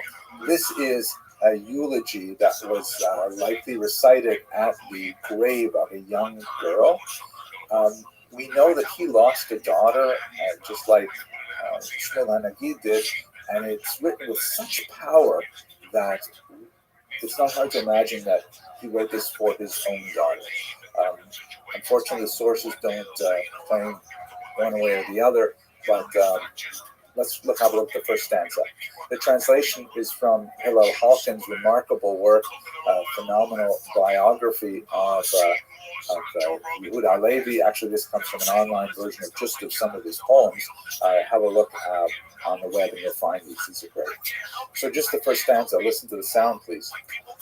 Ha biti, hashochat mishkanech, ki yeshod nasu nosei aronech, ve'en chalki mimech rak zichronech, ואחוננס עטרות ציונך, את אסור לשאול שלומך בעינך, כי המוות יפריד בעיני ידידך. Let's read English. My child, had you forgotten the way to your own home, that your pallbearers strayed to the underworld's gloom, leaving me with, since you are not here to ask how you are, a grave's clods to kiss, and your memory. Ah, death has come between you and me. This poem goes on. First it's speaking in the voice of the father, later it was speaking in the voice of the mother, and finally it was speaking in the voice of the dead child herself, describing how terrible she feels that she was not able to live her life through adulthood, through marriage canopy, and so on. Very powerful movement. In the sounds of it, you hear how the uniformity of that final syllable feels like it's like a brick wall. It's so solidly constructed and such a permanent barrier like death separating between you and me. Incredibly moving poetry. But he, like Shmuel HaNagid, wrote poetry right across the entire spectrum of human experience. Love poems and very light-hearted poems as well, and truly one of the great poets of human civilization, not just the medieval Jewish civilization. Okay, I hope I conveyed at least some of my excitement about the period, and I encourage you to have a look at the longer videos if you want to see a little more. But for now, thank you very much for watching.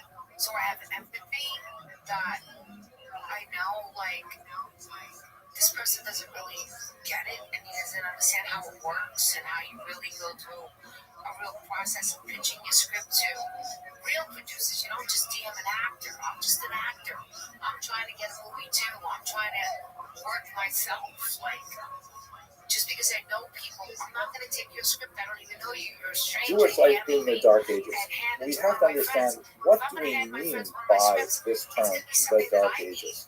So it is a term that comes largely out of Western European historiography, which for a long time, let's say 18th century onward, tended to view the flow of Western history as kind of like being a real high point with Greco-Roman civilization, and then with the collapse of Rome, especially its sacking by the Vandals in the 5th century, it hits a real low where you have kind of come on the barbarian ages, and there's not much happening, and no one's reading and no one's writing, and people are very superstitious about all kinds of things, and it kind of sits there until it goes back up again with the Renaissance, which literally means the rebirth. There are definitely some kind of ladder-like steps up from the Dark Ages, the Gothic period, and so on. The High Middle Ages, which kind of goes from about 1000 to about the year 1500, and you start seeing the beginnings of the Renaissance and some really exciting things happening that leads ultimately to the early modern era, the modern era, and so on. But the key element of this is it's very Eurocentric. It's as if the most important thing that's going on in history is whatever's happening in Europe. But in reality, when we look at world history, most of the universe, most of the world was not dark at all. And I think you could say that about the Jews as well, who are at this point not especially wrapped up in most of Northwestern European history in particular. So let's look at what Jews were doing in the Dark Ages. We've seen this map before from the beautiful Barnavi historical atlas. And as you can see, there are two really big centers of Jewish activity during the Dark Ages. Again, we're going to kind of taking the traditional view of the Dark Ages, which goes from the fall of Rome and, like, let's say 405, 476 are major dates, so 5th century dates, all the way up to about 950, 1000, about 500 years that are really dark for northwestern Europe in particular, not much happening. It is the collapse of Roman civilization that leads to that, although Roman civilization is largely taken over by Byzantine civilization, the same kind of Christian culture, although many very significant differences. Not Catholic, for example, would become later called Orthodox. The more formal split wouldn't happen until the 11th century, but definitely heading in a different direction. But it's kind of like the second Rome based in Constantinople, which you can see at the top of this map. But I got off on a little bit of a tangent there. What are Jews doing during the Dark Ages? So we've got two really huge areas of Jewish activity, which are quite intense during the Dark Ages. You have that large ground circle, which is the region around Israel, where you've got lots of activity. You've got lots of halakhic activity, intellectual activity, given the Jerusalem Talmud, with the activity of the patriarchs. They're organizing themselves. They are, sort of negotiating a relationship with the Romans, which is not always so easy, and then later with the Byzantine overlords. But there's still quite a bit of historical data emerging from the Middle East during the Dark Ages. And then perhaps more significantly, I wish the actual circle was bigger because it would give more of an impact. But Baghdad, oh my gosh, there's so much going on there with the transplanted yeshivot of Pumbedita and Sura, with the great intellectual centers of the Talmud that are just pumping away all kinds of stuff during this period, right up until the 7th century when you get the Muslim advance. And when the Muslims take it over, then they have an even greater explosion under the Gaonim, which we spoke about a few lectures ago. In fact, that's where we used this map. And the Baghdadi culture, the Mesopotamian culture, kind of like radiates all the way out through the Mediterranean basin and has its impact felt all the way out to Cordoba in Spain, where you see there's major Jewish communities. And it was during this period that, it's true we have a lot of the Visigoths and so on, but we also get into the beginnings of the Spanish Golden Age. They have their roots during the period known as the Dark Ages. So these two areas represent the light that was coming out of the Jewish community in particular, and really has a very different kind of picture than what you think of with Northern Europe in the same period of time. But neither of these areas, of course, the Middle East and the Mesopotamian region, are in Europe. So what is happening in Europe in particular? So the most important areas, to be sure, are in Italy.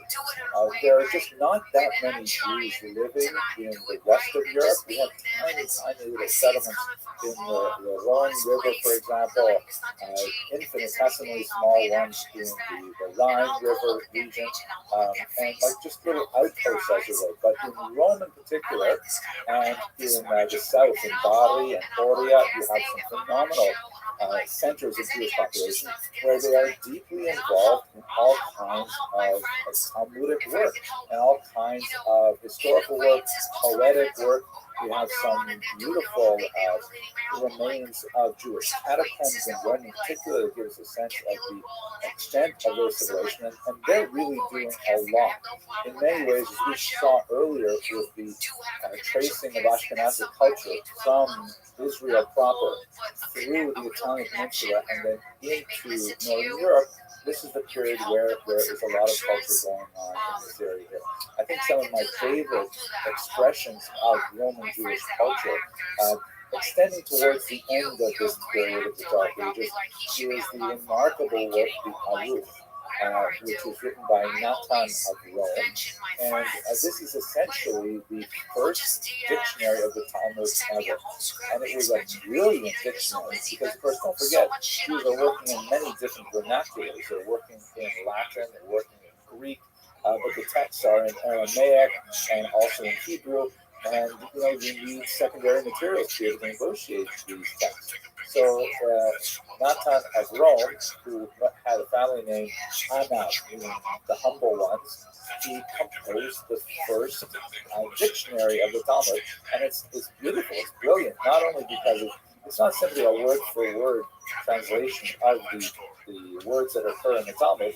It provides examples of how those words are used in the Talmud, and ends up becoming an incredibly important finding aid, such that, you know, for millennia, well, a millennium since it was written towards the end of the first millennium, many Talmudic scholars use the dictionary not so much to understand the translation of a given Aramaic word, but to know where it's used elsewhere in the Talmud, because it is essentially kind of like a what's the word? A concordance as well as a Talmud. Great, really amazing work. There's lots of scholars who are here in Rome and in southern Italy.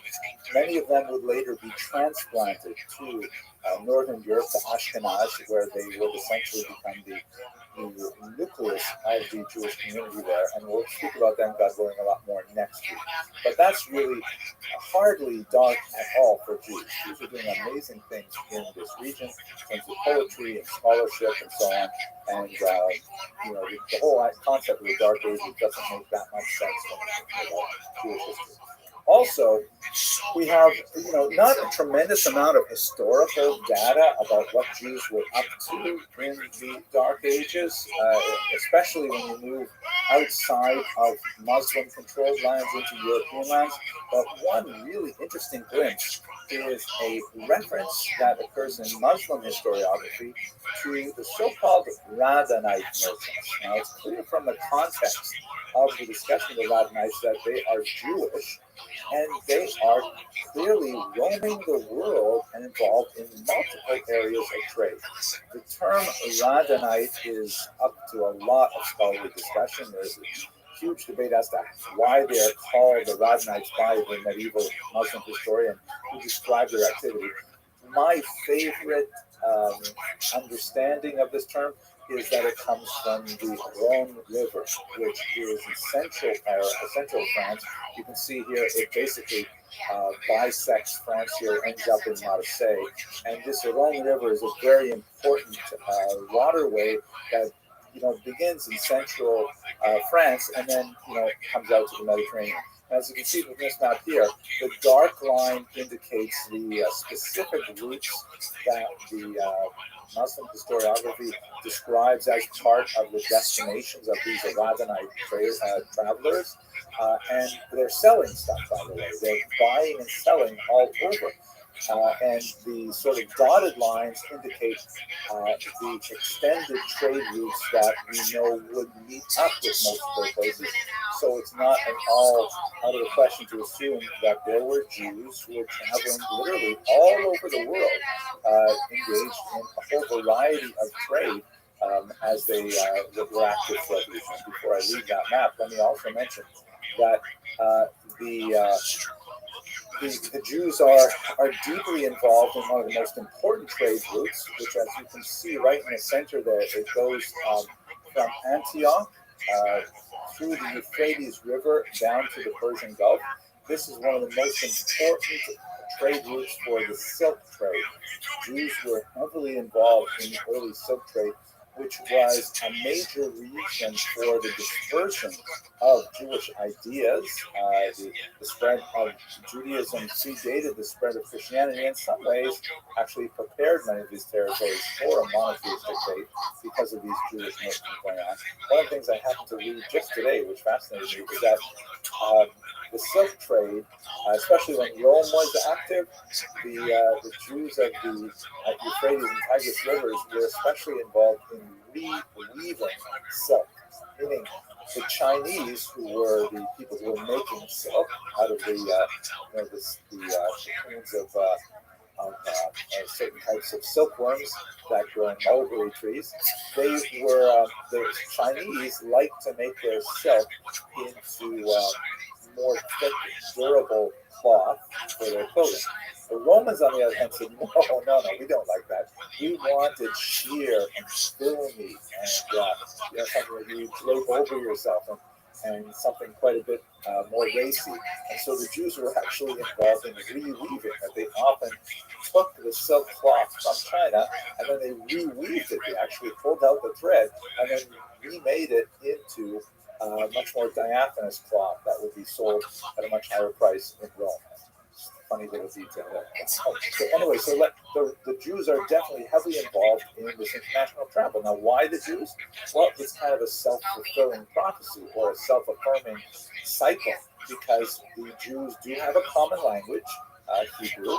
They have a common legal system such that they're all bound by the rulings of the Talmud, and they can rely on a neutral body of judges who will not judge them by the capricious laws of a specific reason.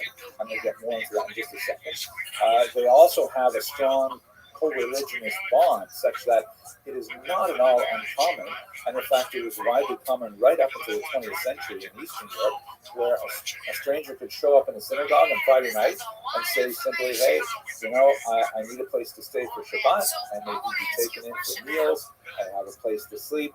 And then once the Shabbat was over, then he would say, okay, here I am, I'm selling wine or silk or whatever it is. Have you got anyone who wants to trade with me? And of course, the business was self-affirming. So the diaspora of the Jews was actually the foundation of the international commerce that they would be engaged in right up until contemporary times. There is a long historical tradition for this. We will explore the economic aspects of this, God willing, in a lecture later this summer, later this spring, I guess. So hang on, there's lots more to say about that. But let's go to the Rus of Ashkenaz. So I referred to the Jewish legal tradition, which is extremely important when you consider the kind of situation that was going on in real dark ages Northern Europe. Now I'm talking about a region of what would be today France and Germany and so on. So we're talking a really weird, backward, pre-Christian kind of environment where they adjudicate trials, for example, by ordeals. Like this is a drawing of the so-called ordeal by water, in which you had a person suspected of some kind of criminal activity. And so the best way to see how well they did is if you tie them up and throw them in the lake. And if they don't drown, then they're innocent because the gods protected them. Or even as it slowly begins to morph into Christianity, God protected them. Simply as that. So that's definitely not kosher by Talmudic standards. Another version of the ordeal was, two people are in a legal fight, and one of them claims he's totally innocent. So the judge can say, all right, we're going to boil up this vat of oil, and we're going to drop an iron ring in it, and you reach into that boiling vat of oil. If you can take the ring out without being harmed, that will mean that you are obviously innocent. And if you are not willing to do it, it must mean that you are guilty. Like, yikes. I would not want to be anywhere near this kind of legal system. Give me the Talmud any day, rules of evidence and testimony and things like that, please. So, and one last thing, of course, which I'm not sure how much Jews felt about this, but there was the trial by conduct, or deal by combat, where you could defend your innocence by simply going hand to hand with your litigant, and this is probably not historically accurate from the period I'm talking about, but I kind of liked it. And this is also something that has no basis in Talmudic jurisprudence. So luckily, Jews were largely exempt in Ashkenaz from any of these trials by ordeal. And they were able, even in these kind of really backward, Conan the Barbarian kind of environments, able to have their affairs adjudicated according to Talmudic law. This was an arrangement that benefited the Jews and also benefited the region because they were the traders. They were the people who brought goods in. And of course, they're in a tiny minority traveling up and down these riverways, with valuable goods. But if the society cannot support people engaged in this kind of trade, then it'll simply stop and people will not have the goods that they want to buy. So there is kind of an investment in giving the Jews that level of legal autonomy. And we see in the Dark Ages that Jews are granted this in the few number of communities that we see them appearing in Northern Europe. It's quite fascinating.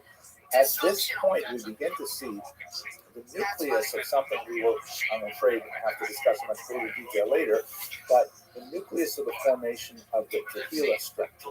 This is the formal municipal self-government of the Jews that they developed very strongly in Northern Europe, although it definitely has similarities to what was going in Muslim regions as well. The Jews essentially formed for themselves a small state within a state, at least at the municipal level.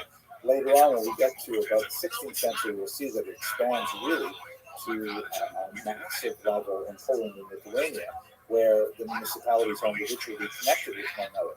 But essentially, the Jews in these tiny little struggling communities, we're talking about less than 1,000 people in any of them, are granted the right to govern themselves.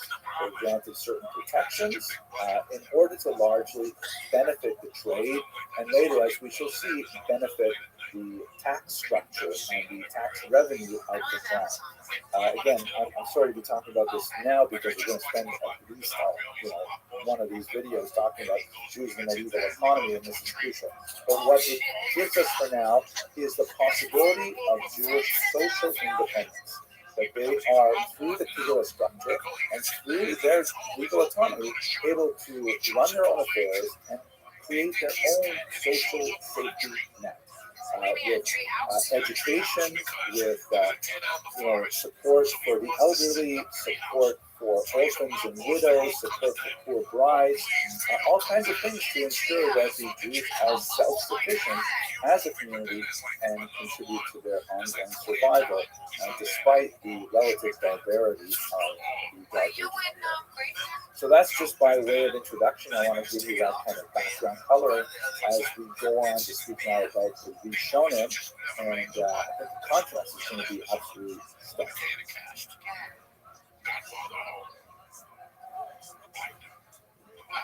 Oh, were you talking about It's fucking Justin Timberlake's wife. Jessica Biel? Fucking gorgeous. Gorgeous. I mean, it's an all-star lineup. The English kid from the movie with fucking Angelina Jolie. I mean, great names. Movie was shot in toy. It was shot in toy, but I have a friend who was the hot dog building. It's a movie about Ray Liotta comes out of prison, and he goes to see his daughter, that's Jessica Biel, but he can't tell her that Jessica kind of hits on him. And now he's caught between a rock and a hard place, and he's going to die. Wait a minute, his daughter's hitting on him? She doesn't know it's his father. Oh, that's He goes to the strip club. Wait, how is this movie, though? It's a big movie. It's very interesting. Shit. You know who plays the strip club owner? Roadhouse, the dude that died of cancer. With a fucking wig on like Walter McDonald. What's the guy that died of cancer from Roadhouse? In order to start talking about the Rishonim, we should talk about what that term really means. So Rishonim literally means the first ones. Rishonim are the first ones of the So you have to go backwards a little bit and learn a little bit of Jewish theology here. There is this concept in Jewish theology that actually is quite important for understanding how Talmudic jurisprudence in general works, and it's called in Hebrew Yeridah HaDorot, or the decline of the generations. This concept essentially argues that earlier generations, from starting with Moses' generation, shown here, portrayed brilliantly by Charlton Heston, the generation called the Dor Dea, the generation of knowledge, that actually heard the first two of the commandments spoken by God, that was like a pinnacle of a kind of spiritual wisdom that would be fading generation after generation. Meaning, because they had all had, I'm not going to go into the whole religious material here, but it's important for us to understand, the generation of the Exodus had achieved such a closeness to God from that moment at Sinai that every subsequent generation invariably represents a decline. And this decline is not necessarily intellectual in nature. So, for example, when Talmudists are trying to determine a specific law, the rule is not to go to the earlier authorities, but go to later authorities because they tend to have more facts at their disposal. Like, for example, if you wanted to know, is a microwave kosher for cooking, you would not ask some rabbi who wrote about things in the 19th century because he wouldn't have those kinds of facts at his disposal. You would ask someone writing in the late 20th century to be able to discuss it. And there's a lot more reasons for this, but essentially the intellectual capability of later generations is not questioned. It is the spiritual capability, the sensitivity, the ability to penetrate to the core of an issue that is considered to decline from the moment of Sinai downward, through the prophets and through the sages and so on. So the major people or major groups that we're speaking about in the medieval period begin with the Tanaim, and these are literally the teachers. They are associated with the Mishnah, and their activity is more or less from the year 200 before the Common Era to 200 of the Common Era. The following generation are called the Amoraim. Amora means literally the sayer. And what this refers to, or the speaker if you want, what this refers to is that this is already a term used in Babylonia in particular, where the vernacular was Aramaic and the texts of the Tanaim were in Hebrew. So you would have a teacher, a rabbi, who would give the lecture, and then a professional human microphone or loudspeaker would then repeat it in Aramaic translation so the population could understand it. And the sages of this generation, in humility, they refer to themselves simply as the repeaters, the speakers, the Amoraim. So these are the sages associated with the Talmud, from about the year 200 of the Common Era to about the year 500 of the Common Era. An Amora may not override a Tana. An Amora does not have the same authority as a Tana because of the idea of the decline of the generation. However, if there are two Tanaim who disagree, and an Amora can bring support for his argument with another Amora by quoting one of those Tanaim, then the Amora has support for his argument. So they borrow from earlier times to prove later arguments. I know that's complicated, but we have to talk a lot more about Talmud to understand. The next generation, there's some dispute over what exactly the Sabalayim were, when they were, but they blend into the period of the Gaonim, which we did speak about a little while ago. And these are the post-Talmudic authorities primarily based in Mesopotamia up until about the year 1000. And now we get to our protagonists, the Rishonim. They're called now the first ones. They're clearly not first when we consider them within the scope of the prior authorities, but they represent a distinct chunk of intellectuals who are writing particular kinds of things, roughly during the period 1000 to 1500. I've rounded these numbers up, obviously, but this is the era of the Rishonim. And what I'd like to do now is talk a little bit about what they did, why they deserve their own name, what makes them so special, and they are distinguished from the later authorities called the Achalonim, literally the after ones, or the later ones. The Achalonim definitely also have a very distinct style, very different from the Rishonim, and I'd like to spend more time about that, but God willing, when we get to the fall, we'll talk about that more. Note that they kind of stop at around the year 1900. I think it's because in the 20th century, although there's no real kind of dramatic break between the people who were writing in the 18th century, 19th century, but by the time you get to the 20th century, there's just people feel like, wow, I can't be an Achalon. You can't call me an Achalon like the Maharsha or like the Seres or something like that. It's too much. So we'll come back to that. But anyway, these are the sort of terms used for these big intellectual chunks of time and the sort of things that are happening in them. So let's understand what were the Rishonim up to. They're involved in three main activities. They were largely commentators, counters, and codifiers. These three groups and these three types of activities were especially important for the Rishonim. You'll understand them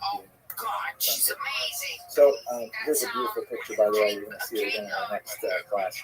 of an illuminated manuscript of the Guide to the Prophets. You see there is Maimonides on the right. He's lying still and he's holding up an astrolabe, which is one of the key inventions of the era of the Rishonim, and the Rishonim are often pictured holding on to them. Their astronomical devices for navigation and things like that. And he's speaking to his students over there.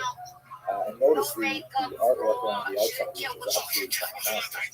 But anyway, commentators. So one of the most important figures, one of the people who is regarded as the rabbi of all Israel, and in fact, the acronym of his name is Rashi.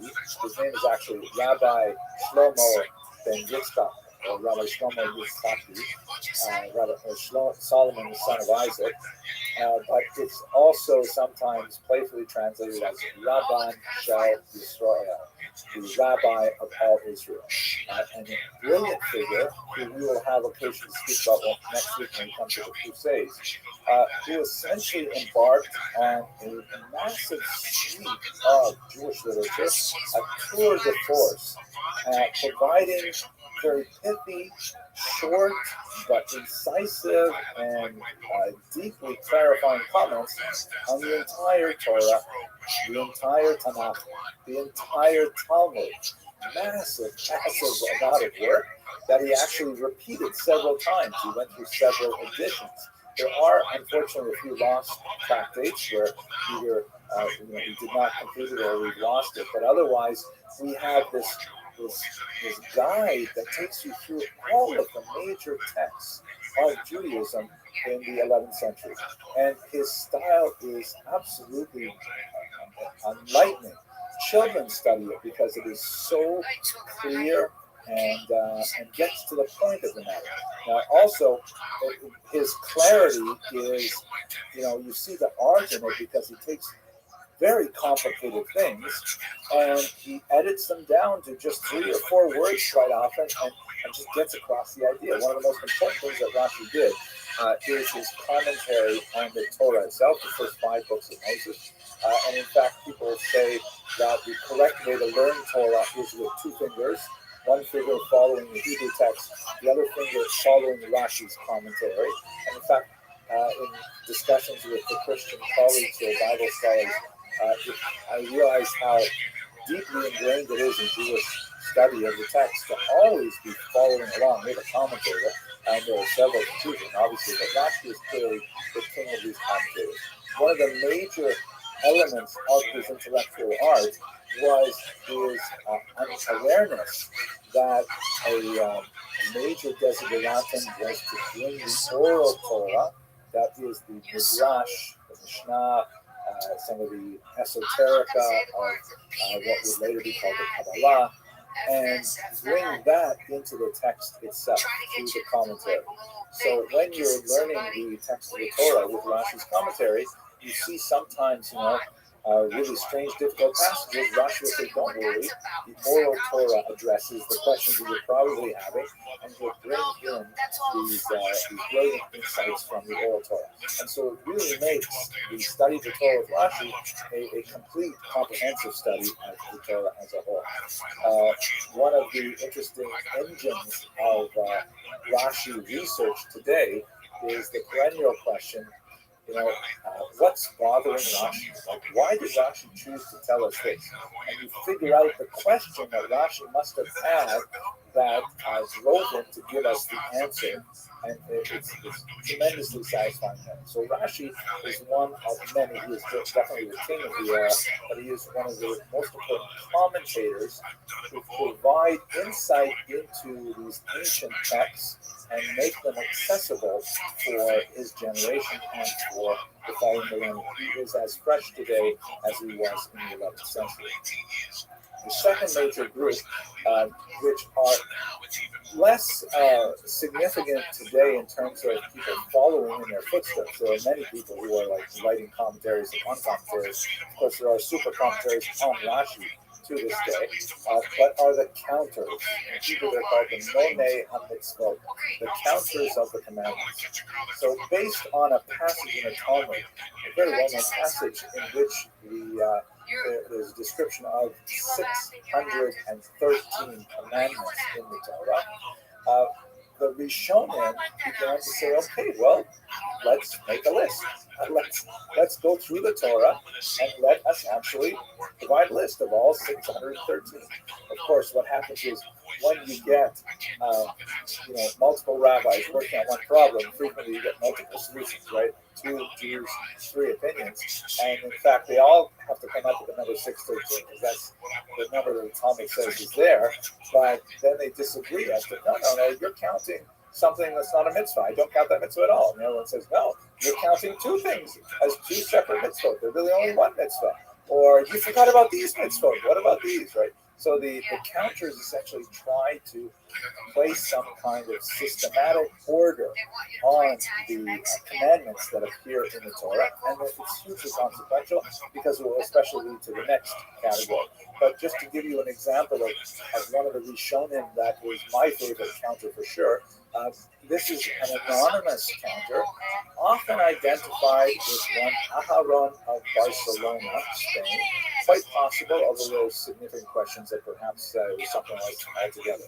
So it's an anonymous book called the Book of Chinuch, or the Book of Education. And it is the greatest bar mitzvah present ever, where this particular rabbi wants to give a bar mitzvah present to his son. So he essentially says, here, I'm going to list out all 630 commandments. I'm going to list them in the sequence in which they appear in the Torah. So when you go to synagogue every week and hear the Torah read, you'll be able to review all of the mitzvot that occur in that week's parsha. And that's brilliant. That's great. Really helpful just in itself, isn't it? But what he does after that is so much more amazing. First of all, he locates the mitzvah and a count, and they're literally counted 1 through 613. The English translation that's used wisely today is a 3-volume set. And then he tells you a little bit about how the mitzvah is performed. And then he tells you a little bit about, and this is amazing and not so common as you would think, he tells us why we have this mitzvah, this commandment. And that's like so valuable because many of the other authorities from the Talmud on really don't think about that. Or if they do think about it, they don't write a lot about it. There's this sort of religious approach to the text saying, here is the commandment, and it is incumbent upon us to observe it. Kasher Tzidanu Hashem Elokai, as the Lord our God commanded us, right? He didn't tell us to think about it. He told us to do it. I'm generalizing here. A lot of people would say, no, you have an obligation to think about it too. At any rate, the Chinuch provides the why answer to a lot of these commandments, to all of them actually. We don't necessarily, not all of the Rishonim agree with his response, but it is absolutely brilliant, and like I said, the world's best bar mitzvah present ever. We know that it was a bar mitzvah present, and we know a little bit about him and his son because he speaks to his son directly in the text. It's really very sweet and engaging. We know, for example, that they were Levites because it says, "My son, pay attention to this mitzvah because you're a Levi and you're going to have to keep this particular mitzvah." Brilliant and highly enjoyable. And then finally, most significantly, because it flows directly from the counters, are the codifiers. And this is hugely important because essentially these are the people. One of the most important on our list here is Rabbi Yaakov ben Asher, known as the Rosh, or the head, who go through these commandments and they say, okay, thank you, for example, anonymous author of the Chinuch, for laying them out how they appear in the text. But if we're actually going to work with these in a functional way and organize a society around them, we've got to have them organized by topics. We've got to have all the laws of keeping kosher in one place, all the laws of keeping Shabbat in the other place, all the laws of civil, criminal law have to be in one place and things like that. So the codifiers begin to say, all right, organize this here, this is the mitzvah here, this is the mitzvah here. And remember that there's significant debate about what exactly is the mitzvah and how does it apply, and under what circumstances is one exempt from it. All of these things are really important. So the codifiers who create, for example, Roche created a very important commentary called the Arba Turin, the four columns, or the four pillars, which correspond to four different aspects of human life. They end up becoming the source of tremendous dispute and commentaries on the codes. But nevertheless, they are hugely important. The most important of them for contemporary usage is undoubtedly the Shulchan Aruch, to speak about in depth later on. So these are the three main areas that give the Rishonim their distinctive sort of functions. They're really involved in these things, and with the limited exception of counters, all of the Achronim afterwards are kind of following in their footsteps. Now, at the same time, what's really fascinating to me as well is that the Rishonim are not all uniform at all. They are highly individualized and idiosyncratic. The Rashba and the Litva and the Rambam, totally different people, different approaches, different personalities. And sometimes they pose questions and provide answers which are shockingly modern. And you say, like, what is going on here? Where did this idea come from? And how come I don't see it in the traditional codes and so on? So among those kind of outliers are brilliant figures like Rabbi Abraham Ibn Ezra, who was not only a commentator of note, he was also a tremendous poet in Arabic and in Hebrew, and a scientist. There is a crater on the moon named after him. He is the subject, by the way, of some poetry in the English language as well. Here he is holding up some astrolabe in his left hand and a compass in his right, which alludes to his kind of early scientific urge and curiosity. He lived a very poor, difficult life, traveled out of his poverty. He would, and again, this is before printing, so he would literally write out his manuscripts, and then because he was so poor, he would sell his manuscripts, his only copies sometimes, and then have to rewrite them entirely from memory to sell them again. You know, the things he wrote about his poverty are truly biting. But it also gives you a sense of, wow, this is like so unlike Rashi, so unlike the others. You see also Gersonides, also a Rishon who is not widely studied today, but brilliant, very cutting against the grain kind of commentaries on all kinds of issues which are extremely relevant today. And when you study some of these Rishonim, you say, wow, this is like alternate history. Like, what would have happened to Jewish civilization if we decided that the halakha, the law, followed Gersonides and not, let's say, the Rosh? Very, very different kind of possibility. Fascinating for our purposes. We're going to come back to both Gersonides and Ibn Ezra, I think, when we talk about the scientific revolution and Jews involved in it, but this gives you just a sense of the idea that there are many outliers among the Rishonim. It's hardly a monolithic, singularly orthodox way of looking at the world. Rishonim had a tremendous scope and spectrum of activity and interest. So, okay, I see that I got a little bit too excited there and I spoke too long about some of these things. So let's look at Maimonides specifically. And he is really special because, among other things, he is the greatest of the outliers. I mean, he is so amazing unto himself as a scholar, as someone who is active in all of these areas and many more, but at the same time, he was the most vilified during his lifetime and especially shortly after his lifetime, so much so that Jews actually were responsible for burning Maimonides' books, if you can believe that. I'll get to that story. It's kind of like, what's the word I'm looking for when you do reverse psychology? You do sort of a reverse psychology where you're like, come on, you motherfuckers, and you're like,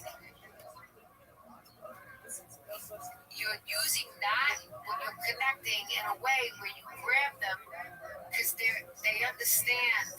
We understand what you're doing. You're good at what you're doing. Like you're making a connection with these people. Here's a sort of modernized, detailed version of the iconic image of Maimonides that we have today. We have no idea if he looked anything like this, but it's sort of like you see that picture there. That is his signature up on top, though, which was taken from the Geniza archives. His dates are 1138 to 1204. He was born in Cordoba, Spain. We spoke about it a little bit in the beginning of the Golden Age. But he had to flee Spain as a youth because of the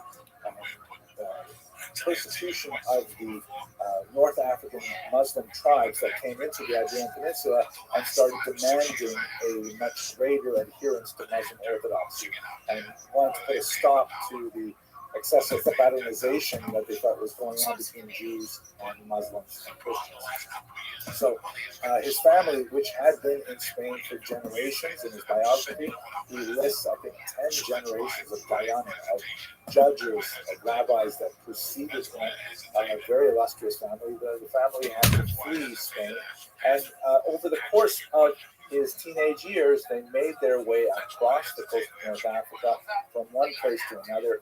Along the way from Spain to Egypt, where he ultimately settled, he received a significant secular education.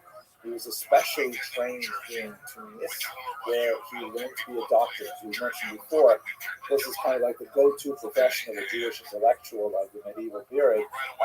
It's a portable trade, it's a respectable trade, it's a well-remunerated trade, so therefore, Jews often chose this as their profession.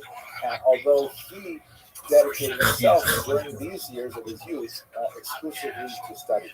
The mainstay of their family economically was his brother David, his older brother David, who was a merchant.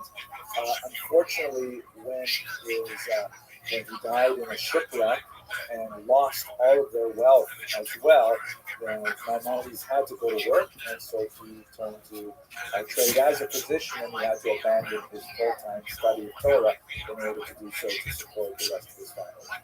He is, in many ways, paradigmatic and at the same time exceptional. Paradigmatic in the sense that, as we discussed in the Golden Age of Spain, he is one of these really unusual people who is world famous for his secular activities, specifically as a medical doctor, and at the same time, he exerts a phenomenal light on all of Jewish intellectual history for the next 1,000 years. He is so incredibly powerful in both areas simultaneously.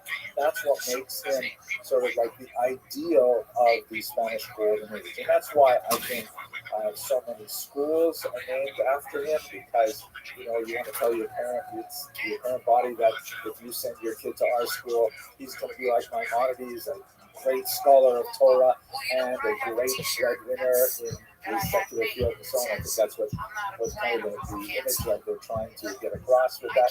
But at the same time, he was exceptional because, as I mentioned when we talked about the Rishonim, his opinion in halacha is frequently ignored by later commentators. I shouldn't say ignored. I should say it was overruled.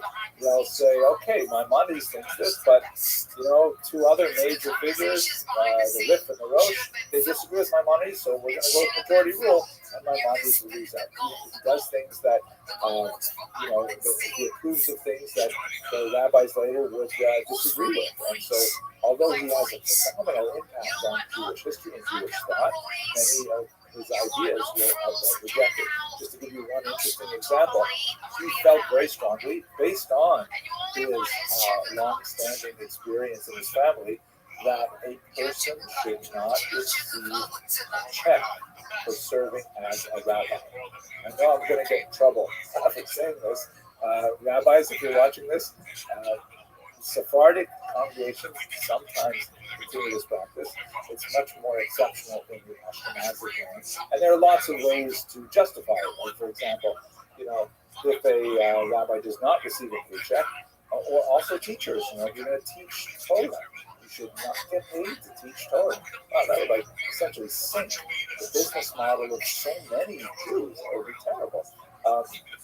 But there are lots of exceptions. The most important one being that if a rabbi did not have another source of wealth or income, then he would have to leave off being a rabbi in order to be, I don't know, a plumber or an accountant or something like that. So there was kind of like permission given to pay your rabbis and your teachers so that they are able to rabbi and to teach.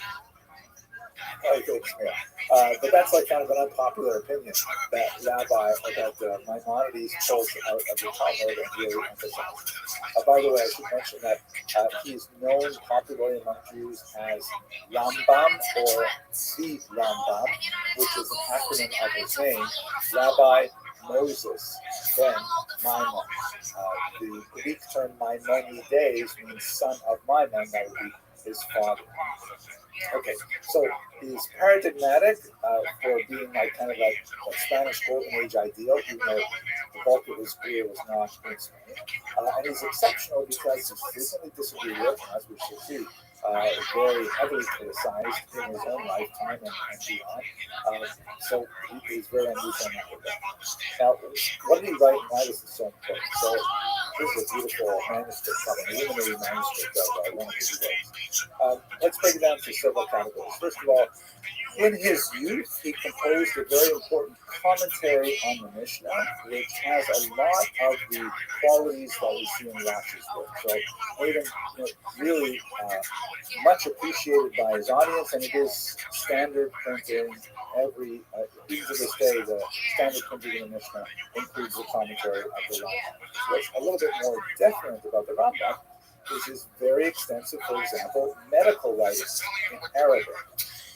He was like the go-to doctor of the age. He performed medical services for the royal house of Egypt. He describes in some of his writings how he gets up early in the morning. He has to commute from Fustat to Cairo, where he treats all of the kids and all the wives in the harem and so on. He works there all day. Then he comes in by donkey to commute back to Fustat, and there's a whole lineup of people who ask him all kinds of electric questions. He has to spend hours and hours answering their questions. He wrote extensively in his area of medical expertise. Fascinating writings, which are preserved. They are accessible today.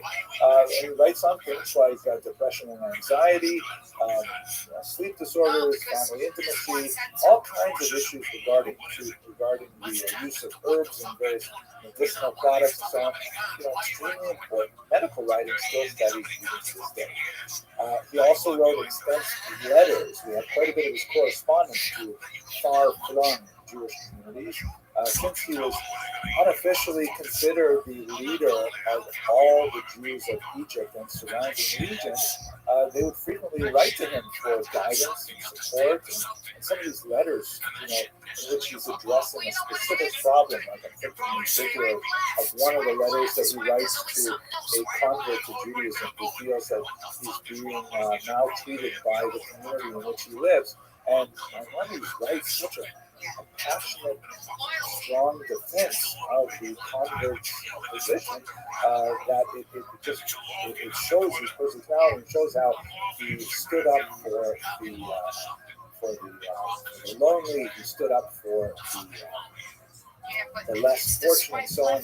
Another passage that occurs to me in the Mishnah Torah, very important passage in which he says that it's very important that before every holiday, a person expend sums in charitable fashion, because if you don't take care of the widows and the orphans in your society before you take care of your lavish meal for your family and friends, then you're not celebrating a holiday, you're celebrating this really powerful, incisive kind of direction. So this gives you a sense of his regional, maybe even you could say global leadership activities.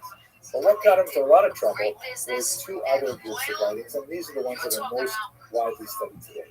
The first are his philosophical writings, of which the most famous is undoubtedly the Moreh Nevuchim, translated as the Guide for the Perplexed. This was a work written in Judeo-Arabic, that was essentially Arabic written with Hebrew characters, and it was written for a particular student who was kind of like a type. He was a student who was struggling with inherent challenges posed by contemporary Islamic philosophy and Judaism. And having a lot of like kind of high level intellectual doubts and wondering, boy, these Arabs have some great philosophical ideas. And, these are essentially the great Arabic tradition that flows from Aristotle, the Greeks. And he's wondering, they systematize so many things, and they seem so logical, and Judaism doesn't make that much sense. So the guide for the perplexed addresses this student's concerns, and essentially within the context of Arabic philosophy.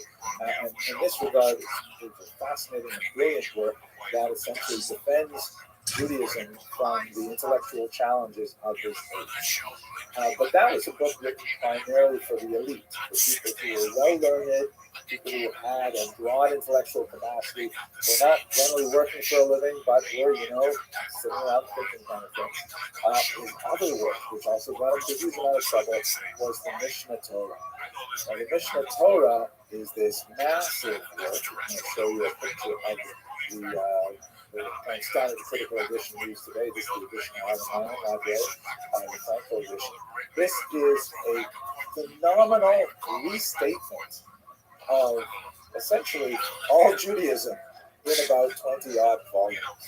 And what he does is he says, listen, Judaism is complicated, right? You've got the Torah, you've got the Talmud, you've got the Mishnah, you've got all these commentaries and stuff like that, and you want to know how to be a Jew?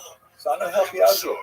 I am going to write out the entire Torah in a code-like format. This is a code, it's a guide for living.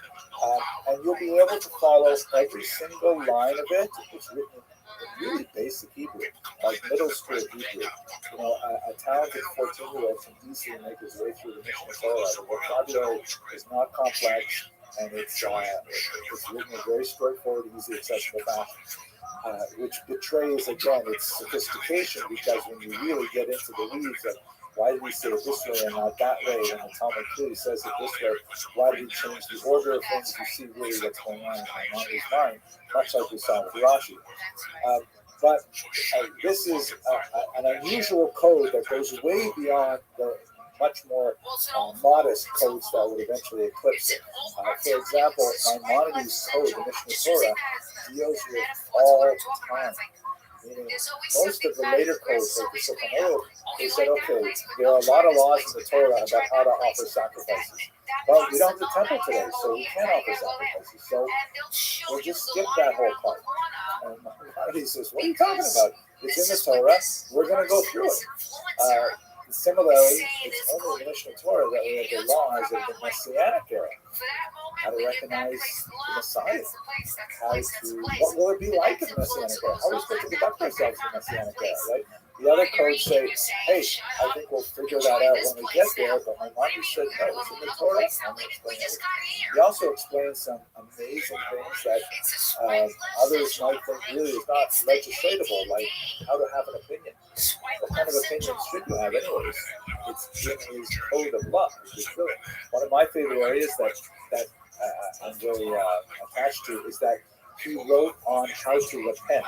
And I'll just take a quick moment. It's sort of a book plug, but I guess I can't do that.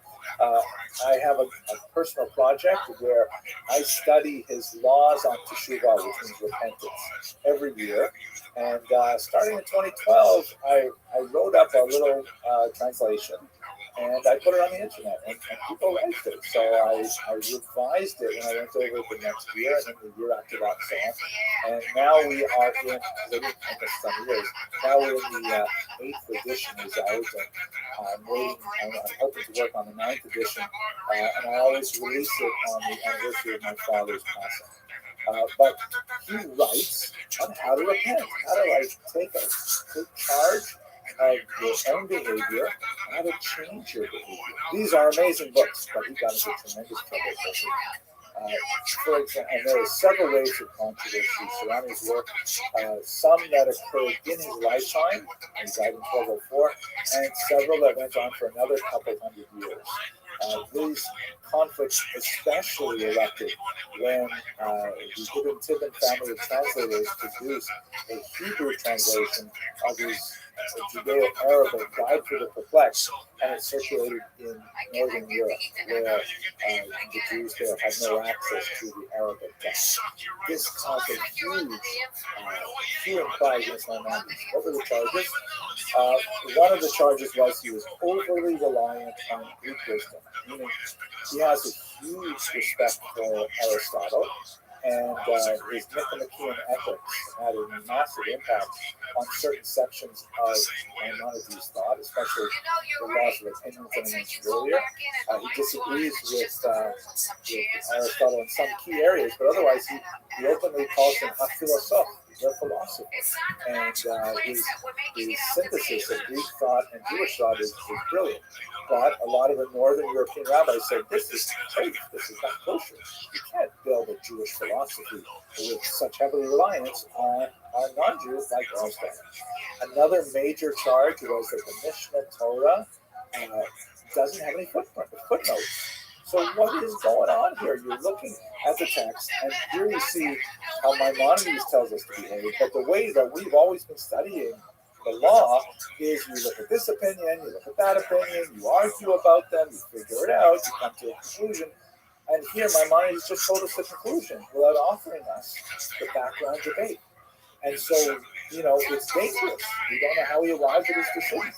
Secondly, and related to it, really, a lot of people accused him of arrogance. Because as he says in the introduction to the Mishnah Torah, he says essentially, look, you have this big book that I just wrote, it essentially takes care of everything you need. Obviously, you should still be studying Torah, but the truth is, if you want to know how to be a Jew, the whole thing is laid out right here. And many rabbis felt this is a type of arrogance. I've spoken in other lectures a little bit on our time, but there's also economic factors involved here because he essentially challenges the business model of rabbinic expertise in a fairly serious way. It turns out to not be that way because an even greater industry was created, a commentary on Maimonides. But sadly, Jews denounced the works of Maimonides to the Dominican friars, who gladly seized these books, which were charged with heresy, and burned them in Paris in 1232. So it was a huge tragedy that some Jews in Northern Europe were so incensed with Maimonides that they preferred to see his books consigned to the flames than to have them studied. 10 years later, there would be another repetition of this when the Talmud itself would be in exactly the same spot in Paris. There are other ramifications. For example, the Spanish rabbis continued discussing this for quite some time, and the only way they sort of compromised about Maimonides was they agreed to a Europe-wide ban on the study of philosophy for anyone younger than 25 years of age. That was supposed to say essentially that Maimonides has a lot of useful things to say, but he is kind of dangerous, so we want students to achieve a certain level of maturity before they look at something like the Guide to the Perplexed. So that's basically how he remained controversial, but ultimately his overpowering legacy and makes him one of the most towering figures of the Rishonim and of future generations to the present day.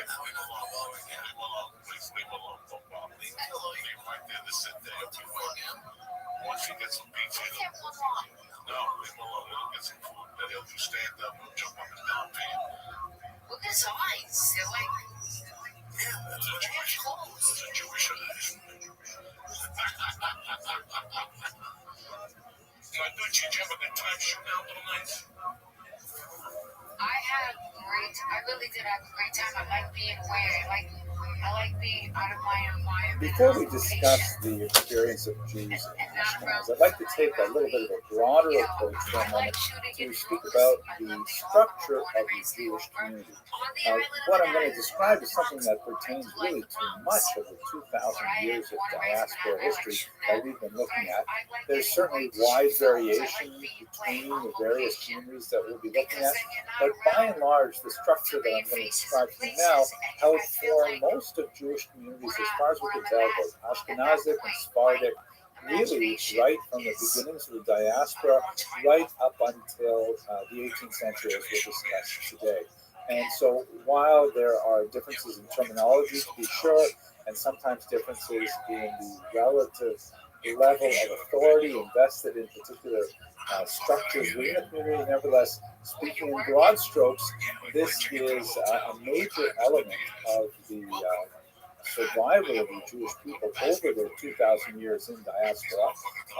And it's rather remarkable that, in my humble opinion, they've managed to figure a way to survive after it was largely destroyed in the last couple of centuries. But let's try to understand it writ large and understand that there will be specific differences when we go to particular towns and particular communities. The name for this community varies again from Sephardic and Ashkenazic lands, but one of the most common terms is the word Kehillah, which means literally congregation, in the sense of to congregate. The Hebrew word kahal, which is also used sometimes to describe the Kehillah, is really a reference to the bringing together of people. And so this is one of the terms that is used, particularly in Ashkenazic lands, to describe the community.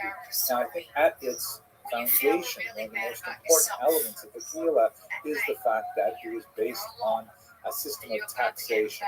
That everything takes money to run, and the Kehillah developed early on a form of taxation of Jews living in a particular municipality, and then was able to generate those funds more or less efficiently into a rather remarkable self-government. We're going to be talking today primarily about what we would call, let's say, municipal self-government that would be located to a specific town, in some cases a village or a city even. When you get to the modern period, you begin to see cities supporting more than one Kehillah.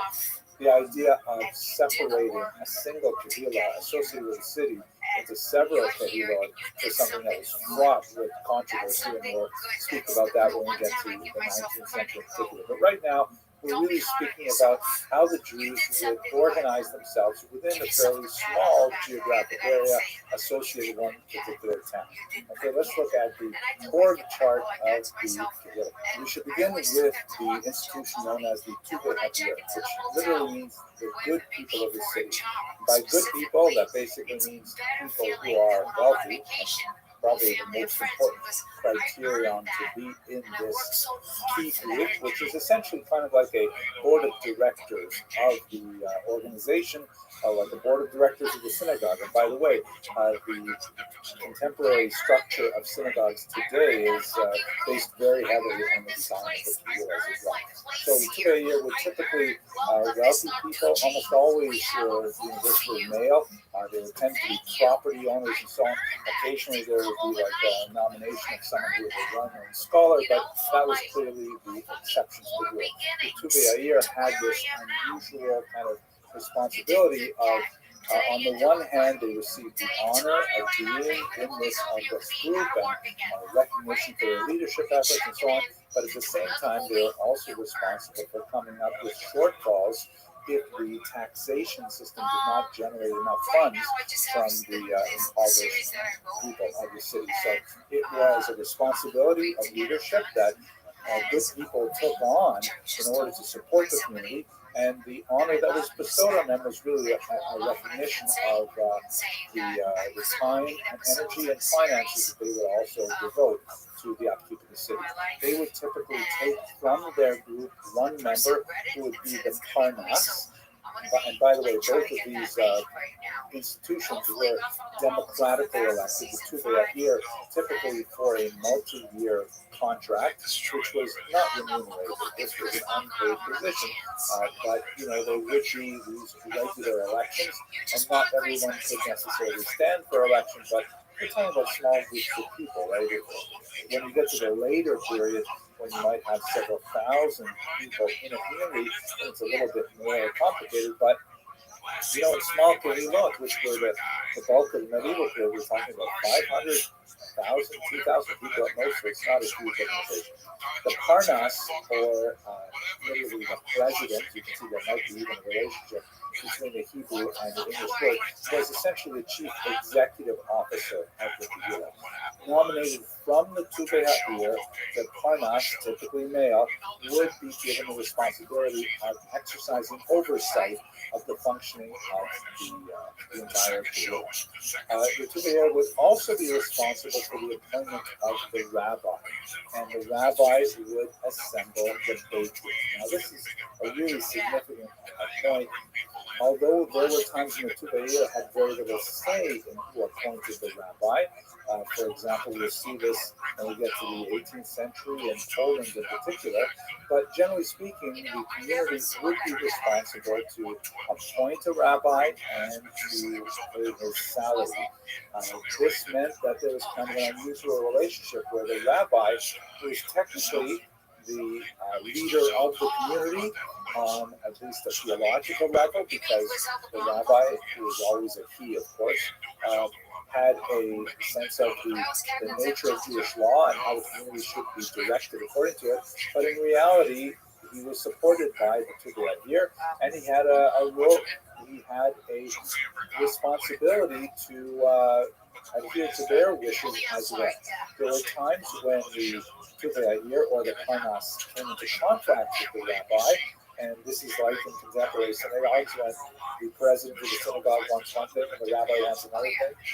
It can be a real showdown, but nevertheless, the rabbi had tremendous symbolic and often real authority based in the dictates of the Talmud. The rabbi would, of course, be responsible for adjudicating disputes, which would involve the assembling of a Beit Din, a court, typically 3 rabbis who would be involved in discussion. We should realize that the title rabbi does not necessarily mean that person has control over the entire community. The title rabbi could be used in many different contexts, including teaching in schools, and if there are more than one synagogue in a community, things like that. But anyway, both the Parnas and the rabbi used a group of people called the Gabayim to enforce their will. So the term Gabbai literally means collector, and we see that, for example, in crypto it's used in that sense more clearly. Today, a synagogue Gabbai is kind of like a synagogue functionary who just decides which person gets various honors in which sequence on a Saturday morning. But in the Kehillah, the Gabbai was a tiered individual who was essentially not exactly the policeman, but the summons deliverer of the Tuvia or of the Beit Din. If you had most commonly an individual who refused to pay the assessed taxes, and this was based essentially on the decision of the Tuvia or of the Parnas exclusively, then the Gabayim would be there to make sure that they collected, the cow or the gold coins or whatever it is that was collected. Or if an individual, for example, refused to appear for a summons before the Beit Din, then the Gabayim would be there to muscle him over there. And we'll talk about this perhaps in a later class, so we should understand that the Gabayim actually had the authority to use corporal punishment with the direction, of course, of the Beit Din. And in some rare occasions, there's even some discussion of capital punishment. Too much for our discussion right now, but we should understand that the Bayan are truly significant fixtures in the operation of the Gila. Now, in terms of the day-to-day experience of the Gila, most of the people involved in the Gila, Jewish members of the Gila, would experience this solely through the yearly taxation. That would be assessed by the people a year, and they would have to pay what they could for it. There's typically a lot of impoverishment in the Gila, and those taxes are not used for self-aggrandizement, for the unpaid Tuveir and so on. The money then flows into the actual services provided by the Gila, and this is extremely important. This is certainly the largest chunk of the Gila operation was conducted in the forms of chevrot, or committees. And unlike most of these other boxes that I've put on the screen so far, the chevrot had a lot of female participation as well. The chevrot essentially provided the services that are remarkable by comparison to later times and to other aspects of a given location, where the Jews, a very small population, nevertheless organized themselves very effectively to take care of all of the needs that they could identify in the community. Let's look at some of the typical chevrot that we find. There is, of course, the king of the chevrot is the chevra kadisha, or the holy chevrot. By the way, I would translate chevrot here as, let's say, committee, but it really means colleagues, friends. Aramaic, which is Haver in modern Hebrew. So the Chevra Kadisha was the holy association, the holy group of friends. There will be one group for men and one group for women, who dealt with the very important issue of how to provide for a proper burial. The Chevra Kadisha tended to wield an outsized power, not only because of the rather dire consequences of their potential refusal to provide a Jewish burial for an individual, but also because it tended to be comprised of the most well-respected individuals of a given community. It tended to be populated by people who were older, people who were well-regarded. We should understand that from the Jewish thought, the traditional Jewish thought, the person who is passed on, the deceased, is aware of the things happening around him or her during the process of preparation for burial, and therefore, if there are people who are like ne'er-do-wells or who are disrespectful of the court, this is considered a grave affront to the deceased, and therefore we tend to see people who approach the difficult task with their appropriate solemnity, respect, and care with them. In fact, one of the last things that they do after they complete the preparations for the death is the members of the Chevra Kadisha apologize in case they have done anything by accident that was untoward or perceived as disrespectful by the deceased. Anyway, the Chevra Kadisha had a lot of power and was typically the premier of all the various committees. But there were chevras that were associated with education, very important. The Chevra Shas, which typically was dealing with adult education, is one thing, but they would often organize themselves for children's education, which was typically paid for by tuition on a familiar basis, but there's a tremendous emphasis on trying to give a much higher level of literacy to both boys and girls, at least at their very primary ages. We'll speak about this in more specific detail a little bit later on. Also, Bikur Cholim, which was really visiting or examining the those who are ill, and this was associated with providing for health care. Tomchei Shabbos was a committee, I should say is. These are committees which are still functioning in many Jewish communities today, of course. Essentially a food bank to make sure that people have wherewithal to celebrate Shabbat with the appropriate amount of food. You had Ozer Dalim, which was those who aid the poor, more associated with housing for the indigent and feeding them and so on. Knasat Kala, very important committee that was tasked with providing for young families who did not have necessarily the wherewithal to start their life as a married couple. Linat Tzedek for travelers. is essentially hospitality. Chevra Tehillim, which was one of the most well-known chevras that would deal with the various pious needs of the community, where Chevra Tehillim would typically bring people together to recite songs on behalf of those who are ill and so on. And we could literally, go on and on all day talking about the different committees that were set up, ad hoc individual communities. But this is just a sampling of some of the many associations that would be set up by men and especially by women in order to meet the needs of the community in regular function. It's really rather impressive, I think, when you look at the overall structure of the community that was mirrored over and over again in so many different municipalities. And when we look a little bit further down the road at the Polish Commonwealth, you see actually a high point in Jewish self-government when all of the individual communities joined together in literally a state within the state so that they could actually have kind of like a government to pass legislation that affected all people simultaneously. We'll have to talk about how that worked out later on, but nevertheless, it's a really impressive achievement, I think, in Jewish self-government, and it says a lot about what allowed the Jews to survive through the modern era. Now, speaking about the modern era, we should understand, wow, this is so great, why isn't it happening anymore? Well, we have to understand that the pre-modern Jewish communal structure is very much predicated on a level of coercion. That is, the Tuvei have the right to assess your taxes, and this is above and beyond what the community as a whole has to pay to the non-Jewish state authorities.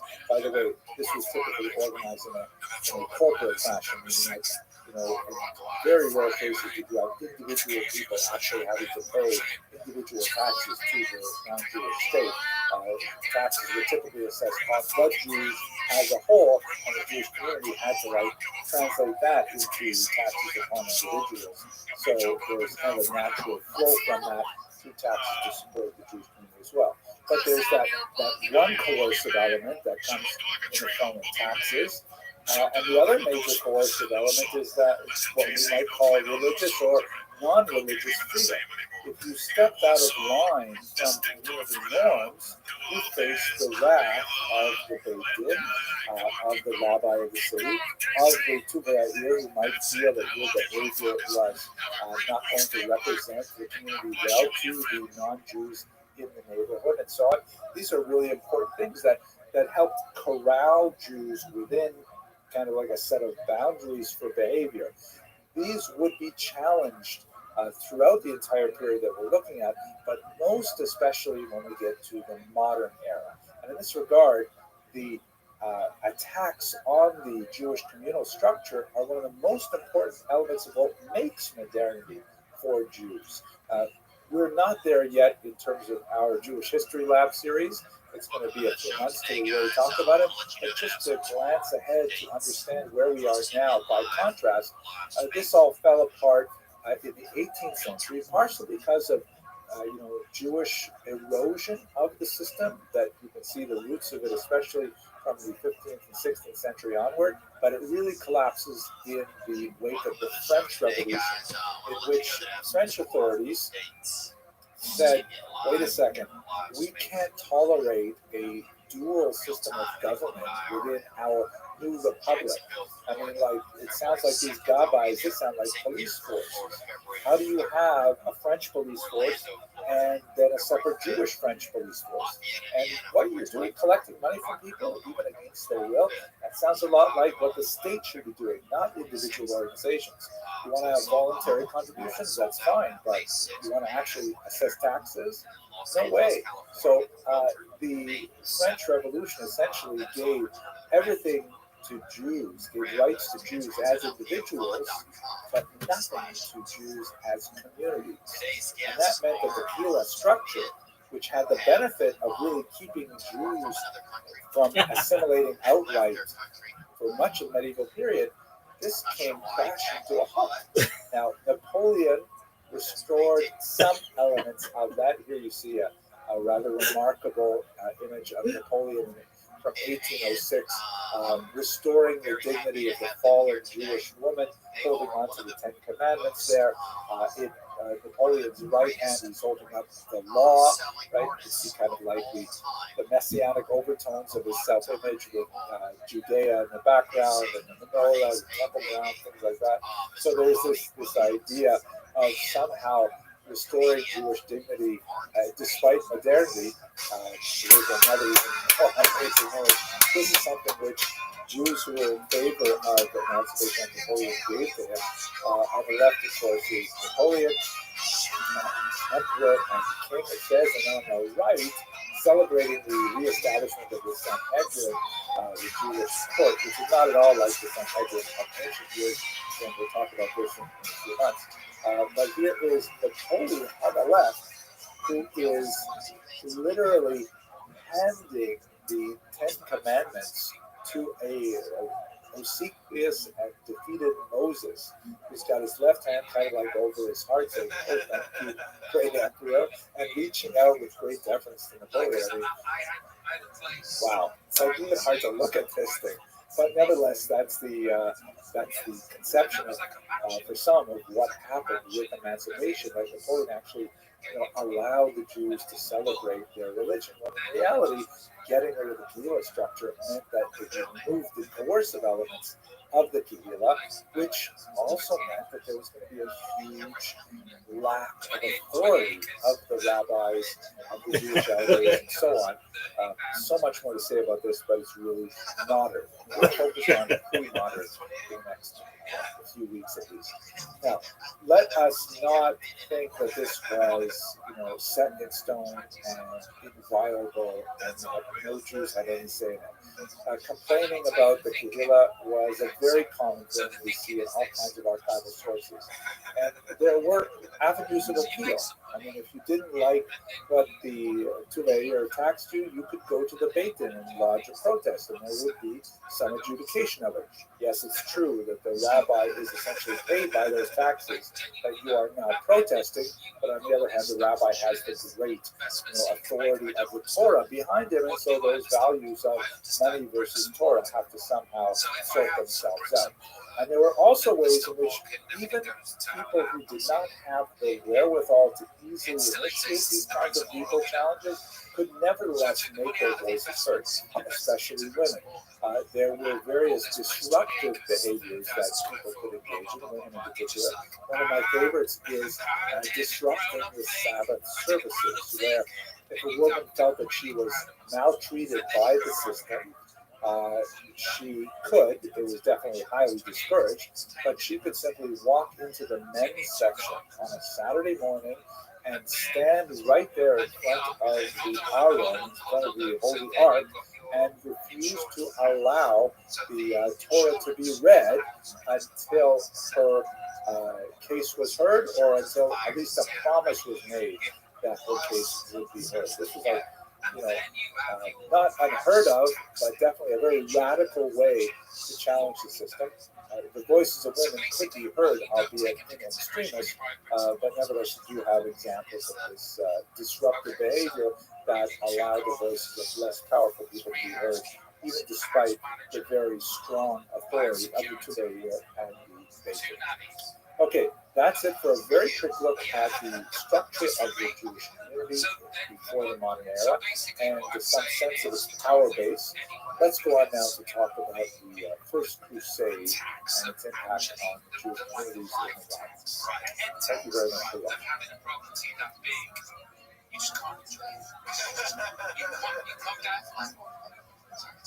You come downstairs and you see 11 cars parked in the car park. So, I'm basically wandering around this super yacht on land. So it's sort of like train, it's like a super yacht train, but on land. Well, because you constantly just see the money going by. Yeah, you just see. What were the Crusades? We have to understand the idea of the Crusade, which is, of course, in today's parlance, we use the word crusade like some kind of grand venture to improve something. Like you can have a crusade for the environment, or you can have a crusade for, I don't know, literacy or something like that. The term, of course, comes from the word cross. It's related to the word crux, and because the Crusaders themselves were traveling under the sign of the cross on their way to Jerusalem. The history is basically like this. In the year 1095, Israel was under the control of the Muslims, and there was a significant conflict between the Muslim Empire and the Byzantine Empire in Constantinople. And the Byzantine Empire, of course, was Christian. And although there was a significant split between the Western Christians, who became Roman Catholics, and the Byzantine Christians, the leader of the Byzantine Christians in Constantinople, now called Istanbul, reached out to the Pope in Rome, shown here, Urban II, and said, "Can you help us out? We are finding that we cannot make our way to the holy sites in Jerusalem on our pilgrimages." And so Urban II, when he was in France, he called together a council, and in 1095 he proclaimed a grand Europe-wide crusade, a gathering of military forces to march all the way to Jerusalem and to take it from the infidel, the non-believer, meaning the Muslim in this case. It was an audacious goal. We're talking about highly fractionated communities. Christians who were already arguing with each other. There was a grand ecumenical motive behind it, because here were the Orthodox Christians calling out to the Catholic Christians. They were going to cooperate in this grand adventure. There are also lots of economic and political advantages to doing this. We actually had at the time a glut of young knights at a particular run in the feudal ladder that needed to have some kind of activity to occupy them. I'm not kidding you, there's a lot of this going on. But at any rate, the enterprise caught fire. People loved the idea, and sure enough, they organized themselves all across Europe, and they made their way in a series of crusades. It was not just one. Finally down to Jerusalem, where they attacked it and conquered it in 1099, establishing for a very brief period of time, and with some interruptions, a crusader presence in Israel. As you can see from this map here, not all of the crusades succeeded, and in fact, much of the first crusade, which is especially important for us, was actually brought to its knees not by Muslim defenders, but by Christians who refused to allow the crusaders to pass through their territory. And quite frequently along the way, the crusaders traveled past Jewish settlements. So you can see all of the Stars of David here represent larger Jewish communities, and the green path in particular is important to us. At the top right there, you see that it goes through northwestern Europe, which is where much of the story we described here today. So that's the idea of the Crusades. They finally kept moving in early 1096, and by 1099 they conquered and take over Jerusalem. What this means for the Jews is that there were a huge number of massacres, particularly in the Rhineland. And scholars of the Crusades often overlook this because they tend to think of the Crusaders in terms of the high-level, well-outfitted professional soldiers from the soldiering class who undertook this massive journey, Richard the Lionheart type people. But in reality, there were several stages or waves of crusaders that had different levels of social attachment to that class. In fact, when you get to the lowest level of crusaders, you have basically hoodlums and ne'er-do-wells and just decided to join on to this cause. Some of them were, kind of stoked by the rhetoric of people like Peter the Hermit, shown here, who was directing people that given goose, or in one case a donkey, was actually infused with the Holy Spirit. And Peter the Hermit went around sort of like stoking people's excitement and energy, saying we have to follow the Crusaders all the way to Jerusalem, meaning you've got like real official soldiers who have armor and they have a horse and they have a squire, and then you have just people who are like, yeah, count me in, I'm there. And they have no provisions and they have no money, and how are they going to cross Europe without actually having any of these things to their name? Here's another image of Peter the Hermit on the left, who was kind of directing the Crusaders to their goal in Jerusalem. That's depicted on the right. He's from the 13th century piece of art. Another is an image of Peter the Hermit, directing the Crusaders as they head off. But in reality, Peter the Hermit was not directing the Crusaders. He was typically following behind them, but inspiring the masses to engage in those activities. Now, in terms of the Jews, many of these sort of lower level Crusaders, followers of Peter the Hermit and others, they said, wait a second, why are we schlepping all the way to Jerusalem to defeat the non-believer, the Muslims? We have non-believers living right here in the Rhineland Valley. Why do we have to go all the way over there when we can attack the Jews and we can fulfill the sort of religious mandate of the Crusades by attacking our local infidels? Three communities in particular were devastated, amongst about a dozen. Speyer, Worms, and Mainz, known as the community Schum. Quite often you'll have little tri-towns, three towns that have close associations and they're geographically proximate, and they tend to have an acronym like Schum. These particular towns were the epicenter of these massacres by these sort of ragtag bands associated with the Crusades. Why this becomes so important in Jewish history is largely because of the nature of the Jewish response. I mean, we're not talking about, devastation on the scale of the 19th, certainly not the 20th century. We're speaking about somewhere in the neighborhood of 5,000 to 8,000 people killed, which is a terrible tragedy, no question. But it's a relatively small number when you think about, 50,000 in the 17th century, 6 million just in the middle of the 20th century. But we nevertheless had a very powerful impact on a fairly young community of Ashkenaz that we'll discuss in a moment and in the next lecture as we have time. So the Crusades, let's go through them in a little bit more detail. And these, by the way, the peak season was right around this time of year. The worst attacks were days before and after the holiday of Shavuot in 1096. So actually a lot of very powerful pieces of the liturgy that specifically remember that and are associated with the Tisha B'Av, the national day.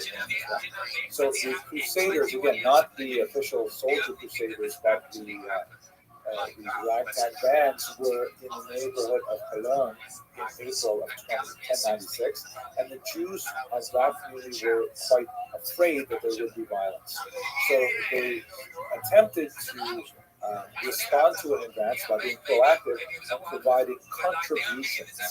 In the case of Peter the Hermit, who was there at the time, they offered to provision his followers. I mean, the Jewish community of Cologne said, oh, look at all you hungry, tired crusaders. Let us take care of catering you while you make your way down to Jerusalem.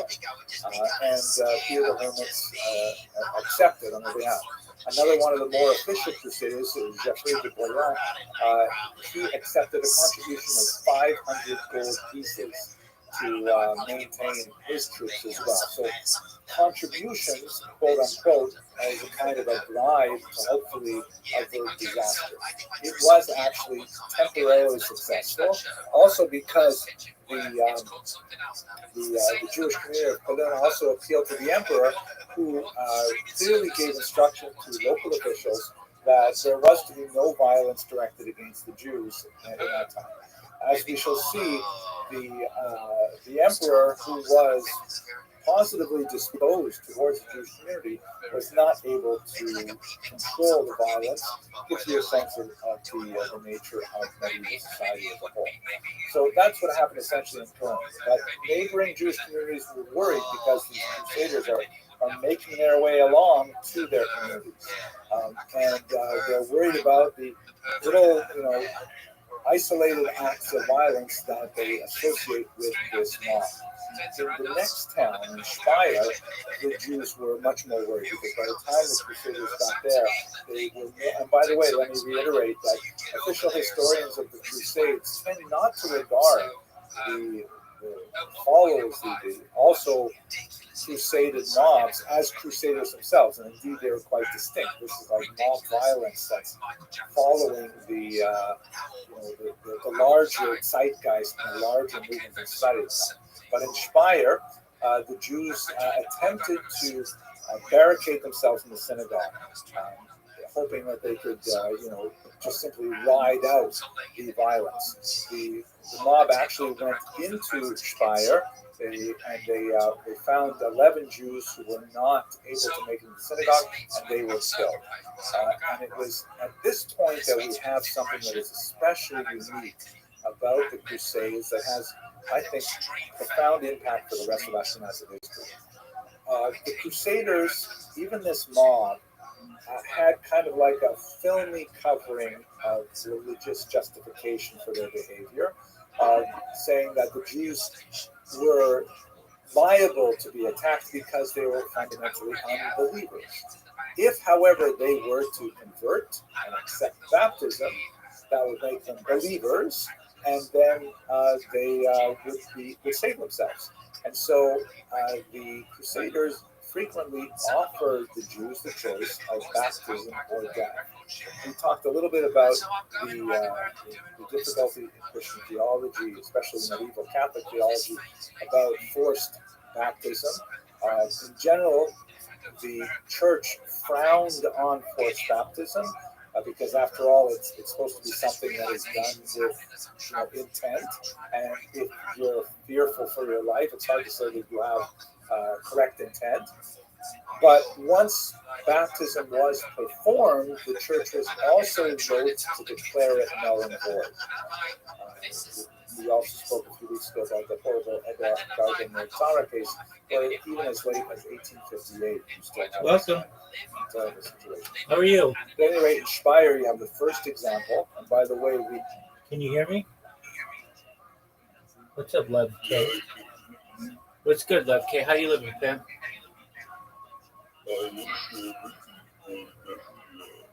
Dog, I can't understand what you're saying. What was that?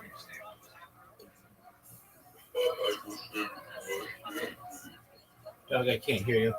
How'd you find out about me?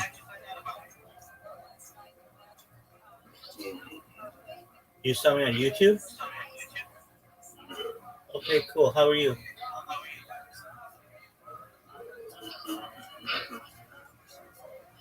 Dog, you need to speak clearer. How are you, my friend? I lost everything on the casino. Oh, how'd you lose everything on the casino, Pim? I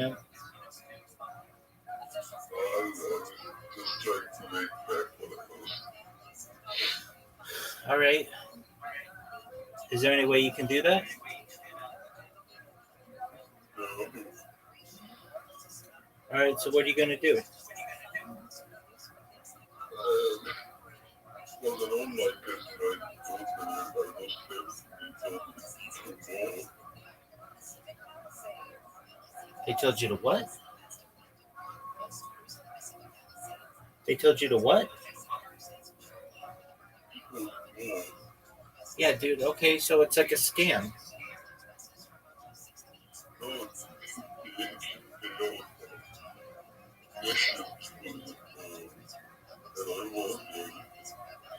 Okay.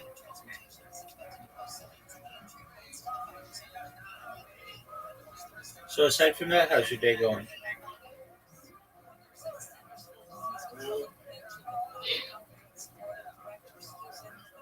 All right, Pam. Well, we'll watch you. Oh, tons, man. Yeah, Doug.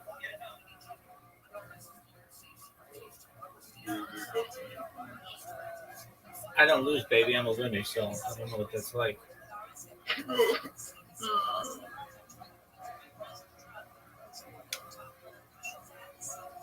What are your hobbies aside from gambling?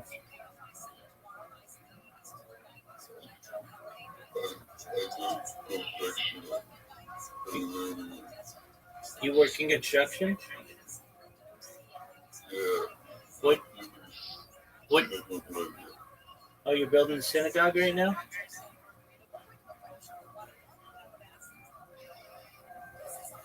That's tight. Very well. How big is it?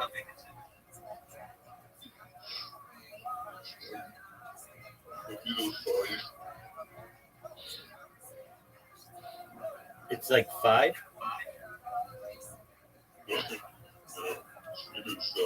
Well, middle size. Okay.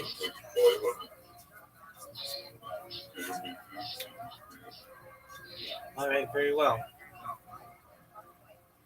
What are your hobbies? What do you like to do aside from gambling?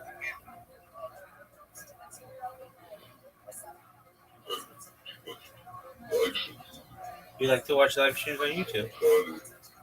All right. Very well, man. Well, I'm streaming my life 24/7, watching Jewish history lectures. So if you want to do so, feel free. Enjoy, my friend. We have now that we'll have very solid first hand. What Olympic games do you like? The Crusades.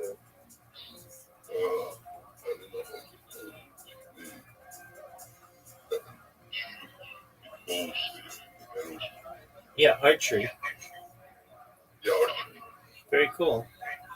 Do you like to shoot bows and arrows yourself?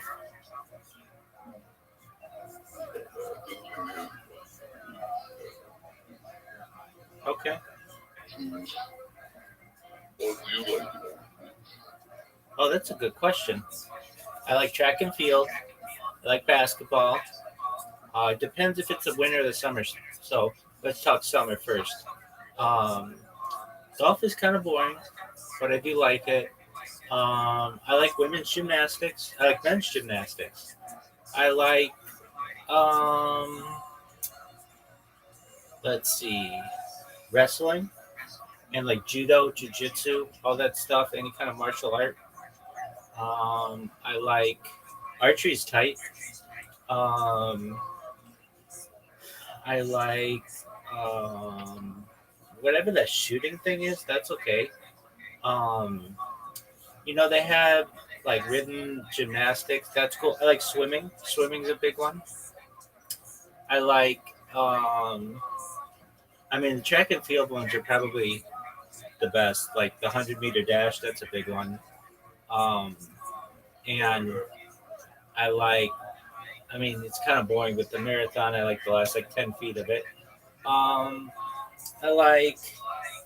What else do they have that I like? Okay, so basketball, men's basketball, women's basketball. I definitely like those. Um, they had breakdancing this last one, which made a lot of headlines. I think that's pretty cool, but they're not going to have it this next one. Um, I like water polo is cool. Diving is cool. I like diving. Those Chinese divers are amazing. Um, what else? Okay, so that's probably it for summer sports. Winter sports, I think my favorite winter sport to watch is curling or speed skating. The short speed skating is amazing on the short track, and curling is really cool to watch.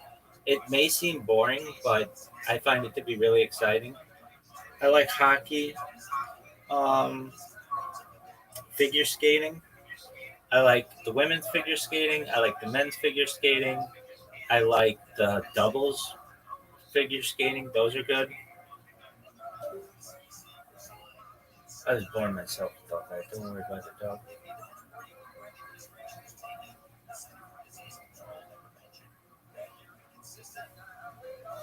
What other winter sports you like, Big Dog? Biathlon. That one's cool. I like that one a lot. What else? Cross country skiing, downhill skiing, like snowboarding. Half pipe is cool. The slalom.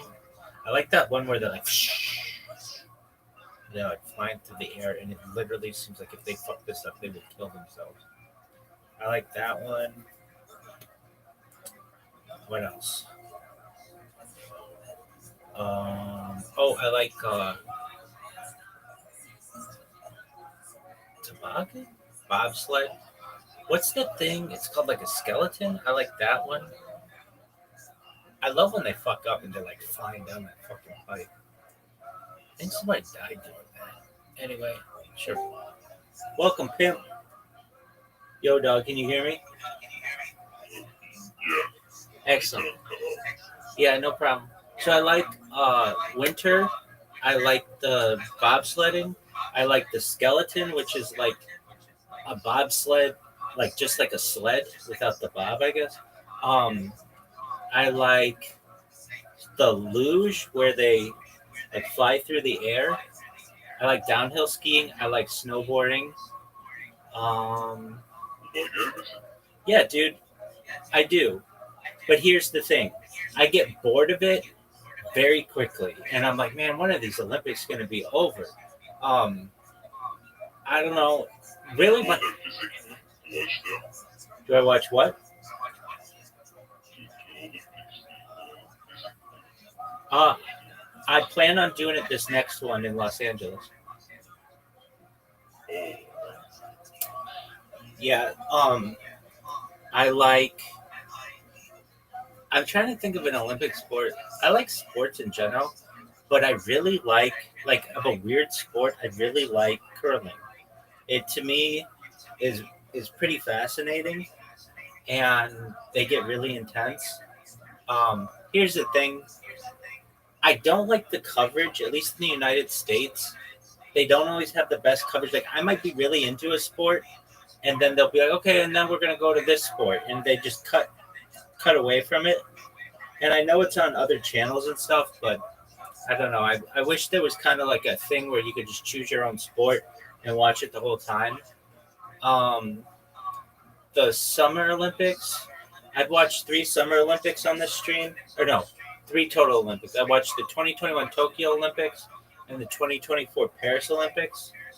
Um, of the Paris Olympics, the ones that stand out, the swimming stands out to me a little bit, but the running is big. Um, yeah. How about you? What do you, aside from the archery, what other Olympic sports do you like?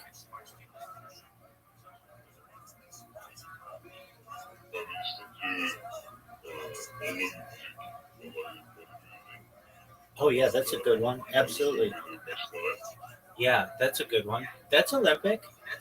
They do bodybuilding, or well, they. Oh no, it's not. Okay, they do weightlifting. Right, weightlifting. Um, right. Okay, why do you like bodybuilding?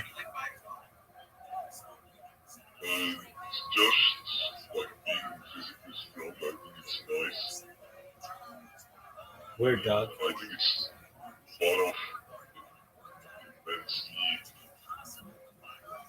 Yeah, dog.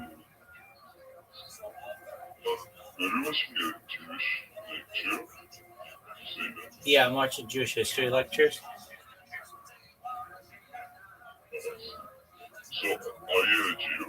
I am a Jew.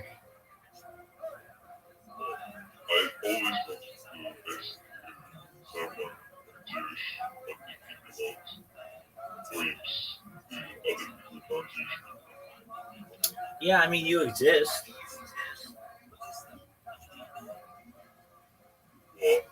mean? You exist. You're like a thing. Not everybody's Jewish, so that's fine. And you're basically of the world population, like 99.8 of the world population, and of the United States population, you're like 98% of the United States population. So um, it's a big group of people from which to discuss. I would say that some are better than others, and generally, so long as they don't bother me,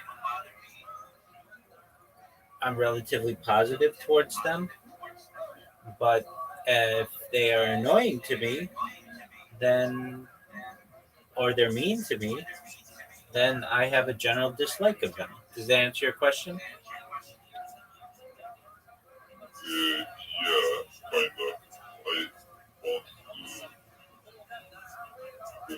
kinda. I want to know. I heard that it says that one, yeah, not different than animals. That's correct. What do you think about that? Hey man, that's a tradition.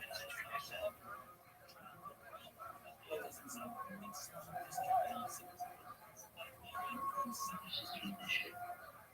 Yeah, I mean, it's like, So there's nothing belief. It's just a tradition. oh no, that's a belief of a lot of people, but it's a traditional belief. Those not really common. Oh, it's pretty common.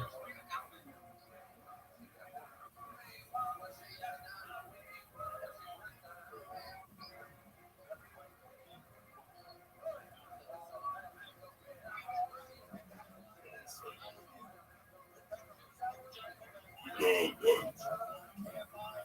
what? Thank you for being honest. Word, Have dog. a good time. Check this Christmas. What about this? Like dodging my questions. Yeah, I mean, I do my best to answer things directly. Frankly, I kind of hate everybody. um, but Why? yeah, I mean, it's just kind of a joke that I'm saying. But no one's doing anything perfectly, whether Jew or Goy or everybody can work on themselves.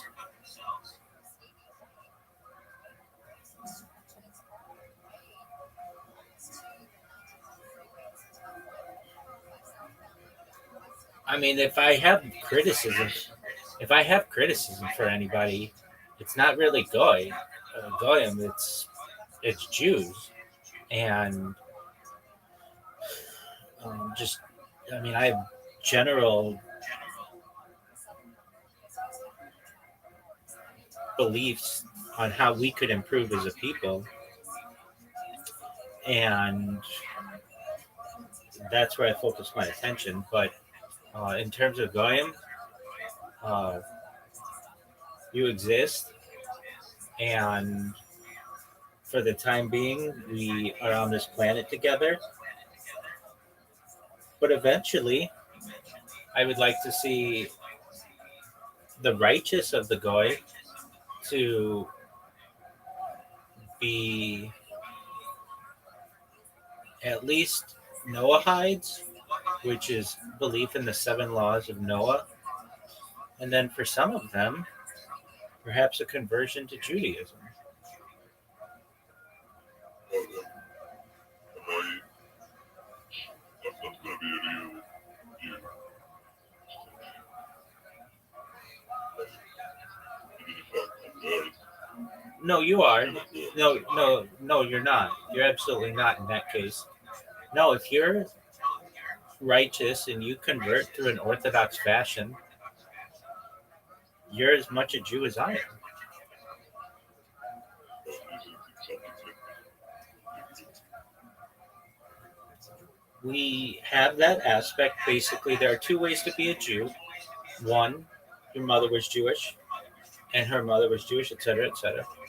Or there are converts, and there are many converts to Judaism. Uh, Moshe Rabbeinu, Moses, our teacher, Moses of the Bible, his wife was a convert. We've had Ruth in the Bible. She was a convert, and she was King David's great grandmother. So basic, basically, uh, the role of the righteous, especially converts, is intertwined within Judaism.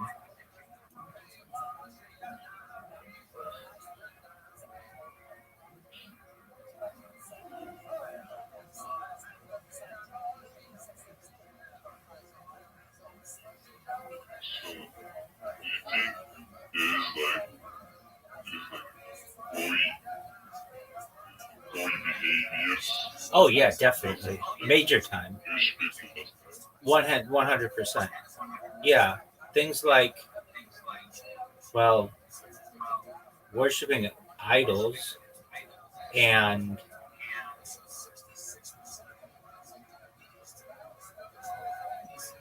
drinking blood. Those are like goyish behaviors. More modern ones would be like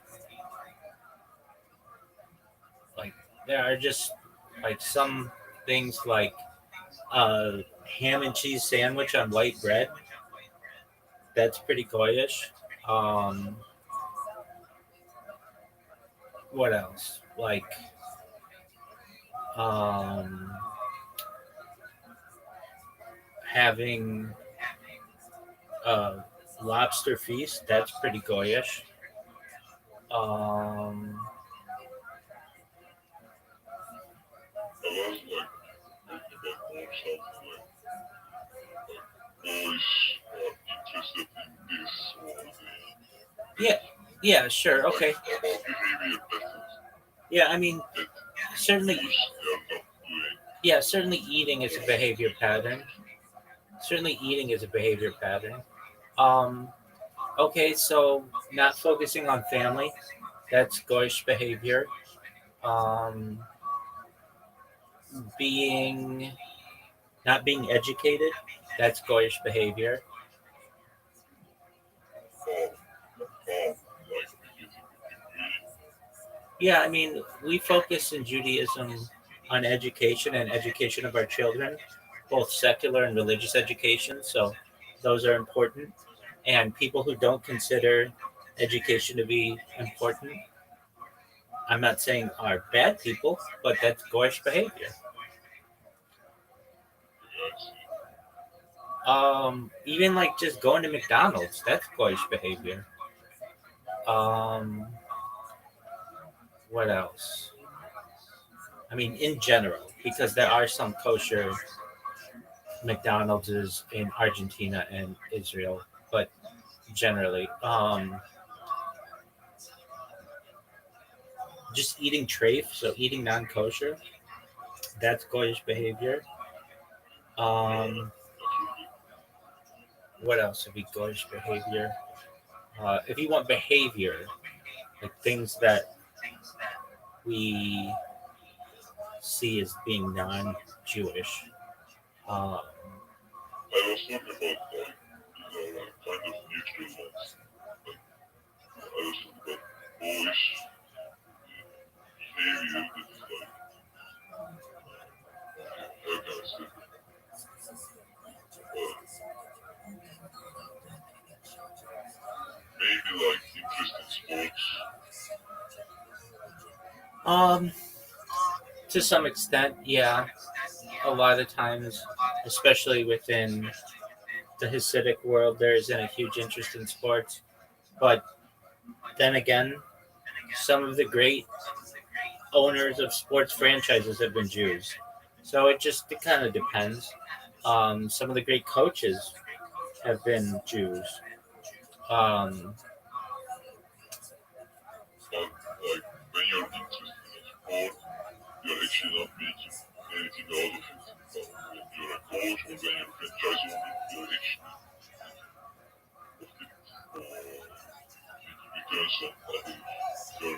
Right. Traditionally, Jews have not excelled necessarily in sports because we have our focuses in other places. But we like to watch sports, a lot of us. Um, I would say that, like perhaps some types of mixed dancing, that's pretty goyish. Some types. Um, inter, well, like assimilation, that's like by definition goyish. Um, other things that are goyish, things like um, So the thought behind the question was Jews are very powerful minority. I wouldn't say that they're conspiracy theory wise out, but they are a powerful minority, and I want to understand what are the different from the rest of the world. So sure, absolutely. Working on cars, that's pretty goyish. Carpentry, carpentry's goyish. Um, what do we do that allows us to be successful? Well, it starts with our familial unity. Uh, we feel that family is very important. Education is very important. We educate our children to be successful and to be in disciplines that are generally well providing. Um, we make good investments. We ensure to give back to the community. Charity is very important. So we give what's called tzedakah or charity to help. yeah, Sadaka. Correct. Yeah. So we give to organizations that better our communities and just in general, we have a high respect for ourselves.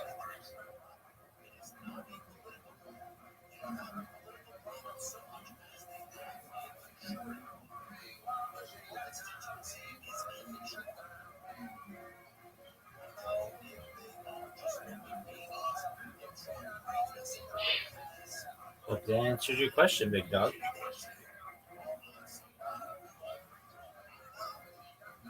Is smoking police? Currently, it actually is not. Many Jews do Or enjoy. is it kosher? Uh, so technically, we're not supposed to do anything that harms our bodies. Traditionally, smoking within the Jewish community was very common. It's very common in Israel. It's not so common in the diaspora and outside of Israel for Jews, mainly, especially because for people who are Shomer Shabbat or basically Orthodox Jews, we can't light on Shabbat, so that causes an issue. Smoking of cannabis, Shabbat was, but smoking. Friday or Saturday? It was every day. Like, What'd you say, Big Dog? Shabbat was Saturday. Yeah, it's sundown on Friday to basically sundown plus a little on Saturday, generally, but nobody really knows.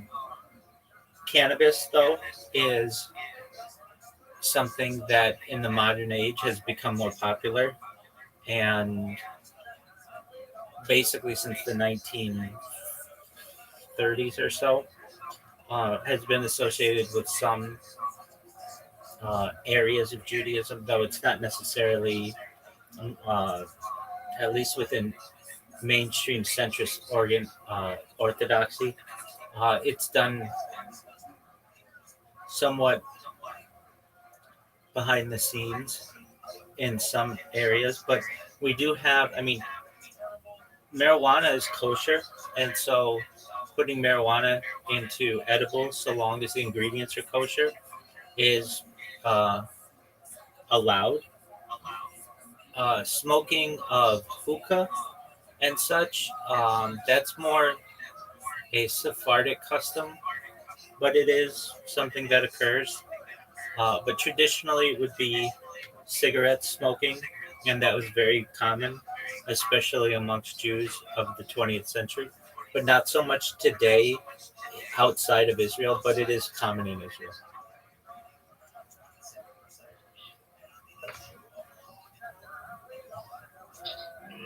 Because of the Middle East culture, like Correct. smoke a lot. Correct.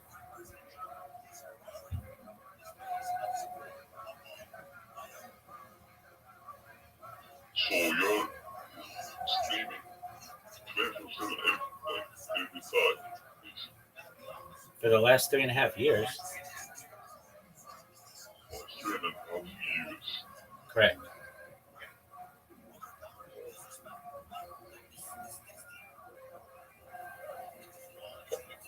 Why? How can you afford this streaming all the time? Are you working home office? I, Home office job? I have. I'm a certified project management professional, so I've done some projects on the stream, but essentially I have investments and savings that have allowed me to do this.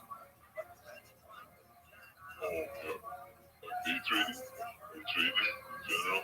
Um, Cryptocurrency investments, some.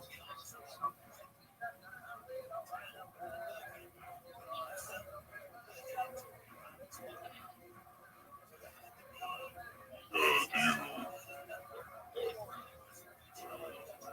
host your investments or No. usually not? No.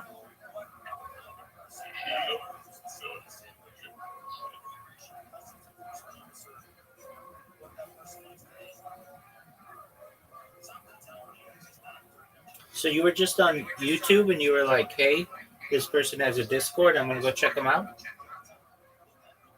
No, I saw your stream alongside your YouTube streams. Probably you know them. They're like, I don't know if you watch others' lives, but also, but just stop playing video games and they're giving reactions all the time. It's like, and I saw your stream, you were not silent. I wasn't able to figure out what you were doing, and I saw your Discord. Very cool.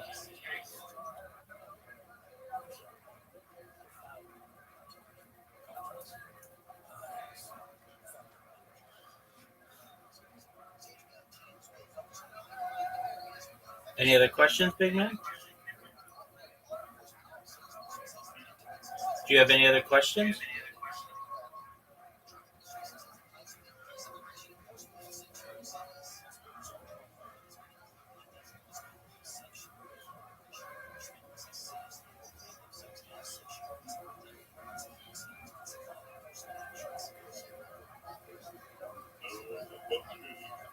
All right, man. Well, you're always welcome here. I'm going to continue watching my lectures. Feel free to enjoy. About half a dozen significant narratives from both the Jewish and the non-Jewish. You can see it on that other screen. How these events unfolded. So we actually have a lot of good material to You're welcome, my base friend. this history on. I will refer you to the works of Robert Chazen, who's written extensively on the Crusades. It was inspired the first known case of a woman given the choice of baptism or death, decided to choose death, martyrdom, or as it's called in Hebrew, Kiddush Hashem, the sanctification of the name. And this is a phenomenon that would be associated indelibly with the Crusades and in much larger numbers. When they got to Worms, which is again one of those tri-towns, the Jews sought refuge with the bishop. And this is something we see over and over again in the Crusades. The church was not the enemy at all here. The church was, in fact, against the violence And although they definitely approved of the larger goal of the Crusades, attacking the local Jews was not something that the church officially sanctioned at all. It was more of a mass movement that came from strange characters like Peter the Great, Peter the Hermit. So the Jews sought refuge in the bishop's compound, and in fact, the Crusaders broke into the bishop's palace themselves and massacred the Jews in his home. Quite a large number, about 800 Jews, died this way. And Worms had a terrible, terrible situation where the Jews, over and over again, uh, many of them, we do have numbers of Jews who chose baptism, we'll return to them in a second, but you have these terrible, awful incidents of Jews, trapped in a room and fearful of having the synagogue set alight and dying in the flames, or fearful of having them break in and the Jews not being able to withstand the temptation and deciding to convert on pain of death, where many of these Jewish families and communities simply decided to kill each other in acts of mass suicide. Very powerful, poignant descriptions of mothers killing their own children and fathers killing their daughters-in-law. Just horrible, horrible things to read that literally formed part of the liturgy for Jews for centuries afterwards in memory of this event, which was called, incidentally, Gzerat Tatnu, the decree of 1096. In Mainz, the bishop attempted to help, but he did not have the wherewithal to do so, and you had an incredible number there of massacres. Perhaps the most powerful examples of massacres and suicides were in Mainz. The rough estimate of the number of deaths is about 5,000. And when you include the surrounding communities, it might go up a little bit more. Another one of these figures who was kind of like Peter the Hermit is Count Amico. He eventually moved on. It was his troops who were later destroyed by the Hungarians. And one last detail that's quite significant. After this horrible summer of 1096, the emperor actually officially allowed any baptized Jews to simply ignore their forced baptism and return to the Jewish community. There was a papal conflict at this time, and the so-called anti-pope Clement III was very upset with the emperor, but at this point the church did not have the authority to challenge him, especially not a disputed pope, and so therefore the Jews were allowed to return to their faith by secular law. Also interesting to note is that the Jewish community had to deal with this question of, are these baptized Jews allowed to come back to Judaism? Rashi and others, of course, answered in the affirmative, that they were welcome back, but it was a subject of debate, and there's just a new monograph that came out recently, I believe, by Professor Hamilton, that I'm looking forward to reading that and learning a little bit more about the story. But at any rate, there's like this massive wave of violence that swept over the Rhineland in association with the Crusades, and it had a very distinct impact on the Jews. Before we spend a little more time looking at the impact on Ashkenaz, let's just follow the Crusaders down to Jerusalem, where they finally put siege to the Holy City in the summer, in June of 1099. The Jewish community actually defended Jerusalem side by side with the dominant Muslim population, but after a brutal siege, the walls were breached and the Jews in Jerusalem were massacred. Many were actually sold into slavery and only redeemed when the slave ships brought them off of Italy, and the Jewish community there was able to take them out of slavery. Absolutely horrific massacre. Obviously, there's huge geopolitical implications to the Crusades, because this was a major point in the cleaving of Europe between the Christian North and the Muslim South. The separation politically and culturally and intellectually of Christians and Muslims continues right up until the present day. In fact, one of the, I'm told, one of the slang derogatory terms for Americans in Iraq is crusader. That the Muslims definitely have the Crusades is a very important part of their historical memory, and it's not a complimentary one to the West. I've been spending time recently taking more advantage of getting well. BetterHelp can do that for you. They will assess your needs and match you with a licensed professional therapist. They're not joking. They don't want to waste your time. You get thoughtful responses. The service is available for clients worldwide. It is committed to facilitating. BetterHelp is committed to facilitating great therapeutic matches. Get some help. Get a therapist. Talk to them. Video, Skype, journal. Send probably a humming pitch as you come back. Visit betterhelp.com/THEO. That's betterhelp.com/. Okay, so what happened in Ashkenaz after this? Take charge of their mental health. Special offer for this past weekend listeners. Get 10% off your first month at betterhelp.com/THEO. Brief but powerful punctuation of violence that erupted in 1096.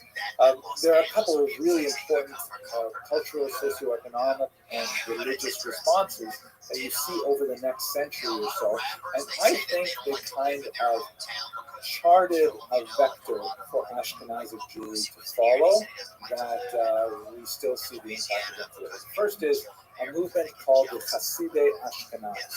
The term Hasid, of course, is used with regards to the Hasidim of the 18th century and onward, like the Chabad Hasidim and Vishnitz and Satmar and so on. These are not the same Hasidim. They use the same term, but it's a completely separate movement. The Hasidei Ashkenaz, the word Hasid means pious one.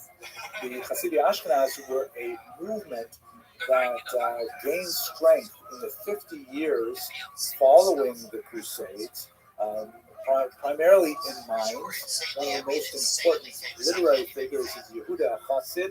It's a multi-generational family commitment to this particular movement, and he wrote the book Shon Electric called Sefer Hasidim.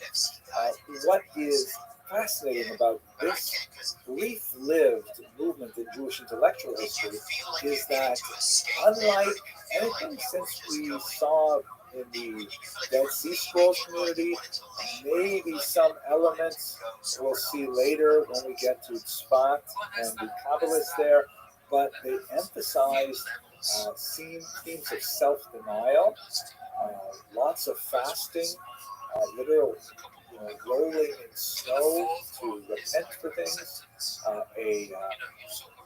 an elevation of the concept of martyrdom. Not surprising when you're talking about a community that's only a few decades away from this explosion of violence in the 11th century. But the movement simply did not catch on after a couple hundred years, and it sort of died out naturally, with the big exception of this particular book, Sefer Hasidim, which is an amazing book. It's kind of complicated, probably put together from different pieces, maybe not all by Yehuda Chassid, but I will mention one passage that you may be familiar with. It is widely reprinted. I have a modern printing of my own home today. Yehuda Chassid left a fairly extensive will, an ethical will, for his descendants that lists all kinds of very special practices that they are to engage in. One of my favorite ones, which you've probably heard of, is Rabbi Yehuda Chassid says famously to his sons that none of them should marry a woman who has the same name as their mother. Right? And this is something that, for whatever reason, is so widespread in the Jewish world that if a man meets a young woman and his mother's name is Chana and her name is Chana, so she will add a name like Chana Sarah. So she'll change her name, so it's not exactly the same as his mother's. Same thing with women marrying men who have the same name as their fathers. And one of the ironic things is that There's no source for this idea anywhere in the Torah. Nowhere in the Talmud, nowhere in Midrash. It's like the only source for this is in his particular will from the 12th century. And the famous Kutzker Rebbe, a Hasidic rabbi in the 19th century with an incredibly acerbic wit, he once said that if Yehuda Chassid had known how strictly people would adhere to the instructions in his will, he would have included the 10 Commandments in there too. So Hasidic Ashkenaz picks up this strong element of self-mortification with all kinds of strange practices, like, for example, after a person dies, putting in their will that they want their coffin dragged along the ground, not carried to the cemetery to atone for their sins, and strange measures of fasting to atone for sins, calculating the value of a sin in terms of literally caloric value, and then paying for it with calories. It's kind of like an unpopular diet, but this is all told, it was really influential for about 150 years, but it kind of like flourishes right after the Crusades. Another thing we should recall is that the major violence was 1096, but the incidence of violence would continue for various reasons over the next few hundred years. We're going to explore shortly medieval anti-Semitism, which is not something that we've talked about extensively before, and it was getting pretty nasty. It was shortly after the Crusades that you have the first charge of ritual murder, this bizarre idea that Jews need to reenact the crucifixion of Jesus by, God forbid, killing a small child. That occurs in England in 1144, and then added to that, you have this strange concept that the Jews somehow need to consume human blood, a total absurdity and a lie. But nevertheless, these kinds of things simply keep developing and developing. And I believe that the Crusades mark a turning point in Ashkenazic culture in which Jews begin to become much more insular. They begin to regard the outside world as far more toxic, as they regard the possibility of reasonable cultural exchange with non-Jews as less and less of a possibility, and they start to fold their culture inwards, looking inside at each other, much less than looking to the outside world.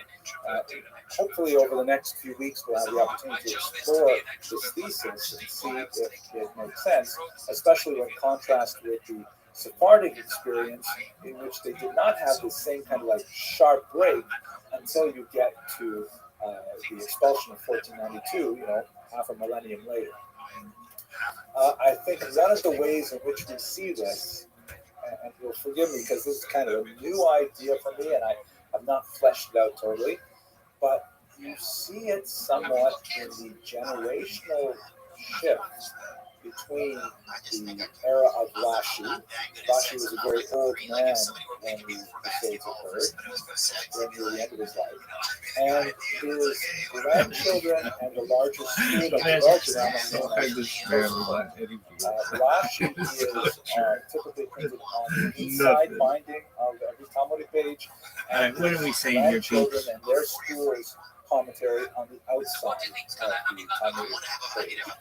And one of the big differences is that Rashi, as a stylist, tends to be much more straightforward, holding your hand, explaining things one word at a time, one concept at a time, and he seems to be much more open to the simple translation of the text.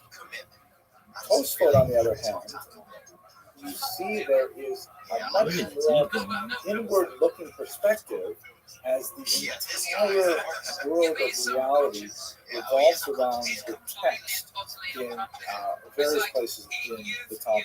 Whereas Rashi says, what does it say in this page? I'm going to explain to you. Here, this means this, here, this means this, and so on. Tosfot says, hey, how can what it says here be true when 500 pages later in the Talmud we see something that implies the opposite. And tying together these big analytical links throughout the entire document sort of creates like an internal web of meaning that is entirely self-dependent on the text. Does not necessarily reach for scientific evidence or geographic evidence or anything like that, but the arguments are all kind of like internal and self-reinforcing.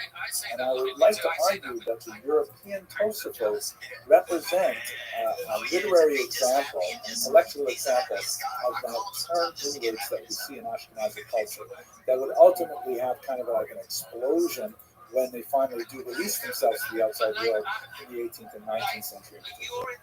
But that brings me to the end of my presentation. I thank you very much for your attention. And for those of you who need to leave, of course, Zoom class dismissed.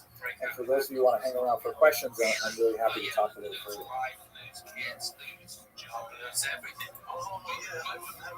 You need to get famous, so bad things will happen. Oh, it would be bad for him. It really would. Like he hasn't got the fucking clue. He would be busted immediately for something. Yeah. So you need a bit of fame. Yeah, you actually just stay where you are. Yeah. Oh yeah, for a big spot, Mark, you're always having fun. He loves chasing the ladies, and the ladies love him somehow. You know? Yeah, they really do. It's charm, I think. We're going to start with a discussion of Jews in the medieval economy, and it's going to be a little bit more broadly focused than some of the other talks, especially the more biographic talks that we've done before. And then we're going to really focus in on a couple of aspects of the Jews in the medieval economy, specifically commerce and then finance. So these three short talks will give you a sense, however, about the nature of the Jewish economy in the medieval period, particularly around the High Middle Ages in particular.